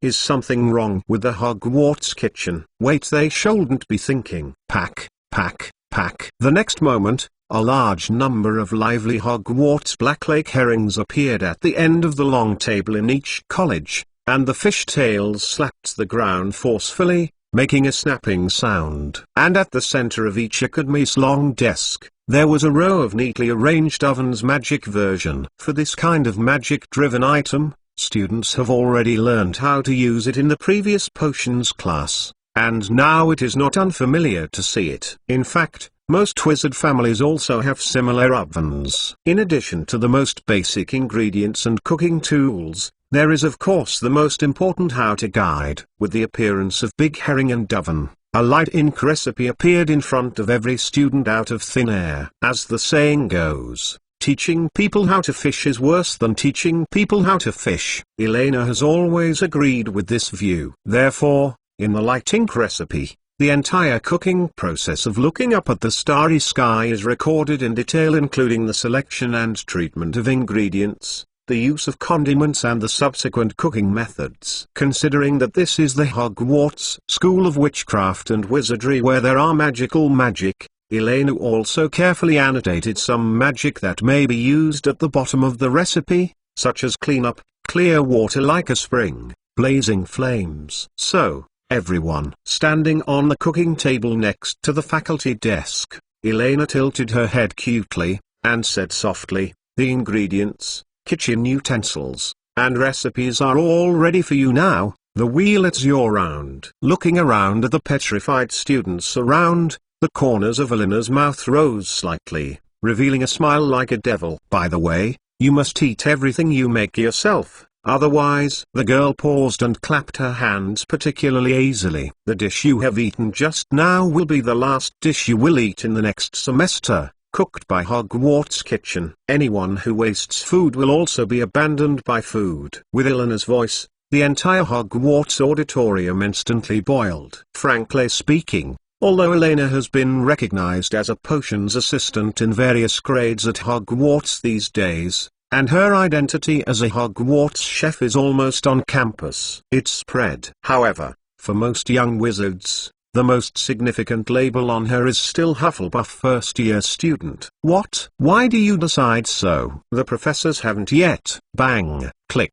Before the angry voices of the little wizards in the auditorium grew louder, a cold light flashed, piercing the entire Hogwarts corridor like lightning, and flew straight to the giant hardwood door at the head of the auditorium. Click! Click! Click! Accompanied by the faint to clear sound of the wooden plank breaking, in everyone's eyes, on the hard wooden door that had resisted thousands of round-faced fat chickens, a long crack followed the handle that broke into the wooden door. The deboning knife spread quickly. "Because I am the chef at Hogwarts." Elena threw the sharp knife in her hand expressionlessly, and her blue eyes slowly swept across the Hogwarts auditorium, which was quiet for an instant, and the long table of faculty and staff whose complexion suddenly became a little dull. "Just forget about stealing vegetables. Scrape the roots, You are really amazing. Whoosh! Another knife turned into silver lightning and sank deeply into the wooden door at the entrance of the Hogwarts auditorium. Guru.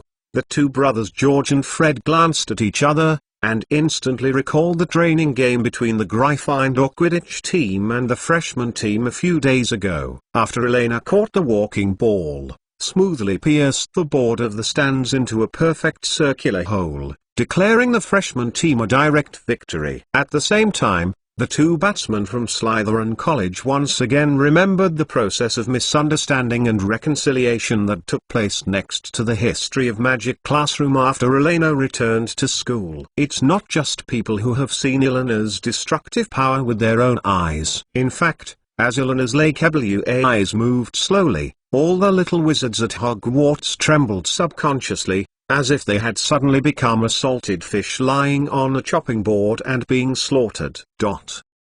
Elena. Dumbledore frowned and was about to stand up when he suddenly felt his shoulder sink. The old wizard turned his head. I don't know when Grindelwald had already walked behind him, pressing on his left shoulder with great importance, looking at the Silverhawk witch who seemed to attract the attention of the whole world, and said meaningfully, Albus, today is that little girl's birthday. If there is nothing wrong with it, I suggest you better sit in your seat first and see the situation and make a decision. I think Elena is not indiscreet. Child. But the contract didn't light up, she was just venting it. Grindelwald glanced at the smooth back of Elena's hand and said quietly, what's more, she has a knife in her hand. At this distance, listening to her reasoning calmly is the wisest choice. The establishment of any new order will inevitably damage some of the original interests. It is normal to encounter resistance For Grindelwald, it is neither a simple force of force nor a blind compromise or concession. The correct approach. Regarding the first two, he and Dumbledore have both tried, and at the same time tasted the bitter fruits of failure. And the way that Elena chose to respond was to let the first-generation Dark Lord see another path. So, everyone. Elena took the knife in her hand again, with an innocent smile on her face, said sweetly, time is running out, let's start cooking. Don't worry, I will accompany you to complete all the cooking process together. As the professor said, this is a punishment, but also a kind of learning. After about 10 seconds, the stagnant air in the auditorium gradually eased. Glancing at the little Silverhawk witch who took the initiative to process the ingredients, the already hungry students did not protest anymore. Although there were occasional whispered complaints, most people stood up obediently and began to choose and think about how to complete the self-cooking test tonight. After all, regarding the content of Elena's mouth, the professors before the meal said the same thing. After all, he's still a good boy. Grindelwald shook his head dumbly. Not far away, Elena has turned her attention back to her cooking work. As she said, she will join Professor Snape tonight to provide delicious dishes to the Hogwarts faculty and staff long table. Professor Snape, the slaughtering, deboning, and slicing of these big herrings are on your behalf. Yes. What are you doing then? While you are processing the ingredients, I will roast a few durians first so that on the one hand, you can fill your stomachs for the professors without waiting too long. On the other hand, I can also provide some cooking for the students. Thoughts? Elena said sweetly. In order for all teachers and students at Hogwarts to deeply realize the mistakes of the previous series of things. Therefore, in the cooking session tonight, we must leave an indelible psychological shadow in everyone's hearts as much as possible. Goo, I didn't write it out. Tomorrow we'll make up the cuckoo cack. Where is the pot? Fat Chicken jumped in. The 442nd chapter. Big Herring is not weak. On the shore of Lomond Lake, the town of Luz, Elena Caslana's departure did not bring any changes to this peaceful town. The 1990s coincided with the Great Recession of the entire British economy. Even the Scottish Highlands,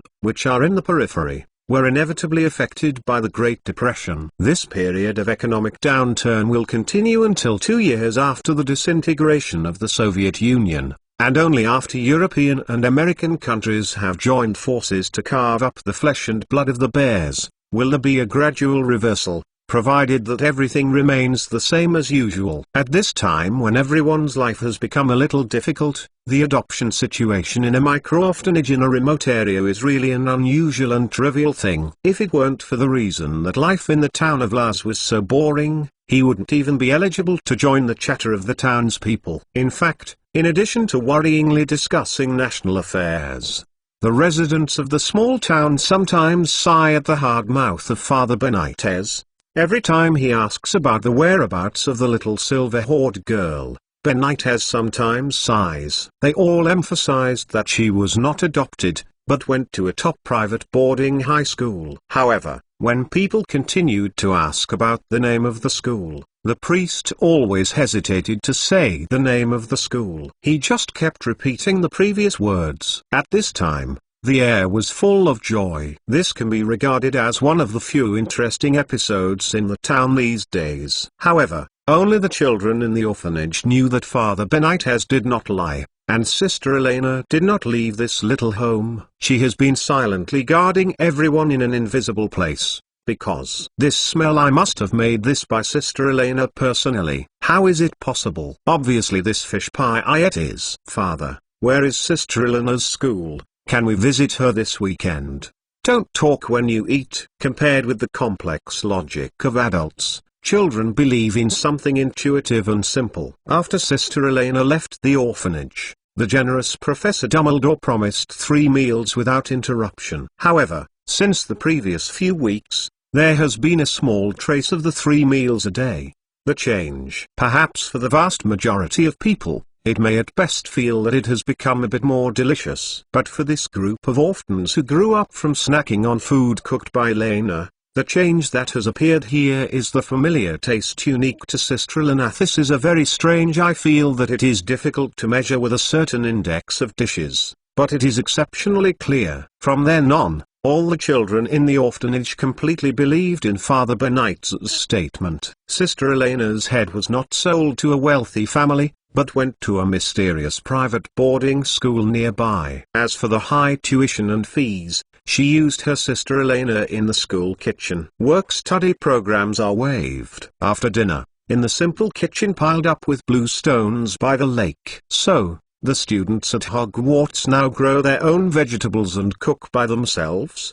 Benitez raised his eyebrows. The look on his face was quite surprised. In his impression, wizards are noble and mysterious existences. Even if they are just a group of apprentice wizards, it is difficult to imagine how their weak bodies, not universally recognized in the magic world, would cultivate in the soil. Not to mention, if it weren't for the popular science of the house elf called Burly in front of him, he could hardly believe that Elena, who had just entered the magic school, had actually become the kitchen chef of this school. But recalled a little. With Elena's performance over the years, Father Benitez quickly accepted this new setting. During the most difficult years of the orphanage, whether it was weeds, swimming fish, lake shrimps, flying birds, as far as things are alive, the child can always find some strange cooking methods to turn them into a delicious meal. Dishes. Not exactly. Hogwarts kitchen will still take on part of the cooking work. A sense of tension appeared on the face of Burly, the house elf, and he quickly explained with a shake of his hands holding the plate. And this is only a temporary change. According to the chef, what Hogwarts needs to face in the future may be the food supply of the entire magical world and even the whole world. The current manpower alone is far from enough, therefore from students to every house elves, they need to develop a certain cooking foundation in order to cope with the future world. Although the house elf Burly answered fluently, Benitez could see that the magic elf did not actually understand the meaning of this long passage, but was merely repeating it. Of course, as a clergyman who became a monk, Benitez didn't even know what Elena was thinking about, but for him, the other meaning revealed in the information was enough. Elena was not bullied in that strange magical world because of her orphan status. On the contrary, she seemed to be doing well. Then I'm relieved. By the way, there is one more thing that may need to trouble Mr. Burly. Benitez smiled and nodded. While speaking, he carefully took out a small box from his arms, handed it to the house elf in front of him, opened the box, and inside was a fine silver cross bracelet. Today is Eleanor's birthday. The child has always wanted a cross bracelet like an official nun. Although there is no way to help her apply for a nun in the church, it is still possible to polish a small object for her by hand. Don't worry, Mr. Benitez, I will pass it on for you. The house elf solemnly accepted the simple gift box, and at the same time took out a list from his arms and placed it on the table. As always, this is the list of materials that Hogwarts needs to purchase from the non-magical world next week. It includes some plant seeds from abroad, non-magical plastic wrap, snacks, various drinks. The cost will still be paid from the box of mole currency that you placed in your bedroom before. Do you want to buy new things again? Benitez frowned, picked up the list on the desktop, and glanced roughly. Fortunately, except for a few weird plants that he has not even heard of the name, most of the things can be bought in a city not far away, but there are indeed a lot of them. The old foreigners who moved here borrowed their cars. Speaking of which, is the current European economic environment so severe? You know, during this time, many old people from Germany and Austria settled in this remote town on the edge of the Scottish Highlands. This can't help but give Benitez a bad illusion that war is about to break out. On the other side, Hogwarts Auditorium. A war between wizards and ingredients has just broken out, along with a mixed fishy smell, roasted durian smell, and all kinds of unspeakable dark aura lingering in the air. Many little wizards realized for the first time that the big herring in the school's Black Lake is not weak. Chapter 443. There is no doubt that the little wizards at Hogwarts are full of pride. As a handful of children selected by Hogwarts School of Witchcraft and Wizardry in the United Kingdom, no matter how they rank in the school, at least everyone has a sense of honor and pride that stems from a 1,000-year-old school after all. They are the future of the British magical world. Until this day, the hope for the future of this group of magicians, being rubbed against the ground by the big herrings jumping around, snapped. Pop, pop, pop, snapped, snapped, bang bang bang. Unlike artificially raised reservoir fish, fish that grow in wild waters are generally much stronger. You know, although in theory this water area is connected to Lomond Lake, these big herrings in the Black Lake of Hogwarts are obviously stronger than their counterparts in most non-magical waters. Survival of the fittest and natural selection. Only the strongest big fish can survive in this waters where all kinds of magical creatures live. And this means that for the relatively weak wizards, it is not easy to subdue these strong big guys even if they leave the familiar waters. Their strong desire to survive makes them change. Be extra strong. At least the first batch of little wizards who tried to catch the big fish with their hands and wanted to turn them into food have been fanned to the north by their strong fish tails. Many children who have not been beaten so much are watching. I was almost burst into tears. This is essentially different from the non-moving potion materials in the potions class. These big fish will not only hit people, but they will even bite people if they are anxious. Although there are no teeth, it still hurts to be bitten. The entire Hogwarts auditorium was filled with slippery, desperately jumping big herrings. And the little wizards who became angry from embarrassment. Before sitting in the faculty seats, the professors who smiled and watched the students' cooking time reacted. I don't know who started the head. The little wizards who were caught off guard and rubbed on the ground drew out their magic wands angrily.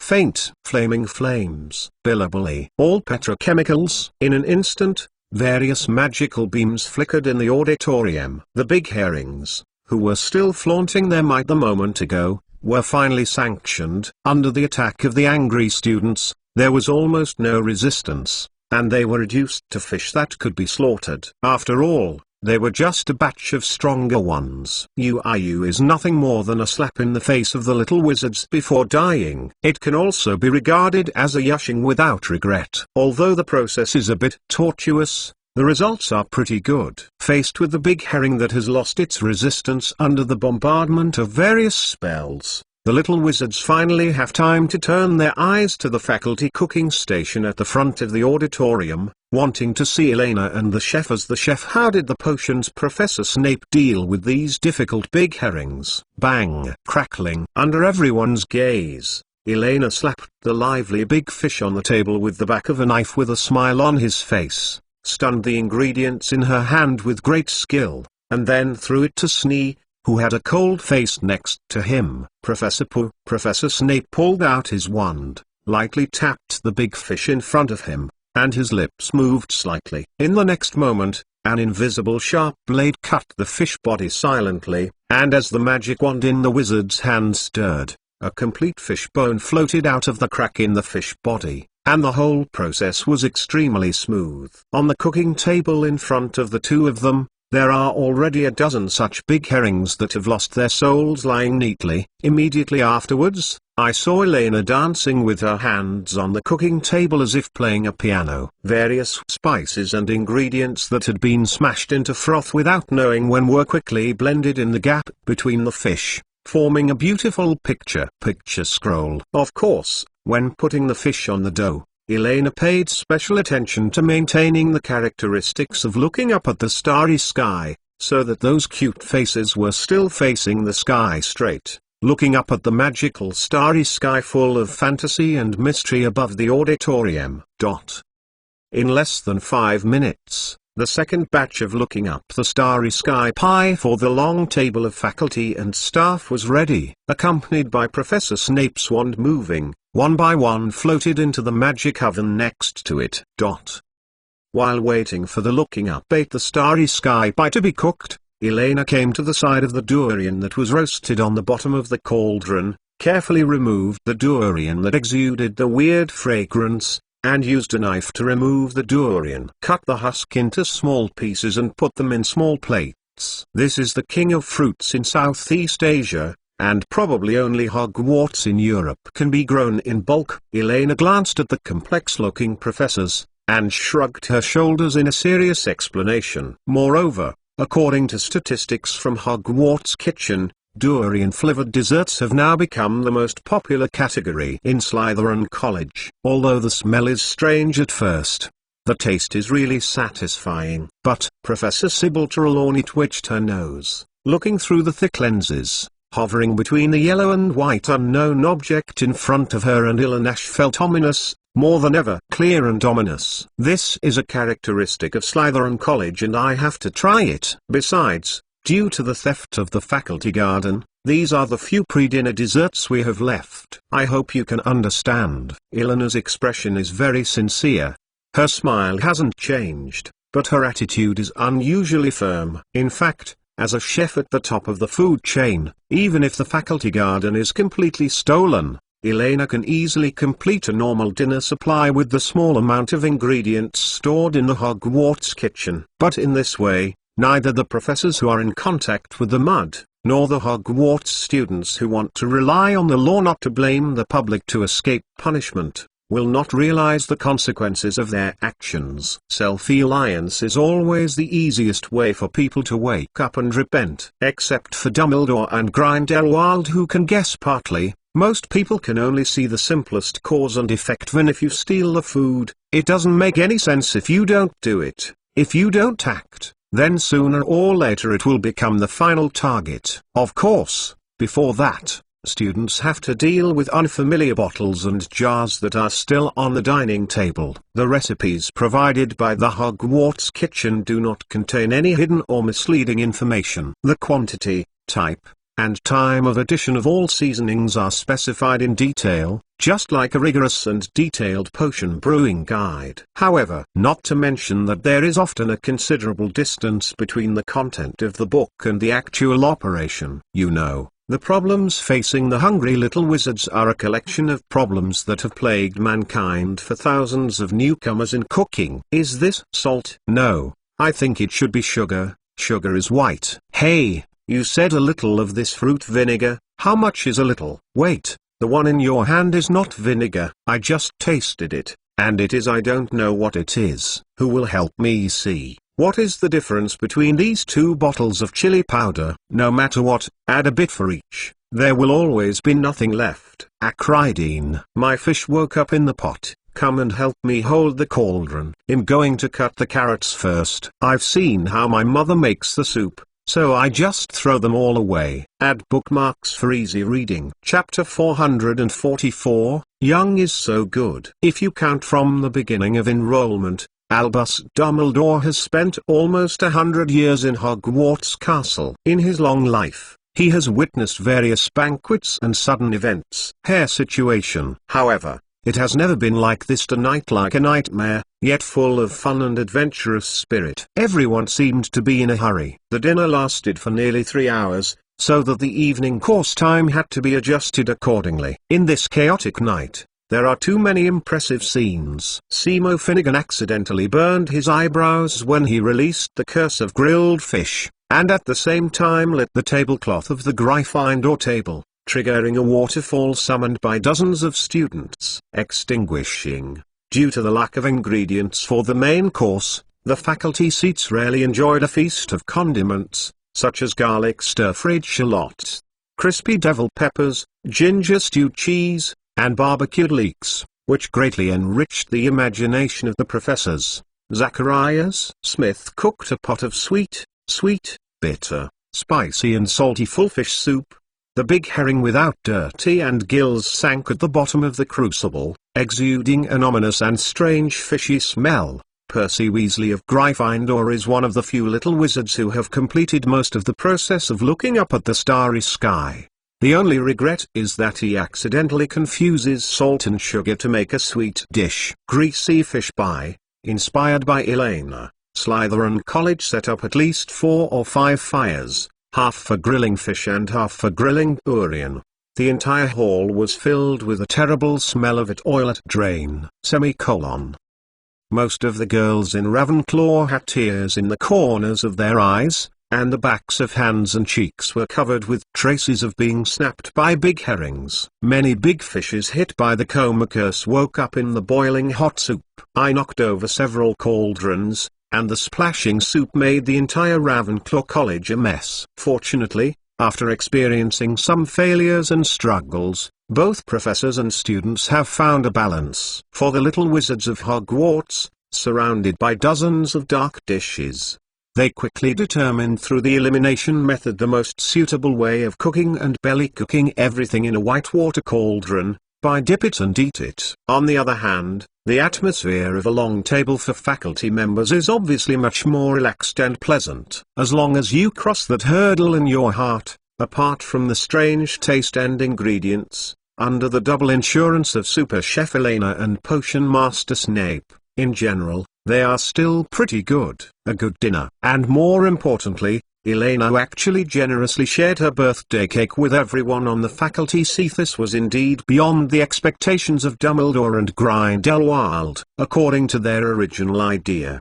with the white-haired dumplings' habit of eating like life, at most they would be divided among a few close friends. Dumbledore glanced at the long table of faculty and staff in a harmonious atmosphere, and turned his head to ask Grindelwald behind him in a low voice, "Elena, this kid actually gave up the cake. You taught it?" "You know I don't care about these things, and I don't think these things can be taught." Grindelwald shrugged his shoulders and glanced at the white-haired dumpling that freely switched between fierce and bay with a rather satisfying look, and said with emotion, "This may be the so-called talent." While tasting the delicious jam cake, while admiring the energetic students below, the small complaints in many professors' hearts disappeared, and almost everyone showed a gentle and kind smile on their faces.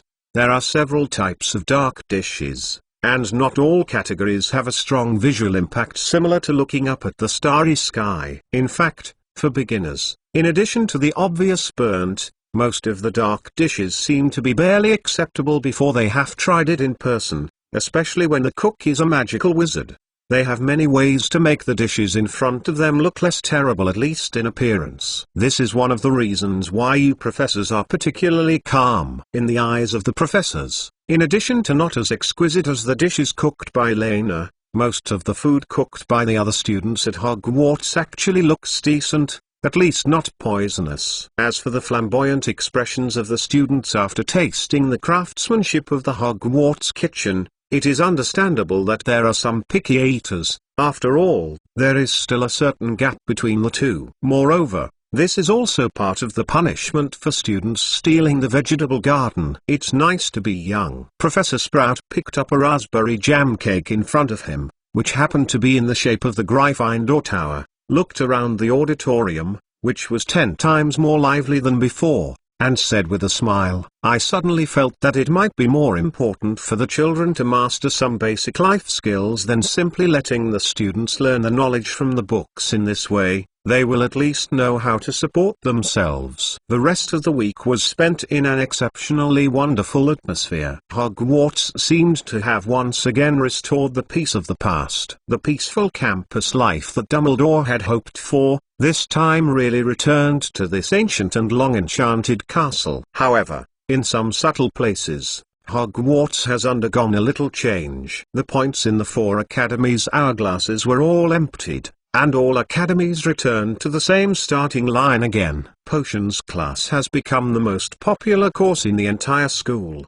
The unknown cutting magic created by Professor Snape has now become one of the most desirable spells of the entire Hogwarts wizards. This is an extremely dangerous curse. For you idiots who don't even know the difference between salt and sugar, how to use knives safely and effectively is the focus of your attention now. After being asked about the curse by the students for the nth time, Professor Snape replied coldly, as if there was murderous in his eyes. However, since the students had tasted the delicious potions and food that Professor Snape occasionally cooked in the potions class, this degree of unhappiness and coldness had been completely unable to repel the little wizards. Although Snape's original intention is that students can accumulate experience in handling and brewing potions in the process of cooking ordinary dishes, Severus Snape soon discovered that using the dishes cooked by himself and Delano as a reward, instead of using points as a threat, can arouse the students' enthusiasm for the potions class. Therefore, although he is still a little awkward, the dedicated potions professor will cook a delicious dish every time he goes to class, as a reward for the student who performed the best in this class. And under the suggestion of an enthusiastic assistant who did not want to be named, the student who performed the worst in each class would also get a special gift random cooked by Elena True Middle.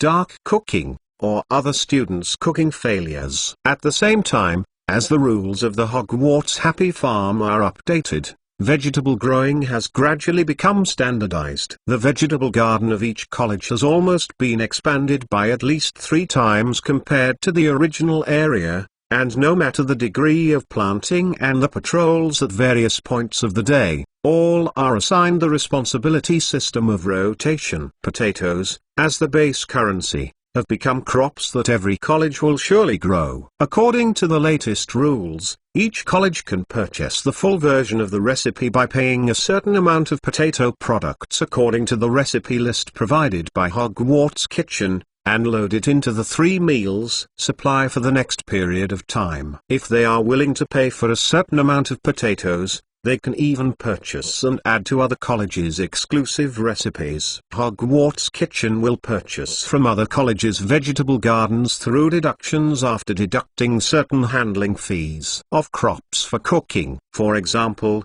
the durian pancake at Slytherin College has become one of the favorite desserts of Ravenclaw College. As a result of the failure of the previous stealing vegetables war, at least about a quarter of the labor force and potatoes of the Gryffindor Academy that ceded land and compensated people were converted into various desserts and exquisite snacks, disappeared in the bottomless appetites of the Ravenclaw girls. On the other hand, cooking and delicacies are things with inertia. Since the self-cooking activities in the auditorium that day began, many little wizards seem to have opened a door to a new world, thinking about what to cook in the cauldron or what to cook by the fireplace whenever they have time. If you are willing to pay for potatoes, Hogwarts Kitchen can even provide barbecue guides, free bamboo skewers, seasoning powder, barbecue tools, matching condiments, and even process them on your behalf. And the most obvious change was undoubtedly the Slytherin College living on the lake. As far as Elena knew,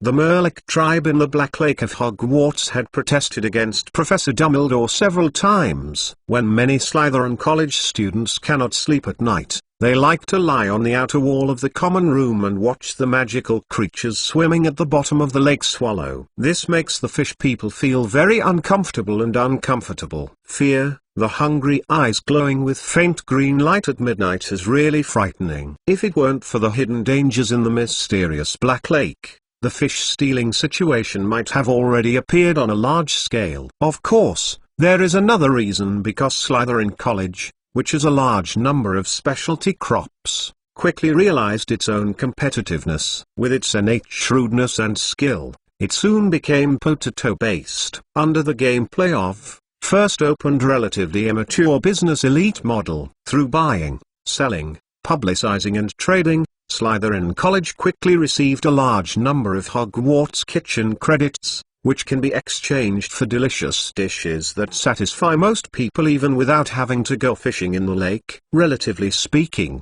Gryffindor College, which is at the bottom of the exploitation, is much simpler and rude. From Hogwarts Quidditch Stadium to the blank cordon near the edge of the Forbidden Forest, Gryffindor's little lions have reclaimed and used this vast expanse of land. Every square of mud is buried in it. Cut the lovely potato germ with the help of flying broomsticks. The work of sowing, receiving, and patrolling is not as troublesome as expected. The active and exploratory Gryffindor cubs quickly learned how to fly slowly while releasing the skills of planting magic toward the land below.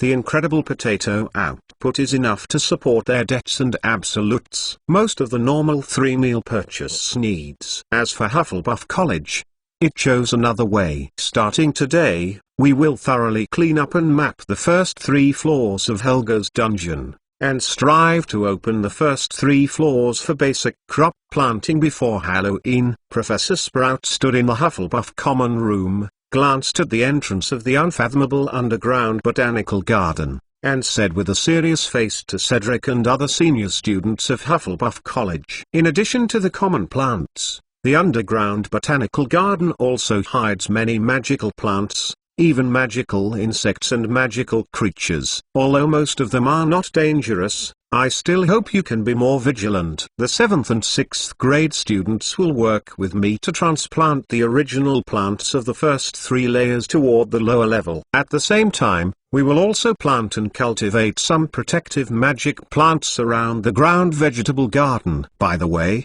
Elena Kaslanashi is not allowed to go to the underground botanical garden area, and this was specially ordered by Professor Dumbledore. I hope all the students can help supervise and remind them. I can finally fast forward to the timeline. So excited, the time will be so fast and so fast. Don't worry about the end of the first school year. Chapter 445 apostrophe. In autumn, the frequent rainy season makes people feel a little bored. Everyone seems to have a dark cloud in their hearts. Even if it is a delicious and familiar dish, it is a bit dull to eat. Hogwarts School of Witchcraft and Wizardry is no exception. The desire for the smell of fireworks overwhelms the pursuit of exquisite cuisine. Among them, the most popular among teachers and students is undoubtedly the hot and warm flavored grilled fish. Hogwarts herring, this kind of delicious big fish that lives in the Black Lake, has both the wildness of natural waters and the delicate and delicious uniqueness of magical creatures. It can only be found in Huo, which is full of magical creatures. Hogwarts can only find it in the Black Lake.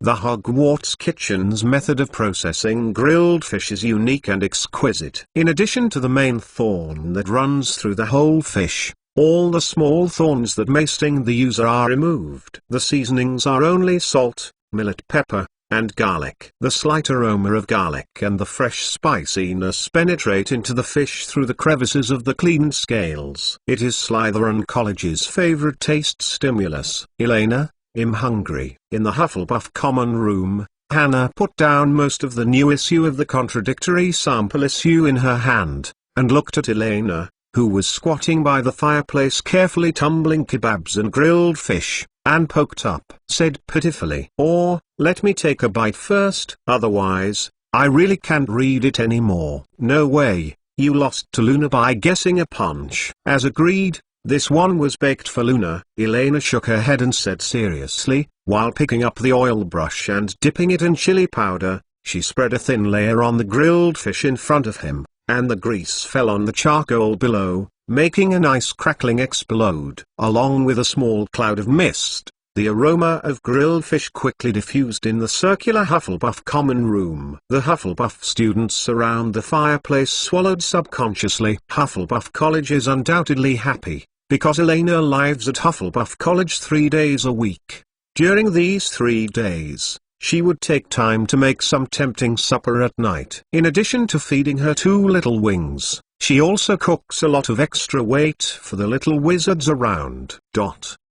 However, as a food exchange, before and after tasting the delicious food, students need to be patient to listen to Hannah or Luna read the contents of the Hogwarts on the bite of the tongue and make some suggestions for modification. If you are really hungry, the students can take out the cauldron and cook something casually, but the taste is completely incomparable with the food cooked by Elena. Of course, as the chef of Hogwarts, Elena will naturally not forget the little wizards of the other 3 academies. After all, these children are her potentially important labor force and the foundation of her gourmet empire. In the 7 days a week, in addition to the 3 days fixed at Hufflepuff College, she will also stay at Gryffindor College for 2 nights. As for the remaining 2 days, it will be divided equally to Ravenclaw College and Slytherin College. In addition, considering the different characteristics and tastes of the little wizards in each college, the content of the Elena Gourmet Lecture Hall opened in the common room of each college is also different. For example,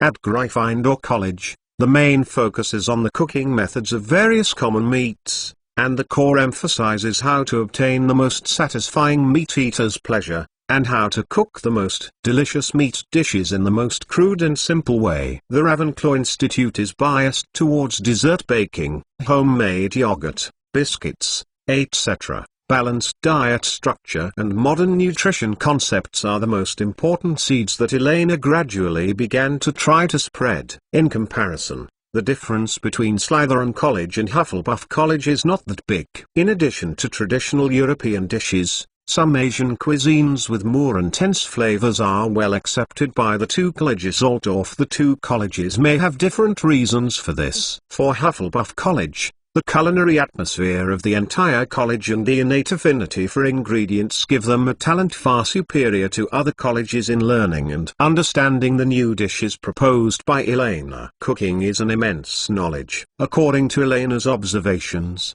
the food talent and food magic of Hufflepuff College are mainly focused on the branch of home cooking. After all, most people study food magic with the original intention of not being a special chef. As long as you can make your little family just have something delicious. From the banquet of a big family dinner to the home-cooked stir-fry of the life, from the staple food of exquisite health soup to the indulgence of barbecue and fried food, from the unpretentious white water lamb to the trivial and plain boiled cabbage. Undoubtedly, the Chinese food culture of thousands of years is undoubtedly the most suitable for home cooking. Similarly, as Hufflepuff College, which has a strong gastronomic atmosphere and gourmet genes, it is also one of the places most valued by Elena. These days, many young badgers have developed to use the cauldron to cook something from time to time. Got used to. On the other hand, facing Slytherin College, Elena took another way to deal with it. I have to admit that Slytherin College is a rather exclusive, stubborn and arrogant group. But at the same time, they are also a special group that is easiest to communicate and integrate into, because all the little wizards of Slytherin College have a common characteristic to follow their inner voice. You know, not to mention that Elena is the only little wizard in the whole school who knows the specialties of Slytherin College the most. An understatement can determine the fate of Slytherin students' next meal. The most important thing is the wooden door of the auditorium that was almost smashed by this strange force, Chef Lilai. In fact, after the frightening scene of Elena's fury, most of the little wizards of Slytherin College have a somewhat complicated feeling for Elena. Such terrifying abilities and strengths absolutely cannot be the product of a sudden emergence. If I said that during the Snake and Badger Wars a few weeks ago, Elena Castellana made an all-out effort, in that narrow lane, few Slytherin students who participated in the brawl at that time might have survived.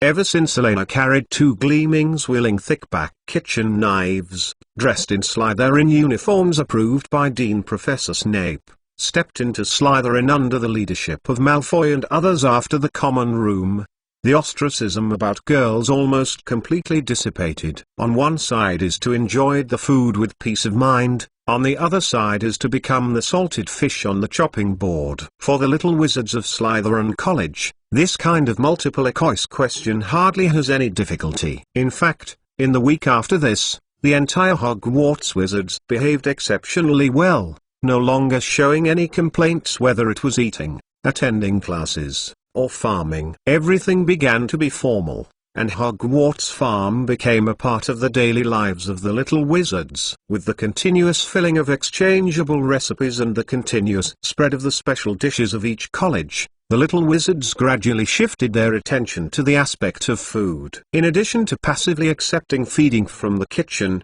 they also started explore and try some basic and simple cooking in private. At the same time, New Singing Contradictory has gradually become a must-subscribe publication for every family in the entire magical world. The Hogwarts on the Bite of the Tongue section has become a must-see content for every wizard before meals and before going to bed. That delicious food has become an existence that everyone hates and admires. I'm hungry when I look at it, but I don't think it tastes good if I don't look at it. So hungry, so hungry, so hungry. I'm so hungry. Attention please. The beginning of this chapter may seem a bit hungry. Add bookmarks for easy reading. Chapter 446. Halloween Eve. Happy holidays, fat chickens. Time just passed by bit. As Dumbledore had expected, Elena's daily schedule was finally full. She might be regarded as the busiest person in the school, even harder than most professors. In addition to completing the daily courses,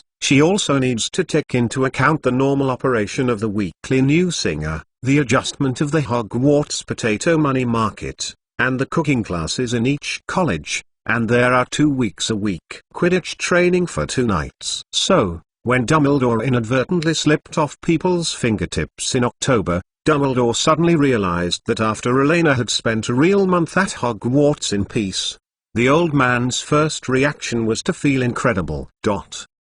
For Elena, the castle has gradually become a home. This is a different feeling from the orphanage on Lomond Lake. She doesn't have to think too much about things too far. She just needs to cook happily and master the magical knowledge a little bit, which is already very interesting. As for things that are farther and more ambitious, Dumbledore and Grindelwald will control and execute them. Along with the round-faced fat chicken running around, the tentacles of Hogwarts School of Witchcraft and Wizardry, or more precisely, the 3 generations of Meguro-Demon have spread to all areas of Europe, and the invisible web is spreading in the non-magical world continent of Europe. The emergence of Grindelwald completes the most critical link in Elena's plan. The decades-long first-generation wizarding war caused great trauma to the entire European magical world, while also leaving deep roots, the imprint that is difficult to erase. And every saint in the past is every node that constitutes the network. There is no order,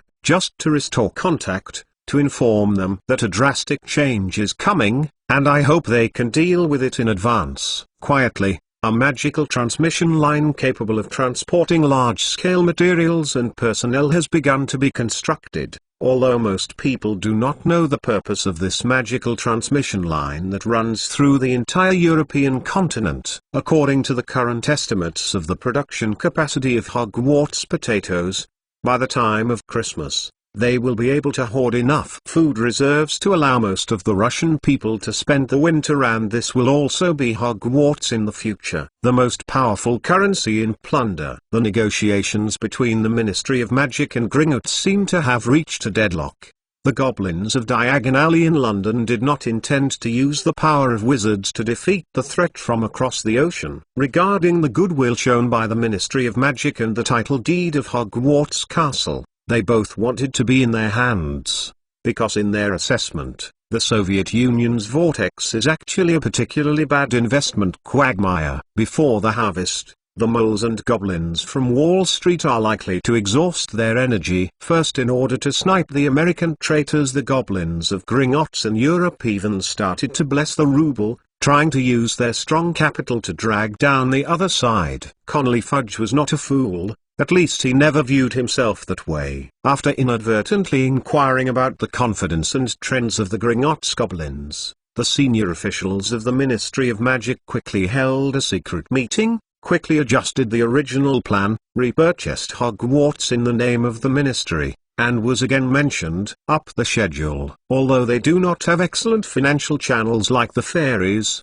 as a government agency that can directly connect to the British Prime Minister, the exchange and acquisition of rubles in the official name are actually not as complicated as imagined. Of course, everything was done without the knowledge of Albus Dumbledore and the Hogwarts School Board. In addition to the dark tide that occurred in the magic world, the only not-so-good news this month may be the collective breach of contracts by many magazines. Dozens of mainstream publications including the Daily Prophet found various as an excuse. I am no longer willing to bundle up with New Singing and Singing, even if it is a paid advertisement. Guffey, the editor-in-chief of the Daily Prophet, even came to Hogwarts himself. While expressing his respect for Dumbledore, he also frankly stated his difficulties. His tone was extremely humble, so that Dumbledore was so humble.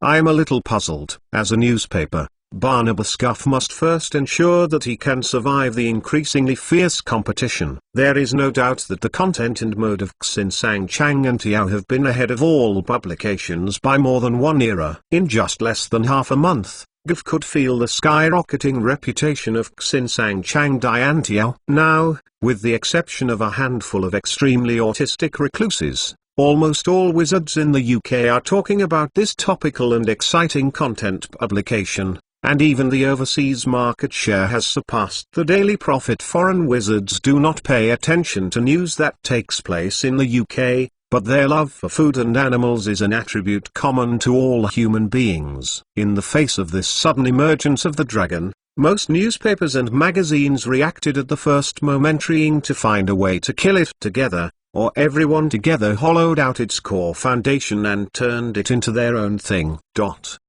However, according to Guff, the editor-in-chief of Singing and Singing, in the first few weeks of the publication's sudden popularity, there were some tabloid wizards or reporters who tried to sneak into Mr. Lovegood's home and used some wizards. The way is seeking cooperation. However, more than a month later, the operation of New Singing and Singing has not seen any waves. On the contrary, many wizards who used to make ruthless words in secret to find trouble, and never appeared in his tourism since then. Where are the troublemakers? What kind of magic power does that mysterious Lovegood editor-in-chief have? What is the layout behind this publication, and what role do Hogwarts and the Ministry of Magic play in it? Barnabas Scuffy did not dare to think, let alone ask. He didn't want to one day, like Rita Skeet, a special correspondent of the Daily Prophet, suddenly disappeared silently in everyone's sight. In this way, a joint boycott is absolutely not daring to resist, and there is no possibility of secretly getting a black hand. According to the agreement signed at the beginning, obediently paying a large amount of compensation and taking the initiative to bear the consequences of breach of contract is already the most perfect result in the eyes of the Prophet Daily. At least Barnabas Scuffy believed that Hogwarts, where Dumbledore was sitting, was still a reasonable place. And it was not just the Daily Prophet that made the same decision. In this way, in Dumbledore's inexplicable mood, after more than a month of publicity expenses, the deposits in the Hogwarts underground vault not only did not decrease, but a lot of liquidated damages came out. Taking into account that there is no economic pressure at all, Elena simply completely opened the subscription channel of New Singing Devil, but temporarily set the price of each copy at a nearly free price of 1 copper nat. Even so, the huge demographic dividend from the magical world still allows the coins in the Hogwarts underground vault to grow as if they will reproduce by themselves. After all, whether it is material, printing costs, or labor, most of them it comes from the output of its own people, and even the raw materials for paper are now planted uniformly by the Hogwarts Botanical Garden. In order to solve the vacancies in the mailing channel where mainstream newspapers such as the Daily Prophet had withdrawn from cooperation, Hogwarts had to invest additional funds to purchase a large number of round-faced chickens, some of which were raised in the school tower, and more were raised in Los Angeles. Next to Mr. Fgood's cabin. Of course, Dumbledore did not let Elena intervene in these specific things. Albus Dumbledore still remembers the phrase Hogwarts chicken farm that he accidentally heard from the children in the orphanage at the table on the shore of Lake Lomond a few months ago. He was very worried that once the little fellow Elena touched those poor owls, would they become the next batch of big herrings in the Black Lake of Hogwarts? With the students' preference for fish cooking, the wild fish in the lake rapidly decreased. Last week, Hogwarts took the initiative to release Fry into the Black Lake, and issued a temporary fishing ban. What made Dumbledore feel more at ease was that since entering October, Elena has been acting extraordinarily peacefully. On the other hand, Hogwarts had a sudden outbreak of a flu this month, perhaps because of the long-term running around the lake and the Forbidden Forest. The better girls around Elena. I've always been a little sick. Even Elena sneezed several times in a few days, and the whole person was a little weaker than before. These days, apart from complaints about Professor Sprout's ban on her going to Helga's dungeon alone, there hasn't been a lot of outrage in behavior, either staying in the library with Hermione and others every night, organize the manuscripts, or cook delicious food in various common rooms. What made the professors even more happy was that after a month of rest, Professor Binns finally recovered. As the dedicated ghost professor returned to the magic history class, Mr. Otto, who was temporarily replacing the class, naturally happily dismissed his job and became a retired veteran again, occasionally helping Mr. Filch to patrol go to the castle. In such a peaceful daily life, time finally came to the last day of October. At the same time, it is also one of the most popular festivals of the year in the Western world, Halloween. Compared to Christmas, this holiday originating from the Druids and ancient Rome, to some extent, can be regarded as the most important day in the magic world. It is said that on this day, witches and ghosts are the absolute protagonist. P.S. Halloween is on November 1st. And Halloween is on October 31st, which is similar to the relationship between Christmas Eve and Christmas. People's main celebrations happen before nightfall on this day, not the next day. Happy Halloween to all the little wizards. Ask for a monthly pass to guarantee the end of the day. Chapter 447. This is an illusion. What are you hiding? Exclamation mark. On Halloween, Elena woke up as early as ever. As the chef of Hogwarts, she has enviable privileges and at the same time shoulders important responsibilities second only to Albus Dumbledore. Especially before and after such important festivals, she is extremely busy.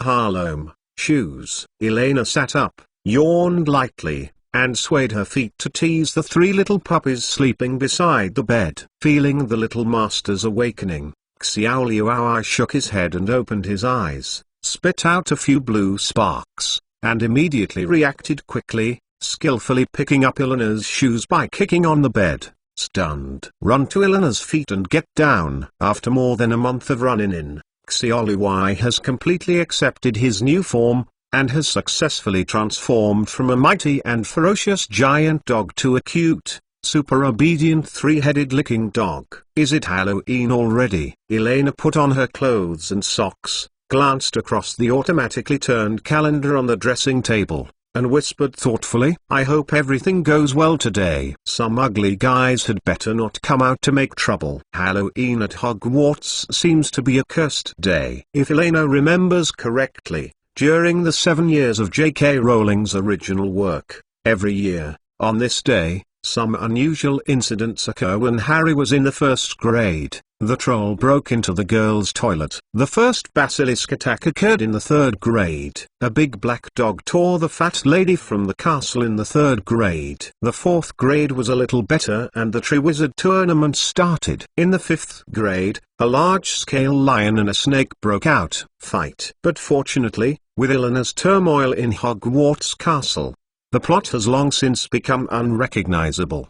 The three-headed dog Luai, who was originally used to guard the Philosopher's Stone level, has become a little milk dog Luai who hums and cheats among the girls every day. Dumbledore naturally set up a new magic level to fill it. This vacancy, if Elena didn't guess wrong, the missing link of Hagrid should be filled by an enthusiastic castle manager. Under the influence of Elena, although Hermione still has some unacceptable pride, her character is much better than when the original book started. At least no one will deliberately isolate and exclude her. Coupled with Hermione's dazzling performance with Elena in class, and her unintentional act of helping other students with homework after class, it is even more so that Hermione Granger is now at Hogwarts. The popularity in the grade is extremely high, even vaguely surpassing Hannah, becoming the second sister head in people's private discussions. Under such circumstances, it is too difficult to reproduce the classic scenes in the original Philosopher's Stone. Therefore,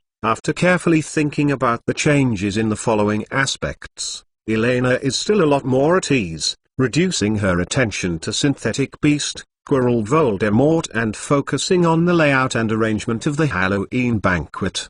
On whether Voldemort can succeed in renewing his life and whether he can steal the Sorcerer's Stone and make a comeback is a question that Dumbledore needs to worry about and consider. She and Grindelwald are not in the mood to pay attention to these little things for the time being. In the face of a huge change in the lives of hundreds of millions of people a month later, covering every corner of the world, and inevitably affecting the future fate of the two worlds, the careful thinking of a tool demon is just too insignificant. In order to ensure that Professor Quirrell would not take the initiative to make trouble, Elena even secretly ordered the house elf to provide the poor professor with a separate meal after dinner, so as to prevent him from being out of balance because of being exploited by the unscrupulous seniors for a long time.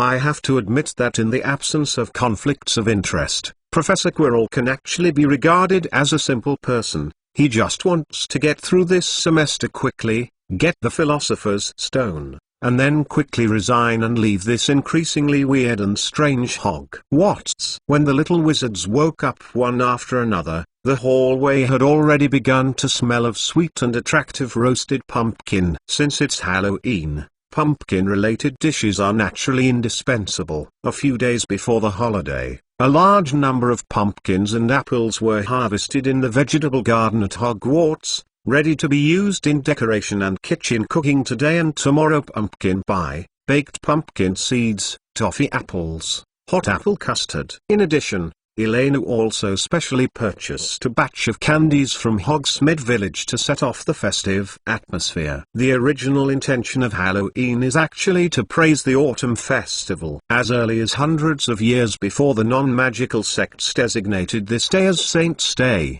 wizards had a traditional custom to celebrate this day. The wizards of ancient Gaul, Britain and Ireland Druids believed that on that night their great god of death, Samhain, would come to the world, accompanied by the god of death who returned to another world, the evil spirits. So they lit a bonfire that soared to the sky and watched these evil spirits closely. This is how the saying that there are witches and ghosts everywhere on Halloween. For Professor Sprout, this festival has another special meaning. Ancient Roman wizards called this day Pomona Festival, which is also the festival of the god of fruit trees, which foreshadows all fruit trees, life and death, good harvest and poor harvest. Therefore, although knowing all this is just a beautiful vision when the parents are named, but whenever this day comes, Miss Pomona Sprout is still quite happy, showing up in the auditorium early in the morning, helping the house elves to decorate the Halloween decorations in the school. All the lampshades have been replaced with huge pumpkin shells. Dazzling candles are shining in the pumpkin belly, gold, purple, and silver ribbons adorn the edges of the corridors and windows. Everyone is in a pretty good mood. In fact, after telling Hermione not to run around after class, Eleanor's worries were reduced again. Although the content of Gryffindor's first grade spell class today is still a floating spell, this is just a normal course advancement arrangement and does not explain the weird phenomenon of the world's thread converging. Moreover, for today's Elena, it may be a bit difficult to confront Voldemort head, but there is still no big problem in trying to clean up a clumsy monster with full firepower. You know, when Rubeus Hagrid was a child, he went to the Forbidden Forest to find giant monsters to fight. Faced with this big guy who has obvious shortcomings in intelligence, physical strength, and defense, even if Quirrell is really lunatic and put a troll into Hogwarts as in the original book, Elena feels she needs considering more problems is also how to keep a little bit of strength, don't accidentally beat it to death. However, just when Elena focused most of her attention on how to deal with Professor Quirrell who might be troublesome, an unexpected trouble suddenly found her. After breakfast, Hogwarts Transfiguration classroom. As time progressed, the difficulty of the Transfiguration course gradually began to increase. Different from the simple transformation between dead objects in the previous few lessons, from this lesson, Professor McGonagall asked the first-year students to try to cast the transformation technique on the living creatures. Today's content is the snail become glass beads. As always, Elena proficiently used her own dualistic reverse transformation architecture magic or the blind eyes method to quickly complete the learning content assigned by Professor McGonagall, and then she began to be in a daze. After learning part of the knowledge about ancient alchemy, Elena has long since given up the idea of mastering transformation. The modern scientific concepts imprinted in the soul of the previous life, as well as that part of the understanding of the micro-world, made her have almost the same huge difficulty as a dumb gun when she used this kind of unreasonable black box magic. According to her own speculation, if she can successfully perform transfiguration one day, then there are only two possibilities. 1. An extremely powerful wizard cast an oblivion spell on her, erasing her memory of modern science. 2. Like those ancient alchemists, she carried out the whole process of understanding, decomposing, and reorganizing matter. In such a situation, even if Professor McGonagall's transformation technique seemed interesting, Elena chose to rely on visual magic to fool through. After all, it is difficult for her to explain to Dumbledore and Professor McGonagall what is meant by fusion reaction and fission reaction, and why her transfiguration might raise Hogwarts to the ground if she didn't pay attention. Elena Castellana, perfect change. Hufflepuff adds 5 points. Professor McGonagall glanced at the smooth and round-colored glass bead on Eleanor's desk, raised his eyebrows, nodded with satisfaction, and gave a very high evaluation and extra points without hesitation. Although this situation is repeated in every class, as an impartial professor, Professor McGonagall insists that as long as her course requirements are perfectly completed, extra points must be given. Even if Elena looks it didn't seem to expend much energy, and the whole person has always been a little lazy in a daze. The students of Slytherin and Hufflepuff were no strangers to Eleanor's superhuman mastery of magic. Since the first class of the Little Silver Horde which unexpectedly fainted and returned, no matter how complicated it was, Elena was able to reproduce it perfectly immediately after Professor McGonagall finished the demonstration, as if she had already mastered it. However, with the exception of Elena, most of the students felt the sudden increase in the difficulty of the classwork. Different from transforming the dead into another appearance, even just turning the invertebrate snail into glass beads is already an extremely difficult task for most students. Until the morning of the Transfiguration course was about to end, few students successfully completed the Transfiguration. Even the few people who barely succeeded, most of their glass beads still have some traces of snails, or there is still a little snail's stomach and feet unchanged. Elena, you teach me. After failing a dozen times in a row, Hannah poked the disobedient snail in front of her with frustration, turned her head to look at the white-haired dumpling next to her, and sighed unhappily. It's really hard to turn them into snails. If you turn them into baked snails with cheese, I don't have any problems now. Don't be discouraged, just practice more. My method is not for you. Elena yawned absent-mindedly, stretched out her finger to touch the glass bead in front of her, and naturally separated Hannah's left hand from which she wanted to touch the glass bead. It's not that she doesn't want to teach Hannah the skills of transfiguration. The key is that she herself used to cheat and confuses the past. She is really not qualified to help others. Considering Hannah's future magic learning, this time she still follows the traditional way of Professor McGonagall. It's better to come. Speaking of which, Elena, is this your new magic? Hannah, who was rejected again, didn't feel annoyed. Instead, she looked at Elena's fingers curiously. Her eyes were full of envy and amazement. I don't know when. That beautiful glass bead has already. The tip of Elena's finger was wrapped around it, as if it was glued to it. There was no support point, but it stopped firmly at the girl's fingertips. Magic? Elena blinked and suddenly recovered. Shun's-eye Hannah looked at her fingertips, only to realize that the snail that had been turned into glass beads had woke up at some point and was slowly climbing up along her fingers. Of course, in the eyes of others, the glass beads are rolling up on their own against the force of gravity. This is not magic. A touch of embarrassment appeared on Elena's face, and she subconsciously bounced the glass bead in her hand onto the tabletop, and reattached it to the tabletop with a snap. He neither rolled around nor jumped up, but stopped silently on the smooth wooden table. Okay! Hannah tilted her head, and the confusion on her face became more apparent. It looks so weird. I always feel that something is wrong. Just like, wait, what's wrong with you glass beads? Before Hannah could understand the dim confusion in her mind, a serious female voice suddenly came into their ears. McGonagall, Professor McGonagall. The expression on Elena's face changed suddenly and she turned around quickly. I saw Professor McGonagall looking at her gloomily. His gaze fell on the slightly trembling glass bead, his sharp eyes were slightly narrowed. The expression on his face gradually became serious, and he slowly stretched out his hand.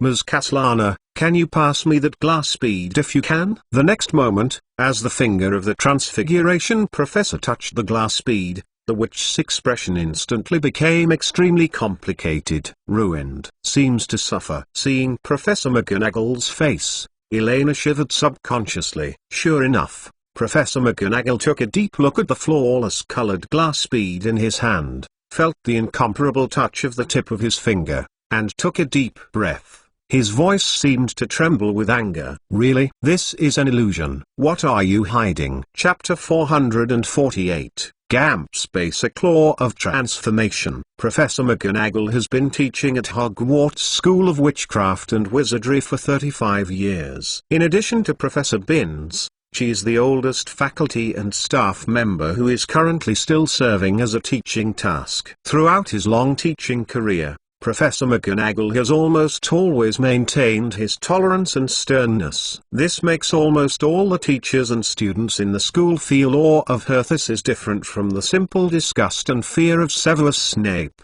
and it is closer to the kind of people facing Dumbledore emotions. After all, with the passage of a long time, many successful people now active in the magical world were once the students of Professor McGonagall, such as Lucius Malfoy, Arthur Weasley, and Severus Snape. Compared with the friendly Professor Dumbledore, Professor McGonagall has her own way of doing things. He can neither tolerate shamelessness nor stupidity, and especially hates any cheating and clever tricks, especially those that she values most. And the beloved Transfiguration, people who try to escape and misunderstand. I think I need a reasonable explanation, Miss Castellana. Professor McGonagall glanced at the snail that had been released from the transformation magic at his fingertips and returned to its original appearance, piercing Elena with sharp eyes like a frost blade, with a particularly serious voice. As far as I know, with your talent in magic, you can easily master real polymorphism even without this tricky method, instead of constantly using meaningless illusions as it is now. Deceive everyone. There is no doubt that Elena Castellana may be one of the few little witches Minerva McGonagall has seen over the years with the best magical talents. Whether it is potions or herbalism, curse class, transfiguration, even the boring history of magic and astronomy, she is like a born wizard. There is no shortcoming in any field at all. In the past 2 months, Professor McGonagall has always thought so. Until this day, under Hannah Abbott's unintentional reminder, she suddenly realized that it is very likely that Elena had been using such illusion magic for so many days to deceive everyone's eyes and at the same time, got a lot of extra points. Even now, she is still shocked by Elena's superb magic ability, and imagination creating illusions is not an easy task. In a sense, it is even more sleepy than pure transformation. The shame of being deceived for a long time, the distress of Elena's squandering talent, and the shock of the girl's creation of illusion magic to cope with the course. It is difficult for Minerva McGonagall to tell which emotion accounts for absolute dominance.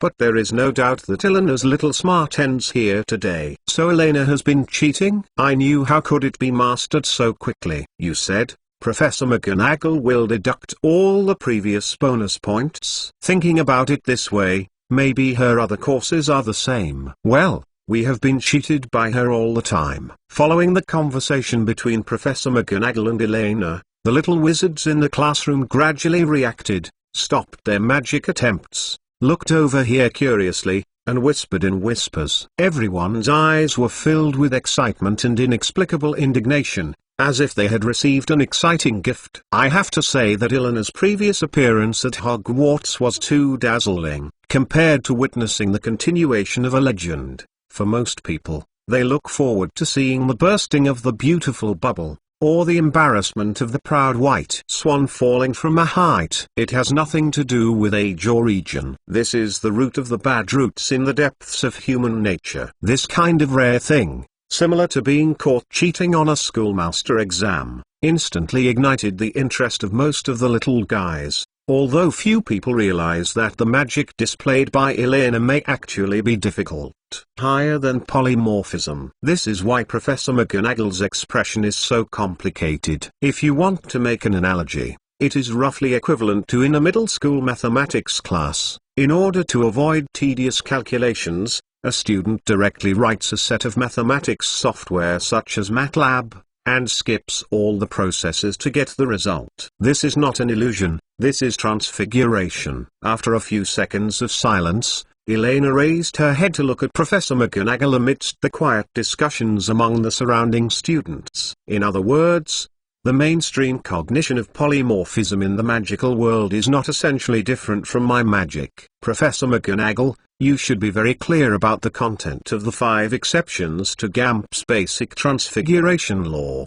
so I don't think I am what's wrong. Strictly speaking, what I am showing is just a variant of the current modern transfiguration. Although the girl knew very well that if she confessed her mistake directly at this time, perhaps it would be over with a verbal punishment.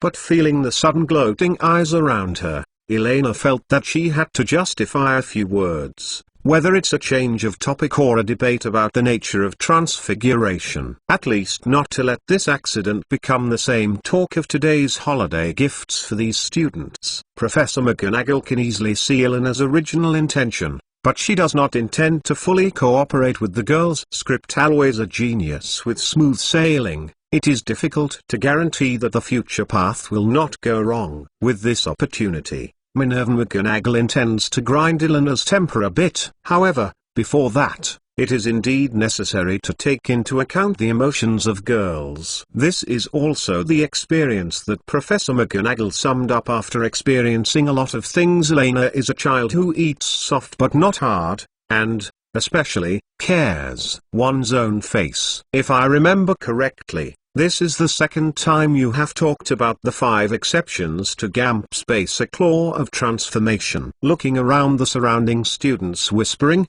Professor McGonagall raised his eyebrows and said coldly, "But this is the content of the 7th grade transfiguration course, Miss Castellana. Unless you can fully explain the concept of this aspect, I don't think it is necessary to discuss the nature of transfiguration with you at this moment. In other words, you must first prove that you have the qualifications to study magic in the knowledge reserve, not purely to study magic." With Professor McGonagall's voice, The discussion in the classroom quieted down instantly. The content of the 7th grade course, the study of magic and the essence of magic. These words are not difficult to understand, and from the tone of Professor McGonagall, it is obviously different from the simple cheating that everyone imagines. If Elena can really if you answer those questions, perhaps it would be more appropriate to describe it as a dispute over academic ideals. Looking at the twinkling eyes of the surrounding students, and then at Professor McGonagall, who was a little expectant in his eyes, Elena instantly understood what Professor McGonagall meant, calmed down, nodded, and answered unhurriedly, "Tau. Of course there is no problem, since the professor, you think it is necessary. The Gamp's basic law of transfiguration is a magic theory proposed by the famous wizard Gamp after a long career in magic experiments hundreds of years ago. There are 5 major exceptions to the modern transfiguration mentioned in it, that is, impossible magic happening." If Elena can only answer this question a few weeks ago with a little memory of her previous life, then after 2 months of study, she has completely filled up this theoretical shortcoming. Even after combining part of her own spellcasting experience, Elena has a further understanding and derivation on the basis of theoretical explanations in the books. Professor McGonagall also knows about Thysus Hogwarts, only the 2nd Master of Transfiguration. Elena naturally asked her for advice in this regard. Therefore, when Professor McGonagall asked this question, Elena instantly relaxed a lot. The hostility and tension that had just risen halfway gradually dissipated, and he smiled at Professor McGonagall. First of all, transfiguration cannot transform food, whether it is directly formed dishes or ingredients. This is also the most important point, which means that the transformation of matter has great limitations. For example, Professor McGonagall, the lions and pigs that are turned into a podium for a lesson cannot be used for cooking. Elena paused, her eyes slowly swept across the faces of the little guys who were looking forward to watching the excitement, and the corners of her mouth raised. These days, I think everyone should know that the food on the Hogwarts plate is not made out of thin air by magic. All the dishes are cooked by the house elves in the Hogwarts kitchen. Come out, and then send it to the upper plate through transfer magic. The second point is exactly what is involved in today's course. The living thing and the dead cannot be permanently deformed. We can only temporarily turn a snail into a glass bead, but it is impossible to turn it into a glass bead forever. A dead thing without life, once the magic power attached to the snail dissipates, it will automatically change back to its original appearance. Similarly, the desk cannot become a pig forever. In fact, in the original Gamp's basic law of deformation, what is written here is that objects cannot be converted permanently. But since Elena has mastered a part of the magic between transformation and alchemy, the description of this law hundreds of years ago is not so rigorous in the eyes of the girl, so she has added part of her own understanding here. As long as it does not change the nature of the substance and the composition of the elements, Elena can now easily change the shape of some small and simple objects, just like kneading plasticine. The only difficulty is that all her transformations are permanent. The conventional detransformation magic in the magical world cannot eliminate the objects that have been released by Elena, which is why Elena has been reluctant to involve transfiguration too deeply. Just as Dumbledore said in that way, you must be extremely cautious when dealing with any magic that cannot be reversed or regressed temporarily. Glancing at Professor McGonagall, who was hesitant to speak, Elena did not choose to explain too much. Some things just need to be told to Professor Dumbledore. If Dumbledore thought Minerva McGonagall could know all this, the old wizard would have taken the initiative to tell McGonagall this knowledge instead of choosing to seal it.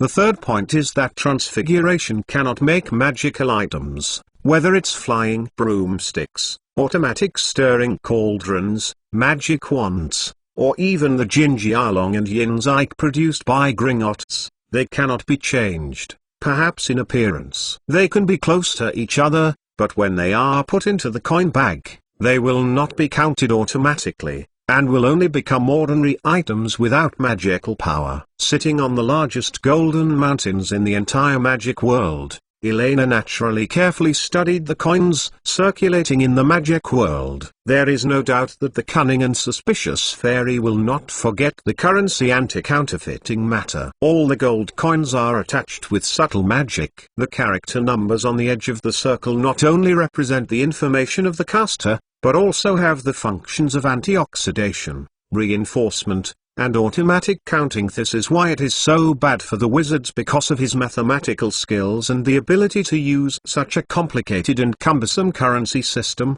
The coins produced by Gringotts will perform some simple change and calculation. Fourth point, transfiguration cannot change the number of an object.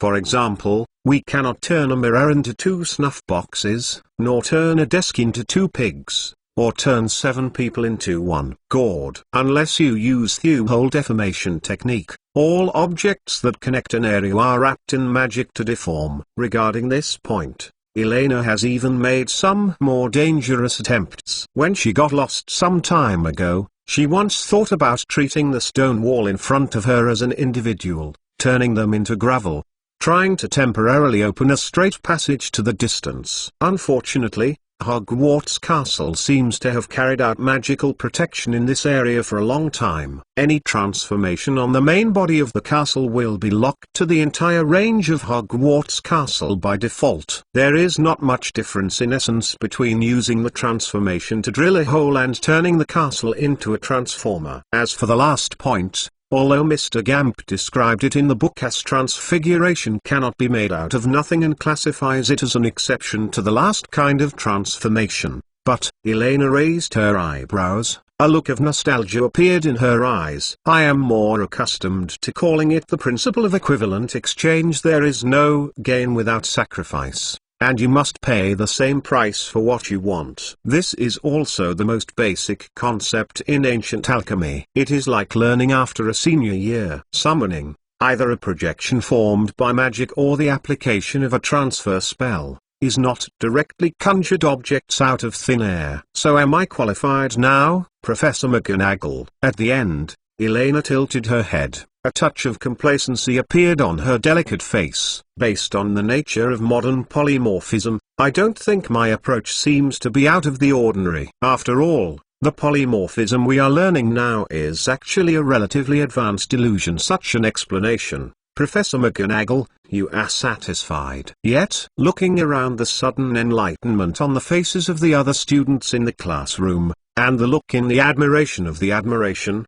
Elena curled her lips quite speechlessly. These first-year children are so foolish that they don't have any position of their own. However, from the beginning, she did not take the discussions of these first-year students to heart. She just wanted to use this opportunity to let Professor McGonagall understand that it is actually the most ideal that everyone does not violate the river water as before happening. What a little witch with terrible talent. Professor McGonagall glanced at Elena deeply, full of emotion in his heart. There are many people with excellent magic talents, but those who can try to analyze the essence of magic at the beginning. Only so few people have been born in the magic world over the years, and just like Elena in the first grade, the beginning of exploration, in her impression, it has never appeared. Overall, there really is not much wrong.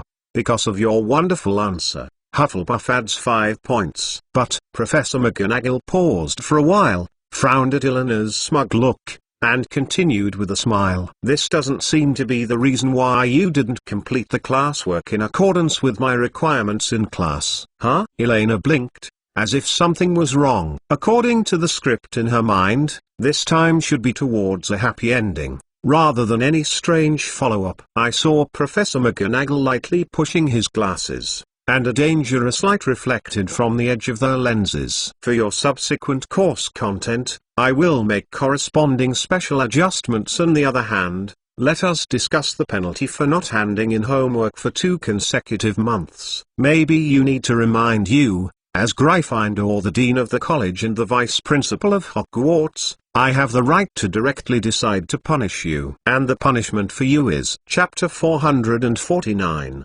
Unexpected request for help. Hogwarts Blacklake, near the direction of the Forbidden Forest. This previously vacant land has now been planted with various crops. and it is just connected to the pumpkin field and soft lawn not far away. It is only roughly surrounded by a few wooden stakes in the middle, which is used to distinguish the vegetable field. The dividing line. The sky has gradually dimmed, leaving only a trace of dark red glow hanging in the distant sky. The lake under the night is surging, gently tapping the shore, making a soft sound of water, mixing with the sound of the wind blowing through the forbidden forest. Not far away, forming a harmonious and beautiful natural duet. The lights of Hogwarts Castle in the distance were already on, and the orange light came out through the windows. Not surprisingly, counting the time, Hermione, Hannah, Luna, and the others should have watched the Halloween performance by now, sitting in the auditorium, and preparing to enjoy the splendid holiday banquet,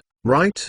So good. Elena glumly kicked the dirt block beside the kick, and sat on the big pumpkin outside Hagrid's cabin, looking enviously at the brightly lit Hogwarts Castle ahead. Rubbing the little Loai in her arms, he swallowed. Not far from the girl, there was a warm bonfire burning. Compared to staying in Hagrid's cabin, silly, she still prefers to sit in the woodland outdoors, watching the sunset, the lake and the water, the view of the Forbidden Forest. Frankly speaking, Professor McGonagall's punishment does not have much to complain about. As a student, if you make mistakes in class, such as failing to hand in homework for 2 consecutive months, or even using illusions to deceive the professor and get grades, this is indeed a violation of school rules. Even though Elena has a certain logic and reason, she still can't escape the punishment of confinement. The most important thing is that Minerva McGonagall only accepted part of her excuse. As to the follow-up, I don't release Transfiguration seriously, it's for everyone's life safety. I'll click on this magic wand, Hogwarts might be gone. Professor McGonagall didn't even believe a punctuation mark at all. Therefore, the final result is that Elena needs to replace Rubeus Hagrid tonight, temporarily shouldering the responsibility of guarding the vegetable garden near the Forbidden Forest and being responsible for patrolling the edge of the field until Hagrid has finished the Halloween dinner in the castle. When she came out to replace her, the entire confinement process was over. Strictly speaking, the symbolic meaning of this confinement punishment is far greater than its actual punishment. Hagrid, as the guard of the hunting grounds, will not stay in the castle for too long. For this hybrid giant, it is already very fortunate to have the opportunity to experience the Halloween atmosphere. According to Hagrid's promise, at most 1 hour, he would come out of the castle to take over Elena's job. And Hermione, Hannah and others also comforted the unhappy white-haired dumplings, saying that they would leave her with some delicious food, waiting for her to share it after she returned to the auditorium. Tonight's Halloween party starts with dinner. It lasted until 11 o'clock in the evening, so Professor McGonagall's confinement was more of a small warning. Of course, according to Professor McGonagall, in order to prevent someone from sneaking out of the castle to steal vegetables and fish. Desolate, no one will leave the castle at this time. Elena picked up the dog in her arms, looked at the 3 small black heads, and said to herself, since the rules of Hogwarts Happy Farm have been gradually perfected, the situation of stealing vegetables has become less and less common. It is possible to grow potatoes in exchange for delicious dishes, and few people will choose thankless theft. Whether it is stolen dishes or privately caught fish, they can only be cooked by the students themselves. Hogwarts Kitchen refuses to deal with all ingredients of unknown origin. Wow! Huh? The 3-headed little Lomi blinked in confusion, obviously unable to understand Elena's unhappiness, stretched out her tongue and licked the girl's hands flatteringly, trying to make the little master in front of him feel better. At this moment, the dog in the middle, who was hesitating whether to lick the left hand or the right hand, suddenly froze. His light pink nose twitched, and turned to the Forbidden Forest. Not far away, with a confused face, barking nervously, up, bow. Huh? Is there anything over there? Following Xiaoyuao's reminder, Elena turned her head and looked curiously towards the dark Forbidden Forest next to her. There seemed to be some animals hidden in the jungle not far from the vegetable garden. The lush bushes made a slight rustle, and there was a faintly sound of horse neighing. Huh? Is it a horseman? Elena immediately jumped off the big pumpkin vigilantly, subconsciously pulled out the wand and held it in her hand, frowning to look at the shadow. In the Hogwarts Forbidden Forest, there are several horse crowds. She knew this for a long time. In her impression, the horses' attitude towards wizards was definitely not friendly. In the eyes of horses, Hogwarts the Forbidden Forest is a false proposition, and there are only forests that belong to them. It stands to reason that the horse tribe should be entrenched in the depths of the Forbidden Forest, and rarely take the initiative to set foot in the area near Hogwarts Castle. However, now Elena is not sure whether these self-proclaimed messengers of nature will be prepared to ask for an explanation because of some of the changes she has brought to Hogwarts. Fluorescence flickers, Elena whispered, and the wand in her hand was lightly picked, and a cloud of firefly-like white light emerged from the tip of the wand and floated tremblingly towards the bush not far ahead. Who is there? Come out. Hearing the girl's voice, there was another tremor in the bushes, and then a small golden figure cautiously walked out from behind the woods. It was a little smaller than a common foal, slender, elegant, and under the shining of the fluorescent flicker, it exudes a misty light golden light. A stray unicorn cub, if not surprising. It should be someone Elena and the others have seen before. The hair on the little guy's neck hangs softly, his big blue eyes gleaming, and a small,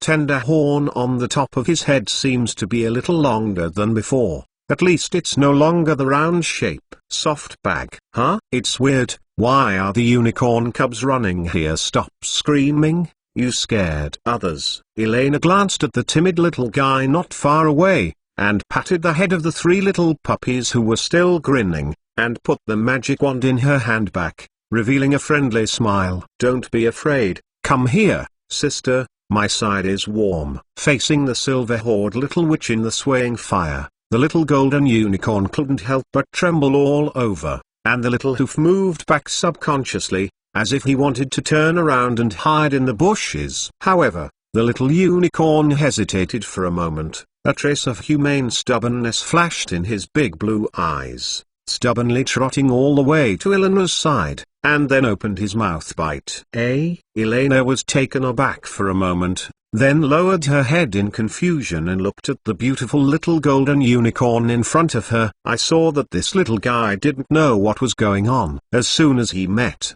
he bit her sleeve tightly. He seemed to want to drag her to the depths of the Forbidden Forest. His nose snorted, making him look extremely anxious. What happened? This little guy. Elena looked around, and the whole hunting hut was quiet, without any signs of danger. At this moment, Elena, who was stroking the golden mane of the little unicorn, suddenly stopped. Her face solemnly raised her right hand, and twisted thoughtfully under the firelight. A touch of silvery white sticky substance with a shining color appeared on the tips of her fingers. This is the blood of unicorns! There is no doubt that the source of bloodstains is not the ignorant little guy in front of him. At least Elena did not see any obvious wounds on his body, so the answer is self-evident. But such a large-scale infection blood level, the injured unicorn may be dangerous. And it may even be. Calculating the time, Hagrid might have at least 10 minutes to come back. Too late. Luai, let's go. Without much hesitation, Elena gritted her teeth and stomped her feet severely, holding the three little milk dogs still in a daze on her chest, and following the guidance of the little unicorn, she ran deep into the dark Forbidden Forest. Although the unicorn has the ability to heal most traumas, the unicorn's own wounds are difficult to heal. This can be regarded as an Achilles heel of this powerful magical creature. On the bright side, she may just be simple. Be a veterinarian, right? At the same time, Hogwarts Auditorium, the Halloween performance has just ended. Hannah asked casually while eating the delicious pumpkin pie in front of him. Speaking of which, Professor Quirrell doesn't seem to be here tonight. Maybe I'm sick. When I met him in the afternoon, the professor's face was very bad. Hermione shrugged and replied casually, her eyes moving on the sumptuous dining table. By the way, Do you think Elena would like this roasted pumpkin seeds? Or let's cut some more lamb chops for her. Then she will return to the auditorium after the confinement is over, so she doesn't have to give the house elves another serving up. You said, Sister Elena will get lost outside the castle. Luna Lovegood turned her head worriedly and looked at the empty spot beside her. Should we go out to see her in advance? I'm a little worried, in case something bad appears. Don't worry, Luna. Elena is not stupid. She doesn't run around by herself when she is alone. Besides, I think if there are any bad guys, it should be the bad guys who need to worry about it.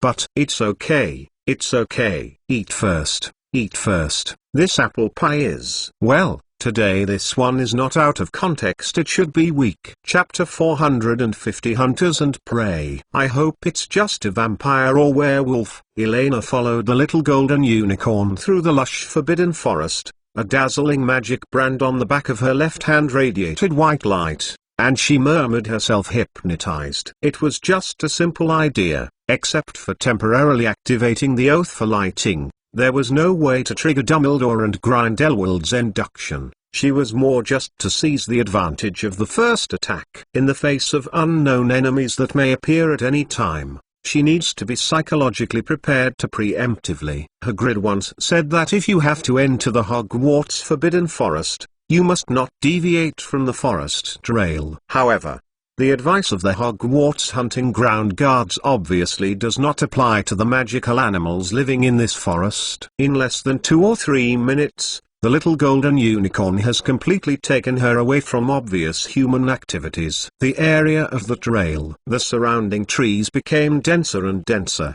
and the last glow of the sky gradually dimmed, leaving only a faint light, lush branches, and even blocking most of the starlight, leaving only the dim light on the back of Elena's hand. Elena felt that she had walked for about 10 minutes, and now she should have come to the depths of the Forbidden Forest. The spacing between the trees has become denser, and the trunks look thicker and thicker. From time to time, you can see some hideous vines clinging to huge trees that have been growing for many years. Some strangely shaped tree roots arch out of the ground, forming a guide one by one. The shape of people's imagination. Unfortunately, it is not a good association. The sound of gurgling water can be faintly heard nearby, and through the faint light, Elena can see the unicorn blood stains scattered on the road. Maybe it is the little guy rubbing on his body, or it may be left by the owner of the blood. Down. But anyway, all this proves that she will arrive at her destination soon. Elena speeded up when she saw it. It's not a good thing to stay in this place for a long time. Although the leaves will fully grow after the spring comes, and with the bushes and grassland, this place may be a wonderful scenery, but when the night is just beginning to fall, it is not pleasant to travel in this gloomy place. The most important is, as time went by, Elena became more and more aware of the enemy she might face. Today near Hogwarts, the murderer is most likely Voldemort, who needs the blood of a unicorn to continue his life. After all, Voldemort, who was on the back of Professor Quirrell's head, was too weak. As a ray of remnant soul, he could only regain a little strength by relying on this cursed magical blood. However, the only thing that confuses Elena is that this is not the timeline of the original plot! According to the original script arrangement, Professor Quirrell should first try to cause a commotion, such as putting a giant monster in the school, and then taking advantage of the chaos to break through the restricted area on the 4th floor corridor where the Philosopher's Stone is hidden. Similar to the thing that sucks the blood of a unicorn like this, it will not appear until after the new year, when Voldemort becomes weaker and has a more urgent need to increase some of his strength to crack the magic level. Besides, isn't Hogwarts food today delicious! Why at this time, abandon the dishes carefully prepared by the Hogwarts kitchen and choose to poach innocent unicorns! As a chef, Elena feels that her dignity has been greatly insulted. Just in this quiet jungle walk and cranky thoughts, Elena suddenly heard a strange and uncoordinated voice. Stop! Elena stopped instantly and reached out her hand to grab the tail of the little guy in front of her. Before the little unicorn made a confused sound, she pressed her mouth firmly with her other hand. "Shh, a little bit, something's wrong." This voice time seemed to slow down suddenly, and Elena's breathing gradually slowed down. She felt that her hearing seemed to be several times sharper than usual. She could even catch every sigh of Lin Feng and the breaking of every branch around her. Sound. And in this, there is a discordant note mixed in it. Something was sliding down and whizzing nearby. The sound was like the movement of a cloak when it was dragging quickly on the ground, but it was unexpectedly light and fast, as if sliding on a smooth ice surface. Looking around, the silver bloodstains on the ground became denser. Elena squinted her eyes. She saw a lot of fresh blood on the roots of an ancient oak tree next to her. As all experienced hunters know, such violent bloodstains and signs of struggle often indicate that the target will not run too far. There was a faint sound of horses neighing in front of her. Even if she just listened to the sound, she could feel the pain and despair in it. The girl felt the little guy around her start to struggle violently, as if she wanted to rush out immediately. "Ru, let me come, don't be impulsive." Elena squeezed the little guy next to her, looked at its big tearful lake blue eyes, and said in a very serious voice,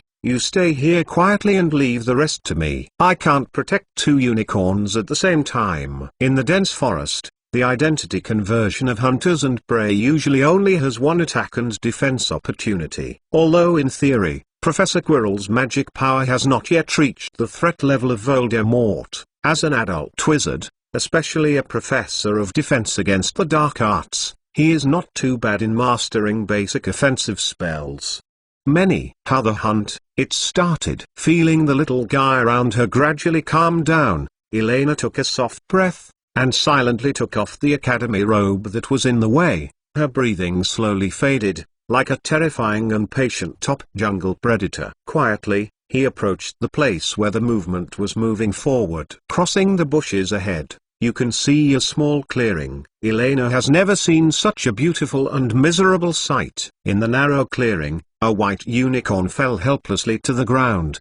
His legs were unnaturally straight, and there was a terrible wound from the neck to the waist and abdomen. Silver blood accompanied it. The faint breathing fluctuated and flowed continuously from the wound. In the shadow on the edge of the clearing, a bush was shaking gently. Immediately afterwards, a black figure wearing a hood slowly appeared from the shadows. The black figure was shrouded in a wide, jet-black robe, as if it had absorbed all the surrounding light. The low-hanging hood made its face invisible. It crawled slowly on the ground, like a wild beast, with a wave everywhere. Weird and unknown. Then, under Elena's gaze, the black-robed figure stopped at least 4 or 5 meters away from the unicorn. It seemed that the unicorn was struggling with fear, and slowly raised a magic wand. "It's now." Elena took a deep breath, raised her wand and pointed it at the back of the dark figure directly in front. Explosion, maximum, boom. Accompanied by a violent roar,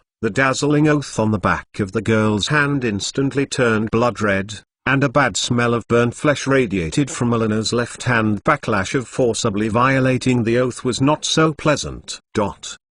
Even if Elena crossed part of the rule's loopholes, it was still quite painful. If there is no damn prophetic foresight, it would be nice to not treat the opposite person as a person at all. The previous spell completely exploded the other person's back, revealing a large bloody chest and abdomen appearance. This is a weird existence that walks. On the contrary, is barely considered half a person. Elena bit her lip, quickly shifting her position in the jungle, raising her wand in her right hand, and steadily pointing at the black figure that roared like a wounded beast, and madly released the curse towards her original position. Explosion, maximum, boom. On the other side, Hogwarts Castle. Dumbledore was raising his glass and talking with Professor McGonagall next to him with a smile on his face.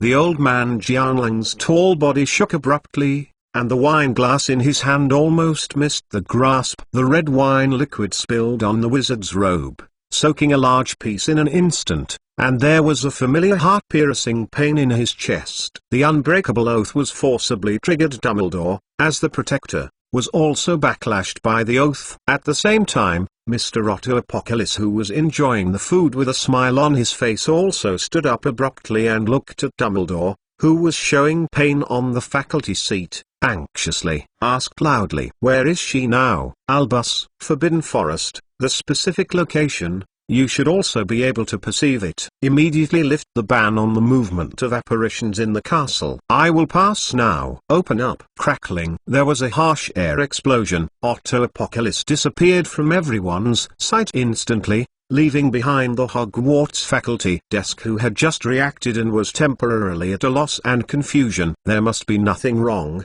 little guy.